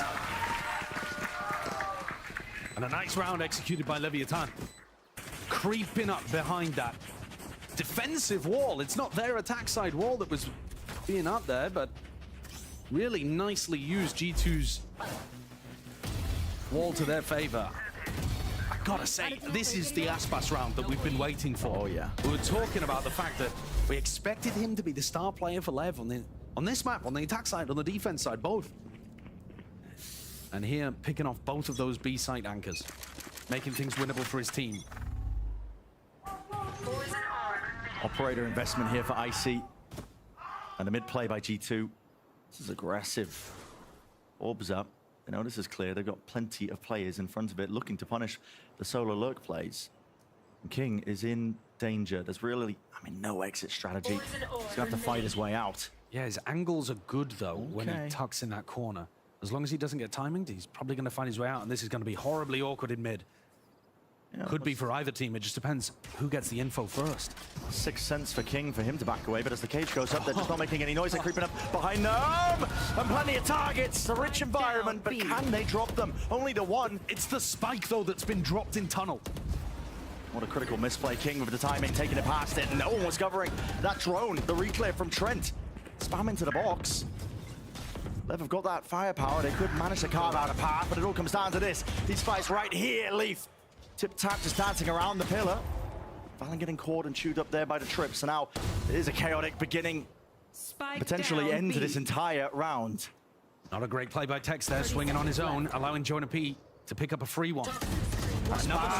Another swing alone into two players, like you're saying, from G2. Need more coordination from Lev in those kind of spots. And now it's all down to King trying to make a miracle happen again. I mean, there's just no time with the position that they've got. Have to pull off the impossible. 10 seconds left. Only a few seconds left at this point. Yeah, will fall. 8-2. A pull on the spike as well. G2 holding passively in a few of the rounds that we saw prior, and then decided to go for a much more aggressive look. Not necessarily stomping their way down mid though, quietly tucking themselves into crossfire positions. That setup would have been amazing against an A split, and then as soon as Tex threw his first cyber cage, they realized it was a B split and were able to get that timing behind as well. Of course, it could have gone badly for them if anybody on Lev had taken a look back towards mid, but it's an unexpected spot to clear. Another round, I'm afraid, where you're looking at Aspas to try to make miracles happen for Lev. But he's blinded up. Can't take a fair fight there, not against Icy, and Icy gets out of dodge, commits the TP nice and early. It was G2 that only got 2 rounds on their attack side last these two teams faced. Lev could be held to the same here. Trent with another nice timing down. This is so proactive by G2. Yeah, they're finding amazing gaps. Being watched. Any overextension by Trent would be punished. He heard a footstep. He did. Should be making a call. They'll know it, no. At least with the Viper wall going up. Trent, there's the punish. No horse lurk in action here. The players are working their way in, though, using the cages, but it does stop block the bullets. And still Jonah P not being cleared out. Dividing up the site, just splitting it up. Up trap. Play by Aspas matters into his own hands. It's going to take more of that, I think, if they're going to stand a chance here in this particular round. Drone through and abound. Getting that tag, Aspas. He's hoping for a fair fight, at least potentially an easier one. Shock darts. Narrowly avoiding death and defeat there by Com, and now going to be sticking that plant. G2 will try and take these fights together. Valen, flank attempts occurring. Icy from behind. Everything falling apart. And G2, they squeeze things down there. Amazing reposition from Icy, using that dimensional drift to ping out the locations of the Lev post-plant players, and then taking up a spot in A main that cut off another few angles for the rest of the team. Love how G2 are playing this one. Every defense setup works. I want to point out as well that when Jonah P is taking a fight on A, they don't bloom the smoke immediately. They allow Jonah to take a pick first, and then the smoke comes up from Valen. This is really nice usage of the Astra. It's not the basic stuff. They've got layers to what they're doing, if you couldn't tell already. This has been pretty much 11 rounds of excellence from G2. Even the rounds that they were losing, they had fantastic ideas. Yeah, I'd agree. Little moments where they just choose to switch up the tempo, past the conditioning, because it's all been slow play, not too much in terms of proactivity. Aggressive defensive plays here. One away for Mazzino to get that ult in the final round here, the first half. Util already flying forwards, going to be delaying them. Aspas the only one who can really get into the sight in the barrel. Just sticked out enough for them to collect Jonah P. Still revealed though, underhanded flash. No one really going to be revealed out into the open. Everybody playing anti towards it. Dart into the back clears it, and Aspas is eager to take some of that space. Map control for them. Hunter's Fury here. Popped off in time, Mazzino. He will survive, but a moment and a distraction is necessary. The Tex to just be causing all sorts of issues. And still not aware of it. Aspas, a deep pushed up position from all of that. Prior Util onto the side. Tay cannot win the fight. Tap goes the rifles, but eventually the team there to clean it up for Leviathan. A 9-3 finish. Maybe not what they were looking for or anticipating. Nowhere near what they were anticipating. Lev, coming into this, would have been expecting that they were the favorites. And that's all it took. Take away Jonah P, suddenly that smoke no longer has any danger. And that's the big thing that Lev was struggling with the whole time. A 9-3 half looks immaculate for G2, but last time they only got 2 rounds on attack. Well, let's send it down to Smith. She's standing by with Shy, actually, at a co-sharing booth, someone who's deeply familiar with both of these teams. Thank you very much, Josh and Bren. As you said, sitting here with Shy as well as Dan. Thank you very much, Dryad, for the translations. Shai, I know that you obviously were on Leviathan last year. You're intimately familiar with King and Mazzino. Obviously, Aspas was a power addition to that team. What do you think it is that he brings outside of the obvious fragging prowess? Bueno, sabemos que conoces mucho a Leviathan estando con ellos el año pasado, que conoces mucho a King y a Mazzino, pero con la adición de Aspas, ¿qué crees que le trae Aspas al equipo? Siento que Aspas es uno de los mejores jugadores del mundo, uno de los mejores duelistas, y lo que más destaco que llegó al equipo fue esa calma de ser un jugador como que no se acelera y como que trae siempre calma al equipo, y sobre todo el firepower, y siento que ahora son uno de los equipos con mucha mira y demasiado firepower a la hora de jugar. I think that Aspas is one of the best players in the world, one of the best duelists in the world, and what he brings to the team is that calm in tough situations, and bringing that calmness, and also bringing the firepower for the whole team. Absolutely, and I feel like another player that has to help with that mood that you speak about is King, the in-game leader. You obviously played under him. What do you think his strengths are as an in-game leader, especially in these tense best-of-5 situations? Y alguien que conoces también mucho es a King, que siendo el IGL, ¿cuál crees que es la fortaleza que tiene, especialmente en una serie de mejor de 5 como esta? Lo que más destaco de él es sobre lo sincero que es a la hora de expresarse con el equipo. Conversé mucho con él ayer y lo que me decía es que por más que no esté tuviendo una buena serie, él siempre intentaba expresarse al equipo, intentar apoyarse para él volver, y que el equipo también supiera que necesitaba como más de ello, y como esa vibra que tiene de apoyarse en sus compañeros, siento que lo hace unirse más. What I highlight from King is how honest he is with the team. I talked a lot with him yesterday, and he was saying that when he's not having the best performance, he is relying on the team, and he's being honest about needing to rely on them, and being honest about asking them to do more and to help out when not everybody's going their way. Absolutely. Thank you very much for taking the time for this interview. Josh and Bren, back to you guys. And we are straight back into the swing of things here. This is aggression. Off the rip by Lev, doubled up, creeping down into halls for G2. What is this anticipation? Spotting just the heads there. I think Icy maybe even just gate crash back into the action, and they can't escape from it! Trent bites back, classic in hand. Not turning to try to deal with that, not expecting the G2 would go for such a quick re-clear. 3v5, looking horrible for Lev. This map, around, man. I mean, it's gonna take something to pull this one back. Really is. Maybe Mazzino could be the man to step up towards it, but just jumping around is too much to overcome. Swarmed! And as a 10-3 round differential, G2 with a pistol round win, looking inevitable.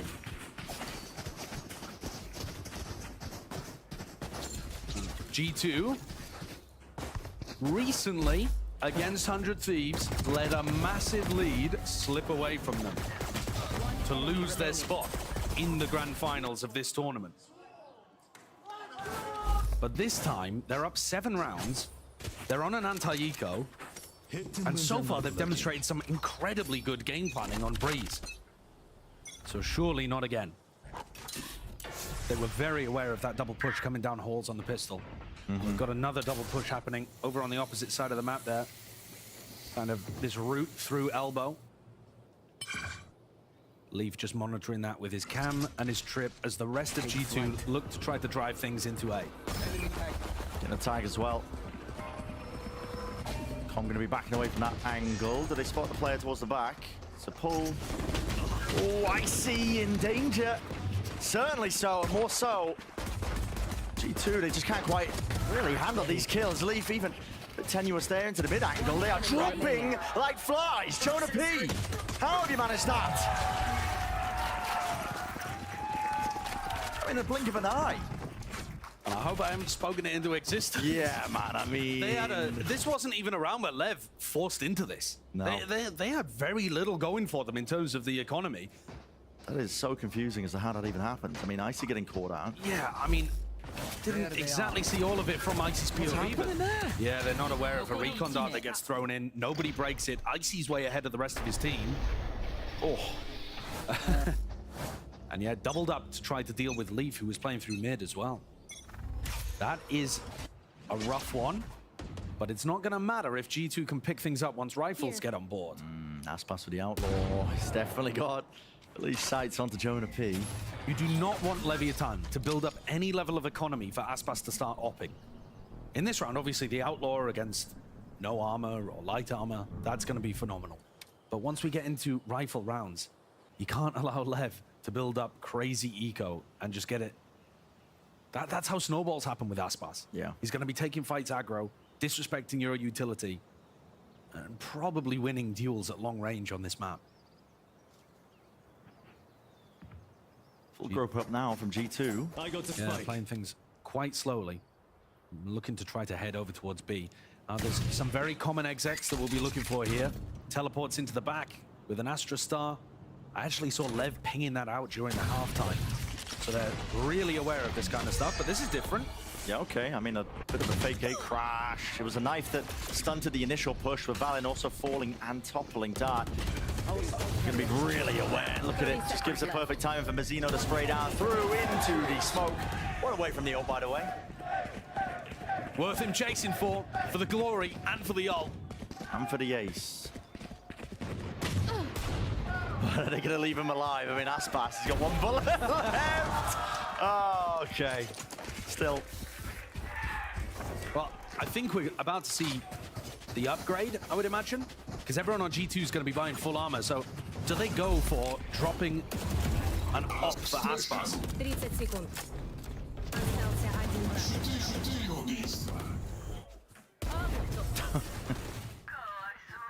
Lovely round from Mazzino there. Yeah, it is. But round 16, this is where we see whether the comeback is real or not. I know that seems strange when they're 5 rounds behind still, but yeah, again, nobody going for the op purchase for Aspas. He's got to make this work with an Outlaw against a team of full armor. Mistimed! Mistimed, though, by Lev. They needed that molly to come earlier so that the vulnerable was applied. I mean, still doing good chip damage. Trent, he's going to be thanking his lucky stars, I think, that he's still alive here. But yes, good chip damage, but an ult gained. We've also got this classic setup we see from both of the LATAM teams where you've got an opper there and somebody holding over towards elbow. Aspas. Here. He's directly down into it. I think G2 were jump spotting this one, even considering using a drone to clear him out. Obviously, I say opper, but again, Aspas has to be using this more like a marshal, going for the headshots. He's aware of the eco. He knows that these guys should be using full armor. Hard to cross into mid, but Lev. Pretty good read that this is going to be landing and ending over towards A. Com. Jump spotting, all the noise in the world being made. Oh my God, he just missed the timing on that one, and now he's going to be met with a couple of rifles and bullets. Players here through the wall. Might get lucky and claim a kill. No, instead it's King who falls. Aspas forced to back away from this one. He can't take a fight close and personal, not with that Outlaw into his hands. Flash is dodged by Mazzino, but I see too quick with it. G2 are going to get a nice post plant here. The Lev players not in position to go for any kind of fast retake and actually getting locked out by some of the Astra util as well. Not sure whether... No, Valen does not have any stars on recall, so he's not going to have that pull on the spike, but I don't think they'll need it. Maybe if Tex can root Valen out of this spot, and in fact he does, so the game's on. Yeah, the game is on. Like you said, not going to have any of that post-plant pull util. G2, a couple of players need to find their shots. Leaf, he's heating up. Drops it down to just the 2. And a reminder again, Aspas with the weaponry, it's not ideal. Time ticking. Leaf will take the peak and take the fight, but really his team should have this one in the bag. Any damage here, though, is good. They've already knocked armor off Trent and Icy, but if they could take another weapon, unfortunately, yeah, this explosion is going to be between the two teams, stopping Lev from harassing the rest of the G2 players who get up to 11. So it's good damage from Lev on their bonus round, but they'll have been hoping for more there. A conversion would have been just what the doctor ordered to start a comeback from happening, or to start the comeback happening, I should say. Killed them.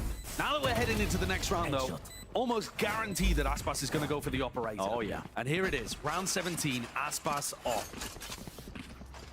And considering that G2 have been putting a premium on taking A main control and farming the orb and that kind of thing, and the fact that Icy is 1 away from the orb, I would be expecting Lev to be challenging A main with that. But they're not going for it. No, they're going to allow the ult to go the way of G2. Down into mid. Orb in his face, though. Aspas can't really do much with that. Has to be worried about multitude of other angles, so he backs himself away. The thing is here, as soon as you don't see Icy's ult come online in A main, you might be thinking that the route of G2 is somewhere completely else. That's why Aspas is trending over here. It doesn't feel like they've taken heavy A main because the Yoru ult didn't come online. Look how concerned he is that they've looked their way up through mid. I think they've got a great read here just because that ult orb hasn't been taken onto the premium target. They can hear it. Footsteps, at least. Aspas knows that something's up. Door opened up. Go now straight through. King is locked in this position here. Bit of a one and done now, and the approach comes down into the double door angle. How does Trent go down to the util? Still, Mazzino is ducking and dodging it. King! This guy was never in trouble. He knew there wasn't any real pressure coming from A main. He dealt with that target and then swung around and added another 3 to it on the G2 players splitting through double doors. What is that? Time for King to step up. Yeah, Mazzino and King, the two core players from Leviathan, showcasing why they've survived the chops and changes on this roster and its evolution into a super team. Look at that. He's been so great in spots like that. And he's helped Leviathan start the comeback in reality now. This is where you start to knock G2's eco down. I can't believe this by Aspas. At least the window angle being held. Dash is popped and active, but no one's going to be giving him any sort of easy kills. In fact, spotted by the cam. It's actually the fight over towards A main that is most dangerous for Lev, I think. That flash doesn't even catch That's too low. G2 want nothing to do with it. Yeah, they have. I mean, Lev boldly have full read cleared out A main in this timing. That's going to give them plenty of info. But G2 have been playing around mid control, and so that's where Aspas is focused, not towards B. A drone, though, from Com clears through double doors as well, so they're very confident it's not an A split. And they're starting to stack here with players too. They have a knife and a lot of delay util. There's the first one. This is you sent flying nade as well. Potential for that TP into the... Oh, they don't want to take it. Yeah, well, actually, I think it was in the process by the knife, yeah. Yeah, exactly. So lovely play by Mazzino there, disrupting that execute. Normally be a gate crash into the smoke. I get worried about the time here for G2. King could win the round again. I absolutely could. Still locking it down here. Even with the pistols in hand, it's a beautiful fun. Oh, he might have not. Bats it away. Better to be lucky than good, and King's got both, hasn't he? 12 seconds left. Leaf, got to go down here. Take a fight. Don't want to be saving that one into the next. So this is Lev. Like you said, the comeback is on at this point. It's not a huge round buffer they've got to work with, of course. I mean, G2 only have to convert 2 rounds, but this might be the time to do it for them. Plenty of ults in the back pocket. Cornucopia of it. Exactly. This is G2's opportunity to stop the momentum now that they have a bunch of ultimates online. King has been a menace, though, dominating towards A main. I think G2, rather than focusing on an ult play, might just want to make sure that any retakes over towards A get stopped. Aspas is going to challenge this takeover towards elbow right at the start. Again, full trust in the window position being held here with a cage. Popped up here, deep knife that's cross map. Again, A main being re-cleared in this situation. This proactivity means that Lev can heavy stack, but they've got to get the players to get a move on. Dimensional drift up. Going to be spotting out Aspas, in fact, with a body block damage. Done. It's the assist setting up. Aspas! Oh, this guy will not be removed. I see. Still something to say about it, though. Get themselves onto the site, to pit down into the post. This pit, chances here. This pit is difficult to play around as the post planter because you just get surrounded. Aspas on top. Turret mode. Yeah, they weren't expecting that one. I think Aspas updrafted just behind the Cosmic Divide. Obfuscated it. Any intent that he was going to be playing perched up. Now it leaves it to Jonah P. He's got the pit to maneuver around. Finds a first, finds a second. 5 HP. Molly, straight to the sky. And now retreats to a more defensible position. Spamming away. Aspas. Options running out. Time. Jonah P. This is a masterclass from him. And yet time has run out. Outrageous from Jonah P. Could not hunt him out of the pit. Could not stiff him out. Oh, and the operator goes as well. The economy is still good for Lev here, but G2 getting up to 12 in a round where Aspas was popping, and Tex got double kills defending the B site. I was ready to talk about the fact that pits like that are really hard to play around because your opponents can surround you. You don't have a safe back up against the wall position, but Jonah found the timing on both of those players. G2 have played a lovely game here, and they've found the individual moments when it matters. Big Just as hero Jonah plays, did. man. Time to jump. I think knife again here, but this is a turning point for G2. Lev have managed to put an operator in Aspas' hands. Leaf's position here is really nice as well. I mean, that's a spam from Tunnel. Straight down when he said he all popped up. Mazzino playing inside of it. He's got to be worried. No contestation, though, from G2. Not for now. Not that they've lost this player. If King goes for information, or Tex goes for information. Have a repeat and punish. That's pass. Quick. We're not quick enough to escape. The Ira G2, somehow disadvantaged situation, turns to a 3 versus 3. I don't think King is making footstep noises here as he leaves the pit. So Leaf doesn't know he has a timing.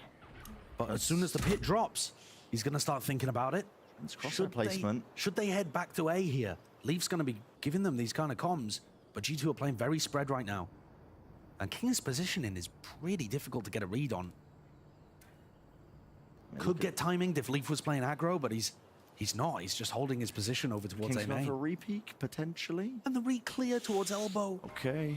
30 seconds. 30 seconds G2. left. Which direction? King spotted. Sees 2. Going for the re-fight. Com. Drop down. Sat down towards the spectator seat. Almost the entirety for them. And guess what? They're going to be exiting them soon enough. I know exactly. Just G2 on the precipice here of taking this map. Make it nice and even, 1-1 here in this best of 5 lower finals. And there it is. Final kill into Mazzino will seal it up there.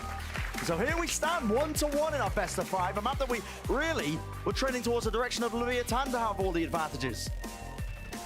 And Lev couldn't get themselves online.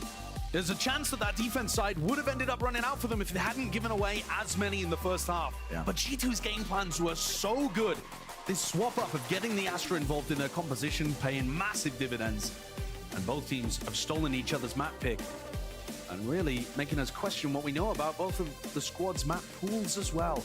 If G2 have Breeze that they can now rely on, maybe we need to start thinking differently about this squad. I think perpetually underrated in their run-through players because they look like a different team. They have entirely, man. I mean, the whole qualification process in stage 1, they were fluctuating, wins and losses, and now in a best of 5, you really get tested in terms of that map pool. It's one of the overarching questions we had for both of these teams was really just checking out the form, seeing how they're going to look. They both made Shanghai, but well, time for a quick break. When we return, the analysts, of course, going to be getting us nice and ready for that map number 3.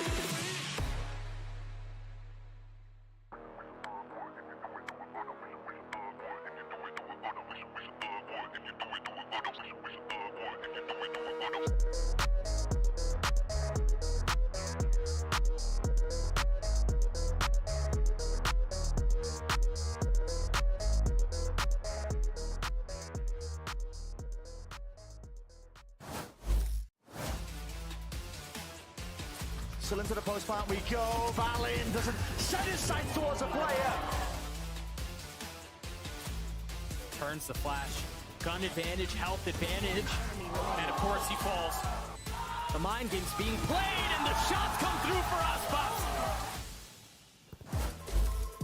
Well, it's starting to feel a little bit more like G2 +2 because they have won every pistol round in this series. And for those keeping track at home, that is 4. G2 with a bounce back on what really should have been Leviathan's map. That breeze showing from them was incredible. Yeah, no, they did a fantastic job of shutting down Ospas, not allowing them to get a lot of value with the operator. Of course, their own defensive side was super explosive on top. I think for anyone that was still a G2 doubter, this is such proof of the level this team is at. Their breeze, I think, was probably the biggest weakness in their map pool, not looking super great. Yeah, with they that got owned solo the last Euro time comp. versus Yeah, Lev. it was like 13. They were kept in single digits by Leviathan. But now they come out with a brand new comp with some fantastic ideas, and they dominate Lev to recover in this series. Yeah, and they've obviously been working on their breeze over the course of the last few weeks, but now we get to see it come out, and what a time to show it. Trent, someone who, for me, was a big standout over the course of this series. He looked very, very good. He's already someone we're picking up as a bit of a star on this squad. And honestly, the way that he converted in this third round, this is the bonus round, he's in a 1v2, is able to pull out the dart and use that as a distraction because he knows one person has to turn to break that. They're thinking he's going to go for the spam through the Viper wall, but he just peeks through it like an absolute Chad, and they go on to win the next first five rounds in a row. Yeah, it was an incredible start from this G2 squad. You were talking about the pistol rounds earlier. It was those early wins and that bonus round conversion that got that momentum, courtesy of Trent. But really, I think the thing to walk away from and talk about here is how good G2's ideas were with this Astra comp. I think on both sides of the map, they had incredible implementation of it, you know, on their defense, having a lot of really cool set plays on their attacking side, shutting down Ospas. It was lovely. Yeah, I think especially there was a few of those like early round moves, right, where they were able to find those ideas, whether it was a smoke and a Yoru getting active. Because there were like, quite a few occasions where Valorant in a post plant doesn't actually have like any Astra util. That all was dedicated to setting Icy up to have impact on that Yoru. Yeah, and I wanted to look at a couple of rounds in particular here of this setup, right? Because I think on the defensive side, they had these aggressive looks, but they also have a lot more passive looks where they're playing around that suck. This is one of those really forward things. It's a flash combined with that suck, and then the dart is coming in late once everyone already stuck. They're trying to hide in a smoke, and the dart pings them. And then this is another bit of value, right? That Astra global control means you can play anti-KO setups with the suck on either side of the map. Normally, it's kind of a gimme round for attackers. When you pop that KO out, either the Cypher or the Viper is offline, you're always having additional stall utility. So consistently on that attacking side, Ospas was rarely getting value on the exec because the stall and the setups from G2 were so good, and that continued on the attack. Yeah, when you switch over to the attack, then was really where I think the power of it once Aspas got the operator, because he wasn't getting kills with the op, especially early in rounds. And it's because G2 really took their time. And by combining the Viper orb right outside of double doors, that shut down Ospas' ability to fight through that lane, and then using Astra smokes in halls or the pullback stars outside of B main or A main when they're execing so that they can scale out on either side and remove those initial lines of contact that Ospas was trying to hold. He really struggled to find value on those initial picks. We saw like those deep Astra smokes inside halls, really very good at keeping somebody there, like pulling people over to that particular lane and kind of stretching the defenders a bit more thinly. It adds so much more depth than you normally get on the attacking side. Generally, you're playing this with the solo Viper as your one controller, so you're pretty committed to either be going for splits or just hard executes because you just don't have the tools to. And you kind of give it away with the wall, right? Yeah, and it's a lot harder to like explore options in the halls, explore kind of setups where you're early taking mid control, then pivoting back. Astra gives you that flexibility, and Valen called around it beautifully. And it's because when you're playing defense, right, one of the really important things you need is forward information. That's how you call around of defense. You need your jet on a forward line, whether that's halls or double doors or outside one of the mains. And because G2 were not just shutting down the operator from getting kills, but shutting down those lines of vision, every time Ospas is trying to hold an angle, there's smokes coming into his eyes. Leviathan just didn't have the info they needed to be able to call around. So coming out of Bind, we were kind of scared for G2. We thought, okay, Breeze is probably a given for Leviathan. That means that Icebox, which again is a map that both of these teams have had success on, might be the decider. But now we're getting to the tail end of this series, or at least the the meat of it with Icebox and Lotus still to play. Genuinely, winning Breeze is a complete lifesaver for G2, right? That was one of the two maps that they had lost previously against Lev, and now they're going into what should be their best map out of the remaining three against Leviathan. It's a map they've looked good on recently. Remember that game against Crew where they dominated with a great game plan, and Leviathan have been struggling in their last few showings. Yeah, they absolutely have. Leviathan, I'm wondering if we do get any change up here. We've seen them previously kind of just attempting to go for just the old school Harbor Viper that Loud is kind of the only other team still running. It's a map that I think they've struggled to find their full ideas with, but we get a little spoiler there. I see maybe a Sova in the mix too, maybe getting more on the page with these kind of Gecko Sova ideas, which is what G2 has been so good at. It would certainly be interesting because I think that Harbor could actually have a little bit more value for them against the style that G2 has been showing lately, which is that heavy flood back into sight. They might keep the Harbor though and then just go mirror against G2. Sure, yeah. I think having like Harbor ideas to sort of give you that second wave of smokes and the slow especially would make it a lot harder on that A site because G2 love to flood 2-3 players out through heaven every single round on their A retakes. The Harbor wall could really throw a different look in there against them. Let's talk about implications for Leviathan. We thought Breeze was going to be a gimme. They got dominated here, and we saw some rough stuff from them mid-rounds where we're swinging out into mid, individual players taking timings, and it looking a little uncoordinated. That was a Leviathan that was kind of out of whack. This map, they're going to need a big recovery. And that was what we sort of saw from them in their series yesterday, right? Against Crew. 3 halves in a row. They're all out of sorts. Early days of this season, those were those same issues, and I'm kind of fearful of seeing that crop up again. Yesterday, they rallied around Osbos with some ridiculous performances, getting his team back into the game. He's going to have to show up again, sort of rally those troops if it's similar scenes in their camp. And we've seen him be a monster on Icebox. Rentage and Select, it's that same comp we've talked about before with this Gecko and Silva. G2 are excellent at it, especially on their defensive side with the flood retakes and those reclears. I do think I want to see Leviathan take some advantage with more contact plays because there's no Jet on the opposite side, because they do like to play a little bit more passively. I do want to see a Lev that are more willing to play slower rounds and creep into that space before exploding. Think how they played their bind. Very slow early rounds and then popping on. Here it is, your comps are laid out for you now, and map number 3 is there for the playing. Let's head back down to your casters. It's Brennan's Sideshow. Thank you very much, guys. Yeah, we're really getting into the thick of things here with this series. Best of 5, 1-1 between both these teams. Unexpected, honestly, as well. I agree. Each taking their own map pick, and or the opposing map pick, I should say. And now we're heading into Icebox. This one's an interesting one. I'm going to be paying close attention, I think, to individual players. Mainly Leaf. This guy's been dominating on the Killjoy whenever he gets access to it. Mainly down to the maps, I think, as well, because G2 are very comfortable on this Icebox. They certainly are. It's looked like one of their better maps that we've seen, but their map pool's so difficult to put your finger on at this point. It is, yeah. They've been evolving all throughout playoffs. But last time we saw G2 play, you remember the kind of plays that they were going for? 4 stacking over towards A, getting Leaf the Killjoy deep into A nest. And those were specific anti-strats, always farming the ult orb. That was specifically anti-ing Crew. That doesn't really work against what Lev are bringing in here. They have shock mollies, and they're going to go for a B split on a pistol. The preparation has run deep so far. Why would it stop now for Lev? Looking to overwhelm this position, but it's all being called and collected. Corralling up these players. Jonah P delivers at least 2. Worried about his back, but his teammate has it. Icy with a dizzy and a repeat. I know where Mazzino is. You did good. Seeking to put them down here. A lot of isolated fights being taken.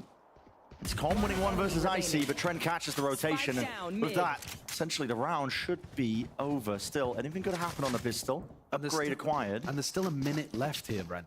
So there are actually chances for Com to try to isolate some picks. They've completely lost information. They don't know where he's playing. No, they have no idea. So that does give him chances to hit a timing. And that kind of variance is always going to favor the player that's down in terms of numbers. Slow and steady now. And again, all of this utility is kind of meaningless in situations like this because you don't want to give away exactly where you are. Exactly. On both sides. 30 seconds left. Trent is positioning. Oh, it's a game of timings. I think it's been won out, yeah, by Trent. The G2 squad. Enough damage really done there. Pretty good read of how to dismantle that one when you go into the B split. Punish for the creativity on Icebox. Definitely. But I also want to point out that G2 did the same strategy again, where they're doubling up against Aspas's entry. Look at that. He swings Aspas alone into 2 players of G2. Yep. Keep that in your head, because that has been happening all the time throughout playoffs. It's how they shut down Oxy. It's how they shut down Kesnit. And it might be how they shut down Aspas as well. He was limited to only 2 first bloods and 4 first deaths on Breeze. That's not the kind of numbers you expect to see from the superstar player of Leviathan. The Dawn and a Cascade ricocheting. Able to take that front B main control.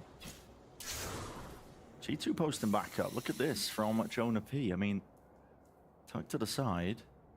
Yeah, we're seeing a lot of teams being very stubborn around their positioning towards yellow. Yeah, Aspas has activated it, looking for a fight. Orb though in his face. Jonah P.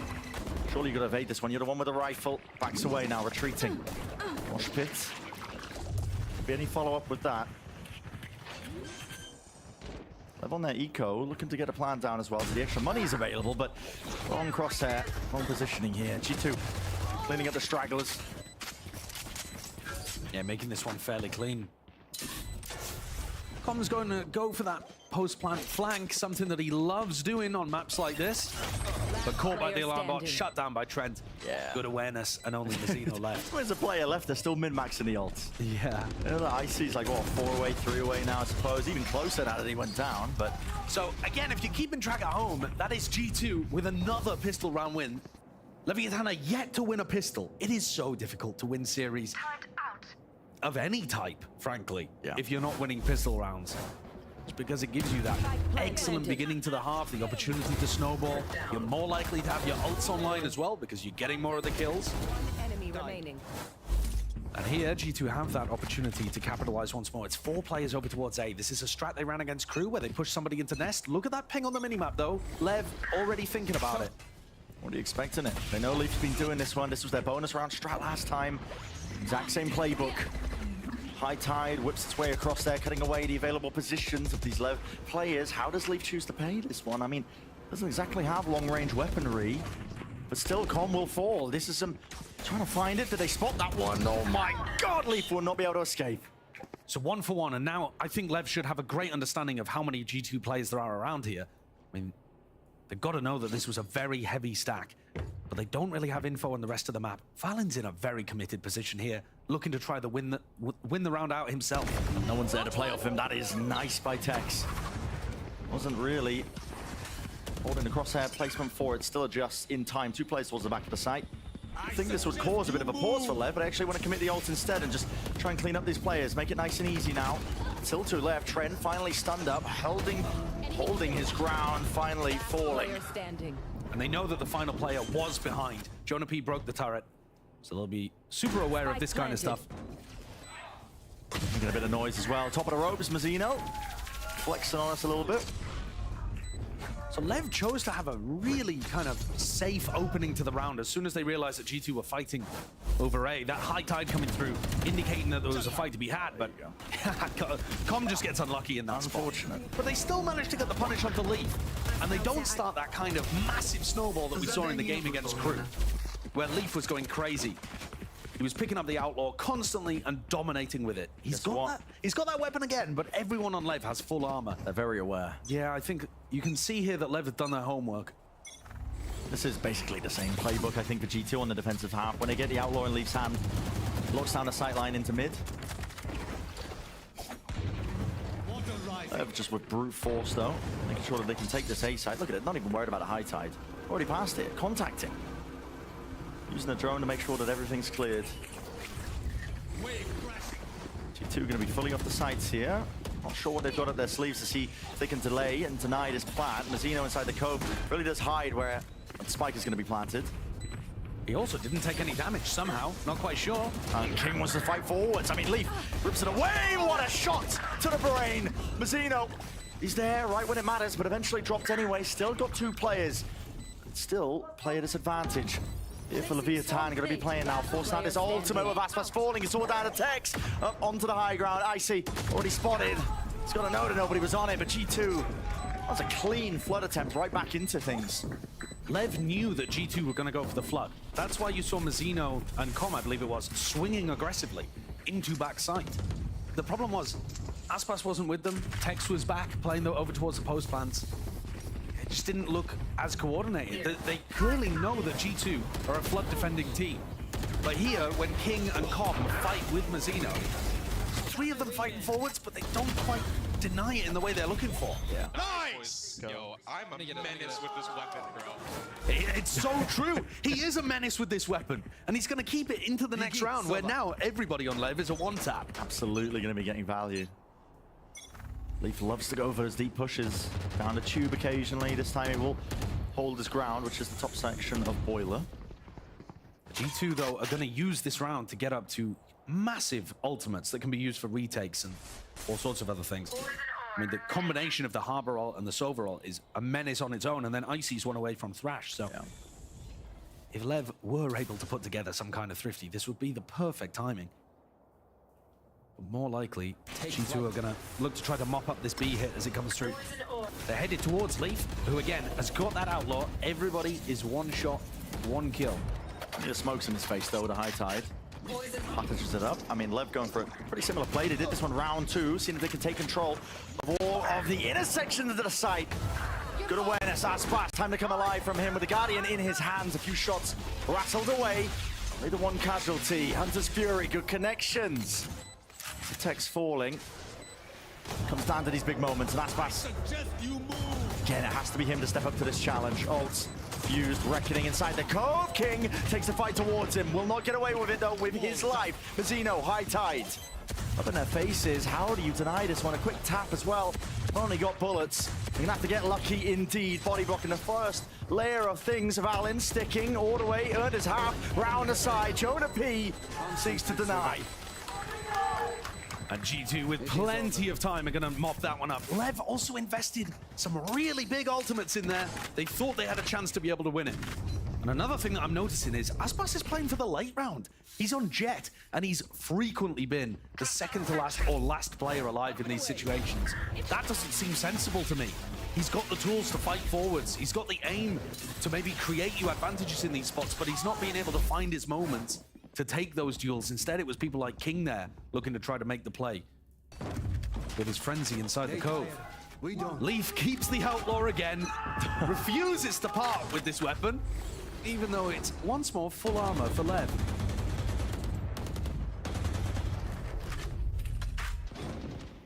Walls propped up on either side. The trouble is with the Outlaw conditioning as well. I mean, it does force you to buy full armor. I don't think any util is going to be missing from Lev, but it just means you're more likely to get ecoed, you know, an extra 1 time, maybe 2 times over the course of the attack arm. Yeah. Or over the course of the game, I suppose. Lev looking to try to take front A control at the same time as lurking people up B, and it's rewarded. King picks off Jonah P, who was looking to go for the rotate.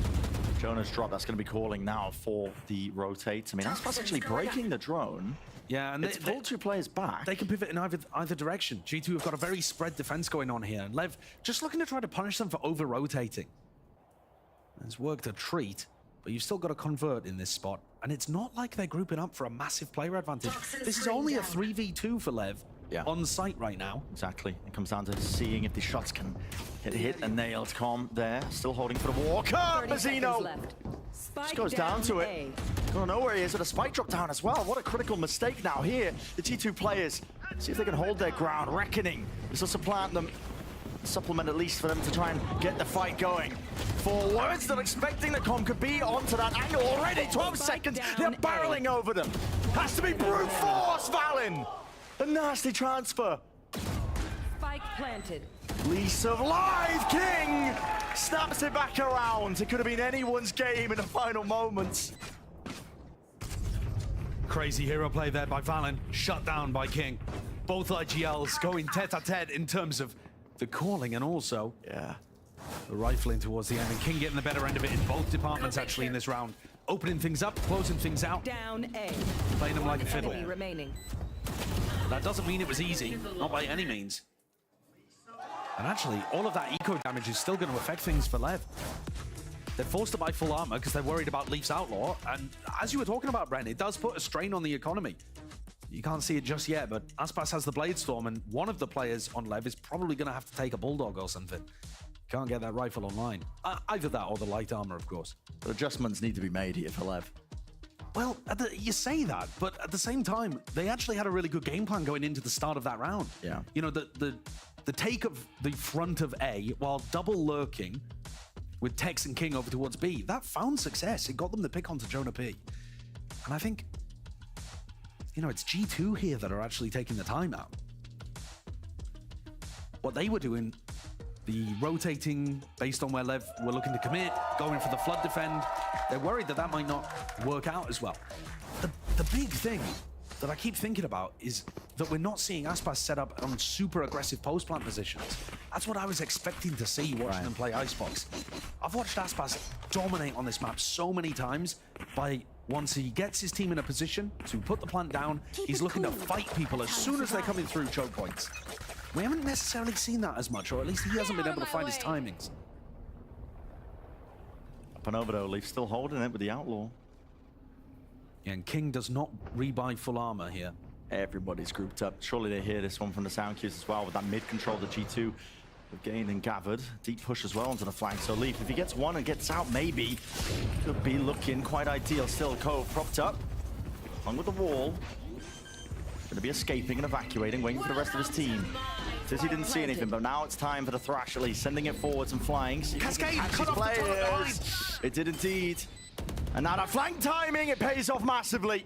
Right from behind, but they need to kill at least the crucial targets. It's King who's got this pit state. Right back up, Aspas into the back of sight. Lovely reaction here to fight aggressive in the post plant. And Leaf knows it. He's got to try and back away here. There's the 3 players that he's being accosted and assailed onto the position. Aspas, this guy is deadly. Just trying to run them all the way down. They flipped the map almost entirely. Time ticking. They've left King, and King can actually defend the defuse. Time is ticking. King still with a snake bite. Pit will fall. I think they've done enough, surely. Positioning out of nowhere. Hunter's Fury. Forced out of Com. He doesn't even know if he doesn't have it.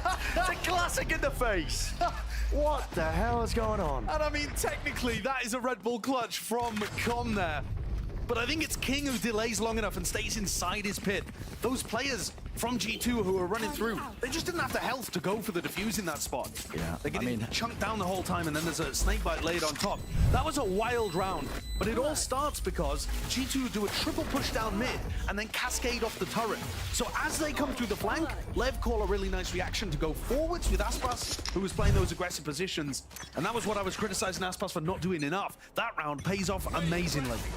That's why Lev need to be getting active in those post plans. Looking to run it back again over towards A. Well, they have the lockdown for it if they wanted to invest that kind of stuff. G2 dropped onto a bit of an eco. Icy's actually full invested. So that's a bit of a weird one. It's a weird one, right, with the money. Definitely strange. 2 rifles. Will they choose to use the ults? Valen's holding at least a bit of utility. Cascade forwards. Wall up as well in their faces.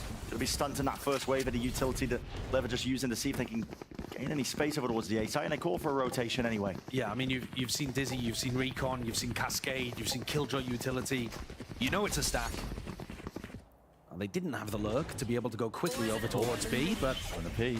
Still sending it into Jonah. Yeah, orb up, make sure that he can make his escape, but not quite actually. Choose to post back up over towards the yellow box. And if it was a rifle round, maybe he could rip the ult here, but instead he goes for the fight over towards yellow. Dies though. And take Aspas risks. on top, aggressive positions, paying off. And everybody's been chopped up here on the G2 side of things. Shock darts. Push back the plan at least. Revealing here. There are only 2 players from G2 to really do anything, any form of damage. Hello. As Valen pulled that one from, but you need a few more potentially. Are they going to double up now and try and take this one? Fight together, Valen. Decent job of things. I was hoping for a bit of a better gun. Lev, not willing to let this one slip. Already pushing way ahead of the high tide. Doubled up together. A great call by Common Text there to try to take the fight forward into Valen. Would have been much harder if they got locked off by that Harbor util. I think this adaptation has been nice from Lev. The tack timeout for G2 was called, understanding that they were actually losing the strategic battle, even if that wasn't reflected in the score. And G2 have not been able to really recover. Death is cold. The triple flank was a great attempt in round 7. And now we have another chance for G2 to stabilize things. It's 4-4 right now, but Lev, they're the ones that are making the adaptations and looking like they've got the answers.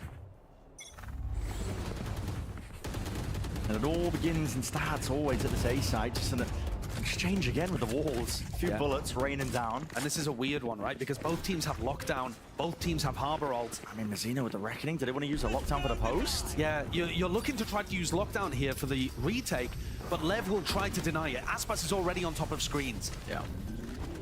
Finding forwards. So G2, they need to be investing harbor ult here to even... Oh, I was going to say to get the lockdown into position, but they choose a passive one. Used in kind, pound for pound. Respect going to be shown. Yeah, and this doesn't get G2 the space that they're looking for. Everyone on Lev is still going to be on site here. This harbor ult has got to be massive from Valen.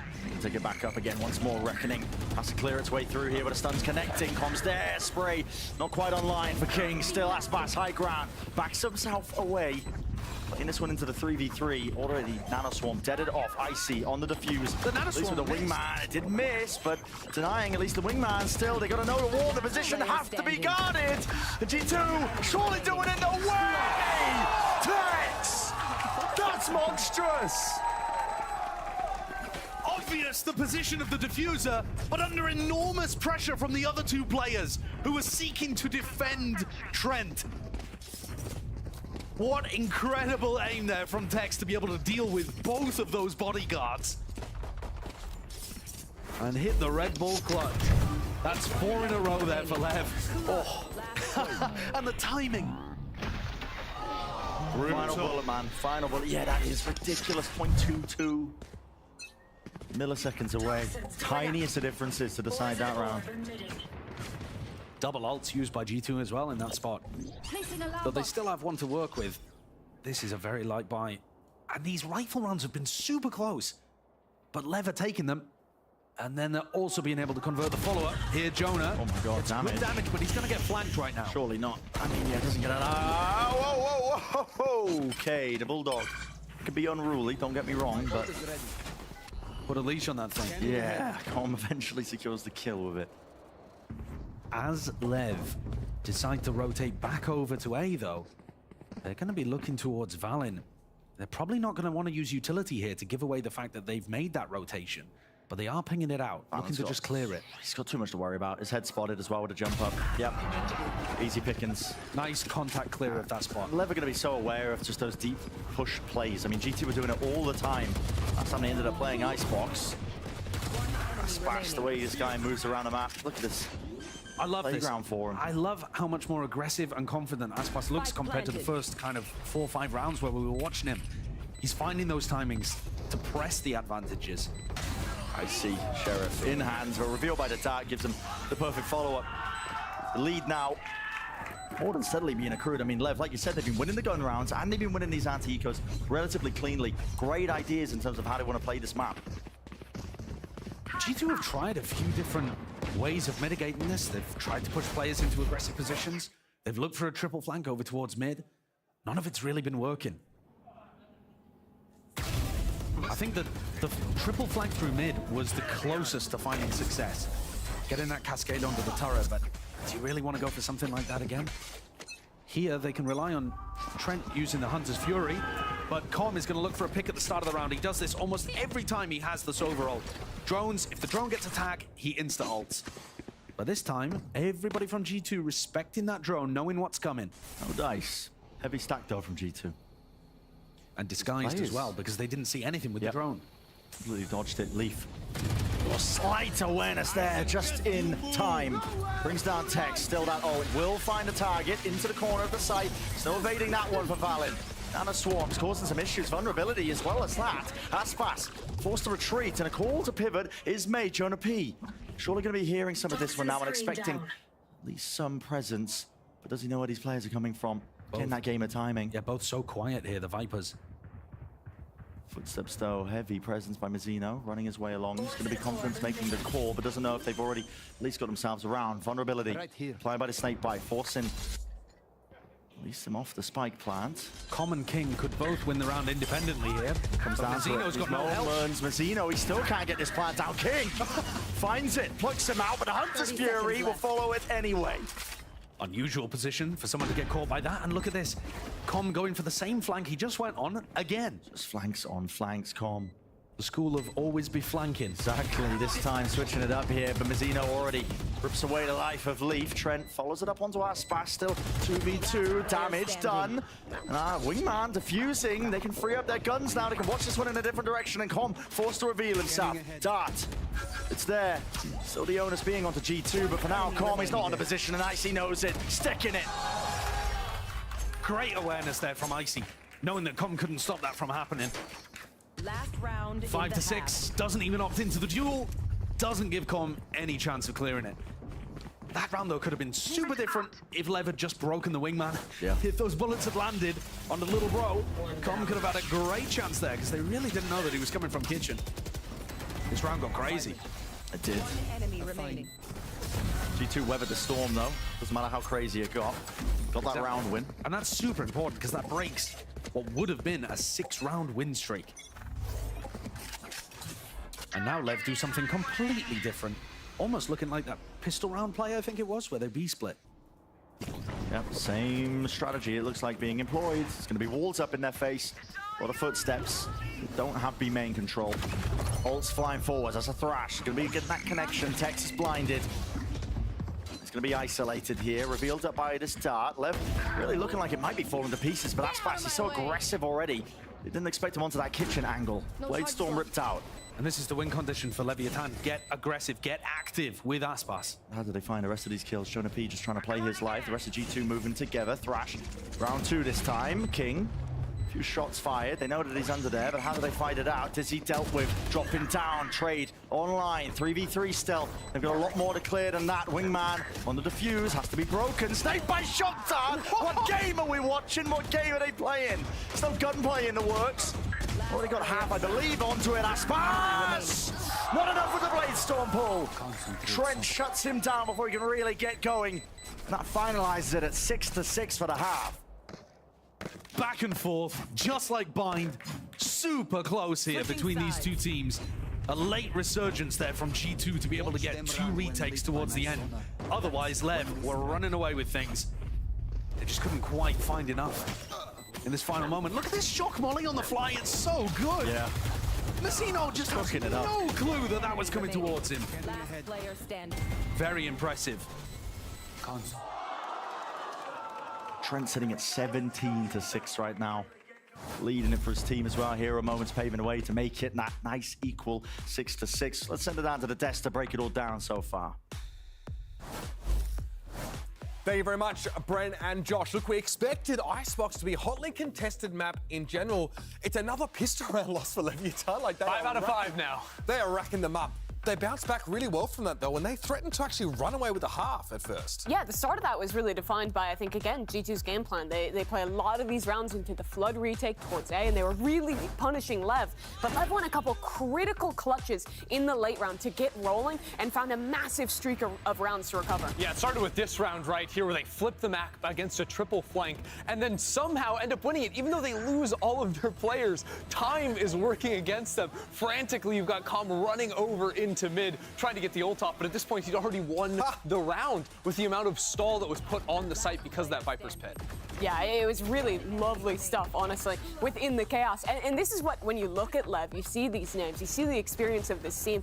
These are the moments you expect them to be pulling out, right? Sure. You see G2 with probably a stronger macro idea throughout that one, but the individuals step up, you find those pivots, and then you come back into this half. I don't even know if I would fully agree on the macro idea, because I think Leviathan, the way they played their slower rounds, especially activating the B lurks, right, with multiple players. But I think we saw a lot more of that after that, like, initial timeout for G2, once they started pivoting that around, and the reason later into the half. The reason G2 were able to tie it up at the end, though, was great post-plant play, especially Trent. The shout out on him, getting so many kills, but playing those late 2v2s, 3v3s very nicely. The implications of this map are massive. Whoever wins this one is put up to series point. Only one map away from having a chance into the grand finals. The loser would have to win back-to-back maps, take it all the way to 5 if they want that chance. They'd have to win Lotus and Ascent back-to-back, in fact. That is a big ask for either of these two. G2 Esports Leviathan looking to get themselves in pole position. Let's head back to our casters, Brandon Sideshow.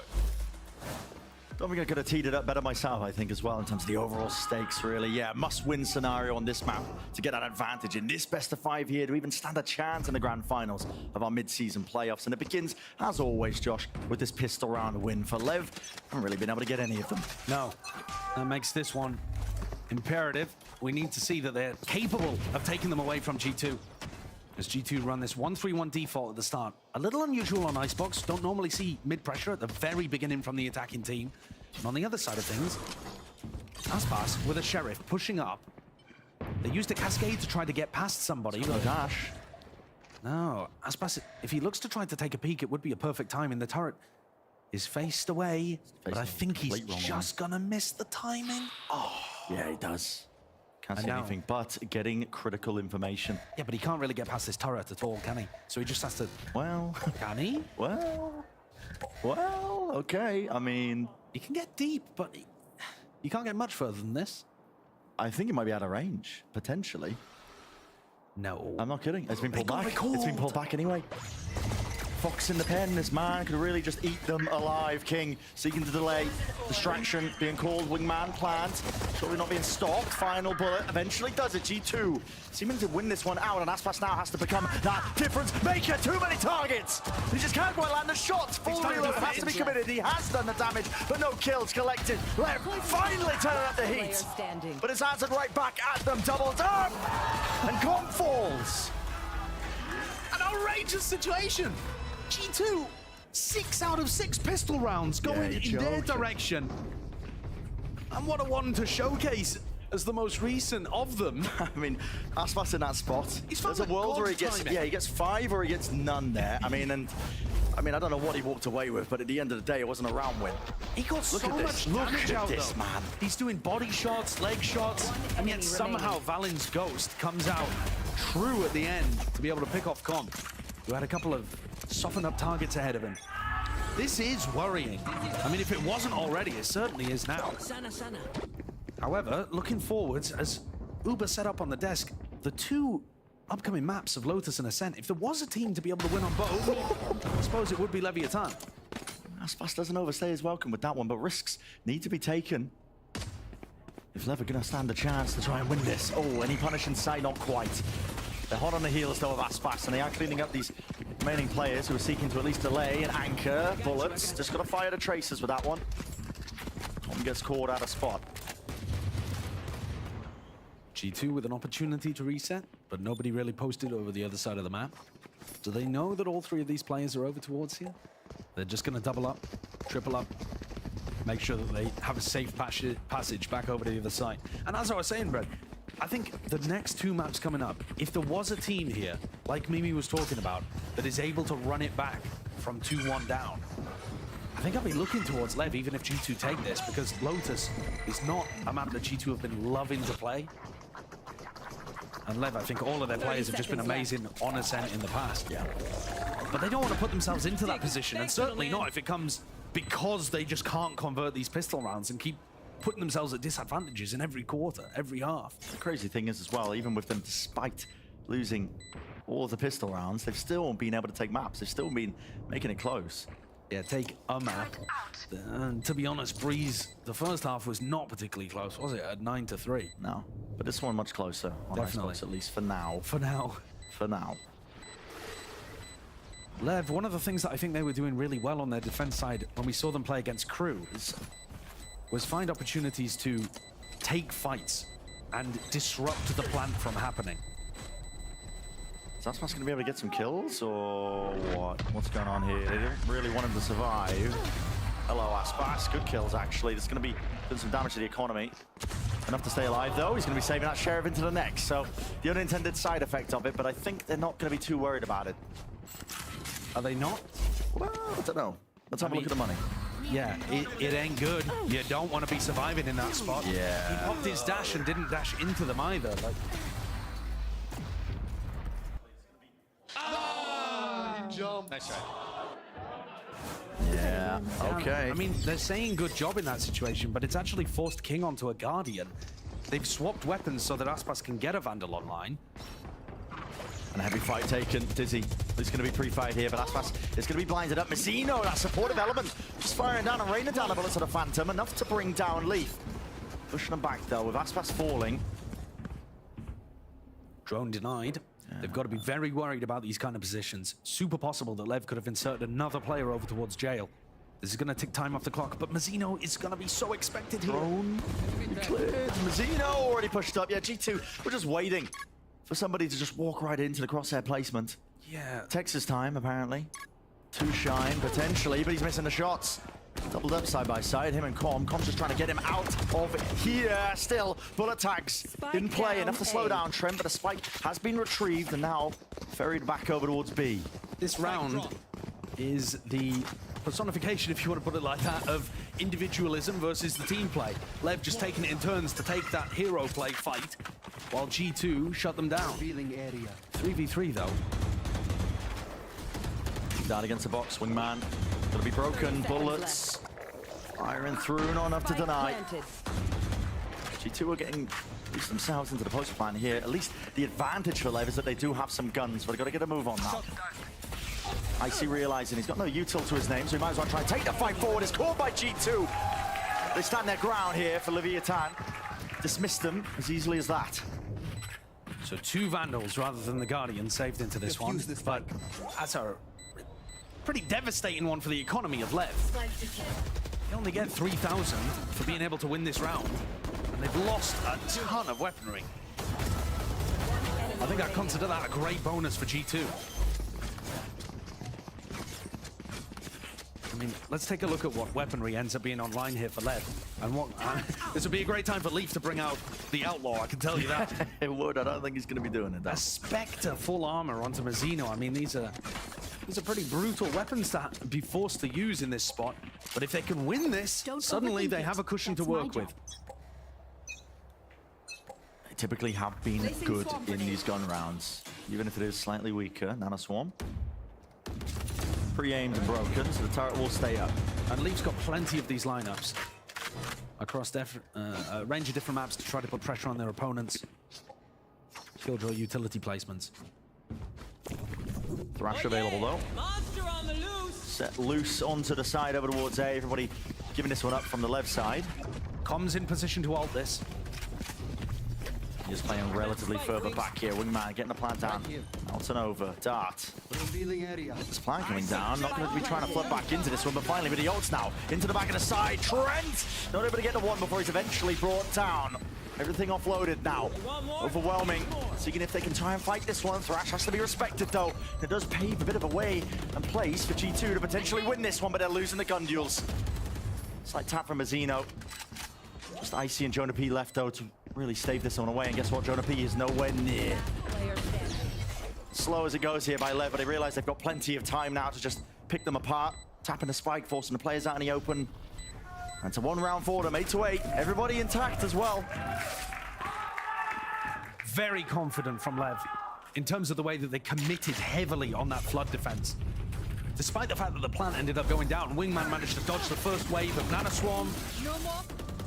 But as they push back in with the final burst of this Hunter's Fury, they got themselves into a great spot. Even Valen's Harbor couldn't slow them down. Yeah. And these are the kind of things I think that make Lev look good on this map. Their willingness to fight together and flood out through rafters, drop the Viper wall, take the timings and the aggression. It just needs a single person calling it, and they all commit. Those are the rounds that they were winning against Crew and what made them look good on this map. So they have stabilized. Like I was talking about, the eco was looking really rough for Lev, but they put themselves in a good spot now. They're not hiding their intent, are they? Making a lot of noise up and over towards the A side. Com gonna let loose at least with a few straight bullets, but the positions are being at least found here from a few of these players. Jonah P finally claimed and taken out, but traded towards the back there by Com. He's doing a significant amount of damage to them, but leaves it into a 2-on-2 rifle. Advantage here for Lev, but it is being whittled down to just this. Aspas versus Trent. Any upgrade inside for Trent. He's going to be repositioning. Swap of the gun. No reload necessary for Aspas, but he's just trying to sniff out where Trent is, and he's lurked himself around the back. Missing each other. Ships in the night. Updraft.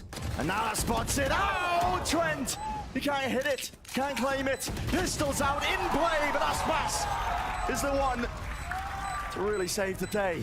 Completely whiffed opportunity there from Trent. He had Aspas dead to rights. Sometimes the movement, though, of this guy is impossible to hit. Yeah. Aspas wiggles like nobody else when it comes to his jet movement on this map. It really is masterful to watch, but you got to look at this one and think it should have been G2's to win. They got a perfect A mid Well, had to have been, man. Had to have been. Almost had it there in the 1v1. He nailed the timing. Somehow Aspas saves them again, as he does so very often. 20 kills for both of those players that were left in the 1v1. And now he's really starting to show up, isn't he? Is this where we see Trent go for his own play with the ult at the start? Tech's got to respect that one with a Nana Swarm, but not expecting it for Aspas here again. Never dash to disengage. And instead of posting a player up into Nest and letting the play come to them, Aspas forces the duel, kills Leaf, who does normally play a little more aggressive on Killjoy over towards the A side. And now G2 are starting to drive things back over towards yellow, where King is posted up. They have Dizzy to clear this, and a recon will come back online.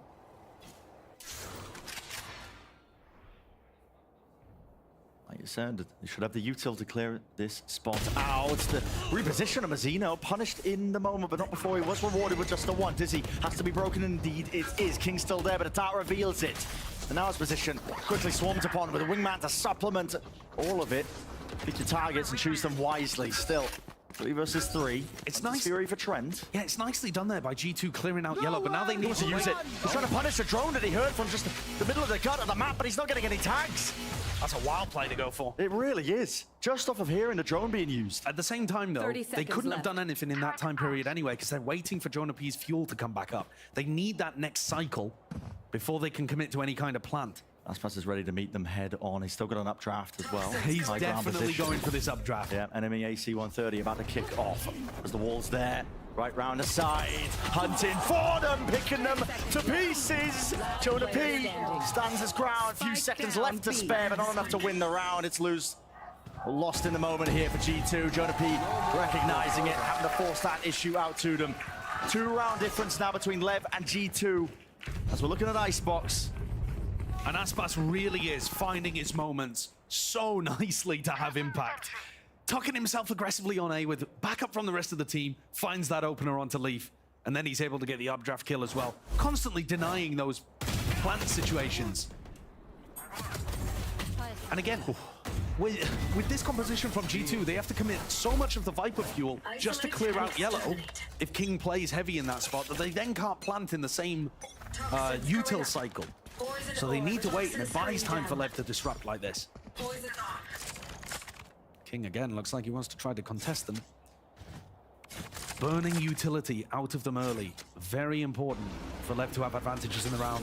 Drone used at this point means no drone to clear him out of yellow. These are all good things for the defense. King just hears that drone, puts up the orb. Nerves potentially there. The back of these G2 players' heads. Now, turning themselves to a few ults. And calling for a refight. Reckoning here. Snakebite dropped. Cove as well. Could this be punished, G2? With an opening onto King. A few bullets spraying him down and praying for Mazzino. Rewarded. High Tide cuts its way across here. Even with the drone and attack. Flank approach from Aspas is right there behind them, seeking to claim. There's any people here. Trying to jump spot. Thinks it's clear. Yeah, he's missed it, but Aspas held back by the alarm bot. As the wall fades down, so do the chances. G2, how have they got that? In the midst of all the chaos, Aspas cloud bursted off 30 the seconds alarm bot, left. but now he's got to get past the turret. And there seems to be that level of awareness. Leaf dropped, plant, down and online. The positioning now tucked its way across, updraft. At least the dash used to cut his way through and over, watching for the top position. They know he hasn't dropped off just yet. He's not thinking about Trent. Trent just holding for it. Holding for it. First signs of it. And a bullet straight to the brain once more. That's a G2 win in a very unlikely fashion. Lev chose to use Harbor Alton to refight over towards B in an anti-eco. They chose to run forwards I mean, that's from so yellow. risky, man. It's crazy risky. I love the idea of going for this kind of play as a one-off on your defense side. But if you're gonna pick any round, why not pick an important rifle round where they're not expecting it? Maybe they thought G2 were gonna try to get into position to ult them in that spot, and they wanted to preempt it, but as soon as King went down, it looked real dodgy from then on. And now G2 can get into position. Thrash, Lockdown are all amazingly good ults from the spot that Aspas is watching towards right now. They're also usable from pipes over towards A, and that's a spot where Com is looking to take a fight. So both Com and Aspas trying to stop them getting into these positions where they would be looking to ult. From this spot, seeing the one, deciding what the decision-making might be. Thrash, is he going to claim a target? Any available player that might be sitting there, but it just clears out the side. Sure that they can take this one. Nana swarms. Seeking to delay again with the pit. It's going to be dropped down, and this creates some murky territory for Lev to try and fight their way on and through. King wants to take the battle straight to them. Lockdown, though, it's all being layered now by G2 to try and win this one out with the ults that they've got. They need and respect has to be shown by Lev. They have to back, but they don't really have an exit strategy. Not for King at all. They already dropped down onto the site. This has ticked a lot of time off the clock. Aspas is on the flank again, but I think he just broke turret. Hand down. I think he's going to be too late here. This is so tough. Cove up and over. Where's the pit? Still there. Active onto the side, but Texas brought himself around. Are they just trying to buy the time, like you said, for Aspas onto this flank? Potentially dropping down, seeing it and spotted though. Doubled up in the lower sections of rafters. And Leaf claiming all of these spots in position. I mean, Aspas forced to reveal himself there. It was an easy kill. He couldn't quite give it up. Dart through and around. Jonapi still wins that fight. And if it wasn't lost already, it certainly is now for Leviathan. G2 with immaculate crossfire setups there. Doubled up on the hell to ensure once more that teamwork prevails against that individuality. I also love the fact that Jonah P went for the pit that goes over towards screens. He noticed that Tex was one away from getting lockdown, and he wants to take screens away from the defenders so that they can't possibly get that ult online and go for it. The fact that Tex was one away means that now ults are starting to get online for Leviathan. The problem is, as we head towards the 11th hour here on Icebox, Leviathan have got to take an eco just as they get the ults online to win these big rounds. Yep. This is still anyone's game. And arguably, G2 are going to be at an advantage. Which is crazy to say. I mean, okay, well, G2 winning these pistol rounds. This guy's actually just a KD8 player. Like, how funny is this? Throwing it out, dishing it out. Yeah, I mean, they're roasting Aspas there, I think, being a KD player. Because also, again, on defense, they're not actually leading with Aspas in these situations. To me, it does feel a little similar to the very beginning of this map, where Aspas was playing for the late round and looking to bait his team a little bit to have the big clutch impact that he never really found. And Lev were having the most success when Aspas was finding aggressive timings to fight them, to be the tip of the spear. And they're not really being able to make that work, partly because Aspas is on the opposite side of the map to the hit. And you're not going to believe me, but another timeout. Wow. Back-to-back again being called. I mean, this was Lev and then G2 calling one of their own. I think there's a reason for this being that G2, these two rounds that they've managed to overcome, right? Round 19, round 20 that we just witnessed. Round 19 was off the back of a misplay by Lev. The B main refight, committing the reckoning, they lost it on a thrifty. Round 20 was overwhelming ult advantages. And I mean, listen, don't get me wrong, GT used them intelligently. Like you said, the pit positioning was to try and counteract the fact that they might try and retake with a lockdown. Yeah, that was really the turning point. They don't have it anymore. Exactly, they don't have that in the war chest. Yeah, it's a complex situation for both teams. I think Lev will also be discussing about whether or not they want to try to force in this round. Do you let G2 get up to 11? It's tough. If Lev did try to force, they could get a couple rifles and then like Stingers and Spectres together, but that's a pretty horrible buy to bank everything on, even if it's backed up by a load of ultimates. So let's take a look at what's happening here. Aspas going for the hero rifle. It's down to 200. Yeah, while Mazzino also buys down a little. 800 credits is still fine, but it forces him to go without armor. So they've got two hero rifles really in this round, backed up by a war chest of ults, as you put it. It's a weird one here. I think this is an odd call to make. I really do. But here we go, into the round we go. 10 to 10. Anyone's game here towards Icebox, still 1-1 in a series. Couldn't get more parity. Mazzino breaks drone. It might look weird that he's fighting this one aggressively, but he's just trying to make it look like there's more players here, trying to puff himself up. It's a bluff. Mazzino could get overwhelmed at a moment's notice, but really does make it feel like you said there's multiple players there. The only real reason you'd be trying to contest a drone surely is if you're being supported by plenty more players. So exactly. That's why it's caused, again, a bit of a pause into the play G2. This is nothing out of the ordinary for them. They love the slow play. Yeah, and Lev would have been hoping that breaking that drone drove them into A, but it hasn't. They're going for the B ring. What is that? The double kill? I mean, he just lets the rifle rip, and it sings true. Connection onto 2 unlikely targets. Here, forward, start. It's going to be broken and backs away from it. He realizes it, that he's potentially made the defining play for the round. Wall up and through. Leaf. What is that? The slow timing is absolutely killing G2 here. Lev can now unload that war chest we were talking about, and there's 20 seconds left. The spike's got to be planted over here towards B. Hunter's Fury, I mean, maybe mistimed there by Com, a bit of a tap from Trent. Again, they've got to force these players out wide, but the Lev not really giving them anything at all. Tip-tap with the toes and the dancing around all these possible places. 9 seconds left, and with that, that's surely going to seal it. Outrageous round. Absolutely ridiculous from Lev. Let's go. I got things to do. G2 read the macro situation perfectly. They put pressure over towards B at the start. They think there might be a stack there. They go for a re-clear. They have hit the weak side of Lev's defense, and Mazzino's ripped 2 heads off instantly. And at that point, the time is just too low. And that's where you see the double-edged sword of G2 playing these slower approaches. If they don't get the space they need when the time is low, it's so difficult to recover. We have Leaf buying a Vandal with no armor, and Aspas going forwards to look to try to challenge him.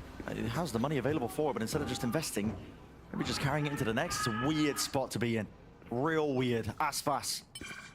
You can play forward here, at least with the drone, but how did G2 clear him? The answer is barely there, labored in the process. Aspas surprised that he didn't potentially get more. Another hero play by Com, though. He uses the distraction to sneak into position. The drone doesn't even think to clear, I don't think. Surely no question mark there popping up. I don't think it quite had the line of sight, but Trent's going to clear it. He's watching it. Might see the gun, might see the gun. He hops up onto it, but he was low enough. All it took was the one. Com is stuck here. Mosh pit. Forcing them back and away. Has to be the double face. Icy deals with it, but King, he's immediately there. Top section of pipes. He responds with the trade. 2 versus 3 here for G2. Now, slow and steady as it goes, they are forced into a difficult spot. Contact plays. And King, good awareness from him. He's going to drop down this pit. Locks it all out. Funnels them directly into Tex. 30 seconds but left. Tex doesn't win it. Should have been a slam dunk for him. Covert. This will be a safe plant up. Now King, feeling like he really needs to take the fight to them. Reckoning is going to be forced out. Just to make sure that they get that peace of mind. It's going to be used equally on either side. Mazzino using it, but they can't quite spot these players. And where are the golden trails, King? Last player They both fall. Harbor v Harbor. Mazzino versus Valen. Cascade forwards. And again, how many of these rounds have come down to these minute timings? It's all about who takes the fight first. Valen, surely going to imagine it's got that advantage. Code needs to be bursted, and you can afford to stick this to a degree. Mazzino! Bit of more than he can chew. He will drop down and fall to the rifle in the hands of Valen. And it's 11 to 11. So much damn parity between these teams. This was madness from the very beginning of this round. You know, Leaf not buying armor. Crazy plays coming out from Aspas and Com there, pushed up towards A. But Lev got themselves into a player advantage and let it slip away from them. There's 2 players now. Valen, coming alive here towards the end of Icebox, is almost matching Trent in terms of output. 22, 23 kills. On the other side, Aspas asked to do it all, but he's on the wrong side for this one. Double up again comes Mazzino. I mean, surely can't deliver it once more. It's a drone and a wingman has to be broken. Will this cause some patience to be played, potentially by G2, with Jonah P not getting that one. And this entire time, Lev have taken liberties. Aspas, deep push with the Blade Stormy, but set up prior with that drone. I mean, they're basically playing aggressive on all 3 lanes of the map, clearing out mid whilst fighting over both extremities. They're trying to push these players into the sideline of Aspas. What about the turret? What? No way! Well, he's tagged up there. He has to swing so wide to get an angle onto Jonah P. Just fearless from Aspas. Now Lev should know it, surely. Ah, not broken. King was spotted out with that one. Tagged up. Gives Trent that easy kill. You can hear it though, the util being offloaded. Places it down, no plant in sight. Different spot for it, locked down. It's going to be utilized here by Lev. They want to clear this one out and away. G2 though, they have to refight, and they know it. Forward to the right for spraying. All of them down, Mazzino. He hasn't been taken care of, but at least the lockdown has. And a 2v3. Aspas having that high ground position here, gliding forward. Surely they hear it with all of these sound cues, but it leaves it just down to him, the star player. To make something out of nothing. A magic moment is necessary in this positions of G2. They won't give them anything. Look at this, jumping around. He doesn't even know that Icy was there, ready to collect him. Up to match point here, G2. 12 on the board. They had these opportunities earlier on, weren't quite able to do it on Bind. Closed out Breeze easily. And Leviathan are going to take a tactical timeout here as we head into round 24, the final of regulation. Looking to make something happen. It's a great opener from Aspas, it really is. But King got caught by the recon dart and B toppled. That's beautiful. Deconstruction of the high-low.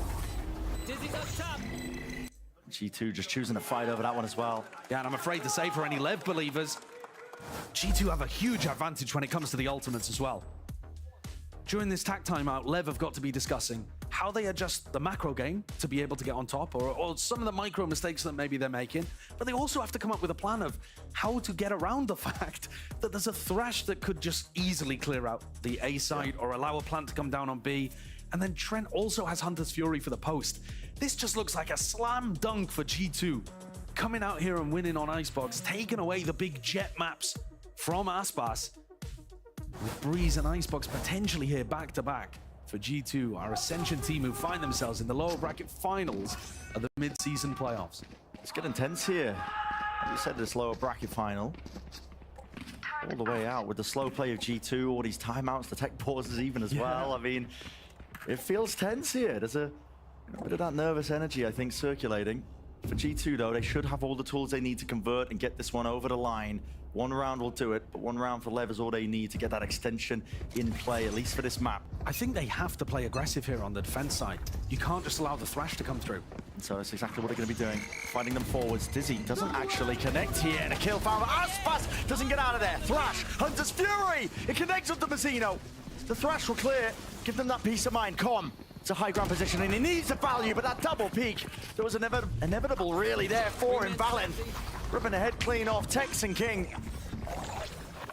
Forced to do the most in this spot here, but with G2 in the post. I see you shaking your head, Josh. You already know it's done and dusted. It certainly looks like it. Icy's even got that second wave of Thrash, but Tex opening things will certainly help. A little bit of spam there. But like you said, it's the second wave of the Thrash. What have they even got to deal with this one? Moving forwards with the mosh pit to Detainment in the corner. There's nothing you can do here, King. You'd have to pull out a miracle. A lot of the util has been pulled out, but the time ticking away now with the spike. Kills unafforded. No easy access to them. Someone's gonna get on top of this one. Tex with a defuse. Sticking now. Half earned. But with King dropped. No way. Tex! No way! That's outrageous! Get the hell out of here! Leviathan have just stolen this one away from G2. They had no right. Cut the music. Cut the music. We're going Insane. into OT. No right whatsoever to this. They didn't believe that this first tap was real. I think that's the big problem. No way. And somehow the jiggles from Tex dodged the bullets. It's not as stylish as Neo in the Matrix, but it gets the job done the same way. It certainly does. I mean, it threw us all for a loop, I think, as well. They just had no right taking that round. But listen, sometimes stuff like that, it does happen. We're here in OT. Oh and my G2, God. just like Bind, failed to convert with those map points, and we're headed to overtime. That's already the second OT. Can't let the reflections of that map one just echo in your minds. Failing to close out that Bind map.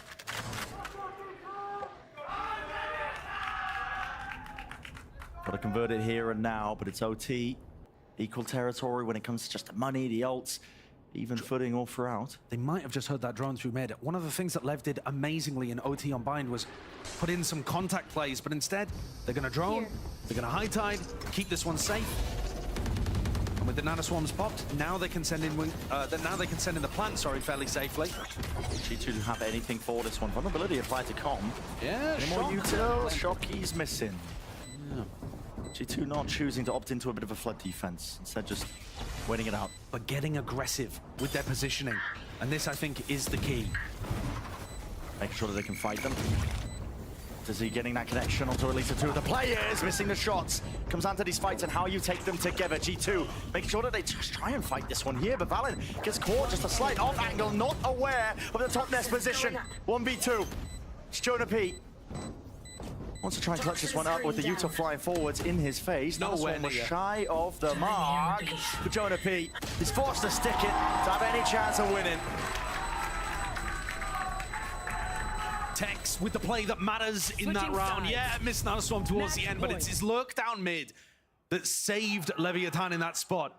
I can't believe how similar this feels to Bind. I mean, it can't be happening again, man. But G2 were also winning almost all of these duels on the fight back in. Aspas found nothing in an aggressive position. The rest of the team got bowled over, and Leaf, Tex, the timing could not have been more perfect for him to come down mid and put his team up to 13. They now have the map point, Leviathan. It's the 26th round here. Just as you mentioned, Josh. Leviathan on them. Map point to get them that edge in the series. 2-1 in a best of 5 would be fantastic for them. Valen does not want to go quietly here. Not quite at all. Trying to not make a repeat of what happened on to Binds. No easy kills given over to Vizino. Tagged up by the drone, is forced to evacuate and back away, but there's a heavy presence from Lev. They're stacking this one. Numerous bodies. Be a tall tale for G2 if they want to try and even take this one, with the alarm bot broken. They know that someone's playing close here. Rapid pings from either side. I mean, look at the gamble from Lev. They're just stacking all of their players to the A defense. Now, doubts start to creep into their mind. Could there have been some kind of B lurk? But I think that recon just got broken. I believe Com sent the recon, and as soon as it got snapped off, Lev now pulls him back. Yeah, thinking about this being a re-hit for sure. They got the right stack. It could just come down to the guns again. And this is where G2's slow play does tend to hurt them. 35 seconds. If Com even gets 1 or 2 in this spot right here, could just win the round and win the map. The util's broken. Dizzy dealt with. Still forward! Com sprays down 2 of them as easily as that. With the wingman sent forwards, flying forwards. King, he deals with it with deft hands still. Tex is there. Reset of the aim. 1v1! And another map stolen away! Calculated. My ultimate is ready. I knew it would all And who better than Tex? Back to back in overtime to drive a dagger into the heart of his former squad and take revenge for being eliminated from this team in the past. They were looking to make an upgrade, Bren, when G2 got ascended. They thought, oh, we'll go and pick up Leaf. Superstar player that we've seen before on Cloud9 dominating. Yeah, well, we'll get this Tex guy out. He's not gonna come back to bite us, is he? And he delivers a knife in the back for Icebox. I mean, it's almost just poetic, the way that, Bind ends up finishing, I think, the exact same scenario as well. What was it? Yeah, 12 to 11, gets to OT, Lev bring it over the line in 2, and we see the exact same play out here on Icebox. Of course, the series, plenty more left to be played. It's a best of 5 at the end of the day, and we are going to take a quick break. When we get back, the analysts are also going to get us all nice and ready for that critical, vital map number 4.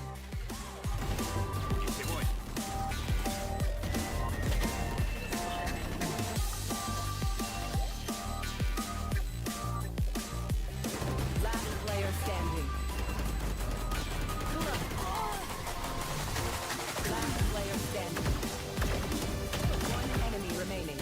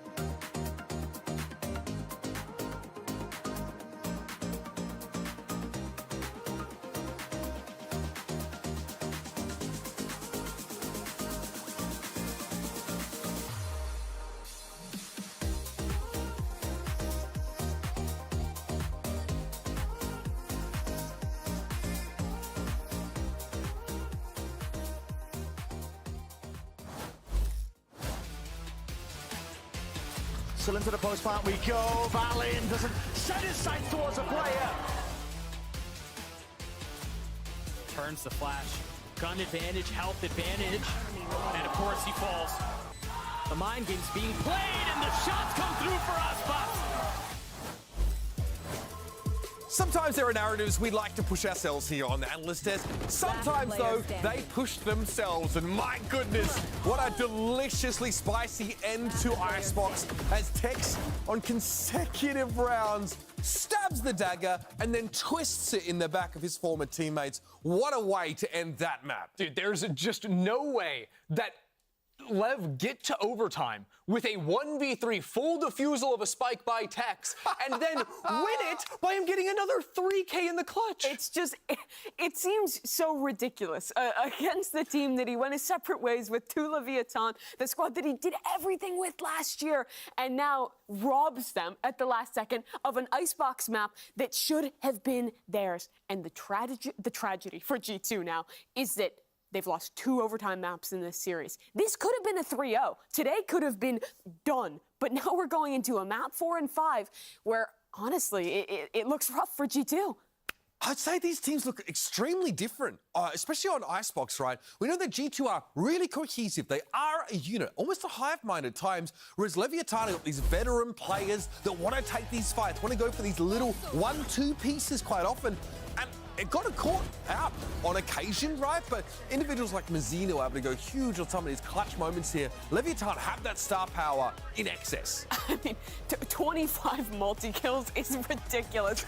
Every round seemingly had a player from Leviathan stepping up, having their big moment, and taking these risks that were robbing G2 of round after round. It was so similar to yesterday as well, where we even heard in comms them saying, hey, we need to actually play together, but they took those individual moments, and a guy like Mazzino absolutely has been stepping up these past few games. Yeah, I think of that round where he has the hero rifle over towards B main, kills 2, carries that one across the board. That was a gutsy buy, and it paid off. Yeah, Lev have got to be such an infuriating team to play against, because every moment you because they think you're win at advantage, OTs against you that they shouldn't Well, be. they're disruptive. Yeah, I'd be mad. They're so disruptive to like a macro, slow, like, you know, large-scale oriented team like G2, right? It's really hard for them to get a read. I'm walking away from both this map and Icebox and Bind earlier in the series feeling like, okay, G2 had some good ideas. I think they had a good read on the macro. They had some solid adaptation. We saw big step-ups from their players.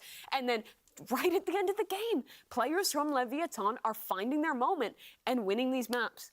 Genuinely, that was a G2 win, and I don't know what else to say. Like, the 1v3 full defusal, and not to forget, in the first half, too, when they won a round on time as well in a 1-on-3. So talk to me about Lotus then, because we've seen 2 sides of the same Leviathan corner on this map recently. In fact, both of their last outings have been against Crew. One of them, quite a dominant win. One of them, a 6-13 loss against that same team not 6 days after. What should our expectations be? And for G2 fans, is there a way back into this series at this point? Well, honestly, I think the strongest piece for Leviathan is their opening engagements on Lotus. I think the way they work around Ospas in particular on attack, fighting for space towards both Mound and Rubble is strong. But this is also a team that wins a lot of rounds on defense, which is very abnormal compared to all the other teams in our league. Absolutely. For G2, though, I think one of the big advantages they've had is they've won still every pistol round in this series. It's relied on Lev crawling these ones back and winning those early pistols and also winning bonuses, which they've converted a couple, is so important on Lotus. If you can get that momentum on attack side, you pick up that raise all early, you start snowballing, that's really the key to victory on the map that is the hardest to attack in our pool. But how insane is it that they have won 6 out of 6 pistols and they've lost 2 out of 3 maps? Like, that's a 4-round advantage every single time you're rolling into a game, but it has not been coming together in the rifle rounds. I mean, it's not just a 4-round. I mean, they've turned it into more than that, right, when you account for the bonus as well. This isn't in the script, but I want to ask you guys, how important is Jonah P here? Because we saw in Leviathan's attack, they're able to exploit with those lurks over towards B, pick him off, and then have an option to sort of pivot, you know, when we hit the Lotus, like he might be that sort of lone player out by that long A. If we get the lurk play between our Vipers and such, is that someone you're looking out for here as a potential exploitable factor? I think it's somewhat, but I think on Lotus it's a bit masked because of how Killjoy utility works on Icebox compared to Lotus. On Icebox, all your Killjoy has to go into mid, so you actually have to take gunfights on that B side as a weak side of your map, as opposed to Lotus, where you're usually fighting on one side of the map heavy, and your weak side is more covered with your Killjoy utility. But even if it's not that Killjoy getting flushed out, I think that Lev actually do a really solid job on their defensive side of this map of pushing for a lot of these kind of late round reclears towards Mound, towards Rubble, flushing out that lurk, and then winning in the retake. So kind of keeping tabs on when they're re-pushing into space, when they're setting up Ospas for these reclears is really important when you're watching Lev on defense. And really what's going to make this game lights out for Lev is if they're able to bring Ospas back into the fold with them. On Icebox, he was flanking on almost every single round on defense, which makes sense, right?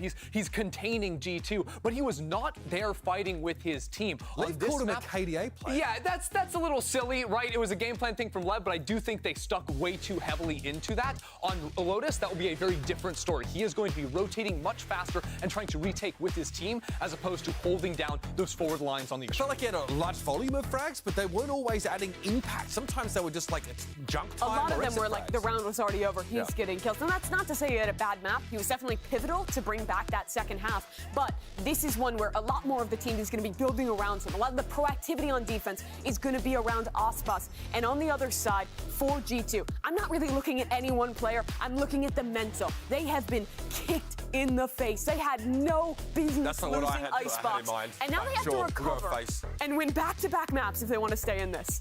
G2 have been up against it. Mental warfare starting to mount against them. Can they take it to a map 5?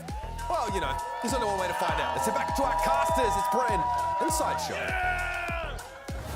It's going to be a very tough ask, I think, for this G2 team as well, when they've just had these narrow losses. Map 1, map 3, deciding and really defining, I think, this overall series now. We're at the turning point, Josh. Yeah, we are. We're in Lotus. I mean, it's map 4. Right now on a precipice, I think, for Lev to potentially take this. They have looked so damn good on this map in the past. Yeah, the last time that these two teams faced, this was the decider map. And Leviathan won with great performances out of Aspas and Mazzino.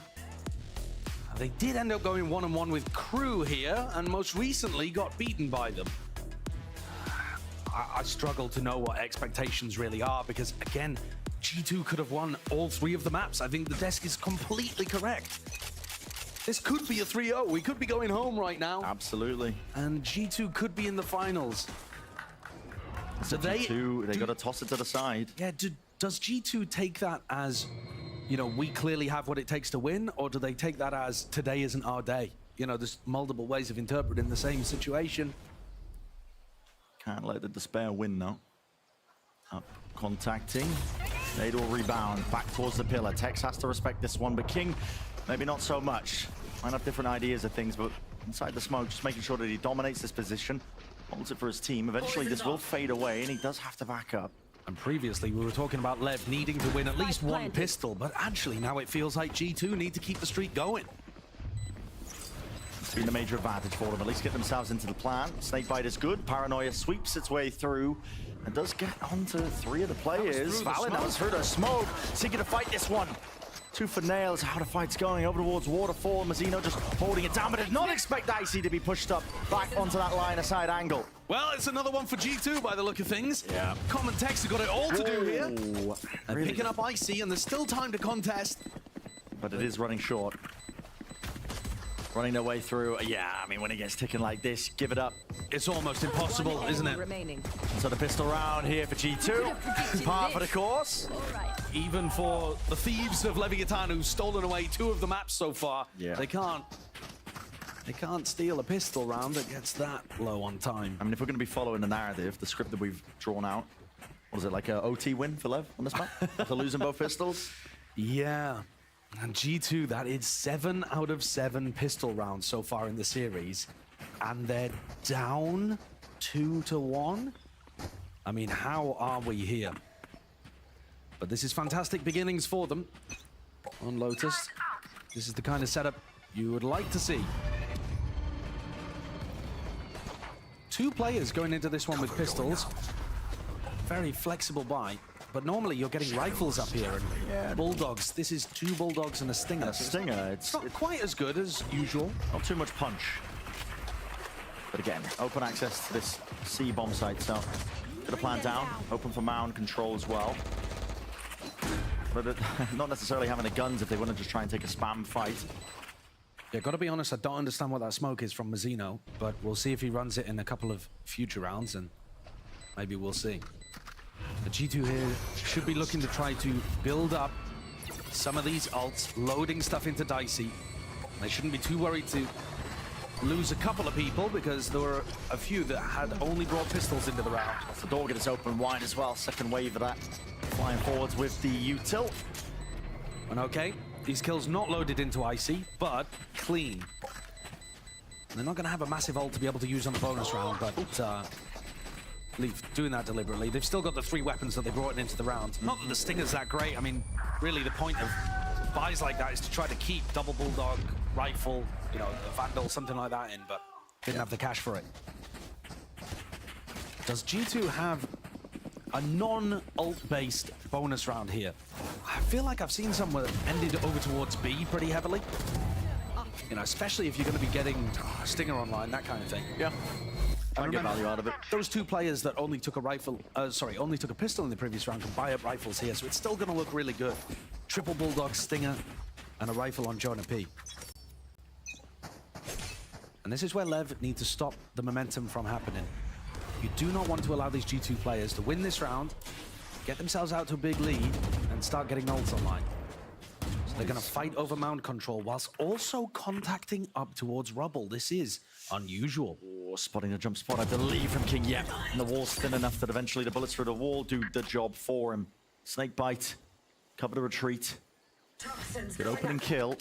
And now this is going to make them think that maybe that mound pressure was fake. And they can go and contact re-clear that, perhaps? Because if 2 players were pushing up on A, surely they weren't also fighting over C. And Mazzino is still there. Just jiggling for information, not going to look to try to take the fight. Where did G2 want to land? That's the question. Trent.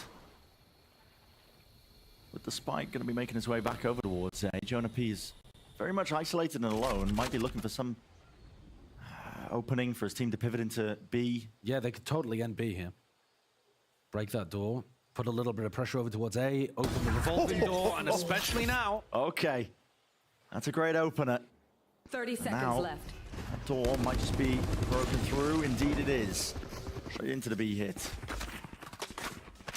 Narrowly avoiding most of that Killjoy util too. With about 20 seconds to spare, getting the plan down. Spike planted. Mazzino still has Paranoia here. And you can open up this revolving door between B and C, Paranoia through, put a lot of pressure onto Jonah.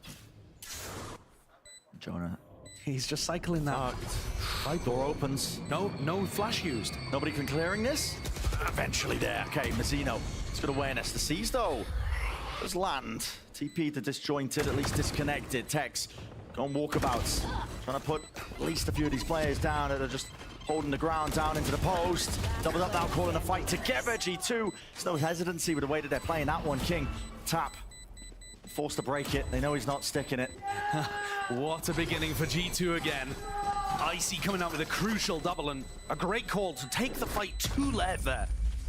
I think mostly what we've seen is G2 hanging back in post plants and waiting for the fight to come to them, playing a lot of post plant utility if you cast your mind all the way back to Bind. But here, Jonah on the aggro lurk, and then Icy swinging aggressive. Gets the double lineup there. As one of Mazzino or Aspas probably should have gone for a little bit of a wider swing. And this now, truly, disaster beginning to the map for Lev. Of course, they've got the buffer of being a map up here in the series. And now, G2 with eco advantage, and here the ult starts spiraling too, because Icy's only 1 away from Showstopper. Really should start running away from it. Or running away with it, at least the map pick. Lev are going to look to play proactively on the opposite side of the map, anticipating Icy to be playing for ult orb, or perhaps G2 just to be playing for rubble. These players get cleared, right? Nade rebounds, Satchel as well. Yeah, pretty standard clear here. Very solid. King's going to try to work his way forwards to the smoke and see if he can put some pressure on G2, but these are normally the rounds, or the times in the round rather, where G2 called the pause, and King notices that, finds a peek and grabs Icy. Okay, gets out as well. Timing's being caught and captured. The players are dropping in. It's a 2 versus 2 with a spike in the middle of nowhere. King 13 health, has to back away, thinking the position was at least going to be pressured and pushed back. Jonah P still watchful, one eye on it. The timing taken through this smoke could be everything, but it looks like King not really interested in it. Sheriff in hand! And a bit of whiffage from Valen, it is everything. It hands over the rifle and puts all the pressure now onto Jonah P. Yes, the plant is down. It actually didn't hand over the rifle. Mazzino didn't go for it. Assuming maybe that it was already doubled up. Jonah P, snappy, not expecting it, but Mazzino just reveals himself and hands it for Jonah P. A 1v2 in that spot. Great play towards the end there from Jonah. Saves his team and allows that snowball to continue. That could have been Lev's chance of getting back into this one real early on. Mazzino's kill onto Valen, I feel like really should have been the turning point in this round. Yeah, but no gun gained. And they just didn't know where Jonah was. You're dead right with your analysis of that situation. A bit of disappointment on the face of GoK, but this is going to be a rubble fight, trying to take space away from G2. Oh, this one could flip easily. More has to be broken here. Valen TPing back. Trying to play this one with the rest of his team. Mazzino up onto the high ground. A pivot is called by G2. So fast on the retreat. Look at this, all 5 of them grouped up together. They want nothing to do with the A-Rubble fight, even though they've got ults. Good enough at least to clear this. And I mean, you see Tex instantly take his way out of C. He knows that there's about to be a showstopper in his face, but there's nothing he can really do about it. I see. The only goal here for Tex defending is live. There's no way he gets anything there. I mean, no damage done, no kill here either. Flood attempt potentially caught by Lev. Lockdown has to be used. Now that the Util's flying forwards, careening into the site. Still might look to try and fight. Icy tucks himself inside the orb. Posture in a position here for Lev, knowing that Mazzino, really somebody was going to be seeking to reposition and maybe survive those final moments. But 2 players detained. It's slowed down even further by Lev on the retake. 2 nano swarms. That's a brutal mistake from Leviathan. And they're just going to have to save off the back of that. They have to save. If those 2 players had avoided being detained there, they actually could have committed to it, hoped that Aspas could get a kill, use the showstopper to snowball things. I'm kind of confused how they managed to get 2 detained. That's just a lockdown that wasn't, you know, it's not like they were being pressured super heavily or anything. A weird one. But at least this does mean, in some weird way, that the silver lining of going down 0-5, Lev is still going to have a bye here. If they had committed super heavily to that, then maybe that wouldn't be the case. Don't think that's an optimal position to be saving, though. No, it's really not. I mean, we've seen some teams just go back into the saving simulator that is Lotus. They fail it. Yeah. Losing an opening player, you save 3 rifles, 4 rifles, whatever it is, and then the cycle repeats itself when you're against the attack side and teams. Lev are having to call this tack timeout for good reasons, because the map's getting away from them. Yeah, and not just that, fairly disastrous mistake in the prior. Again, I really don't understand how they ended up getting detained in that situation. But there's a couple of players here, 1 orb away from getting their first ults on the defense side. That's Aspas and Com. If they get Showstopper Nightfall, then maybe they can try to play some kind of Flood retake setup, but there wasn't really that much they could do in the previous round. No. Tex knew that the Showstopper was coming towards him, but there was no way of being able to disrupt it properly. Perhaps if they'd made the mid-round call to push out B and put some pressure mound in the retake. Yeah, here it is. All right, so there's, I mean, they're just trying to get a spam kill on somebody and don't respect it enough. It's just a timing failure, really. That wrecked them. It really did. Yeah. What you were saying, I mean, Lev should have their chances, 1 away from a few of these ultimates, but it needs to begin with either fighting for some of this extremity control again, out towards A or C mound. And not just that, it's not just that they have a chance, they have to convert here, Lev. Because otherwise their economy is going to be in shambles, and they're probably going to invest their ults in this round. And if those go, this is their chance to turn it. The ult economy is going to be out of control after this. Same reclear perhaps, Mazzino doesn't invest that paranoia this time. But Valen was thinking about it, so he TP'd back. Yeah. And now they contact forwards, thinking, all right, well, they're not going to go for their rubble reclear strategy, so we'll take the space, thank you. The door's opened wide. Puts a bit of fear into G2. Gonna have to hold this one with a few rifles. Snakebite. Clear the close corner. Nobody playing there. Con with a jiggle as well. Orb in his face. They hear these footsteps, King. This is risky paranoia. Sweeps through, and now the fight is called here, at least by them left. They want to try and collapse onto these players. That was the signal they were looking for. Tex gets acknowledgement at least that his position is being pushed here by Leaf, but the rest of his team, G2, still sticking around towards A, but not for much longer. Backing away now. How do Lev get this information? It's just Com face checking. Doesn't use any utility, and Com's just potentially won the round for them there with that little peek up. He knows that Rubble's clear, all of that smoke pressure was fake, and Lev instant rotating over towards C, helping Tex out. And there's no big ults here to rip C away. They should be able to hold. Heavy stack, Aspas is already there, laying in wait. Alfred the back, and Anna Swarm shouldn't be winning that fight out, but eventually it's going to be tearing into pieces, just trying to get themselves a foothold in and through. Trent wins that fight. Aspas still one away from this. Oh, but time running short as well. All he needs is the one. Can't quite get it. It's instead King the IGL. Pushing them back and away with the satchels. Damage. Bullets flying forwards along with the util.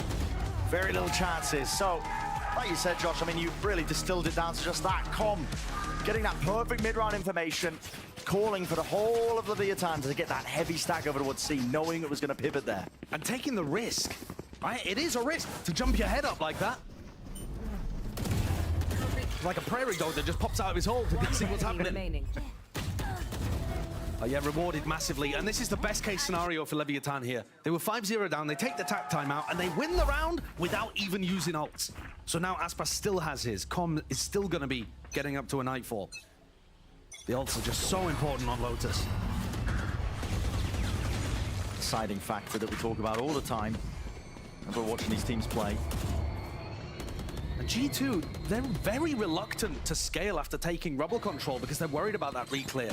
But this time, it's Aspas opening the door, around Mound, then clearing turret. Being very active early on here, Lev.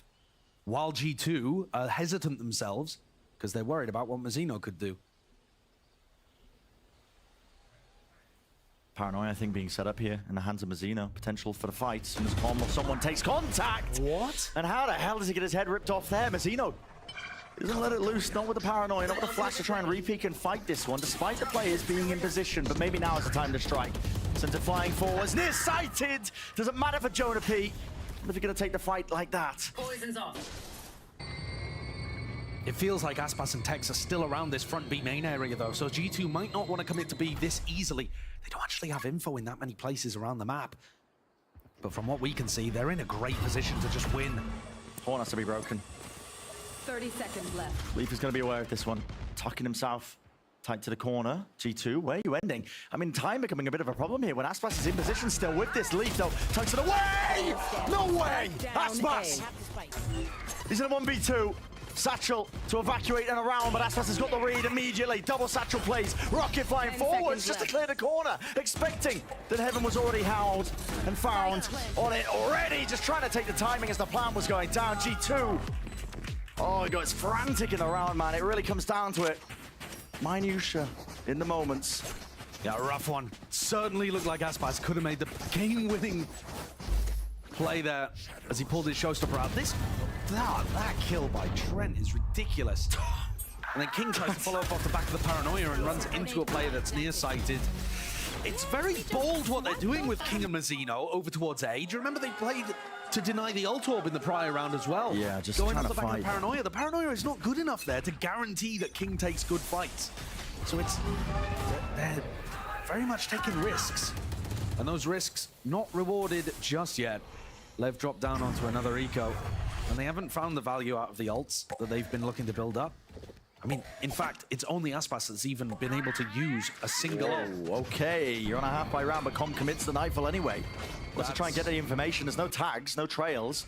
So they know that it's going to be committed, but you don't have weapons. It feels odd. Overextending your hand, using the resources, not thinking long-term with this map so far. And even if the Nightfall...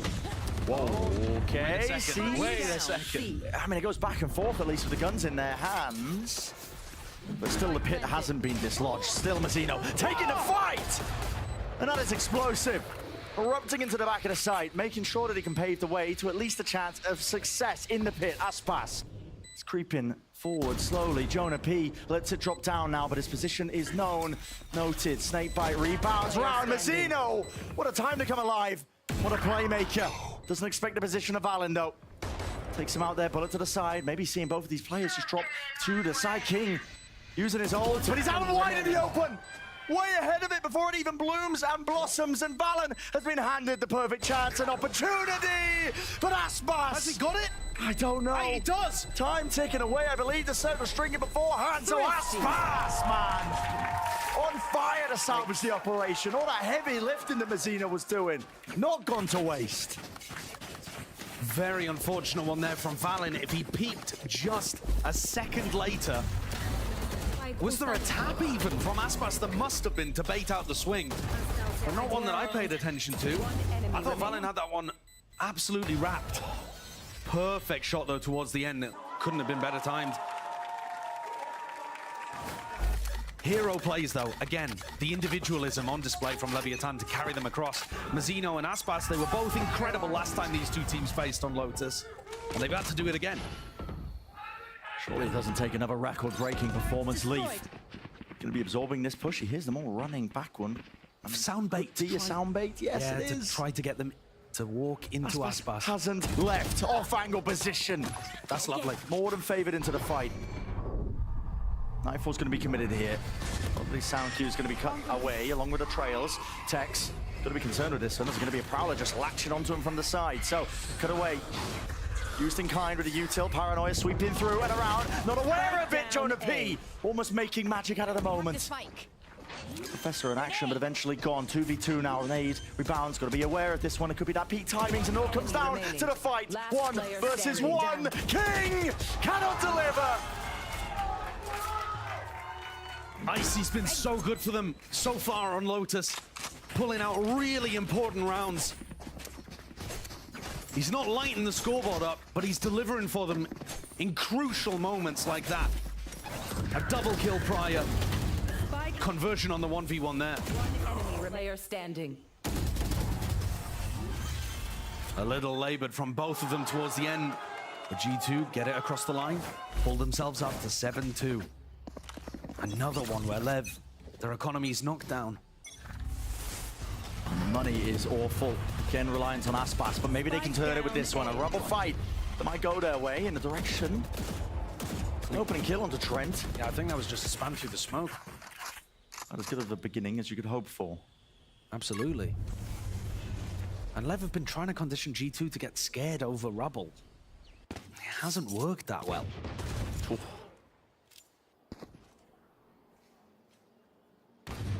The info's there. Com close with the shorty. Aspas further back. Yeah, with the rifle. Boombot's got to be broken. Here it is. They're trying to bait him and switch him up. No one taking it though. Worried about Leaf going for that lurk over towards B, and now Aspas, he leaves. Heavy posture. They're forcing his fights out wide into the open. Now King is really isolated into his position. If he can even take one of them away, maybe there's a chance. But with him falling, surely the chances scatter to the winds. You two are going to be able to get this plant down. Not the most ideal post-plant scenario. Still, keep the rifles out. Door opened up. Hello! Seen something like that before. Mazzino. This guy just seems to just be creating blessings out of thin air. And now the heat's being turned up. G2, got to be worried about this one. You're losing grip and reality of the round itself. It's not going your way. Valid, pressing forwards and around. Can win the fight out, can hit the shot. And Com, he sees to the fade. It's the only thing he can do. Ridiculous stuff by Lev. It's just hero plays. You couldn't find a game that exemplifies the hero play versus tight team play more. Lev are just trying to make whatever they can work in these incredibly difficult spots. That's ridiculous. And like you alluded to, Brad, that is so similar to Mazzino's round on Icebox, where he's got absolutely no right winning a situation like that and just first bullet, second bullet, finding targets. And not only that, as soon as the Haunt went into tree, Com was able actually to get into a spot where even his shorty was useful, hiding inside a smoke. It's just ludicrous what Leviathan are able to do, and yet they're still only at 3. Remember though that this does trend attack-sided and pretty heavily attack-sided as well. It's looking like they might have done enough. 3? I don't know whether I agree with that, especially This considering point, well, listen, they haven't won a pistol, Brent. Okay, but consider this. The economy getting broken now for G2, forcing them into the timeout. They've got big ults, don't get me wrong, but... Right, but if Lev get up to 4, are you then... Yes, if Lev get up to 4. If Lev get up to 4 and then win the pistol, I'm feeling good, but that would defy everything we've learned here It really today. would. I mean, they've... How many times does Lev need to try a pistol round in order to win one? It's been such a bizarre series overall. It certainly has. And I think as you're looking forward to how these two teams are facing at Shanghai, there really is a lot that Lev could improve in terms of their teamwork and the chemistry, but the raw stuff and some of the ideas are working really well. For G2, it's like they're working at full capacity here, like all of the ideas and the team play is good, but they're still getting stuff stolen away from them. Yeah, push to the limits, and the hero plays are just giving Lev a slight foothold. Double high-low. Zeno looking to peer past and around that smoke. G2 haven't been putting much emphasis over towards C. At the beginning of these rounds, it's mainly been, you know, for a bit of that rubble control, but... Bren, this is a force-up in this round. This is not some kind of eco. Yeah. It's double stingers, but they don't care that Icy's only got a stinger. He's got the showstopper to open things up. This might be headed towards B, but they could open the door first to try to clear out Mazzino's position. If the Prowler catches... Oh, they just send it into B! Yeah, they want to send it. Okay. Nobody going to be holding close then. No casualties. Prowler not going to be dealt with here, so Icy's going to be cut away from all signs of life, though, with a rocket. A gamble that pays off. And the price is blood. And they take down Mazzino, who's been a menace for them recently. And that lockdown should not survive. Yeah, that is a very aggressive lockdown. Lev misplacing some of these critical ults that they were going to try and use to retake. Aspas still has the rocket available, one of his own. He has to go for it here, and they know. That's why they're inside the smoke, ready to fight. Trying to fight him forwards here as he's satcheling! Aspas! 2 down and dropped. And now maybe it's a path to victory. To Seize and an Anastorm, all going to be overlaid and overlapped here. Not taking their time with this one, but ticking away. So little time. Yeah, very little time. Com has to stick this one, has to defend it, And Lev deliver. What were G2 waiting for there on the attempt to try to fight that one back? It's the snake bite, I guess, stopping them. Yeah, they gave so much space though to Lev pushing forwards. And then got caught by the snake bite.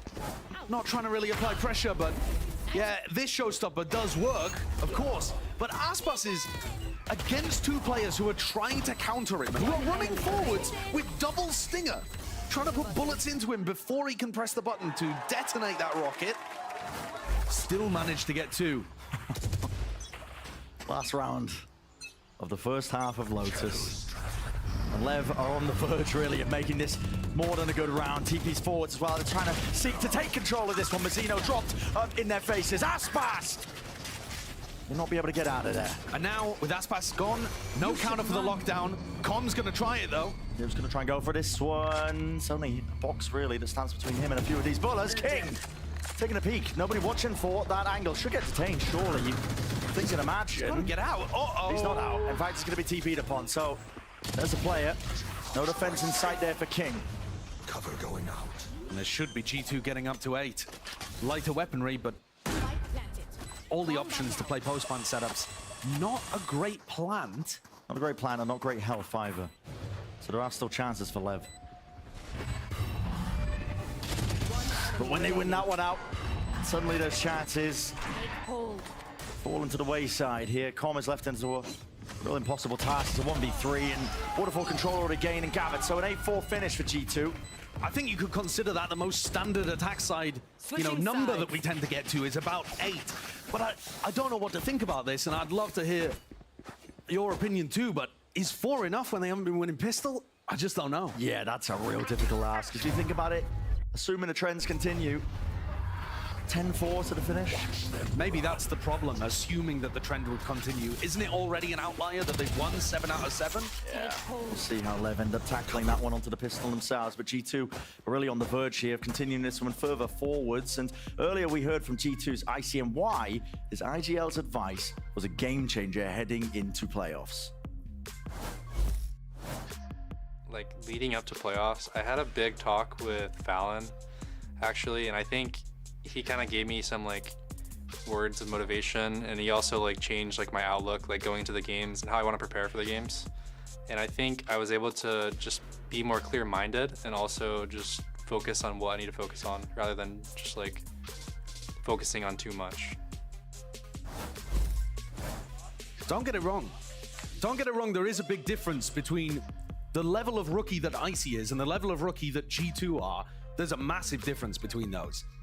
Even though this G2 team is our Ascension team in Americas, they've got a lot of experience. They've been to international events before this core, especially Valen, and they've been through the whole of Tier 2, won Ascension, the highs and lows that they've experienced. They've got that experience to be able to give to a guy like Icy, and Valen's got a good head on his shoulders for a fairly young guy as well. I don't think they're gonna get knocked by stuff like Bind and Icebox getting ripped away from them. They kept their composure very well here. So much rests on this pistol round coming up. You thought that, you know, maybe it plays a factor for G2 when you lose, you know, the maps in the fashion that they did, right? Icebox was essentially stolen away by Lev. Brought into OT just through, you know, luck of the draw, I suppose, but they've set their sights well over towards this Lotus map, knowing that it has to be a win for them to have any chance, bringing this one to the 5th and final map in our best of 5. And of course, Lev, if they do win the pistol, they've got a great chance at running this all the way back. Their attack side is going to empower Aspas to go for the entries, and we've seen him be unbelievably good. Hasn't necessarily had that carry power so far on Lotus from what we've seen. It's been more to do with Mazino finding those big moments. Let's see how this clash opens up here for the pistol round. Already highlighted it. So damn important, but is it going to be following the trend? Look at this, creeping all the way up on the jiggle peak. And a punish inside, a punish inside! Squandered! I mean, Tex is going to be jeered at by the other side there, but he had a great idea. They just can't win on these pistol rounds, man. Lev have got an uphill battle now again. They haven't won one of them in the series so far, and now they have to convert a 4v5. A lot of respect, though, showcased by G2, this positioning here. Just anticipating they're going to contact all the way up. Paranoia. Good connection, at least, onto the two players. Enough to stop them and enough for the refight to be called, but they might just be getting bitten through into the side. Satchel. Icy has to evacuate and back. His position is being noted and found out, picked apart and pulled apart. Out towards the back of that side. Lev, in the midst of all of this one, have found themselves an advantage. King with the plant now as well, into the back of the side. A right click from Leaf, reload, plenty of time, but eventually with the punish. Jonah P dropping down. You know exactly where he is. Finally, curse broken. There could not have been a better time for it. If Lev want to look to close this series out right here and avoid us going to Ascent, the comeback had to start with that pistol round. And converting a 4v5 on top of it too. This looks like specific prep to me.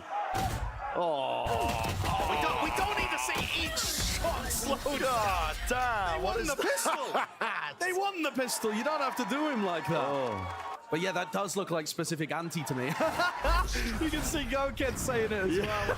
Hallelujah, we won a pistol. And finally, the importance of that can't be underestimated. Now just don't lose the follow-up. Don't lose the follow-up. Prowler lures them. They know that Leaf's there. Oh, seized and tethered and caught to the corner. It's easy pickoffs on the other side as well as that. Tex, it's not having a good game so far, at least on this half. Surely you're still committed to this one. You cannot let Jonah P get away with that, finally. Trade coming in just ever so slightly delayed. 2v3. Door opens up. Don't quite have the guns for the job to try and take these long-range fights. They've got to make this clean. Yeah, they'd like to keep all three of these weapons into the next. And then King will be able to buy a fourth. But any damage now is going to be pretty permanent. Oh, upgrade. King, though, surely gets that. What is occurring? So individual the way that Lev are playing this post plant. They're not doubling up, not bodying up. Nade. That's going to be catching on to Com. No way! The Sheriff is singing right now in the hands of Icy. And you're really going to be delivering a death blow like this. Mazino twists and turns around and abound. This guy with only 5 bullets left. He's going to make the most of everything that finds the timing.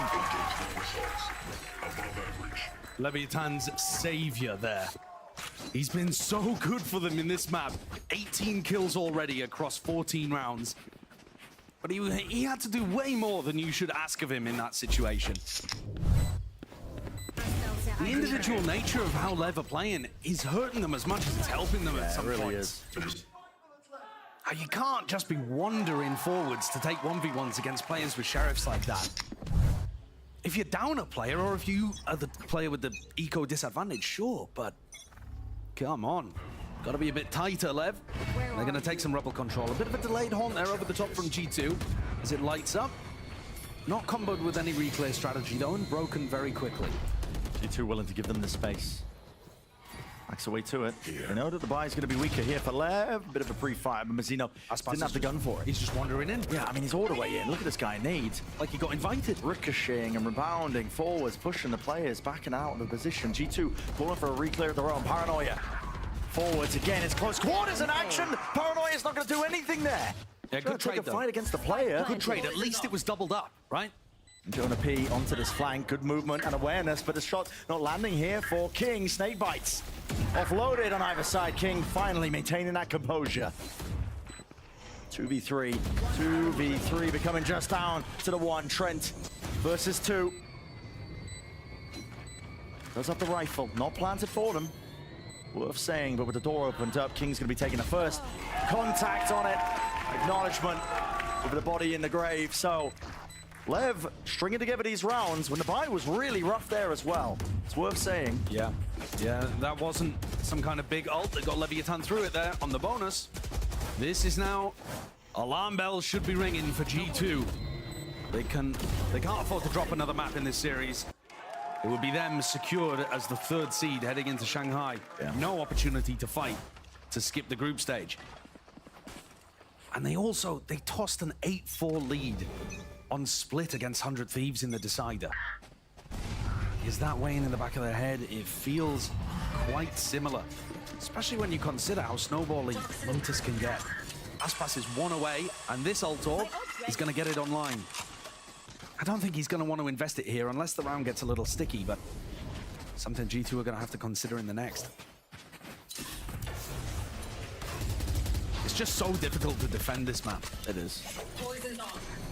You can try and proactively fight as well, with the door opening up, maybe hearing the orbs being tapped and cook up trap plays, but teams on the attack side have gotten so good.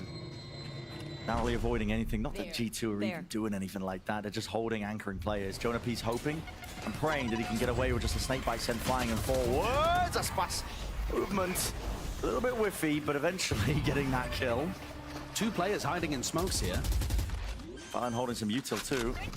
It's a flash and a nade. Rebounds. Calm. He can't see anything here. Should just get blown up. Kills. Flowing in this time. It's a kill feed that's filled up entirely with green. Rocket offloaded against the back wall and misses wide to all of it. Tragedy from Icy. And relieved smiles on the faces of the Leviathan players. G2 with the flood defend. No weapons, but still made a great go of it, hitting great shots. Yeah. Leaf with, I think, a double in that situation. It should have been converted, I think. Especially when Icy pops the ult, but he beefed the movement, bonked his head, and then missed the box. Couldn't hit it, and straight past him. All he has to do there is hit the box, and Mazzino's gone. Look at him. Yeah, and I can't fault using the ults in that scenario. I really can't when they get into that spot, but it's left them in a real difficult spot. It's only Leaf who's 1 away to the lockdown to be able to use, but Aspas still holding on to a showstopper. Didn't have to use it in the prior round. And that's why they were trying to play a little more aggressive towards C. They're going to try and set up a high-low here, G2. Right, so they've got a couple players looking down these C angles in case Aspas goes for the showstopper, but now Icy's starting to drift away. This is their game plan to try to counter the showstopper. Icy needs to be in position as soon as the hit comes through. He's not looking his way. Different direction. No. Nade's going to be here. Rebounding. And with the horns. Full cacophony of util, all going to be expended. Aspas still holding it with the rocket. No one's going to be giving him anything at all. The util is just so good for Lev to push these G2 players back. All of the space taken. I'll say, 9-4 went out. Didn't actually get any connection, so... My ultimate is ready. G2 don't have to worry about that ult now when they're playing for this retake. But also, Lev don't have to worry about the flood defend, and the paranoia used so much earlier just to clear out space that was gained by the Nightfall. And that pulls out the pit. Lev are going to have that one to work through. Act as a bit of a buffer now as the retake starts to come through. G2 are here, a few bullets will do it. Com, not much more than that one, still ripping them away. It's Aspas. Spraying them all down here. 2 left to stand this one, and G2 forced to make the decision now. It's a tough one at that. Full save, back away, keep the rifles into the next. G2 are trying to come up with answers. You saw them there, attempting to concoct some kind of idea of how to counter the showstopper. But Levs, you know, as much as the defenders come up with ideas to counter, there are better ways of playing the attack as well. And Lev are doing a great job. It's not just as simple as trebuchet Aspas in with a showstopper. They throw really good utility to, you know, paranoia, seize util, that kind of stuff, to clear away any defender's positions, and then they nightfall on top of it so that G2 can't go for the flood defend that nearly worked in round 16. Lev are 1 step ahead here, and that's what's allowed them to get 5 rounds in a row. Once more, this was the decider map last time these 2 teams faced, and Lev, they ran away with it. It was big plays from Mazzino and Aspas, both of the players at the top of the scoreboard, especially Mazzino, who just seems to have this as his playground. Yeah, at this point, I mean, Lotus hallowed ground, I think, as well, with the stuff that Aspas has been doing on it. Thinking back to him almost breaking kill records. Even break them, actually, but Lev not dissuaded away from this A rubble area. No, it's the same setup from G2. They're running a passive Killjoy Viper setup over towards A, not looking to try to contest rubble. And I think probably lockdown retake over towards Heaven. Possibly at stairs, but I think Leaf would find it difficult to get into that position. Yeah, and Leaf's not going to be taking any more peeks out towards this. G2, the way that they play, they do give up an awful lot of map control. All that util that was saved, regenerated. Lev can send it forwards now with a Prowler as well, knowing the tree is cleared. They are finding it difficult to get through, though. Jonah P, he's got an orb up. Isolates up the site, and it does force Lev now into this B area. Icy, does he have any util to delay, at least with the nade?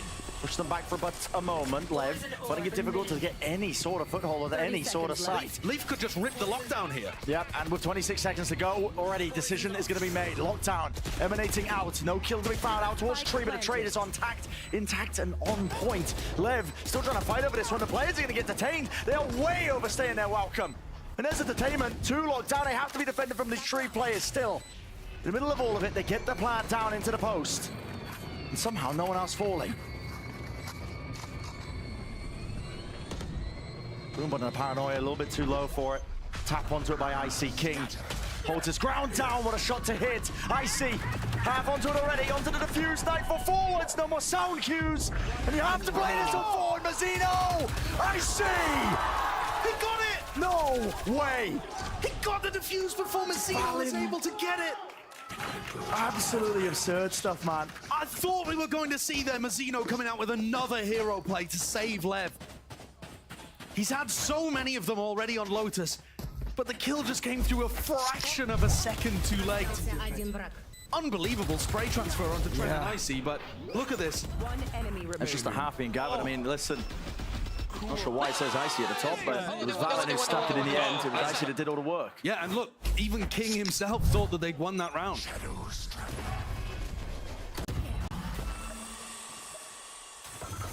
Hard fight here by G2. They did win the round, but at the cost of the economy, taking a tumble.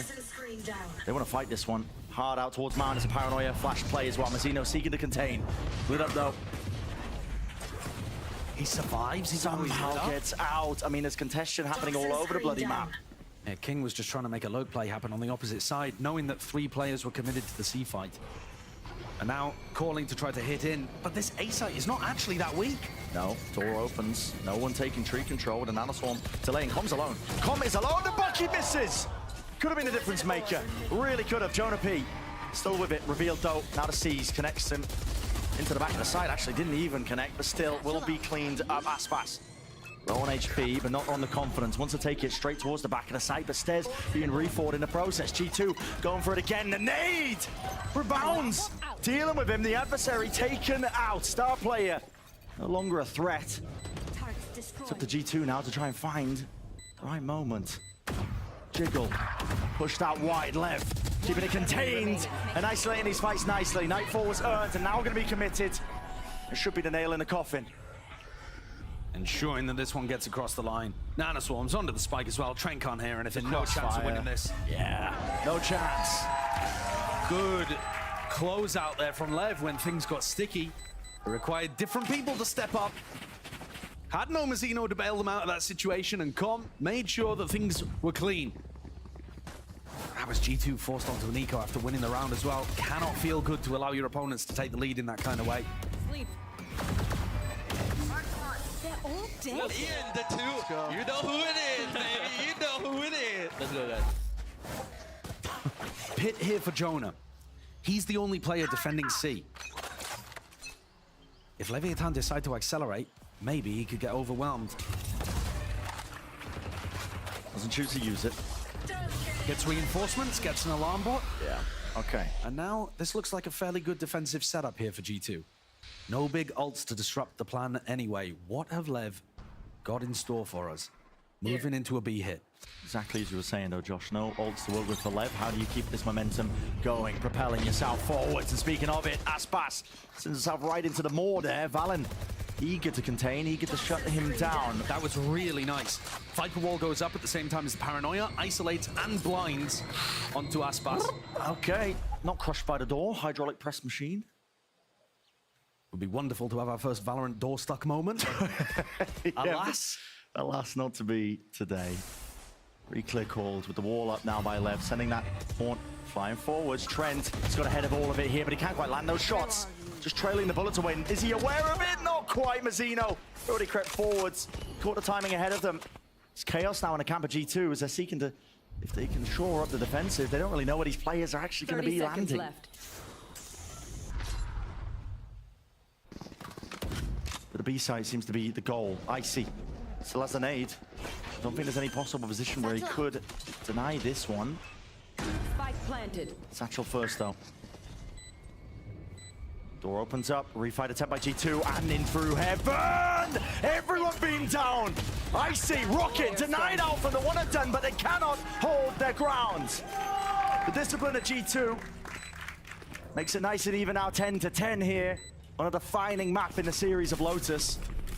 Showing us that they can win pretty comfortably as long as Lev don't have overpowering ults to be able to work with. Great protocol to deal with this entry. Like I said, blinded, Viper Wall behind, and then Icy's so patient. This is what we're talking about with Icy. He's not necessarily a superstar duelist, but he's so tight with the rest of the team. He just secures them heaven control, waits, punishes the play, gets the showstopper, commits. Makes space for Valen to trade him out. 10-10. The eco is still a problem for G2. They've managed to scramble together a buy, though, with a Bulldog onto Jonah P. It's another passive hold over towards A, and Lev are just taking this space fairly freely. They're not really investing any util, it's just a single haunt. And they can get into position to use Tech's lockdown. Leaf. He's been in that spot before. Side by side, gonna be here, and then Paranoia. Here. It would be an amazing round for Leaf to have an Odin, but he's not gone for it. No. Cleared out here, at least with a Nana Swarm, a lot of damage done to Aspas. 39 health. They've been dropped down too. Door shut down in their faces, has to be reopened again. Now for the lockdown to be committed. It will clear out the site. G2 have no plans, protocols in place to try and break this one. Yeah, but everybody's going to be ready to go for a flood defend. Cover going out. And they're in position for it. Already a smoke props up the one side. Lancel online, Satchel's through, past and beyond the nade. Sees, dodged and avoided. G2 are being delayed into this one. Waves of util sent forward. Stair position gained and granted. Aspas is taking risks when he's on such low HP. And a critical kill at that. Icy, fall and door open wide. But where is this plant even going for? He can stick this one again. Trent half onto it. What denies this one? Nanos one broken. Breaking! Another one! Stolen from the grips of these players, and Valen dishes away any chance of saving the guns into the next. Am I wrong, or were all 5 players still alive there for Leviathan when the defuse came through? I'm pretty sure Valen just got 4 post-round kills. That was ridiculous. Aspas went for a lurk play up through stairs. Look at him on the minimap there. He's trying to wrap around Heaven. He doesn't realize this was a flood. There was a big communication problem, I think, here for Lev. They had no realization of what the pace of G2's play was. Josh RT barely believing it himself here. Forces out a timeout of Leviathan. Yeah, because they completely misunderstood what was happening there. They thought they had enough time for Aspas to walk upstairs, around, back through Heaven, and be able to play for a plant that wasn't even for where they were all spamming from, a breakable door. I'm not sure if that's just Aspas taking a risk when he's on double digits of health there as well. I mean, he gets chunked down early on. It makes the play. It's not just Aspas, though. I'm highlighting that because it was the epitome of it. But the other players all left tree. It's planted for tree. They all left apart from one person and were playing around breakable door. Yeah. That's not where it was planted for. That's a massive mistake. But a really important break of that Nanoswarm, as we were talking about, to make sure that they could get it across the line. And this time, Leaf does have that Odin. They've been putting such an emphasis on playing over towards tree. I would imagine that's where he's going to be playing. I think an Odin would shred what Lev are doing over in that side of the map, but instead they look to be heading C.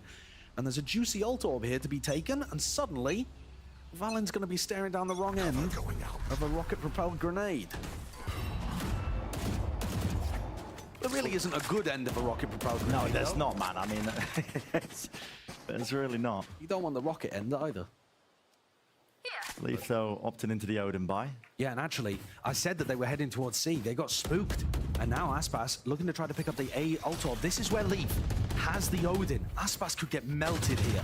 Alarm bot down. He's giving it away. Particular angle. Yeah, he has given it away. Any sort of attack as well. Nanoswarm forwards. Prowler taken care of. 30 seconds left. Worried that he'll slip through the net. Again, Valen and Icy are playing over towards C. And this does seem to be a preset G2 anti-showstopper setup. I just don't understand how it's really going to work. Is the idea that Valen's supposed to paranoia Aspas as he goes in and then Icy gets the kill? That's the only thing I can think of here. It's confusing, but vacuums up the orb. Aspas now. Satchel laid down along with the rocket. A paranoia miss! Tibido, evacuation pushing forwards and back, and still shuts him down. What an outplay! Ridiculous stuff from Valen. But they've still got the 30 sight. seconds left. Icy wasn't able to hold his ground and play off the back of his IGL's maneuver. This plant, though, it ain't great for Lev. G2 do not have that paranoia to be able to work with. Whoa, that is a... Was that pre-done damage already? I think. Not too sure. Based on the spam. Either way, it's getting precarious and dangerous for Com. Leaf worried about the flank now.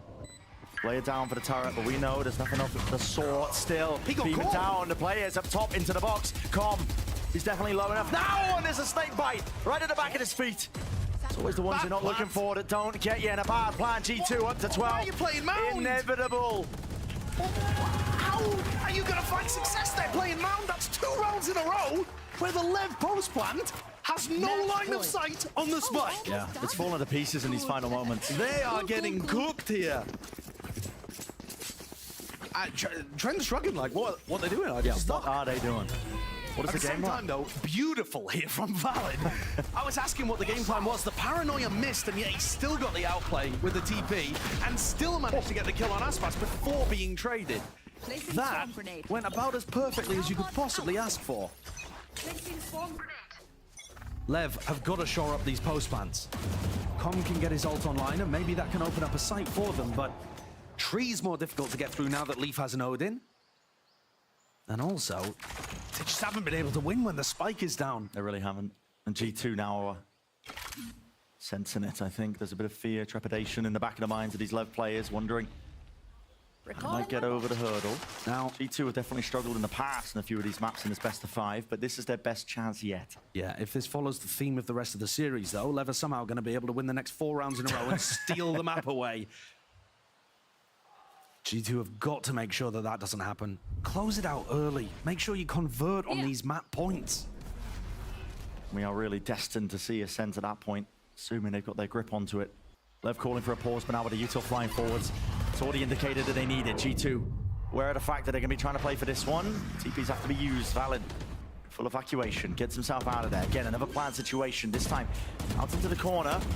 Valen going for some spam onto that spot, counter spam as well onto either side, but at least the plant is down, and this is playable from the mound position. Yeah, much better post plant now that the plant is better itself. Nade has to be dodged around. Sees though there was that connection. Aspas, he can't hear any of these sound cues. Doesn't know if the players are going to be quickly approaching that position, looking around, heads on swivels. They haven't cleared Aspas. Smoke, drop down. Jonah P. He's plucking apart the teammates right now on the insurance policy. That is Aspas. He has to get traded. He does. G2. It's overwhelming. The discipline there that just sails them through it to this 5th and final map.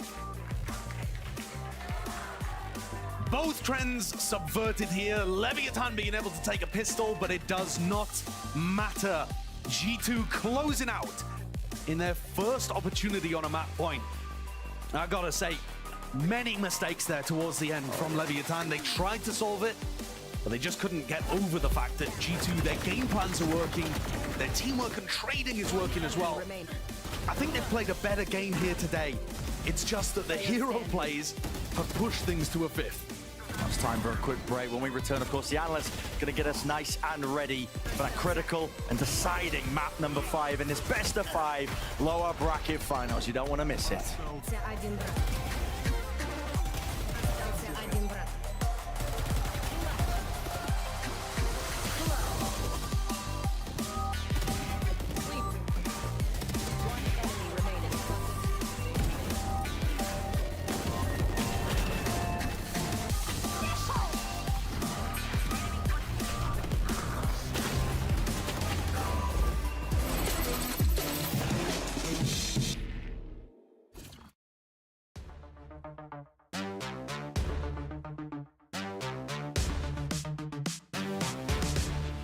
Step into the ring.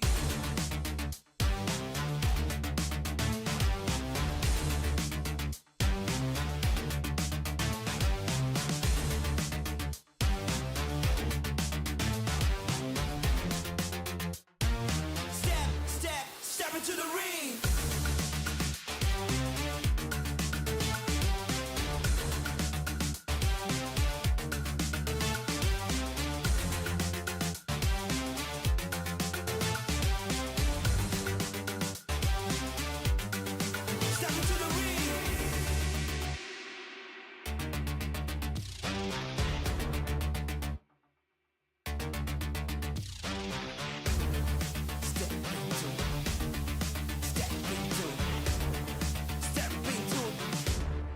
Step into the ring. Come on, come on, come on.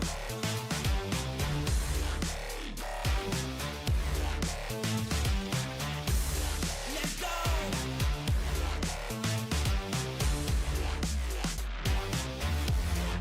Step into the ring.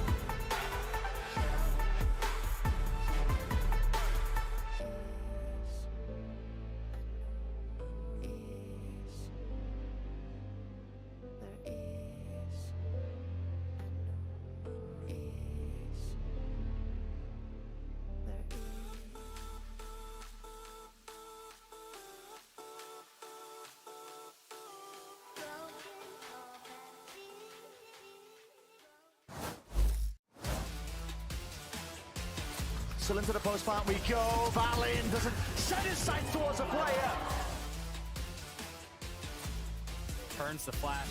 Gun advantage, health advantage. And of course he falls. The mind game's being played, and the shots come through for us, bots. A best of 5 in Valorant is an ordeal. It takes grit and determination and the ability to outlast your opponent to get through and come out the other side victorious. This lower bracket final has been all of that and more. We are tied up heading into the 5th. It's pure madness, and apparently it also requires that you full stick onto the spike every time because no one can shoot our diffusers. I mean, 2 rounds in a row. G2 are stealing it back in the same way that they just lost Icebox. And I'm going to be honest, I didn't think that G2 was going to have that grit to come back after what happened to them. 2 maps stolen away from them in overtime. And the a way game it that happens. already should have been a 3-0 for them. And then Leviathan in the second half start this comeback. They're winning every round on Lotus. They're on the verge of pulling it off and closing out this series. And then G2 start coming back with their own incredible clutch rounds to stay in this. What determination from these guys. But these are just hero plays. Some of these don't make any sense. Leviathan lost around to a defuse with 5 players people up. alive, yeah. What? I mean, that's best of 5 Valorant if I've ever seen it. When you get into these later stages, I mean, sometimes it requires just capitalizing on a mistake, making that crazy play. Yeah, and genuinely, too, like, you had a guy like Valen that was just an absolute beast, right? This guy's been putting up numbers, and I'm honestly wondering, like, how good actually is this guy? He rolled He's playing a fantastic game. Top 3 minimum team in the league right now. Consistently top fragging as well as in the clutch right here. This guy, I think he's looking like a top 5 player in Americas. Yeah, he really is. I mean, also, I'm thinking about some of the individual rounds. TPing past Ospas's ult and then just one-tapping him, completely outplaying the guy. So many moments where he's put under pressure, anchoring that C site, and he's just doing everything for the team. There's a round on B where like Aspas through a Viper wall, just double satchels in. Valen just steps ahead of the satchel and pops him immediately. And on top of that, composed. We're also hearing, like, in that little, like, halftime tape from Icy that he's also the guy who's, like, bigging up his teammates out of game, being such an emotional leader. I've talked to the guy a lot, spent a lot of time with him when he was with us on the desk, and he's just so incredibly mature for how young he is, for how new he is to come and play at this level of Valorant. This guy is truly an incredible talent, and he is proving that grit in this best out of 5. I think it's safe to say at this point that a lot of the expectations we walked into the series with are kind of out of the window now. What we expected to see on certain maps, the tendencies we expect to see from certain teams, they seem to have kind of gone out the window because, you know, it was G2 that we were bigging up for being, like, really cohesive, working as a unit very effectively, whereas Leviathan, individualistic as a result.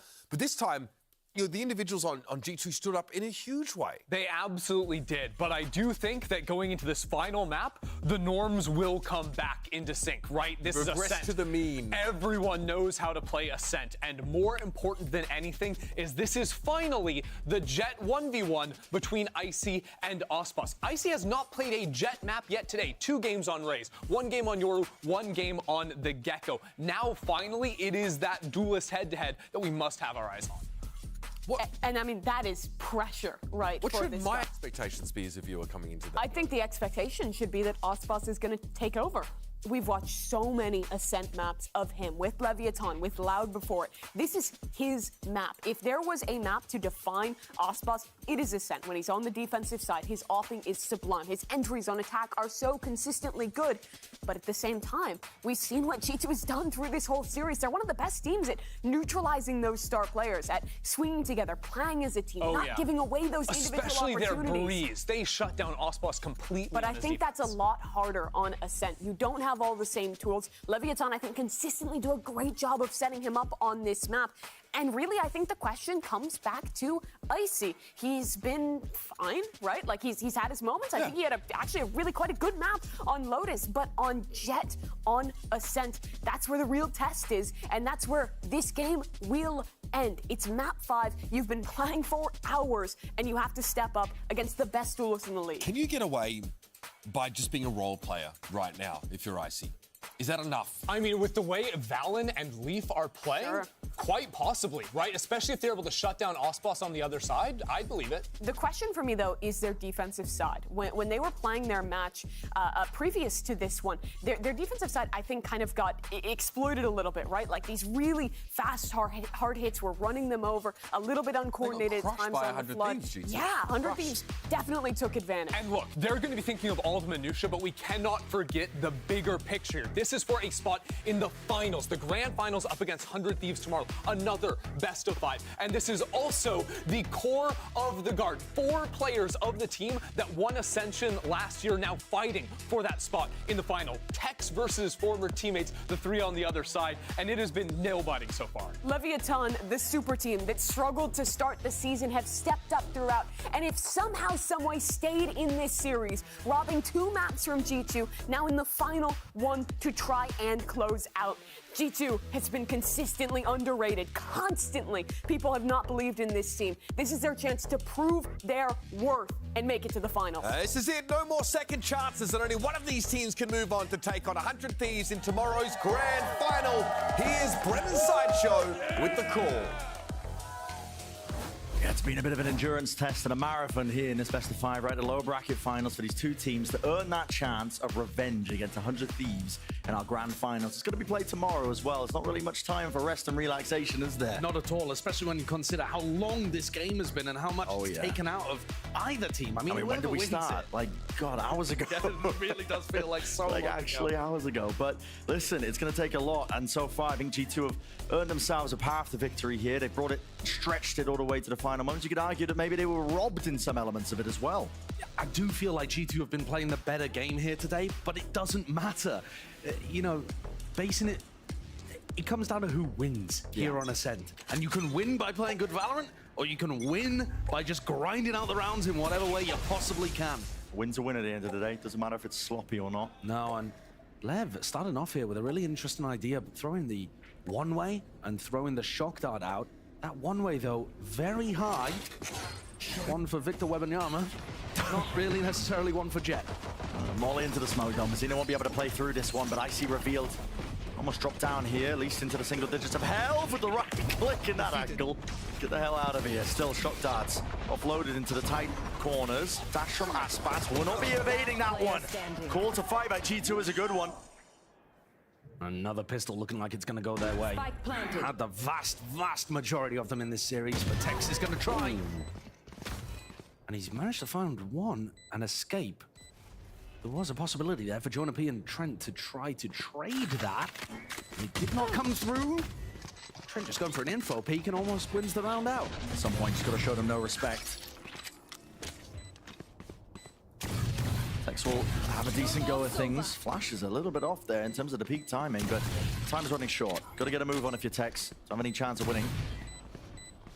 Your win cons narrowed down. At this point, you're just playing for the KDA. Yeah, that's all that Tex can do in this spot. You know, getting that lockdown online a little earlier maybe would have been a bit helpful, but it's G2 that come away with the pistol, as we've said so very often in this series. Not that it particularly has aligned with who's won the map or who's even won the half necessarily. But I'm sure it would look a lot worse here today if Lev had been winning some of them.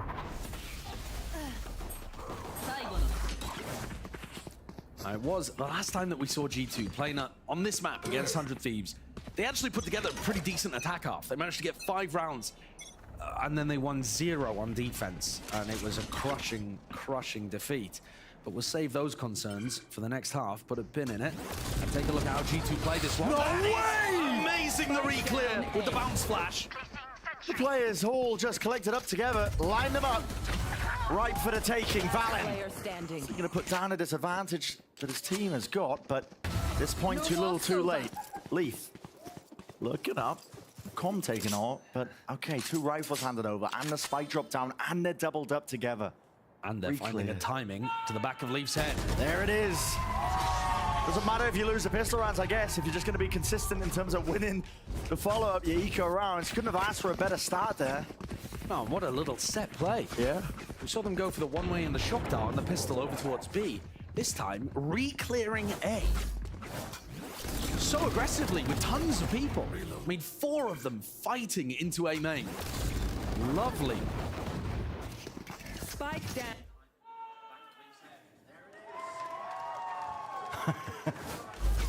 Happy about smiles. That one. Yeah, all smiles. It's flipped the economy up on its head. G2 will try and make do now with limited weaponry, revealing it. Nade rebounding. Mazino another chance to really fight this one Yeah, they're going for a heavy reclear strategy over here, and Aspas, he gets traded. Fire straight back, like you said, traded. Leaf now tucks himself close. Lev have been proactive in terms of these reclays, but that flash lands at the floor. King seemingly aware of that position that he could be playing into, but the door's going to be closing now into their face. Nobody tucked out wide, can't quite get the kills eventually with the shock dart. Let's lay it down and pep it enough. 3 players of G2, IC trying to take that timing ahead of all of it and picked up a weapon for his troubles. Revealed though, know where he is, plant down on top of it. G2. They just don't expect Tex coming from a main. Don't expect it. Tex is going to land the shots though. At least a standard chance. Still, it's swarmed. Everyone from Lev now making sure that they combine together. Leave no gaps in the play. Definitely opportunities there for G2 to try to steal something back. But Lev closed the door in their face. It is over. Got the rifles online, got the Odin in the hands of Com as well. And looking to try to build up some momentum. They have been going real heavy on the reclears. Yeah. Look at this, mid-round reclear over towards Catwalk after Aspas got killed. They've been going, of course, for that early round fight, which is a reclear over towards A main. They're not trying to hold the one way.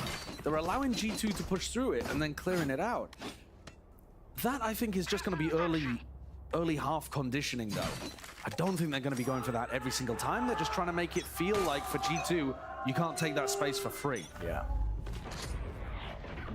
I would agree with that point here. It's a split slow default by G2 again, and I believe getting a tag onto at least one of the players, but unaware that Aspas is up into this position. Smoke in his face, though.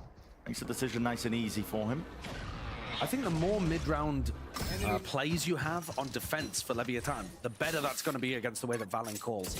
He puts so many of these slow pauses into his attack side, and if you find out where they're looking to end, that can be extraordinarily helpful.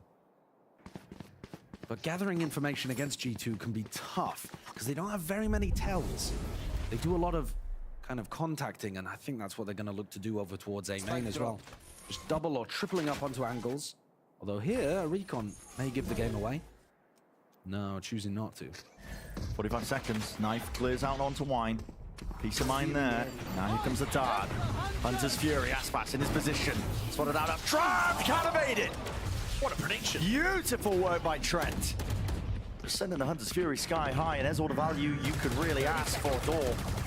Shut down in your face, Mazzino. Won't be able to spray that one down. Here, G2 be able to get this plan now. And thus activates Leaf on the lurk. He's got no Killjoy utility to have to worry about. Paranoia delaying. A lot of players tuck themselves deep into hell. It's just to buy time for Leaf. It really is. And Leaf got a bit of insurance policy. He's taking his sweet time with things. Might even be missing one of his own. Finally jumping up right behind. And the hit comes through. Damage done. Taking away the lives and away from them. It's a feed that's filled with red. G2 to earn that second round on the board. This is a great start for G2 here. The fact that they've been able to get round 4 on the board. Of course, they lost the follow-up of the pistol. They'd love things to have gone differently in that regard. But the first rifle round that they're properly fighting, this one, pretty beautifully done. The first tell is that recon dart, and immediately they go into the hit. You know, knife, recon, and they're in.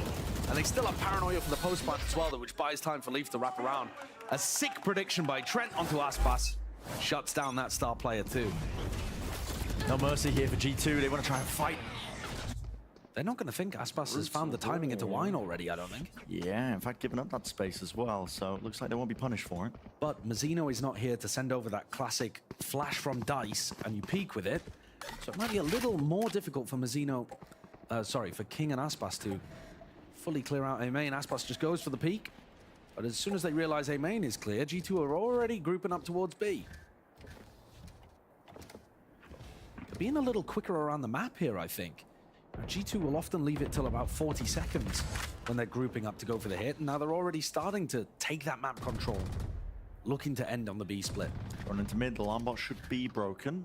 They've only placed Icy into that spot. They're looking to flash peek Tex in off the turret contact here.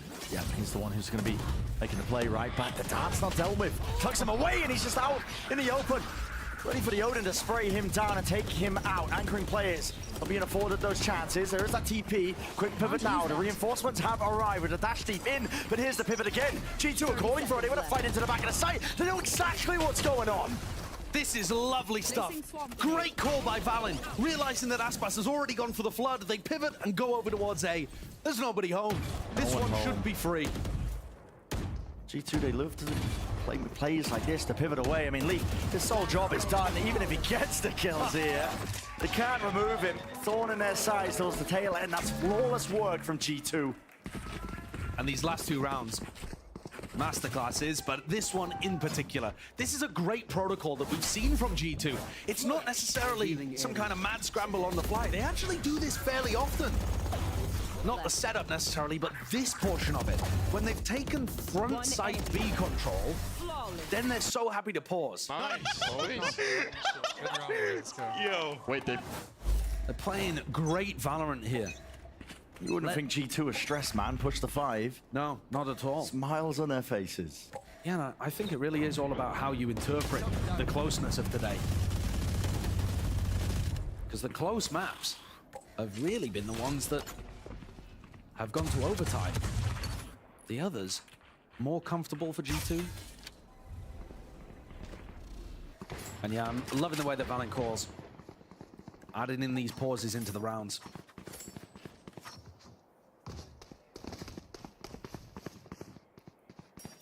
King still trying to hold on to control of A main. Pretty good read of things with Com taking that deep lurk timing, so now they know that it's all landing over towards A. We'll see if it affects them though. With them losing trend, they're running into the stack. They're running into the stack. In for a smoke. What a shot by Aspas. That's a difficult one to hit. Paranoia sweeping forwards. Hunter's Fury collects and collides into the players. But even just down to Valen. A thrifty win by Lev. We've had a round like this, so similar on Icebox, I want to say it, but I can't exactly remember which map it was on, where Com calls for people to full stack the opposite site. He's just got to read in this moment that it's all fake pressure over towards B. He wanders out through B main, gets the kill on his counterpart Trent inside the drone, and he's called for the stack before it even happens. Fantastic call there. I'm going to assume it was Com, because he was so instrumental in making that play happen. We've got dueling Odins. As well as that, I mean, it's Lev that are looking to try and contest this one. I don't think they want to give easy access for a lockdown exec into the B site. The drone is dodged. Dart and a peek. Gotta be wary of it. Smoke across, here's the lockdown. What do you have to remove this one? Zasmas really going to be overstaying himself here. Surely you've got to get out of there. Doesn't want to use the dash. Wants to save it for the next wave of things. Speaking of it, waves emanating out here with an old command. Gives G2 access to it. No more abilities. Utility to be used. Not for the flood attempt. Not by Lev. They have to take this pause. There are 3 players in B main. Paranoia waiting for Valen. Looks like they want to really fight over this one as soon as they see some signs of life. But who's going to be taking the contact? It's it loose anyway. Just delaying them. Lev running out of time here. Getting down to the final moments of really what makes it even possible to try and play this one retaken. But the smoke's dropped up in their faces. There's no fights to be given freely. It's tooth and nail in terms of the approach. They just can't quite get themselves into it. And the fight's taken by Valen. He'll step up to the challenge. They've got great ideas on their attack side. This was exactly the same in the 100 Thieves game. They still lost that map 13-5. Yep, they did. They certainly did. This round is beautifully concocted. They slowly take the main control, dismantle any kind of setups that might be there to restrict them from taking that space, get the lockdown, pop the null command afterwards to stop the flood attempt, as you were saying, and get into a nice post-plant setup. It's all by the book, really solid, well executed, good team play. All of the stuff that's been working perfectly for G2 today. And Lev haven't quite found those individual moments to disrupt just yet, but they're going to look to try to fight over Cap. And if there was a man to do it, it would be Aspas. Flash set it up. Made a lot of noise though. Surely he's going to be heard. Where's that util? Anything ready for him? There it is. Over and atop. It's Aspas rips away the head of Jonah P. Hey, How's Leaf got into this spot? This is ridiculous. Oh no, looked all the way What up a mid. I mean, he timing. broke the alarm bot years ago right now. He's right there behind the mass bars. Turns away for but a moment. It's all that Leaf needs. It's all on King. King looking this way, that way, doesn't know which way to really try and contend and contest with all of this push. An attempt against him somehow comes out with 2. Down A. And leaves it to the rest of his team. And this sets Tex up for the flank. He's so quick into Gelato. He's going to be behind them almost as soon as the plant goes down. Com just has to survive I'm here. not getting caught. It's a lockdown already. Orchestrating this positioning. Tex has revealed it. It's going to be pushing them back and away into the corner. There are safe spots that G2 can play within. Oh, he's gone down! Tex has just dropped. One enemy remaining. It's down just to come. 1v1. Valen already with the smoke propped up. And his plant is so damn difficult. Com suspects it. That's got to be broken. Tanks the hit. Valen repositioning now. Bring around the rosies. A tap from Com. Baits it out, but Valen maintains the cool and now knows it.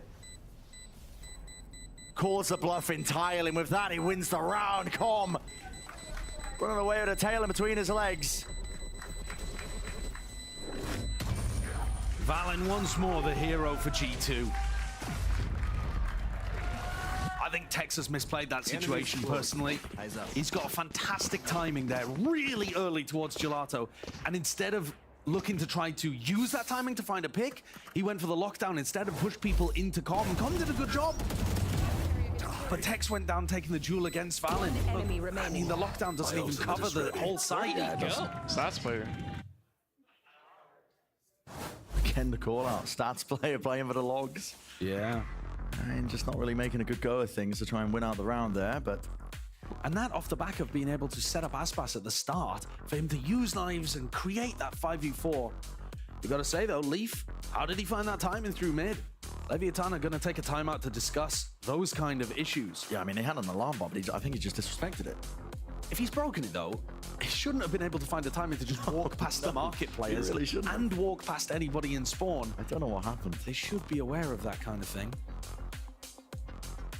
Just getting inside a smoke perhaps and slipping his way through. To be honest, wasn't paying attention to it because there was fights happening on the opposite side of the map. And I think you could say the same for Leviathan and the way that they were defending. Yeah, there's a lot going on. Here's that flash earlier that we saw. Set up right through the tree line. I was wondering how he was going to set up Aspas for this peak. It is lovely. Great catch on the replay there. But despite cooking up those small plays, the moments of team play, they're a little few and far between for Lev on the defense side.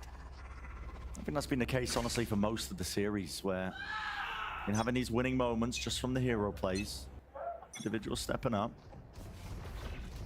This time, Lev, full aggression into mid. Looking to take the fight to them. Something is up here for G2. They definitely recognize the fact. But Leaf doesn't know. They're right behind them, yet they don't know. They actually are just clueless in the moment.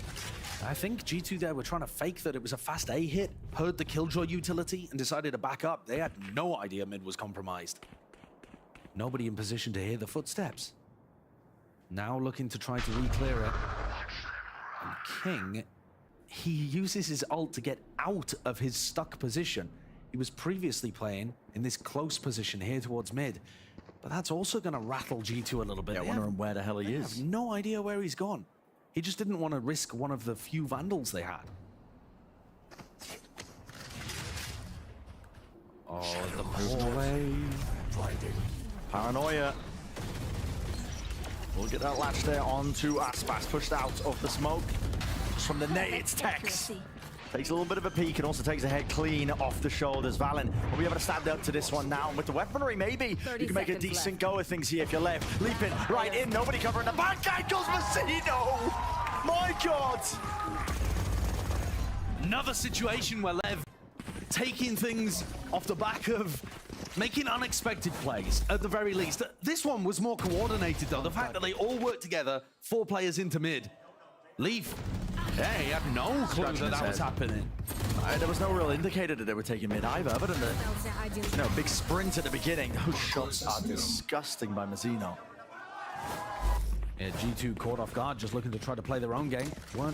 Normally people are going to be running some kind of slow default there. Coming into this one, a fight over A main, another one of these re-clear strats perhaps. Spas in wine. Here. Able to send him up! I didn't even have time to react. That is absurd stuff, and he doesn't even use the dash to exit. G2 gonna be calling to try and go into a split attempt at their own uptrap dash and a movement. Clean enough, but Aspas really can't hold a candle to this guy in this type of form. G2 have been carefully preparing every attack round to try to push themselves further and further into a good half. And Lev in the last two have just torn it out of their hands. Tied the game up. Of course, 5 is still really good for G2, but again, they didn't win any defense rounds last time we saw them on Ascent. So the more that Valen can create here, using his brain as the IGL, the better things will look to be. Lev there just had the perfect setup. Trent is usually going to be using his Hunter's Fury over towards B, sending it in to try to put the punish onto his opposing Sova. It's a real far back drone as well. Worried about a shock dart to cancel it. Yeah, again, that proactivity by Lev. Look at this straight down mid, up through Cat. Last few times that they go for these B splits. Drone not being used to take mid control here. Pretty big indicator. Com locking it down, at least onto that sightline angle. Odin in play, but turns away. Turret spots it. Wants a call by G2 here. Surely they know they've been found out. They have no prior map control. Knife reveals 5, maybe? Pretty much all of them, right? And you definitely suspect that. Cut noise for the call. But Lever stacking with the right amount of players. I think these are the situations where Valen's calling gets exposed a little bit, I think. Because they just don't have options anywhere else on the map. They have to go for the re-hit. And I think Lev know that. Sending it flying. Only blessing in disguise. No recon breakers. Rotating away. The recon connection potentially there with a Hunter's Fury. Trying to play this one through and through. Icy cannot be cut up and corner out of this angle. But Lev, man! These crossfire setups, picking the right timings, in and out of the smokes. Mazzino! This guy just comes alive on this map. Last round in the Lev realized that was going to be a re-hit. They had King jiggle peeking over towards EMEA and he hadn't heard anything. Tex posted up deep into close mid. Hadn't heard any footsteps running away either. They were so confident that that was going to be a re-hit. And you had Aspas puckling up 2. The rest of Leviathan holding very pretty on the site. 3 rounds now in a row for our defending squad, as both teams are in our final map. Attack timeout called by G2. They just want to put this final round over the line. Pretty heavy investment of the tactical timeout just for the final round, but 5 or 6 maybe could make all the difference. Again, this is assuming they can get any defense rounds this time. Exactly the point to make, I think, is that G2, from what we know of this team, the defensive half on this map of Ascent, it's not looking as well drilled compared to the attack side. Maybe that's why they're feeling like they have to take the time out, get this one on the board, make it 6-6 nice and even. We've seen a lot of even first halves between these two teams in this entire best of 5. I mean, it has been grueling for them. I don't know when we started, but all I know is the sun is probably down and out and away. There's no sunlight anymore anywhere near here. We're getting into the dredges of this series, and you really have to pull up the reserves of energy, I think, at this point. Yeah, very true. Aspas is juggling an up and a Vandal up towards A Heaven right now, so that he can have both of those weapons available to him. So he's always got the option of falling back, not forced to retake with the operator. Ooh. And if that wasn't clear enough, Lev have a massive economy advantage. Operator, no eyes towards tiles. Oh, the turret, missing him. Gets well ahead of it. Anybody seeks to re-explore through mid, G2. Clearing Wine with the recon dart. Interesting there from it's slow G2 going. They're going to go straight back into Aspas. Potentially through the mid angle if they think that it's clear. Everybody going through spawn. Yeah. And there was a knife there, cross map from Mazzino. I think it kind of cleared out Gelato, and G2 decided to rotate anyway, so they're rotating into the stack. I think this is the problem a little. Valen's trying to add in these pregnant pauses, but often the prognosis isn't positive when they just read what's happening anyway. Yeah. See it, it's trying to fake the presence there. Jonah P called for him to send a knife flying over. He's just one player, though. What can you really do to highlight this one? Aspas is not to be convinced. He doesn't hear anything here. There's no sound cues whatsoever. Paranoia's there. Forwards met, though, with a flash of their own. Lev, they've got the right read on it, and more so. Aspas, right from behind, strikes right where it hurts. Mazzino following forwards and through and running them all the way down. There's no chances with only 3 left out open. Jonah P not set up for an easy fight, and everybody falls. 7-5 finish. Lev on the defensive half. An awesome recovery, you gotta say. Yeah. It looked like Valen was completely in control of this map by the time we got to round 7, round 8, and then stringing 4 in a row to pull this one back from the brink. Getting the operator into Aspas's hands, getting good reads on the defense side as well as to where G2 were going to be ending. That proactivity really coming through importantly for Lev.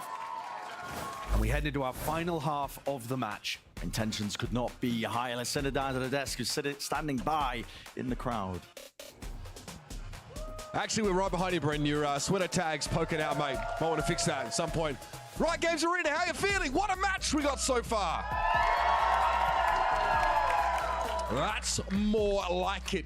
Slow start for Leviathan there, of course. Again, pistols have been an issue. They're winning only the ecos, none of the gun rounds. They finally edge ahead come half-time. Yeah, they get that momentum at the end, and this is where G2 have to be able to dig down deep, right? Valen is playing out of his mind this game, this series. He's been on top of the world, and this is an in-game leader that has gone through a rebuild with the team, right? Like, G2 were so disappointing back at kickoff, but then Valen encourages Leaf to roll swap to Sentinel. What's going on there? The new kid, Icy, comes in, and now they are minimum a top 3 team. They have to battle back now against Leviathan if they want to push to top 2. And in this specific series, against one of their former teammates, they have 2 maps stolen away from them. Rally, take it all the way to the distance, and have gotten themselves a great half. But if there's one thing Leviathan has done consistently, it is win rounds, win matches that they shouldn't have had a chance to. They've already pulled away 3 eco rounds in the first half to even have a chance in this game. Both of the matches they won this series in overtime when G2 had an initial advantage. If they could do that again and have that final robbery to make the finals, it would be absurd. This comp pushing out of B main, catching Trent, and also like being able to call a full stack to another side. It's really powerful on their defense. He has been able to find so many ridiculous timings. The calm special is finding those weaknesses, finding those angles he can come in and punish, and that has been a huge strength of Lev so far. Stage is set. May as well leave it all out there because we've only got 1 more half left to play today. G2 behind by a couple rounds. Let's head back to Ascent with Brendan's Sideshow. Time to put the finishing touches on the overall series here.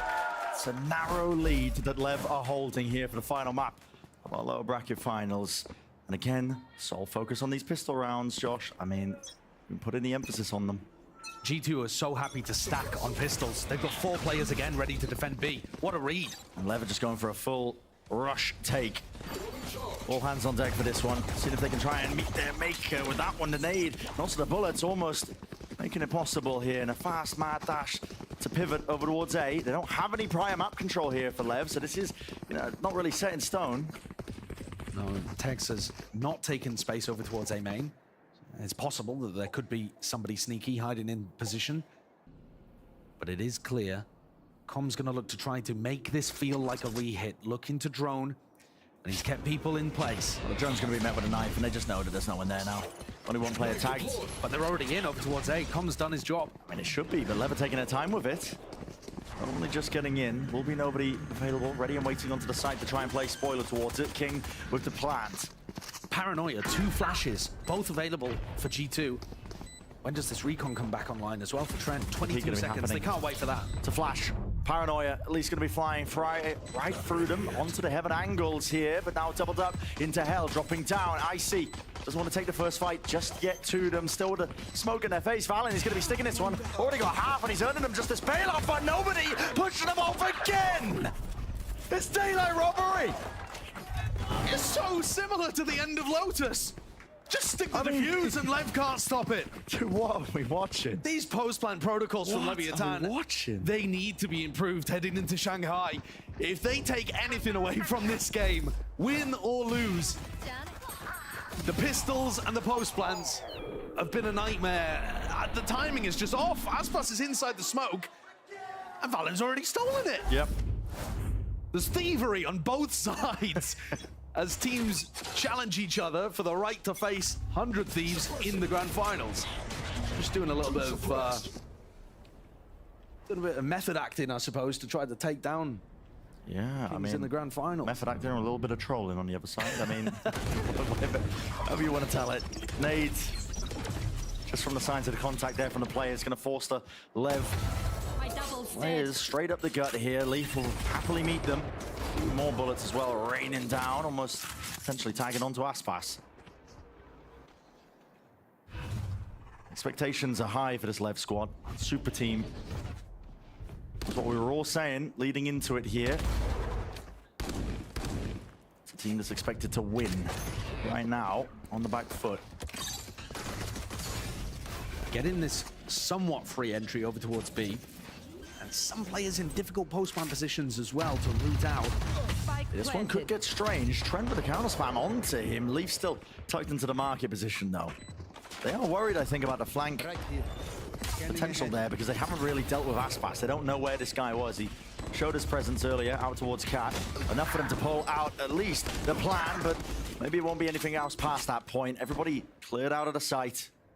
The only two stragglers, Com and Aspas. Surely too weak here to do anything. They can. I mean, it's just going to be stuck all the way once more. Icy full stick with a defusal. Another round win for them. They can make it expensive. Com. They seek to try and do a bit more economical damage. Only 2 players surviving from G2 might actually make a difference in the grand scheme of things. Yeah, round 15, this is not going to be a great bonus round by from G2. It's going to look much more like a full eco. And so that's good for Leviathan. You know, at least they've done that level of damage to give themselves this room. It's 7-7. G2 have already at least won some defense rounds, right? That was the massive problem that hurt them in the 100 Thieves game. But you're completely correct. The expectations for these two teams were very, very different. And we're still trying to figure out whether it's reasonable to hold Lev to that super team standard. Tex is going to try to hold out.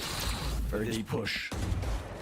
Tex seeking to contain. He actually does spot a lot of these plays. You are way ahead of the curve right there. Trying to take this fight, and there's a tip-top dance on display. Jonah P narrowly avoiding all those bullets. A call to recontest here by Lev. Yeah, and they know it. They should know it. They should know it. Trent is out in the open, man. If they haven't reacted into A, they're definitely going for it. This is chaotic. This is messy. It's getting muddy. 3 players alive still from Lev, all bunched into spawn. No map walking right into it. They just don't have a clue and still come up with a kill. I mean, Leaf had already given away that he was playing in that spot. What is going on? Lev are just assuming that they've given it up. Look at Jonah B behind as well. Full chaos mode for G2. It is. Jackson of it spots it out with the spike drop down. He doesn't know where the other 2 are. Never going to be finding this one difficult though. Look at that, just a full takeaway from the flash. Pick it back up though, spike in their hands. They have to call to try and clear this player out, which is Jonah P just here. Nice movement alongside the aim. Com is able to at least deal with that one, the first obstacle, but there's only 18 seconds left. G2 are assuming that they have to go A, but there is actually where are they going? time, I think there's enough time for them to be able to go to the B site. 10 seconds. It's going to be a match. The door's in their face! The door's in the way! Someone open it, man! 6 seconds, 5, 4, barely, maybe. I don't even know. I think he might have missed it. Getting into it's a post plant, and it's King just trying to float right back into this. Icy. It's just one man. What can you do? Blind as a bat. The crossfire setup, Lev already calling for it. They may have just won the round like that. That's on milliseconds. Com, milliseconds. Always flanking. Always flanking. And he's got the perfect timing. Surely. Moved all the way around. Icy. Surely. Doesn't know what the last is, but King will finally deliver it. But the game, man. I mean, the game plan there of causing maximum amount of chaos to Leviathan worked perfectly. G2 were just throwing bodies at them all across the map, slipping into timings. Look, what was the time on this? 0.1 basically, yeah, like 15. Yeah, 0.15. Nice save, let's go. Let's go. He knew that he was a team, but then Mike and it's getting, listen, it's getting loopy. Yeah. A little bit Delulu as we get into the tail end here, map 5. G2, because they took that almost as a full eco, they've got great eco here. It would be a swing round, but they got that off online. They got the Odin pressuring over towards B main as well. Icy doesn't do a lot of opping. I think that's been a little bit of a learning process for him. Almost all of the time he was rifling during our regular stage 1. And he's been picking it up a little more in the playoffs. As he swings back around. Destroyed. No re-clear attempt into mid, not after the alarm bot was broken right at the beginning. On the off here, Trent.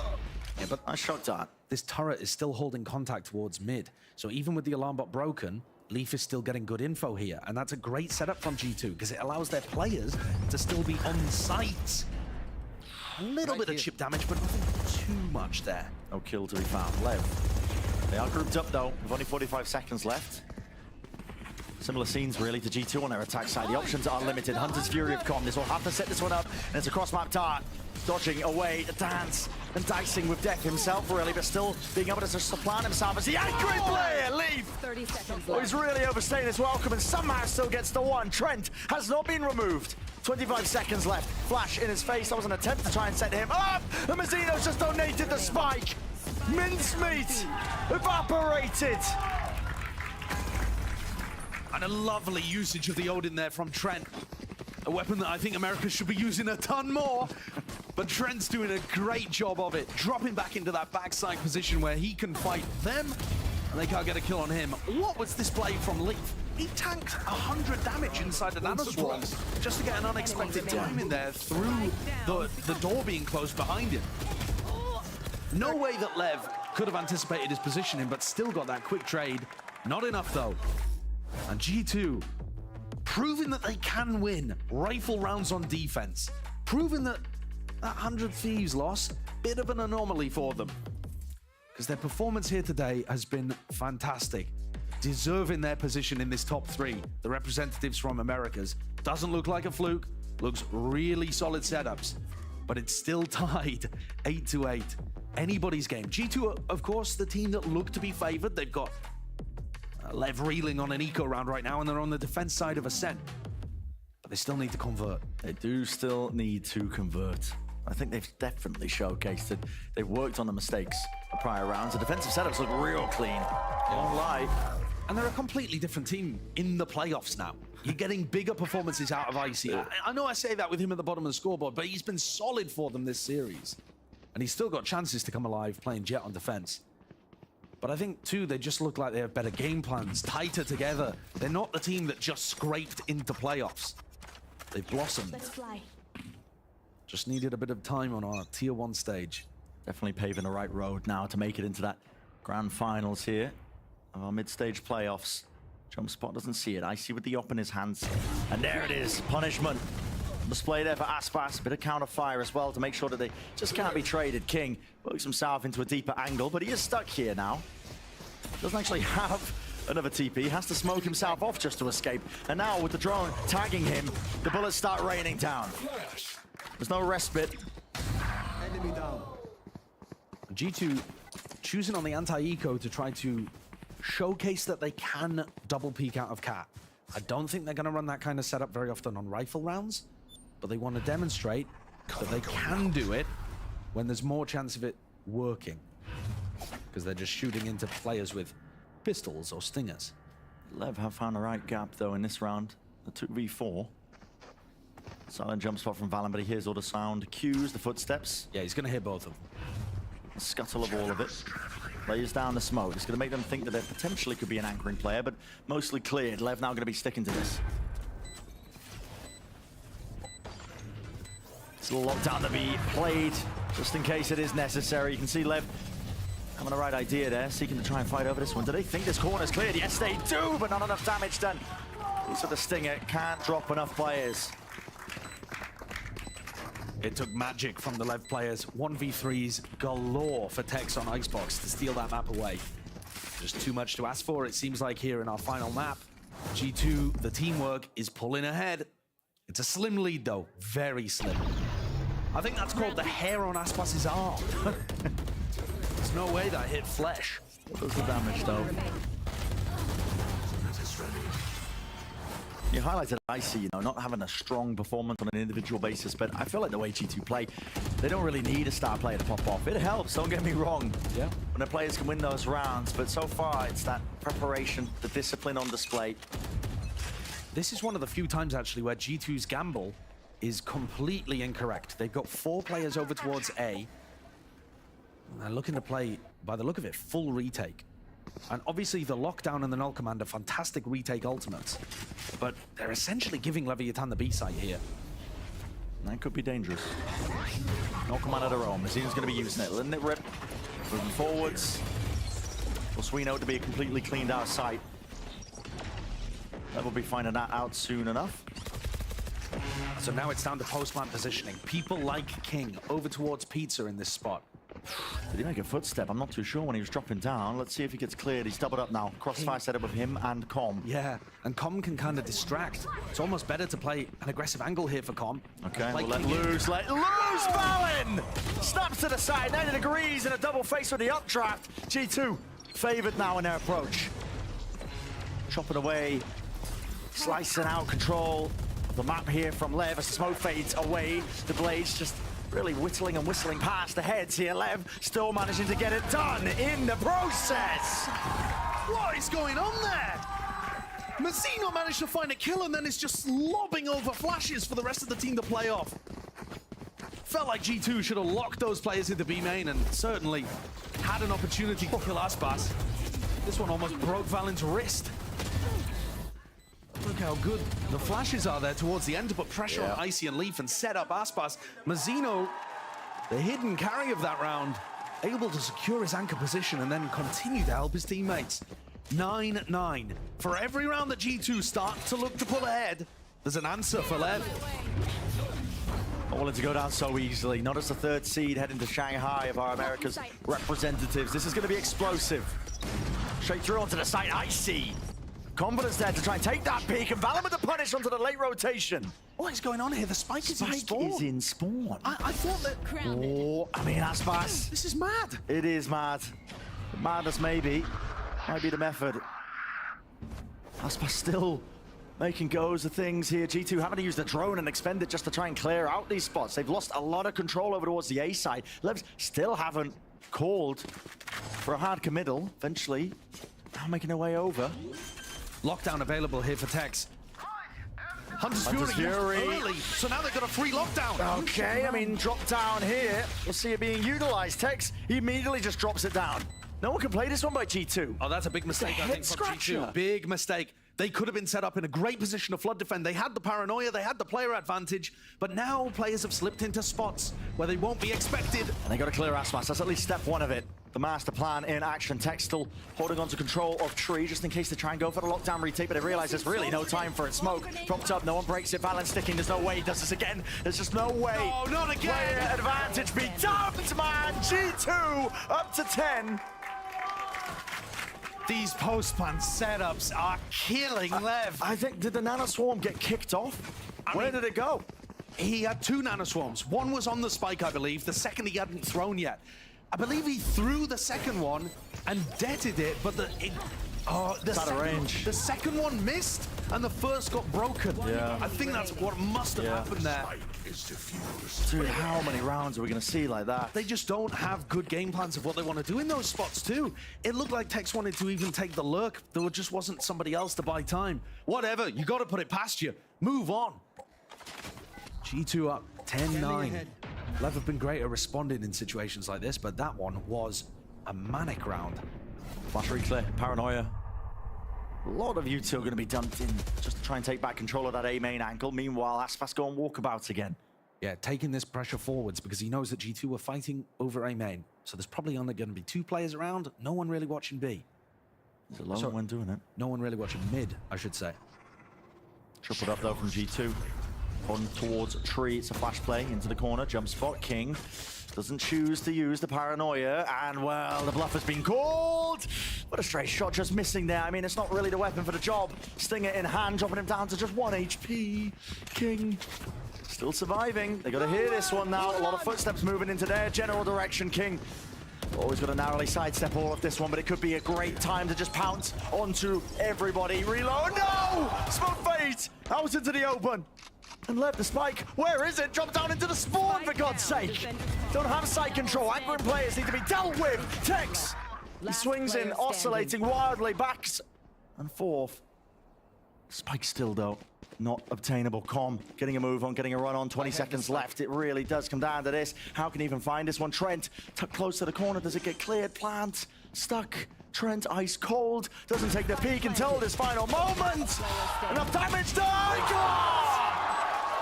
Can't be happening! It just can't be happening!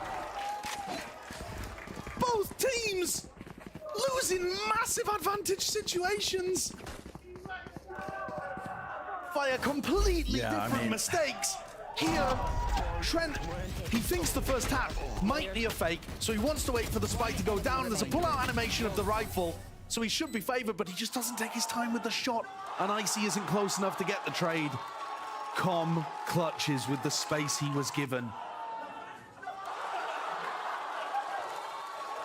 When even your own coach can't believe it, you know it's getting wild out here.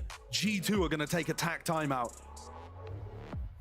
Tenuous doesn't even begin to describe it, I think, with the state that we're in this game, man. I mean, at this point, right, when did this series start? 8 hours ago. 8 hours ago. Players are getting tired. You know, you're running on essentially empty. No reserves left in terms of the fuel to really keep yourself going, and so it gets sloppy, it gets messy, and it's all about who can persevere in the middle of the chaos. And that's the point. When things get deep into best-of-5 series, it does test different skills. It's not about how perfectly you can play. It's about how few mistakes you can make when you're tired, when you're at the depths of your map pool, when you're being tested and there's nerves. We are in the final hour here. If either of these teams want a better seed heading into Shanghai, This is gonna be they've got to get these final 3 rounds. 10-10 and Lev in the driver's seat with better economy, but G2 are looking to fight them over A main. At the end of the day, do advantages even mean anything at all? G2, pound for pound there with a fight and congestion. Out over towards A main, forcing out the util.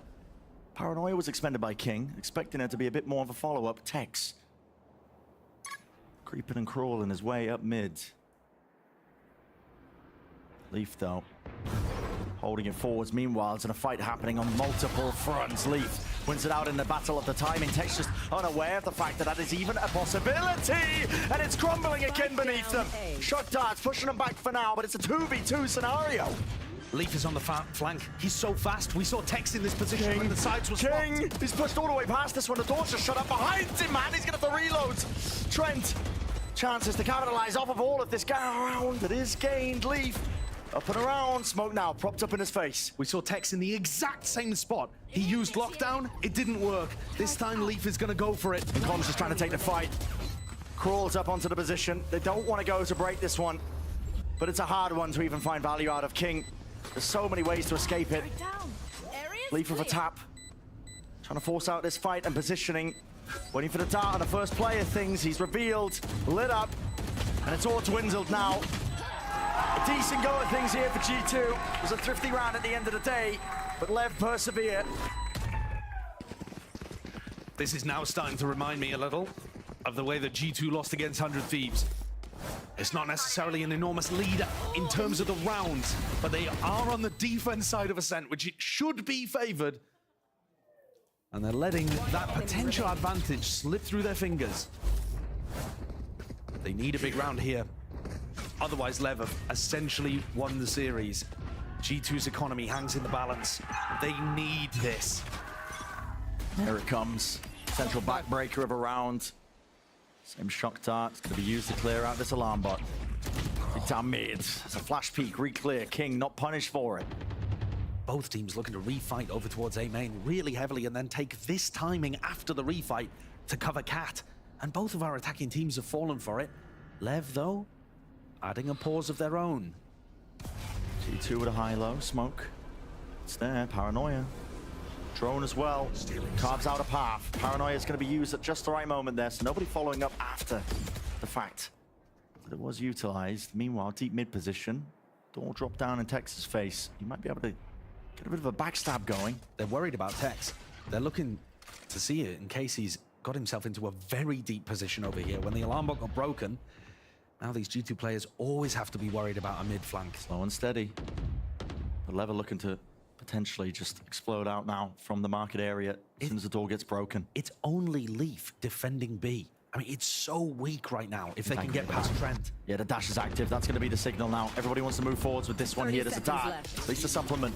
Anything to help this one out, but it just goes potentially in the wrong direction there, or at least broken before anybody gets pinged and targeted. Leaf is avoiding the bullets, just ducking and dodging away from this one with the flash to try and carve out any sort of access onto the side. Leaf from the back lines! This guy! He's just ruined them and wrecked them.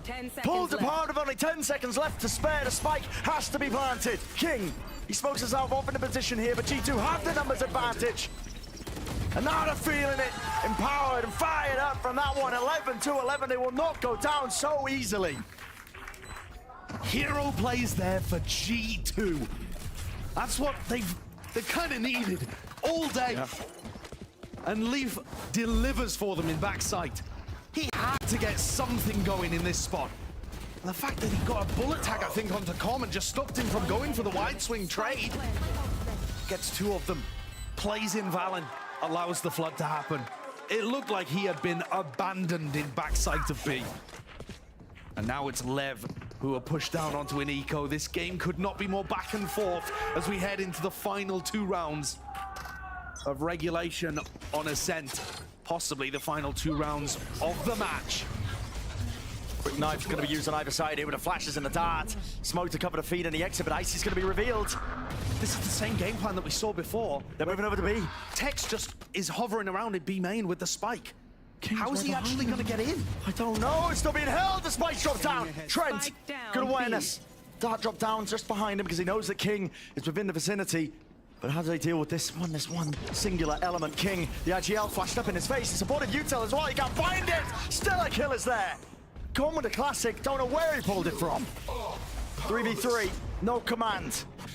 Radiates out, emanates out. Lev getting a move on now, moving into it, but again the anchoring positions. Valen is here, ready and waiting. And so what is the call? Lev, indecisive right now, but still with 50 seconds to spare. They can afford to slow this one down, but they just want to go for it. And G2, they force the issue. The 12th round at this point, they want it. They're hungry for it. Pushed around too much over the course of this series, and now one step away from closing it out. They've got to make sure that they don't get too caught up in the moment, though. We've seen them squander map points before. They were great at closing things out on Lotus. It was so important when they went up 12-10 that they shut the door in Lev's face, offered no opportunity for it to slip away. But remember that that was an eco round for Leviathan. They tried that same eco strat. Hasn't worked for them twice in a row now. Quick peeks now. But IC's going to pick himself up an operator, and G2 at match point. And this is it. It's got to be now. When Lev have got into the OT scenarios, they're taking it away twice now in this overall series, in this best of 5. They're looking to try to hard anchor over towards A. This lockdown is going to push Icy into the corner. Surely there's going to be follow-up utility for this. Look at this read. I feel like Icy's going to get baited into staying in this spot. It's actually not even a great lockdown. It gives them a lot of space to play the defense. They're trying to disguise the fact that they're coming from Catwalk, though. I'm going to take it. Doesn't stop it, though, with the drone. Has to be spotted. Rifle picked up now. Wants to get active. Wants to get into the fight. Face forwards! King throws his life away, and with it, any chances of the round. The path to redemption and revenge against this 100 Thieves squad in the grand finals. It all comes down to this. And desperation on display, I think, from Com, sending it flying forwards at the spike drop down. Every moment going away at G2 here. But when it matters most, they are closing it out. 30 seconds left. A 5v2. And Leviathan, the super team, trying to climb back with they need more than that, though. It's only down to 1, and it will be shut down. G2. Harder. It's an absolute marathon of a match. But they earned that spot in the grand finals. It's been such a turnaround for this squad. Going from A squeaky regular season, barely even getting into this position, to now deserving their spot, rematching 100 Thieves. They said earlier it was strange to see Lev in the lower bracket. This super team put together of all the America's talent, not able to get past a fundamentally good team-based system from G2 today. It's going to be a rematch of our upper bracket finals. G2 facing 100 Thieves, but with a map veto advantage for the Thieves. Difficult road still ahead for G2, but what a performance today. We said earlier it could have genuinely been a 3-0. It could have been.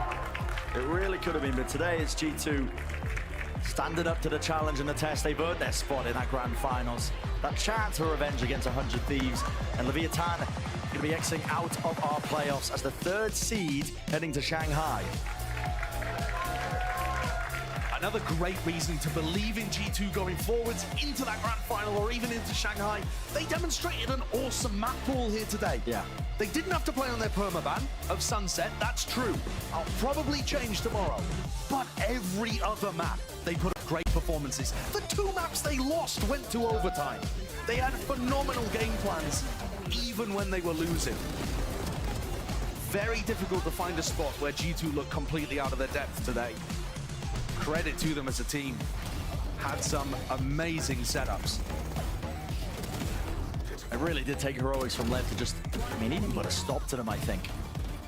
It really did feel like the archetype of, you've just got these heavy hitter hero play moments of Leviathan, and then just this well-drilled fundamental style of G2, carrying them all the way, push them to the limit. Don't get me wrong, listen, Lev, fantastic team to be able to do so. We almost went, I mean, all the way, right? OT into the final moments. It was extremely possible that that was the case. But the lockdown just not quite perfectly positioned there towards the end. And G2 coming away with things. What a feeling that must be for this squad that's come through Ascension. And for Icy, the rookie who's been added to this team, not even at the beginning of the year, coming in to try to recover the setup after they had not quite integrated Leaf in that main duelist position. They thought they were going to get a superstar on main duelist, and instead they've had to retool, rely on the teamwork much more heavily. And it's paying off. Oh, yeah. Beautifully. Yeah, the system is coming together here, and I mean, just absolutely from the gameplay that we've just witnessed here. And unfortunately, we do have to say goodbye to Leviathan in terms of this mid-season playoff run. Of course, there's only one more match to be played, and we will still see them in Shanghai as our number 3 seed. But I think this is going to be a bit of a sour point for them. A team like Leviathan, they have high expectations. They've said it over and over and over again. And losing all the pistols, losing all the post-plant situations, a lot to work on as they head into Shanghai, but at least they have that VOD footage to show them where their weaknesses are, and that's a positive if you want to take that away. Absolutely. That's ready for them heading into Shanghai. But for now, let's send it down to Smix, who's down on the stage. She's standing by for our Verizon post-match interview. Thank you very much, Josh, and my God, congratulations, Valen. What a marathon of a victory that we just witnessed with G2 Esports coming out on top and making it to the grand finals. I want to take a quick moment to give you some props. Your team is in this unique position of having fought through challengers. You win Ascension last year, then a disappointing start to the year with kickoffs, but then you make that roster change, you bring in Icy, you fight through all of stage 1, and finally, you are now in the grand finals. What does this mean for you? I mean, where do I start? This means a lot for me and my team. We go way back, and I just dreamed being on this stage to begin with, but now being in the grand finals, it's even more sweet. And wow, what a series that was, right? Went all 5 maps, and the boys gave 110% today. We lost some maps that we shouldn't have lost if you watch the VOD back, and it was a mental challenge for us. And I made a tweet maybe like a week ago when we played Loud, and I was like, yeah, our mental was kind of bad, and people were clowning on me, and even some people were calling us nervous and stuff, but I'm not afraid to be honest. Like, our mental was a little bad at the time, but we've put full focus in it, and now we're reaping the rewards. To come out with the victory in this kind of fashion is even more sweet than a 3-0. So, wow. Absolutely. There's no better way to prove people wrong than winning in the best of 5 in the way that you did. And it's true. This was actually such a tough victory. You won 9 out of 10 pistols. 9 out of 10. It should have been way easier than it was, but of course, kudos to Leviathan for there were 4 different times that y'all were at map point, but 2 of those times on Binds and Icebox, we just see Leviathan claw it back. Talk to us as the in-game leader. What was challenging during those moments, and why did it slip away? I think what led up to us actually not closing out the games was like a downward, like a bad spiral for us, just because we lost some silly like 2v4, like 4v2s, or they stick a defuse in a 2v4 on Icebox, and like it kind of hurt us a little bit confidence-wise, and they were able to take that momentum and push forward and take it into OT. We kept trying, kept pushing, but they were a great team and they closed out those games. Yeah. I mean, what mental fortitude to go through Bind and Icebox, then drag it all the way out and winning on Ascent. My last question for you. You got revenge here today, but of course, one more chance at revenge tomorrow when it matters most in the grand finals against 100 Thieves. Last time you faced them was just yesterday, and it was a 2-1 loss. Yeah. This is now going to be a best of 5. You have the map veto disadvantage with them getting that revenge. So what is going through your head right now? I mean, the first thing that came in my head is we're playing Sunset tomorrow. I don't remember the last time we played it, but yeah, because they get the veto advantage. Even the last game versus 100 Thieves yesterday, we felt like we blew it. Like, we've been blowing a lot of map points, and it kind of stings, but it's building up the character development. Like, we just got to close these games out. We're up like 10-4 versus them on split. Couldn't close it out, but we're a great team, and I want to get my revenge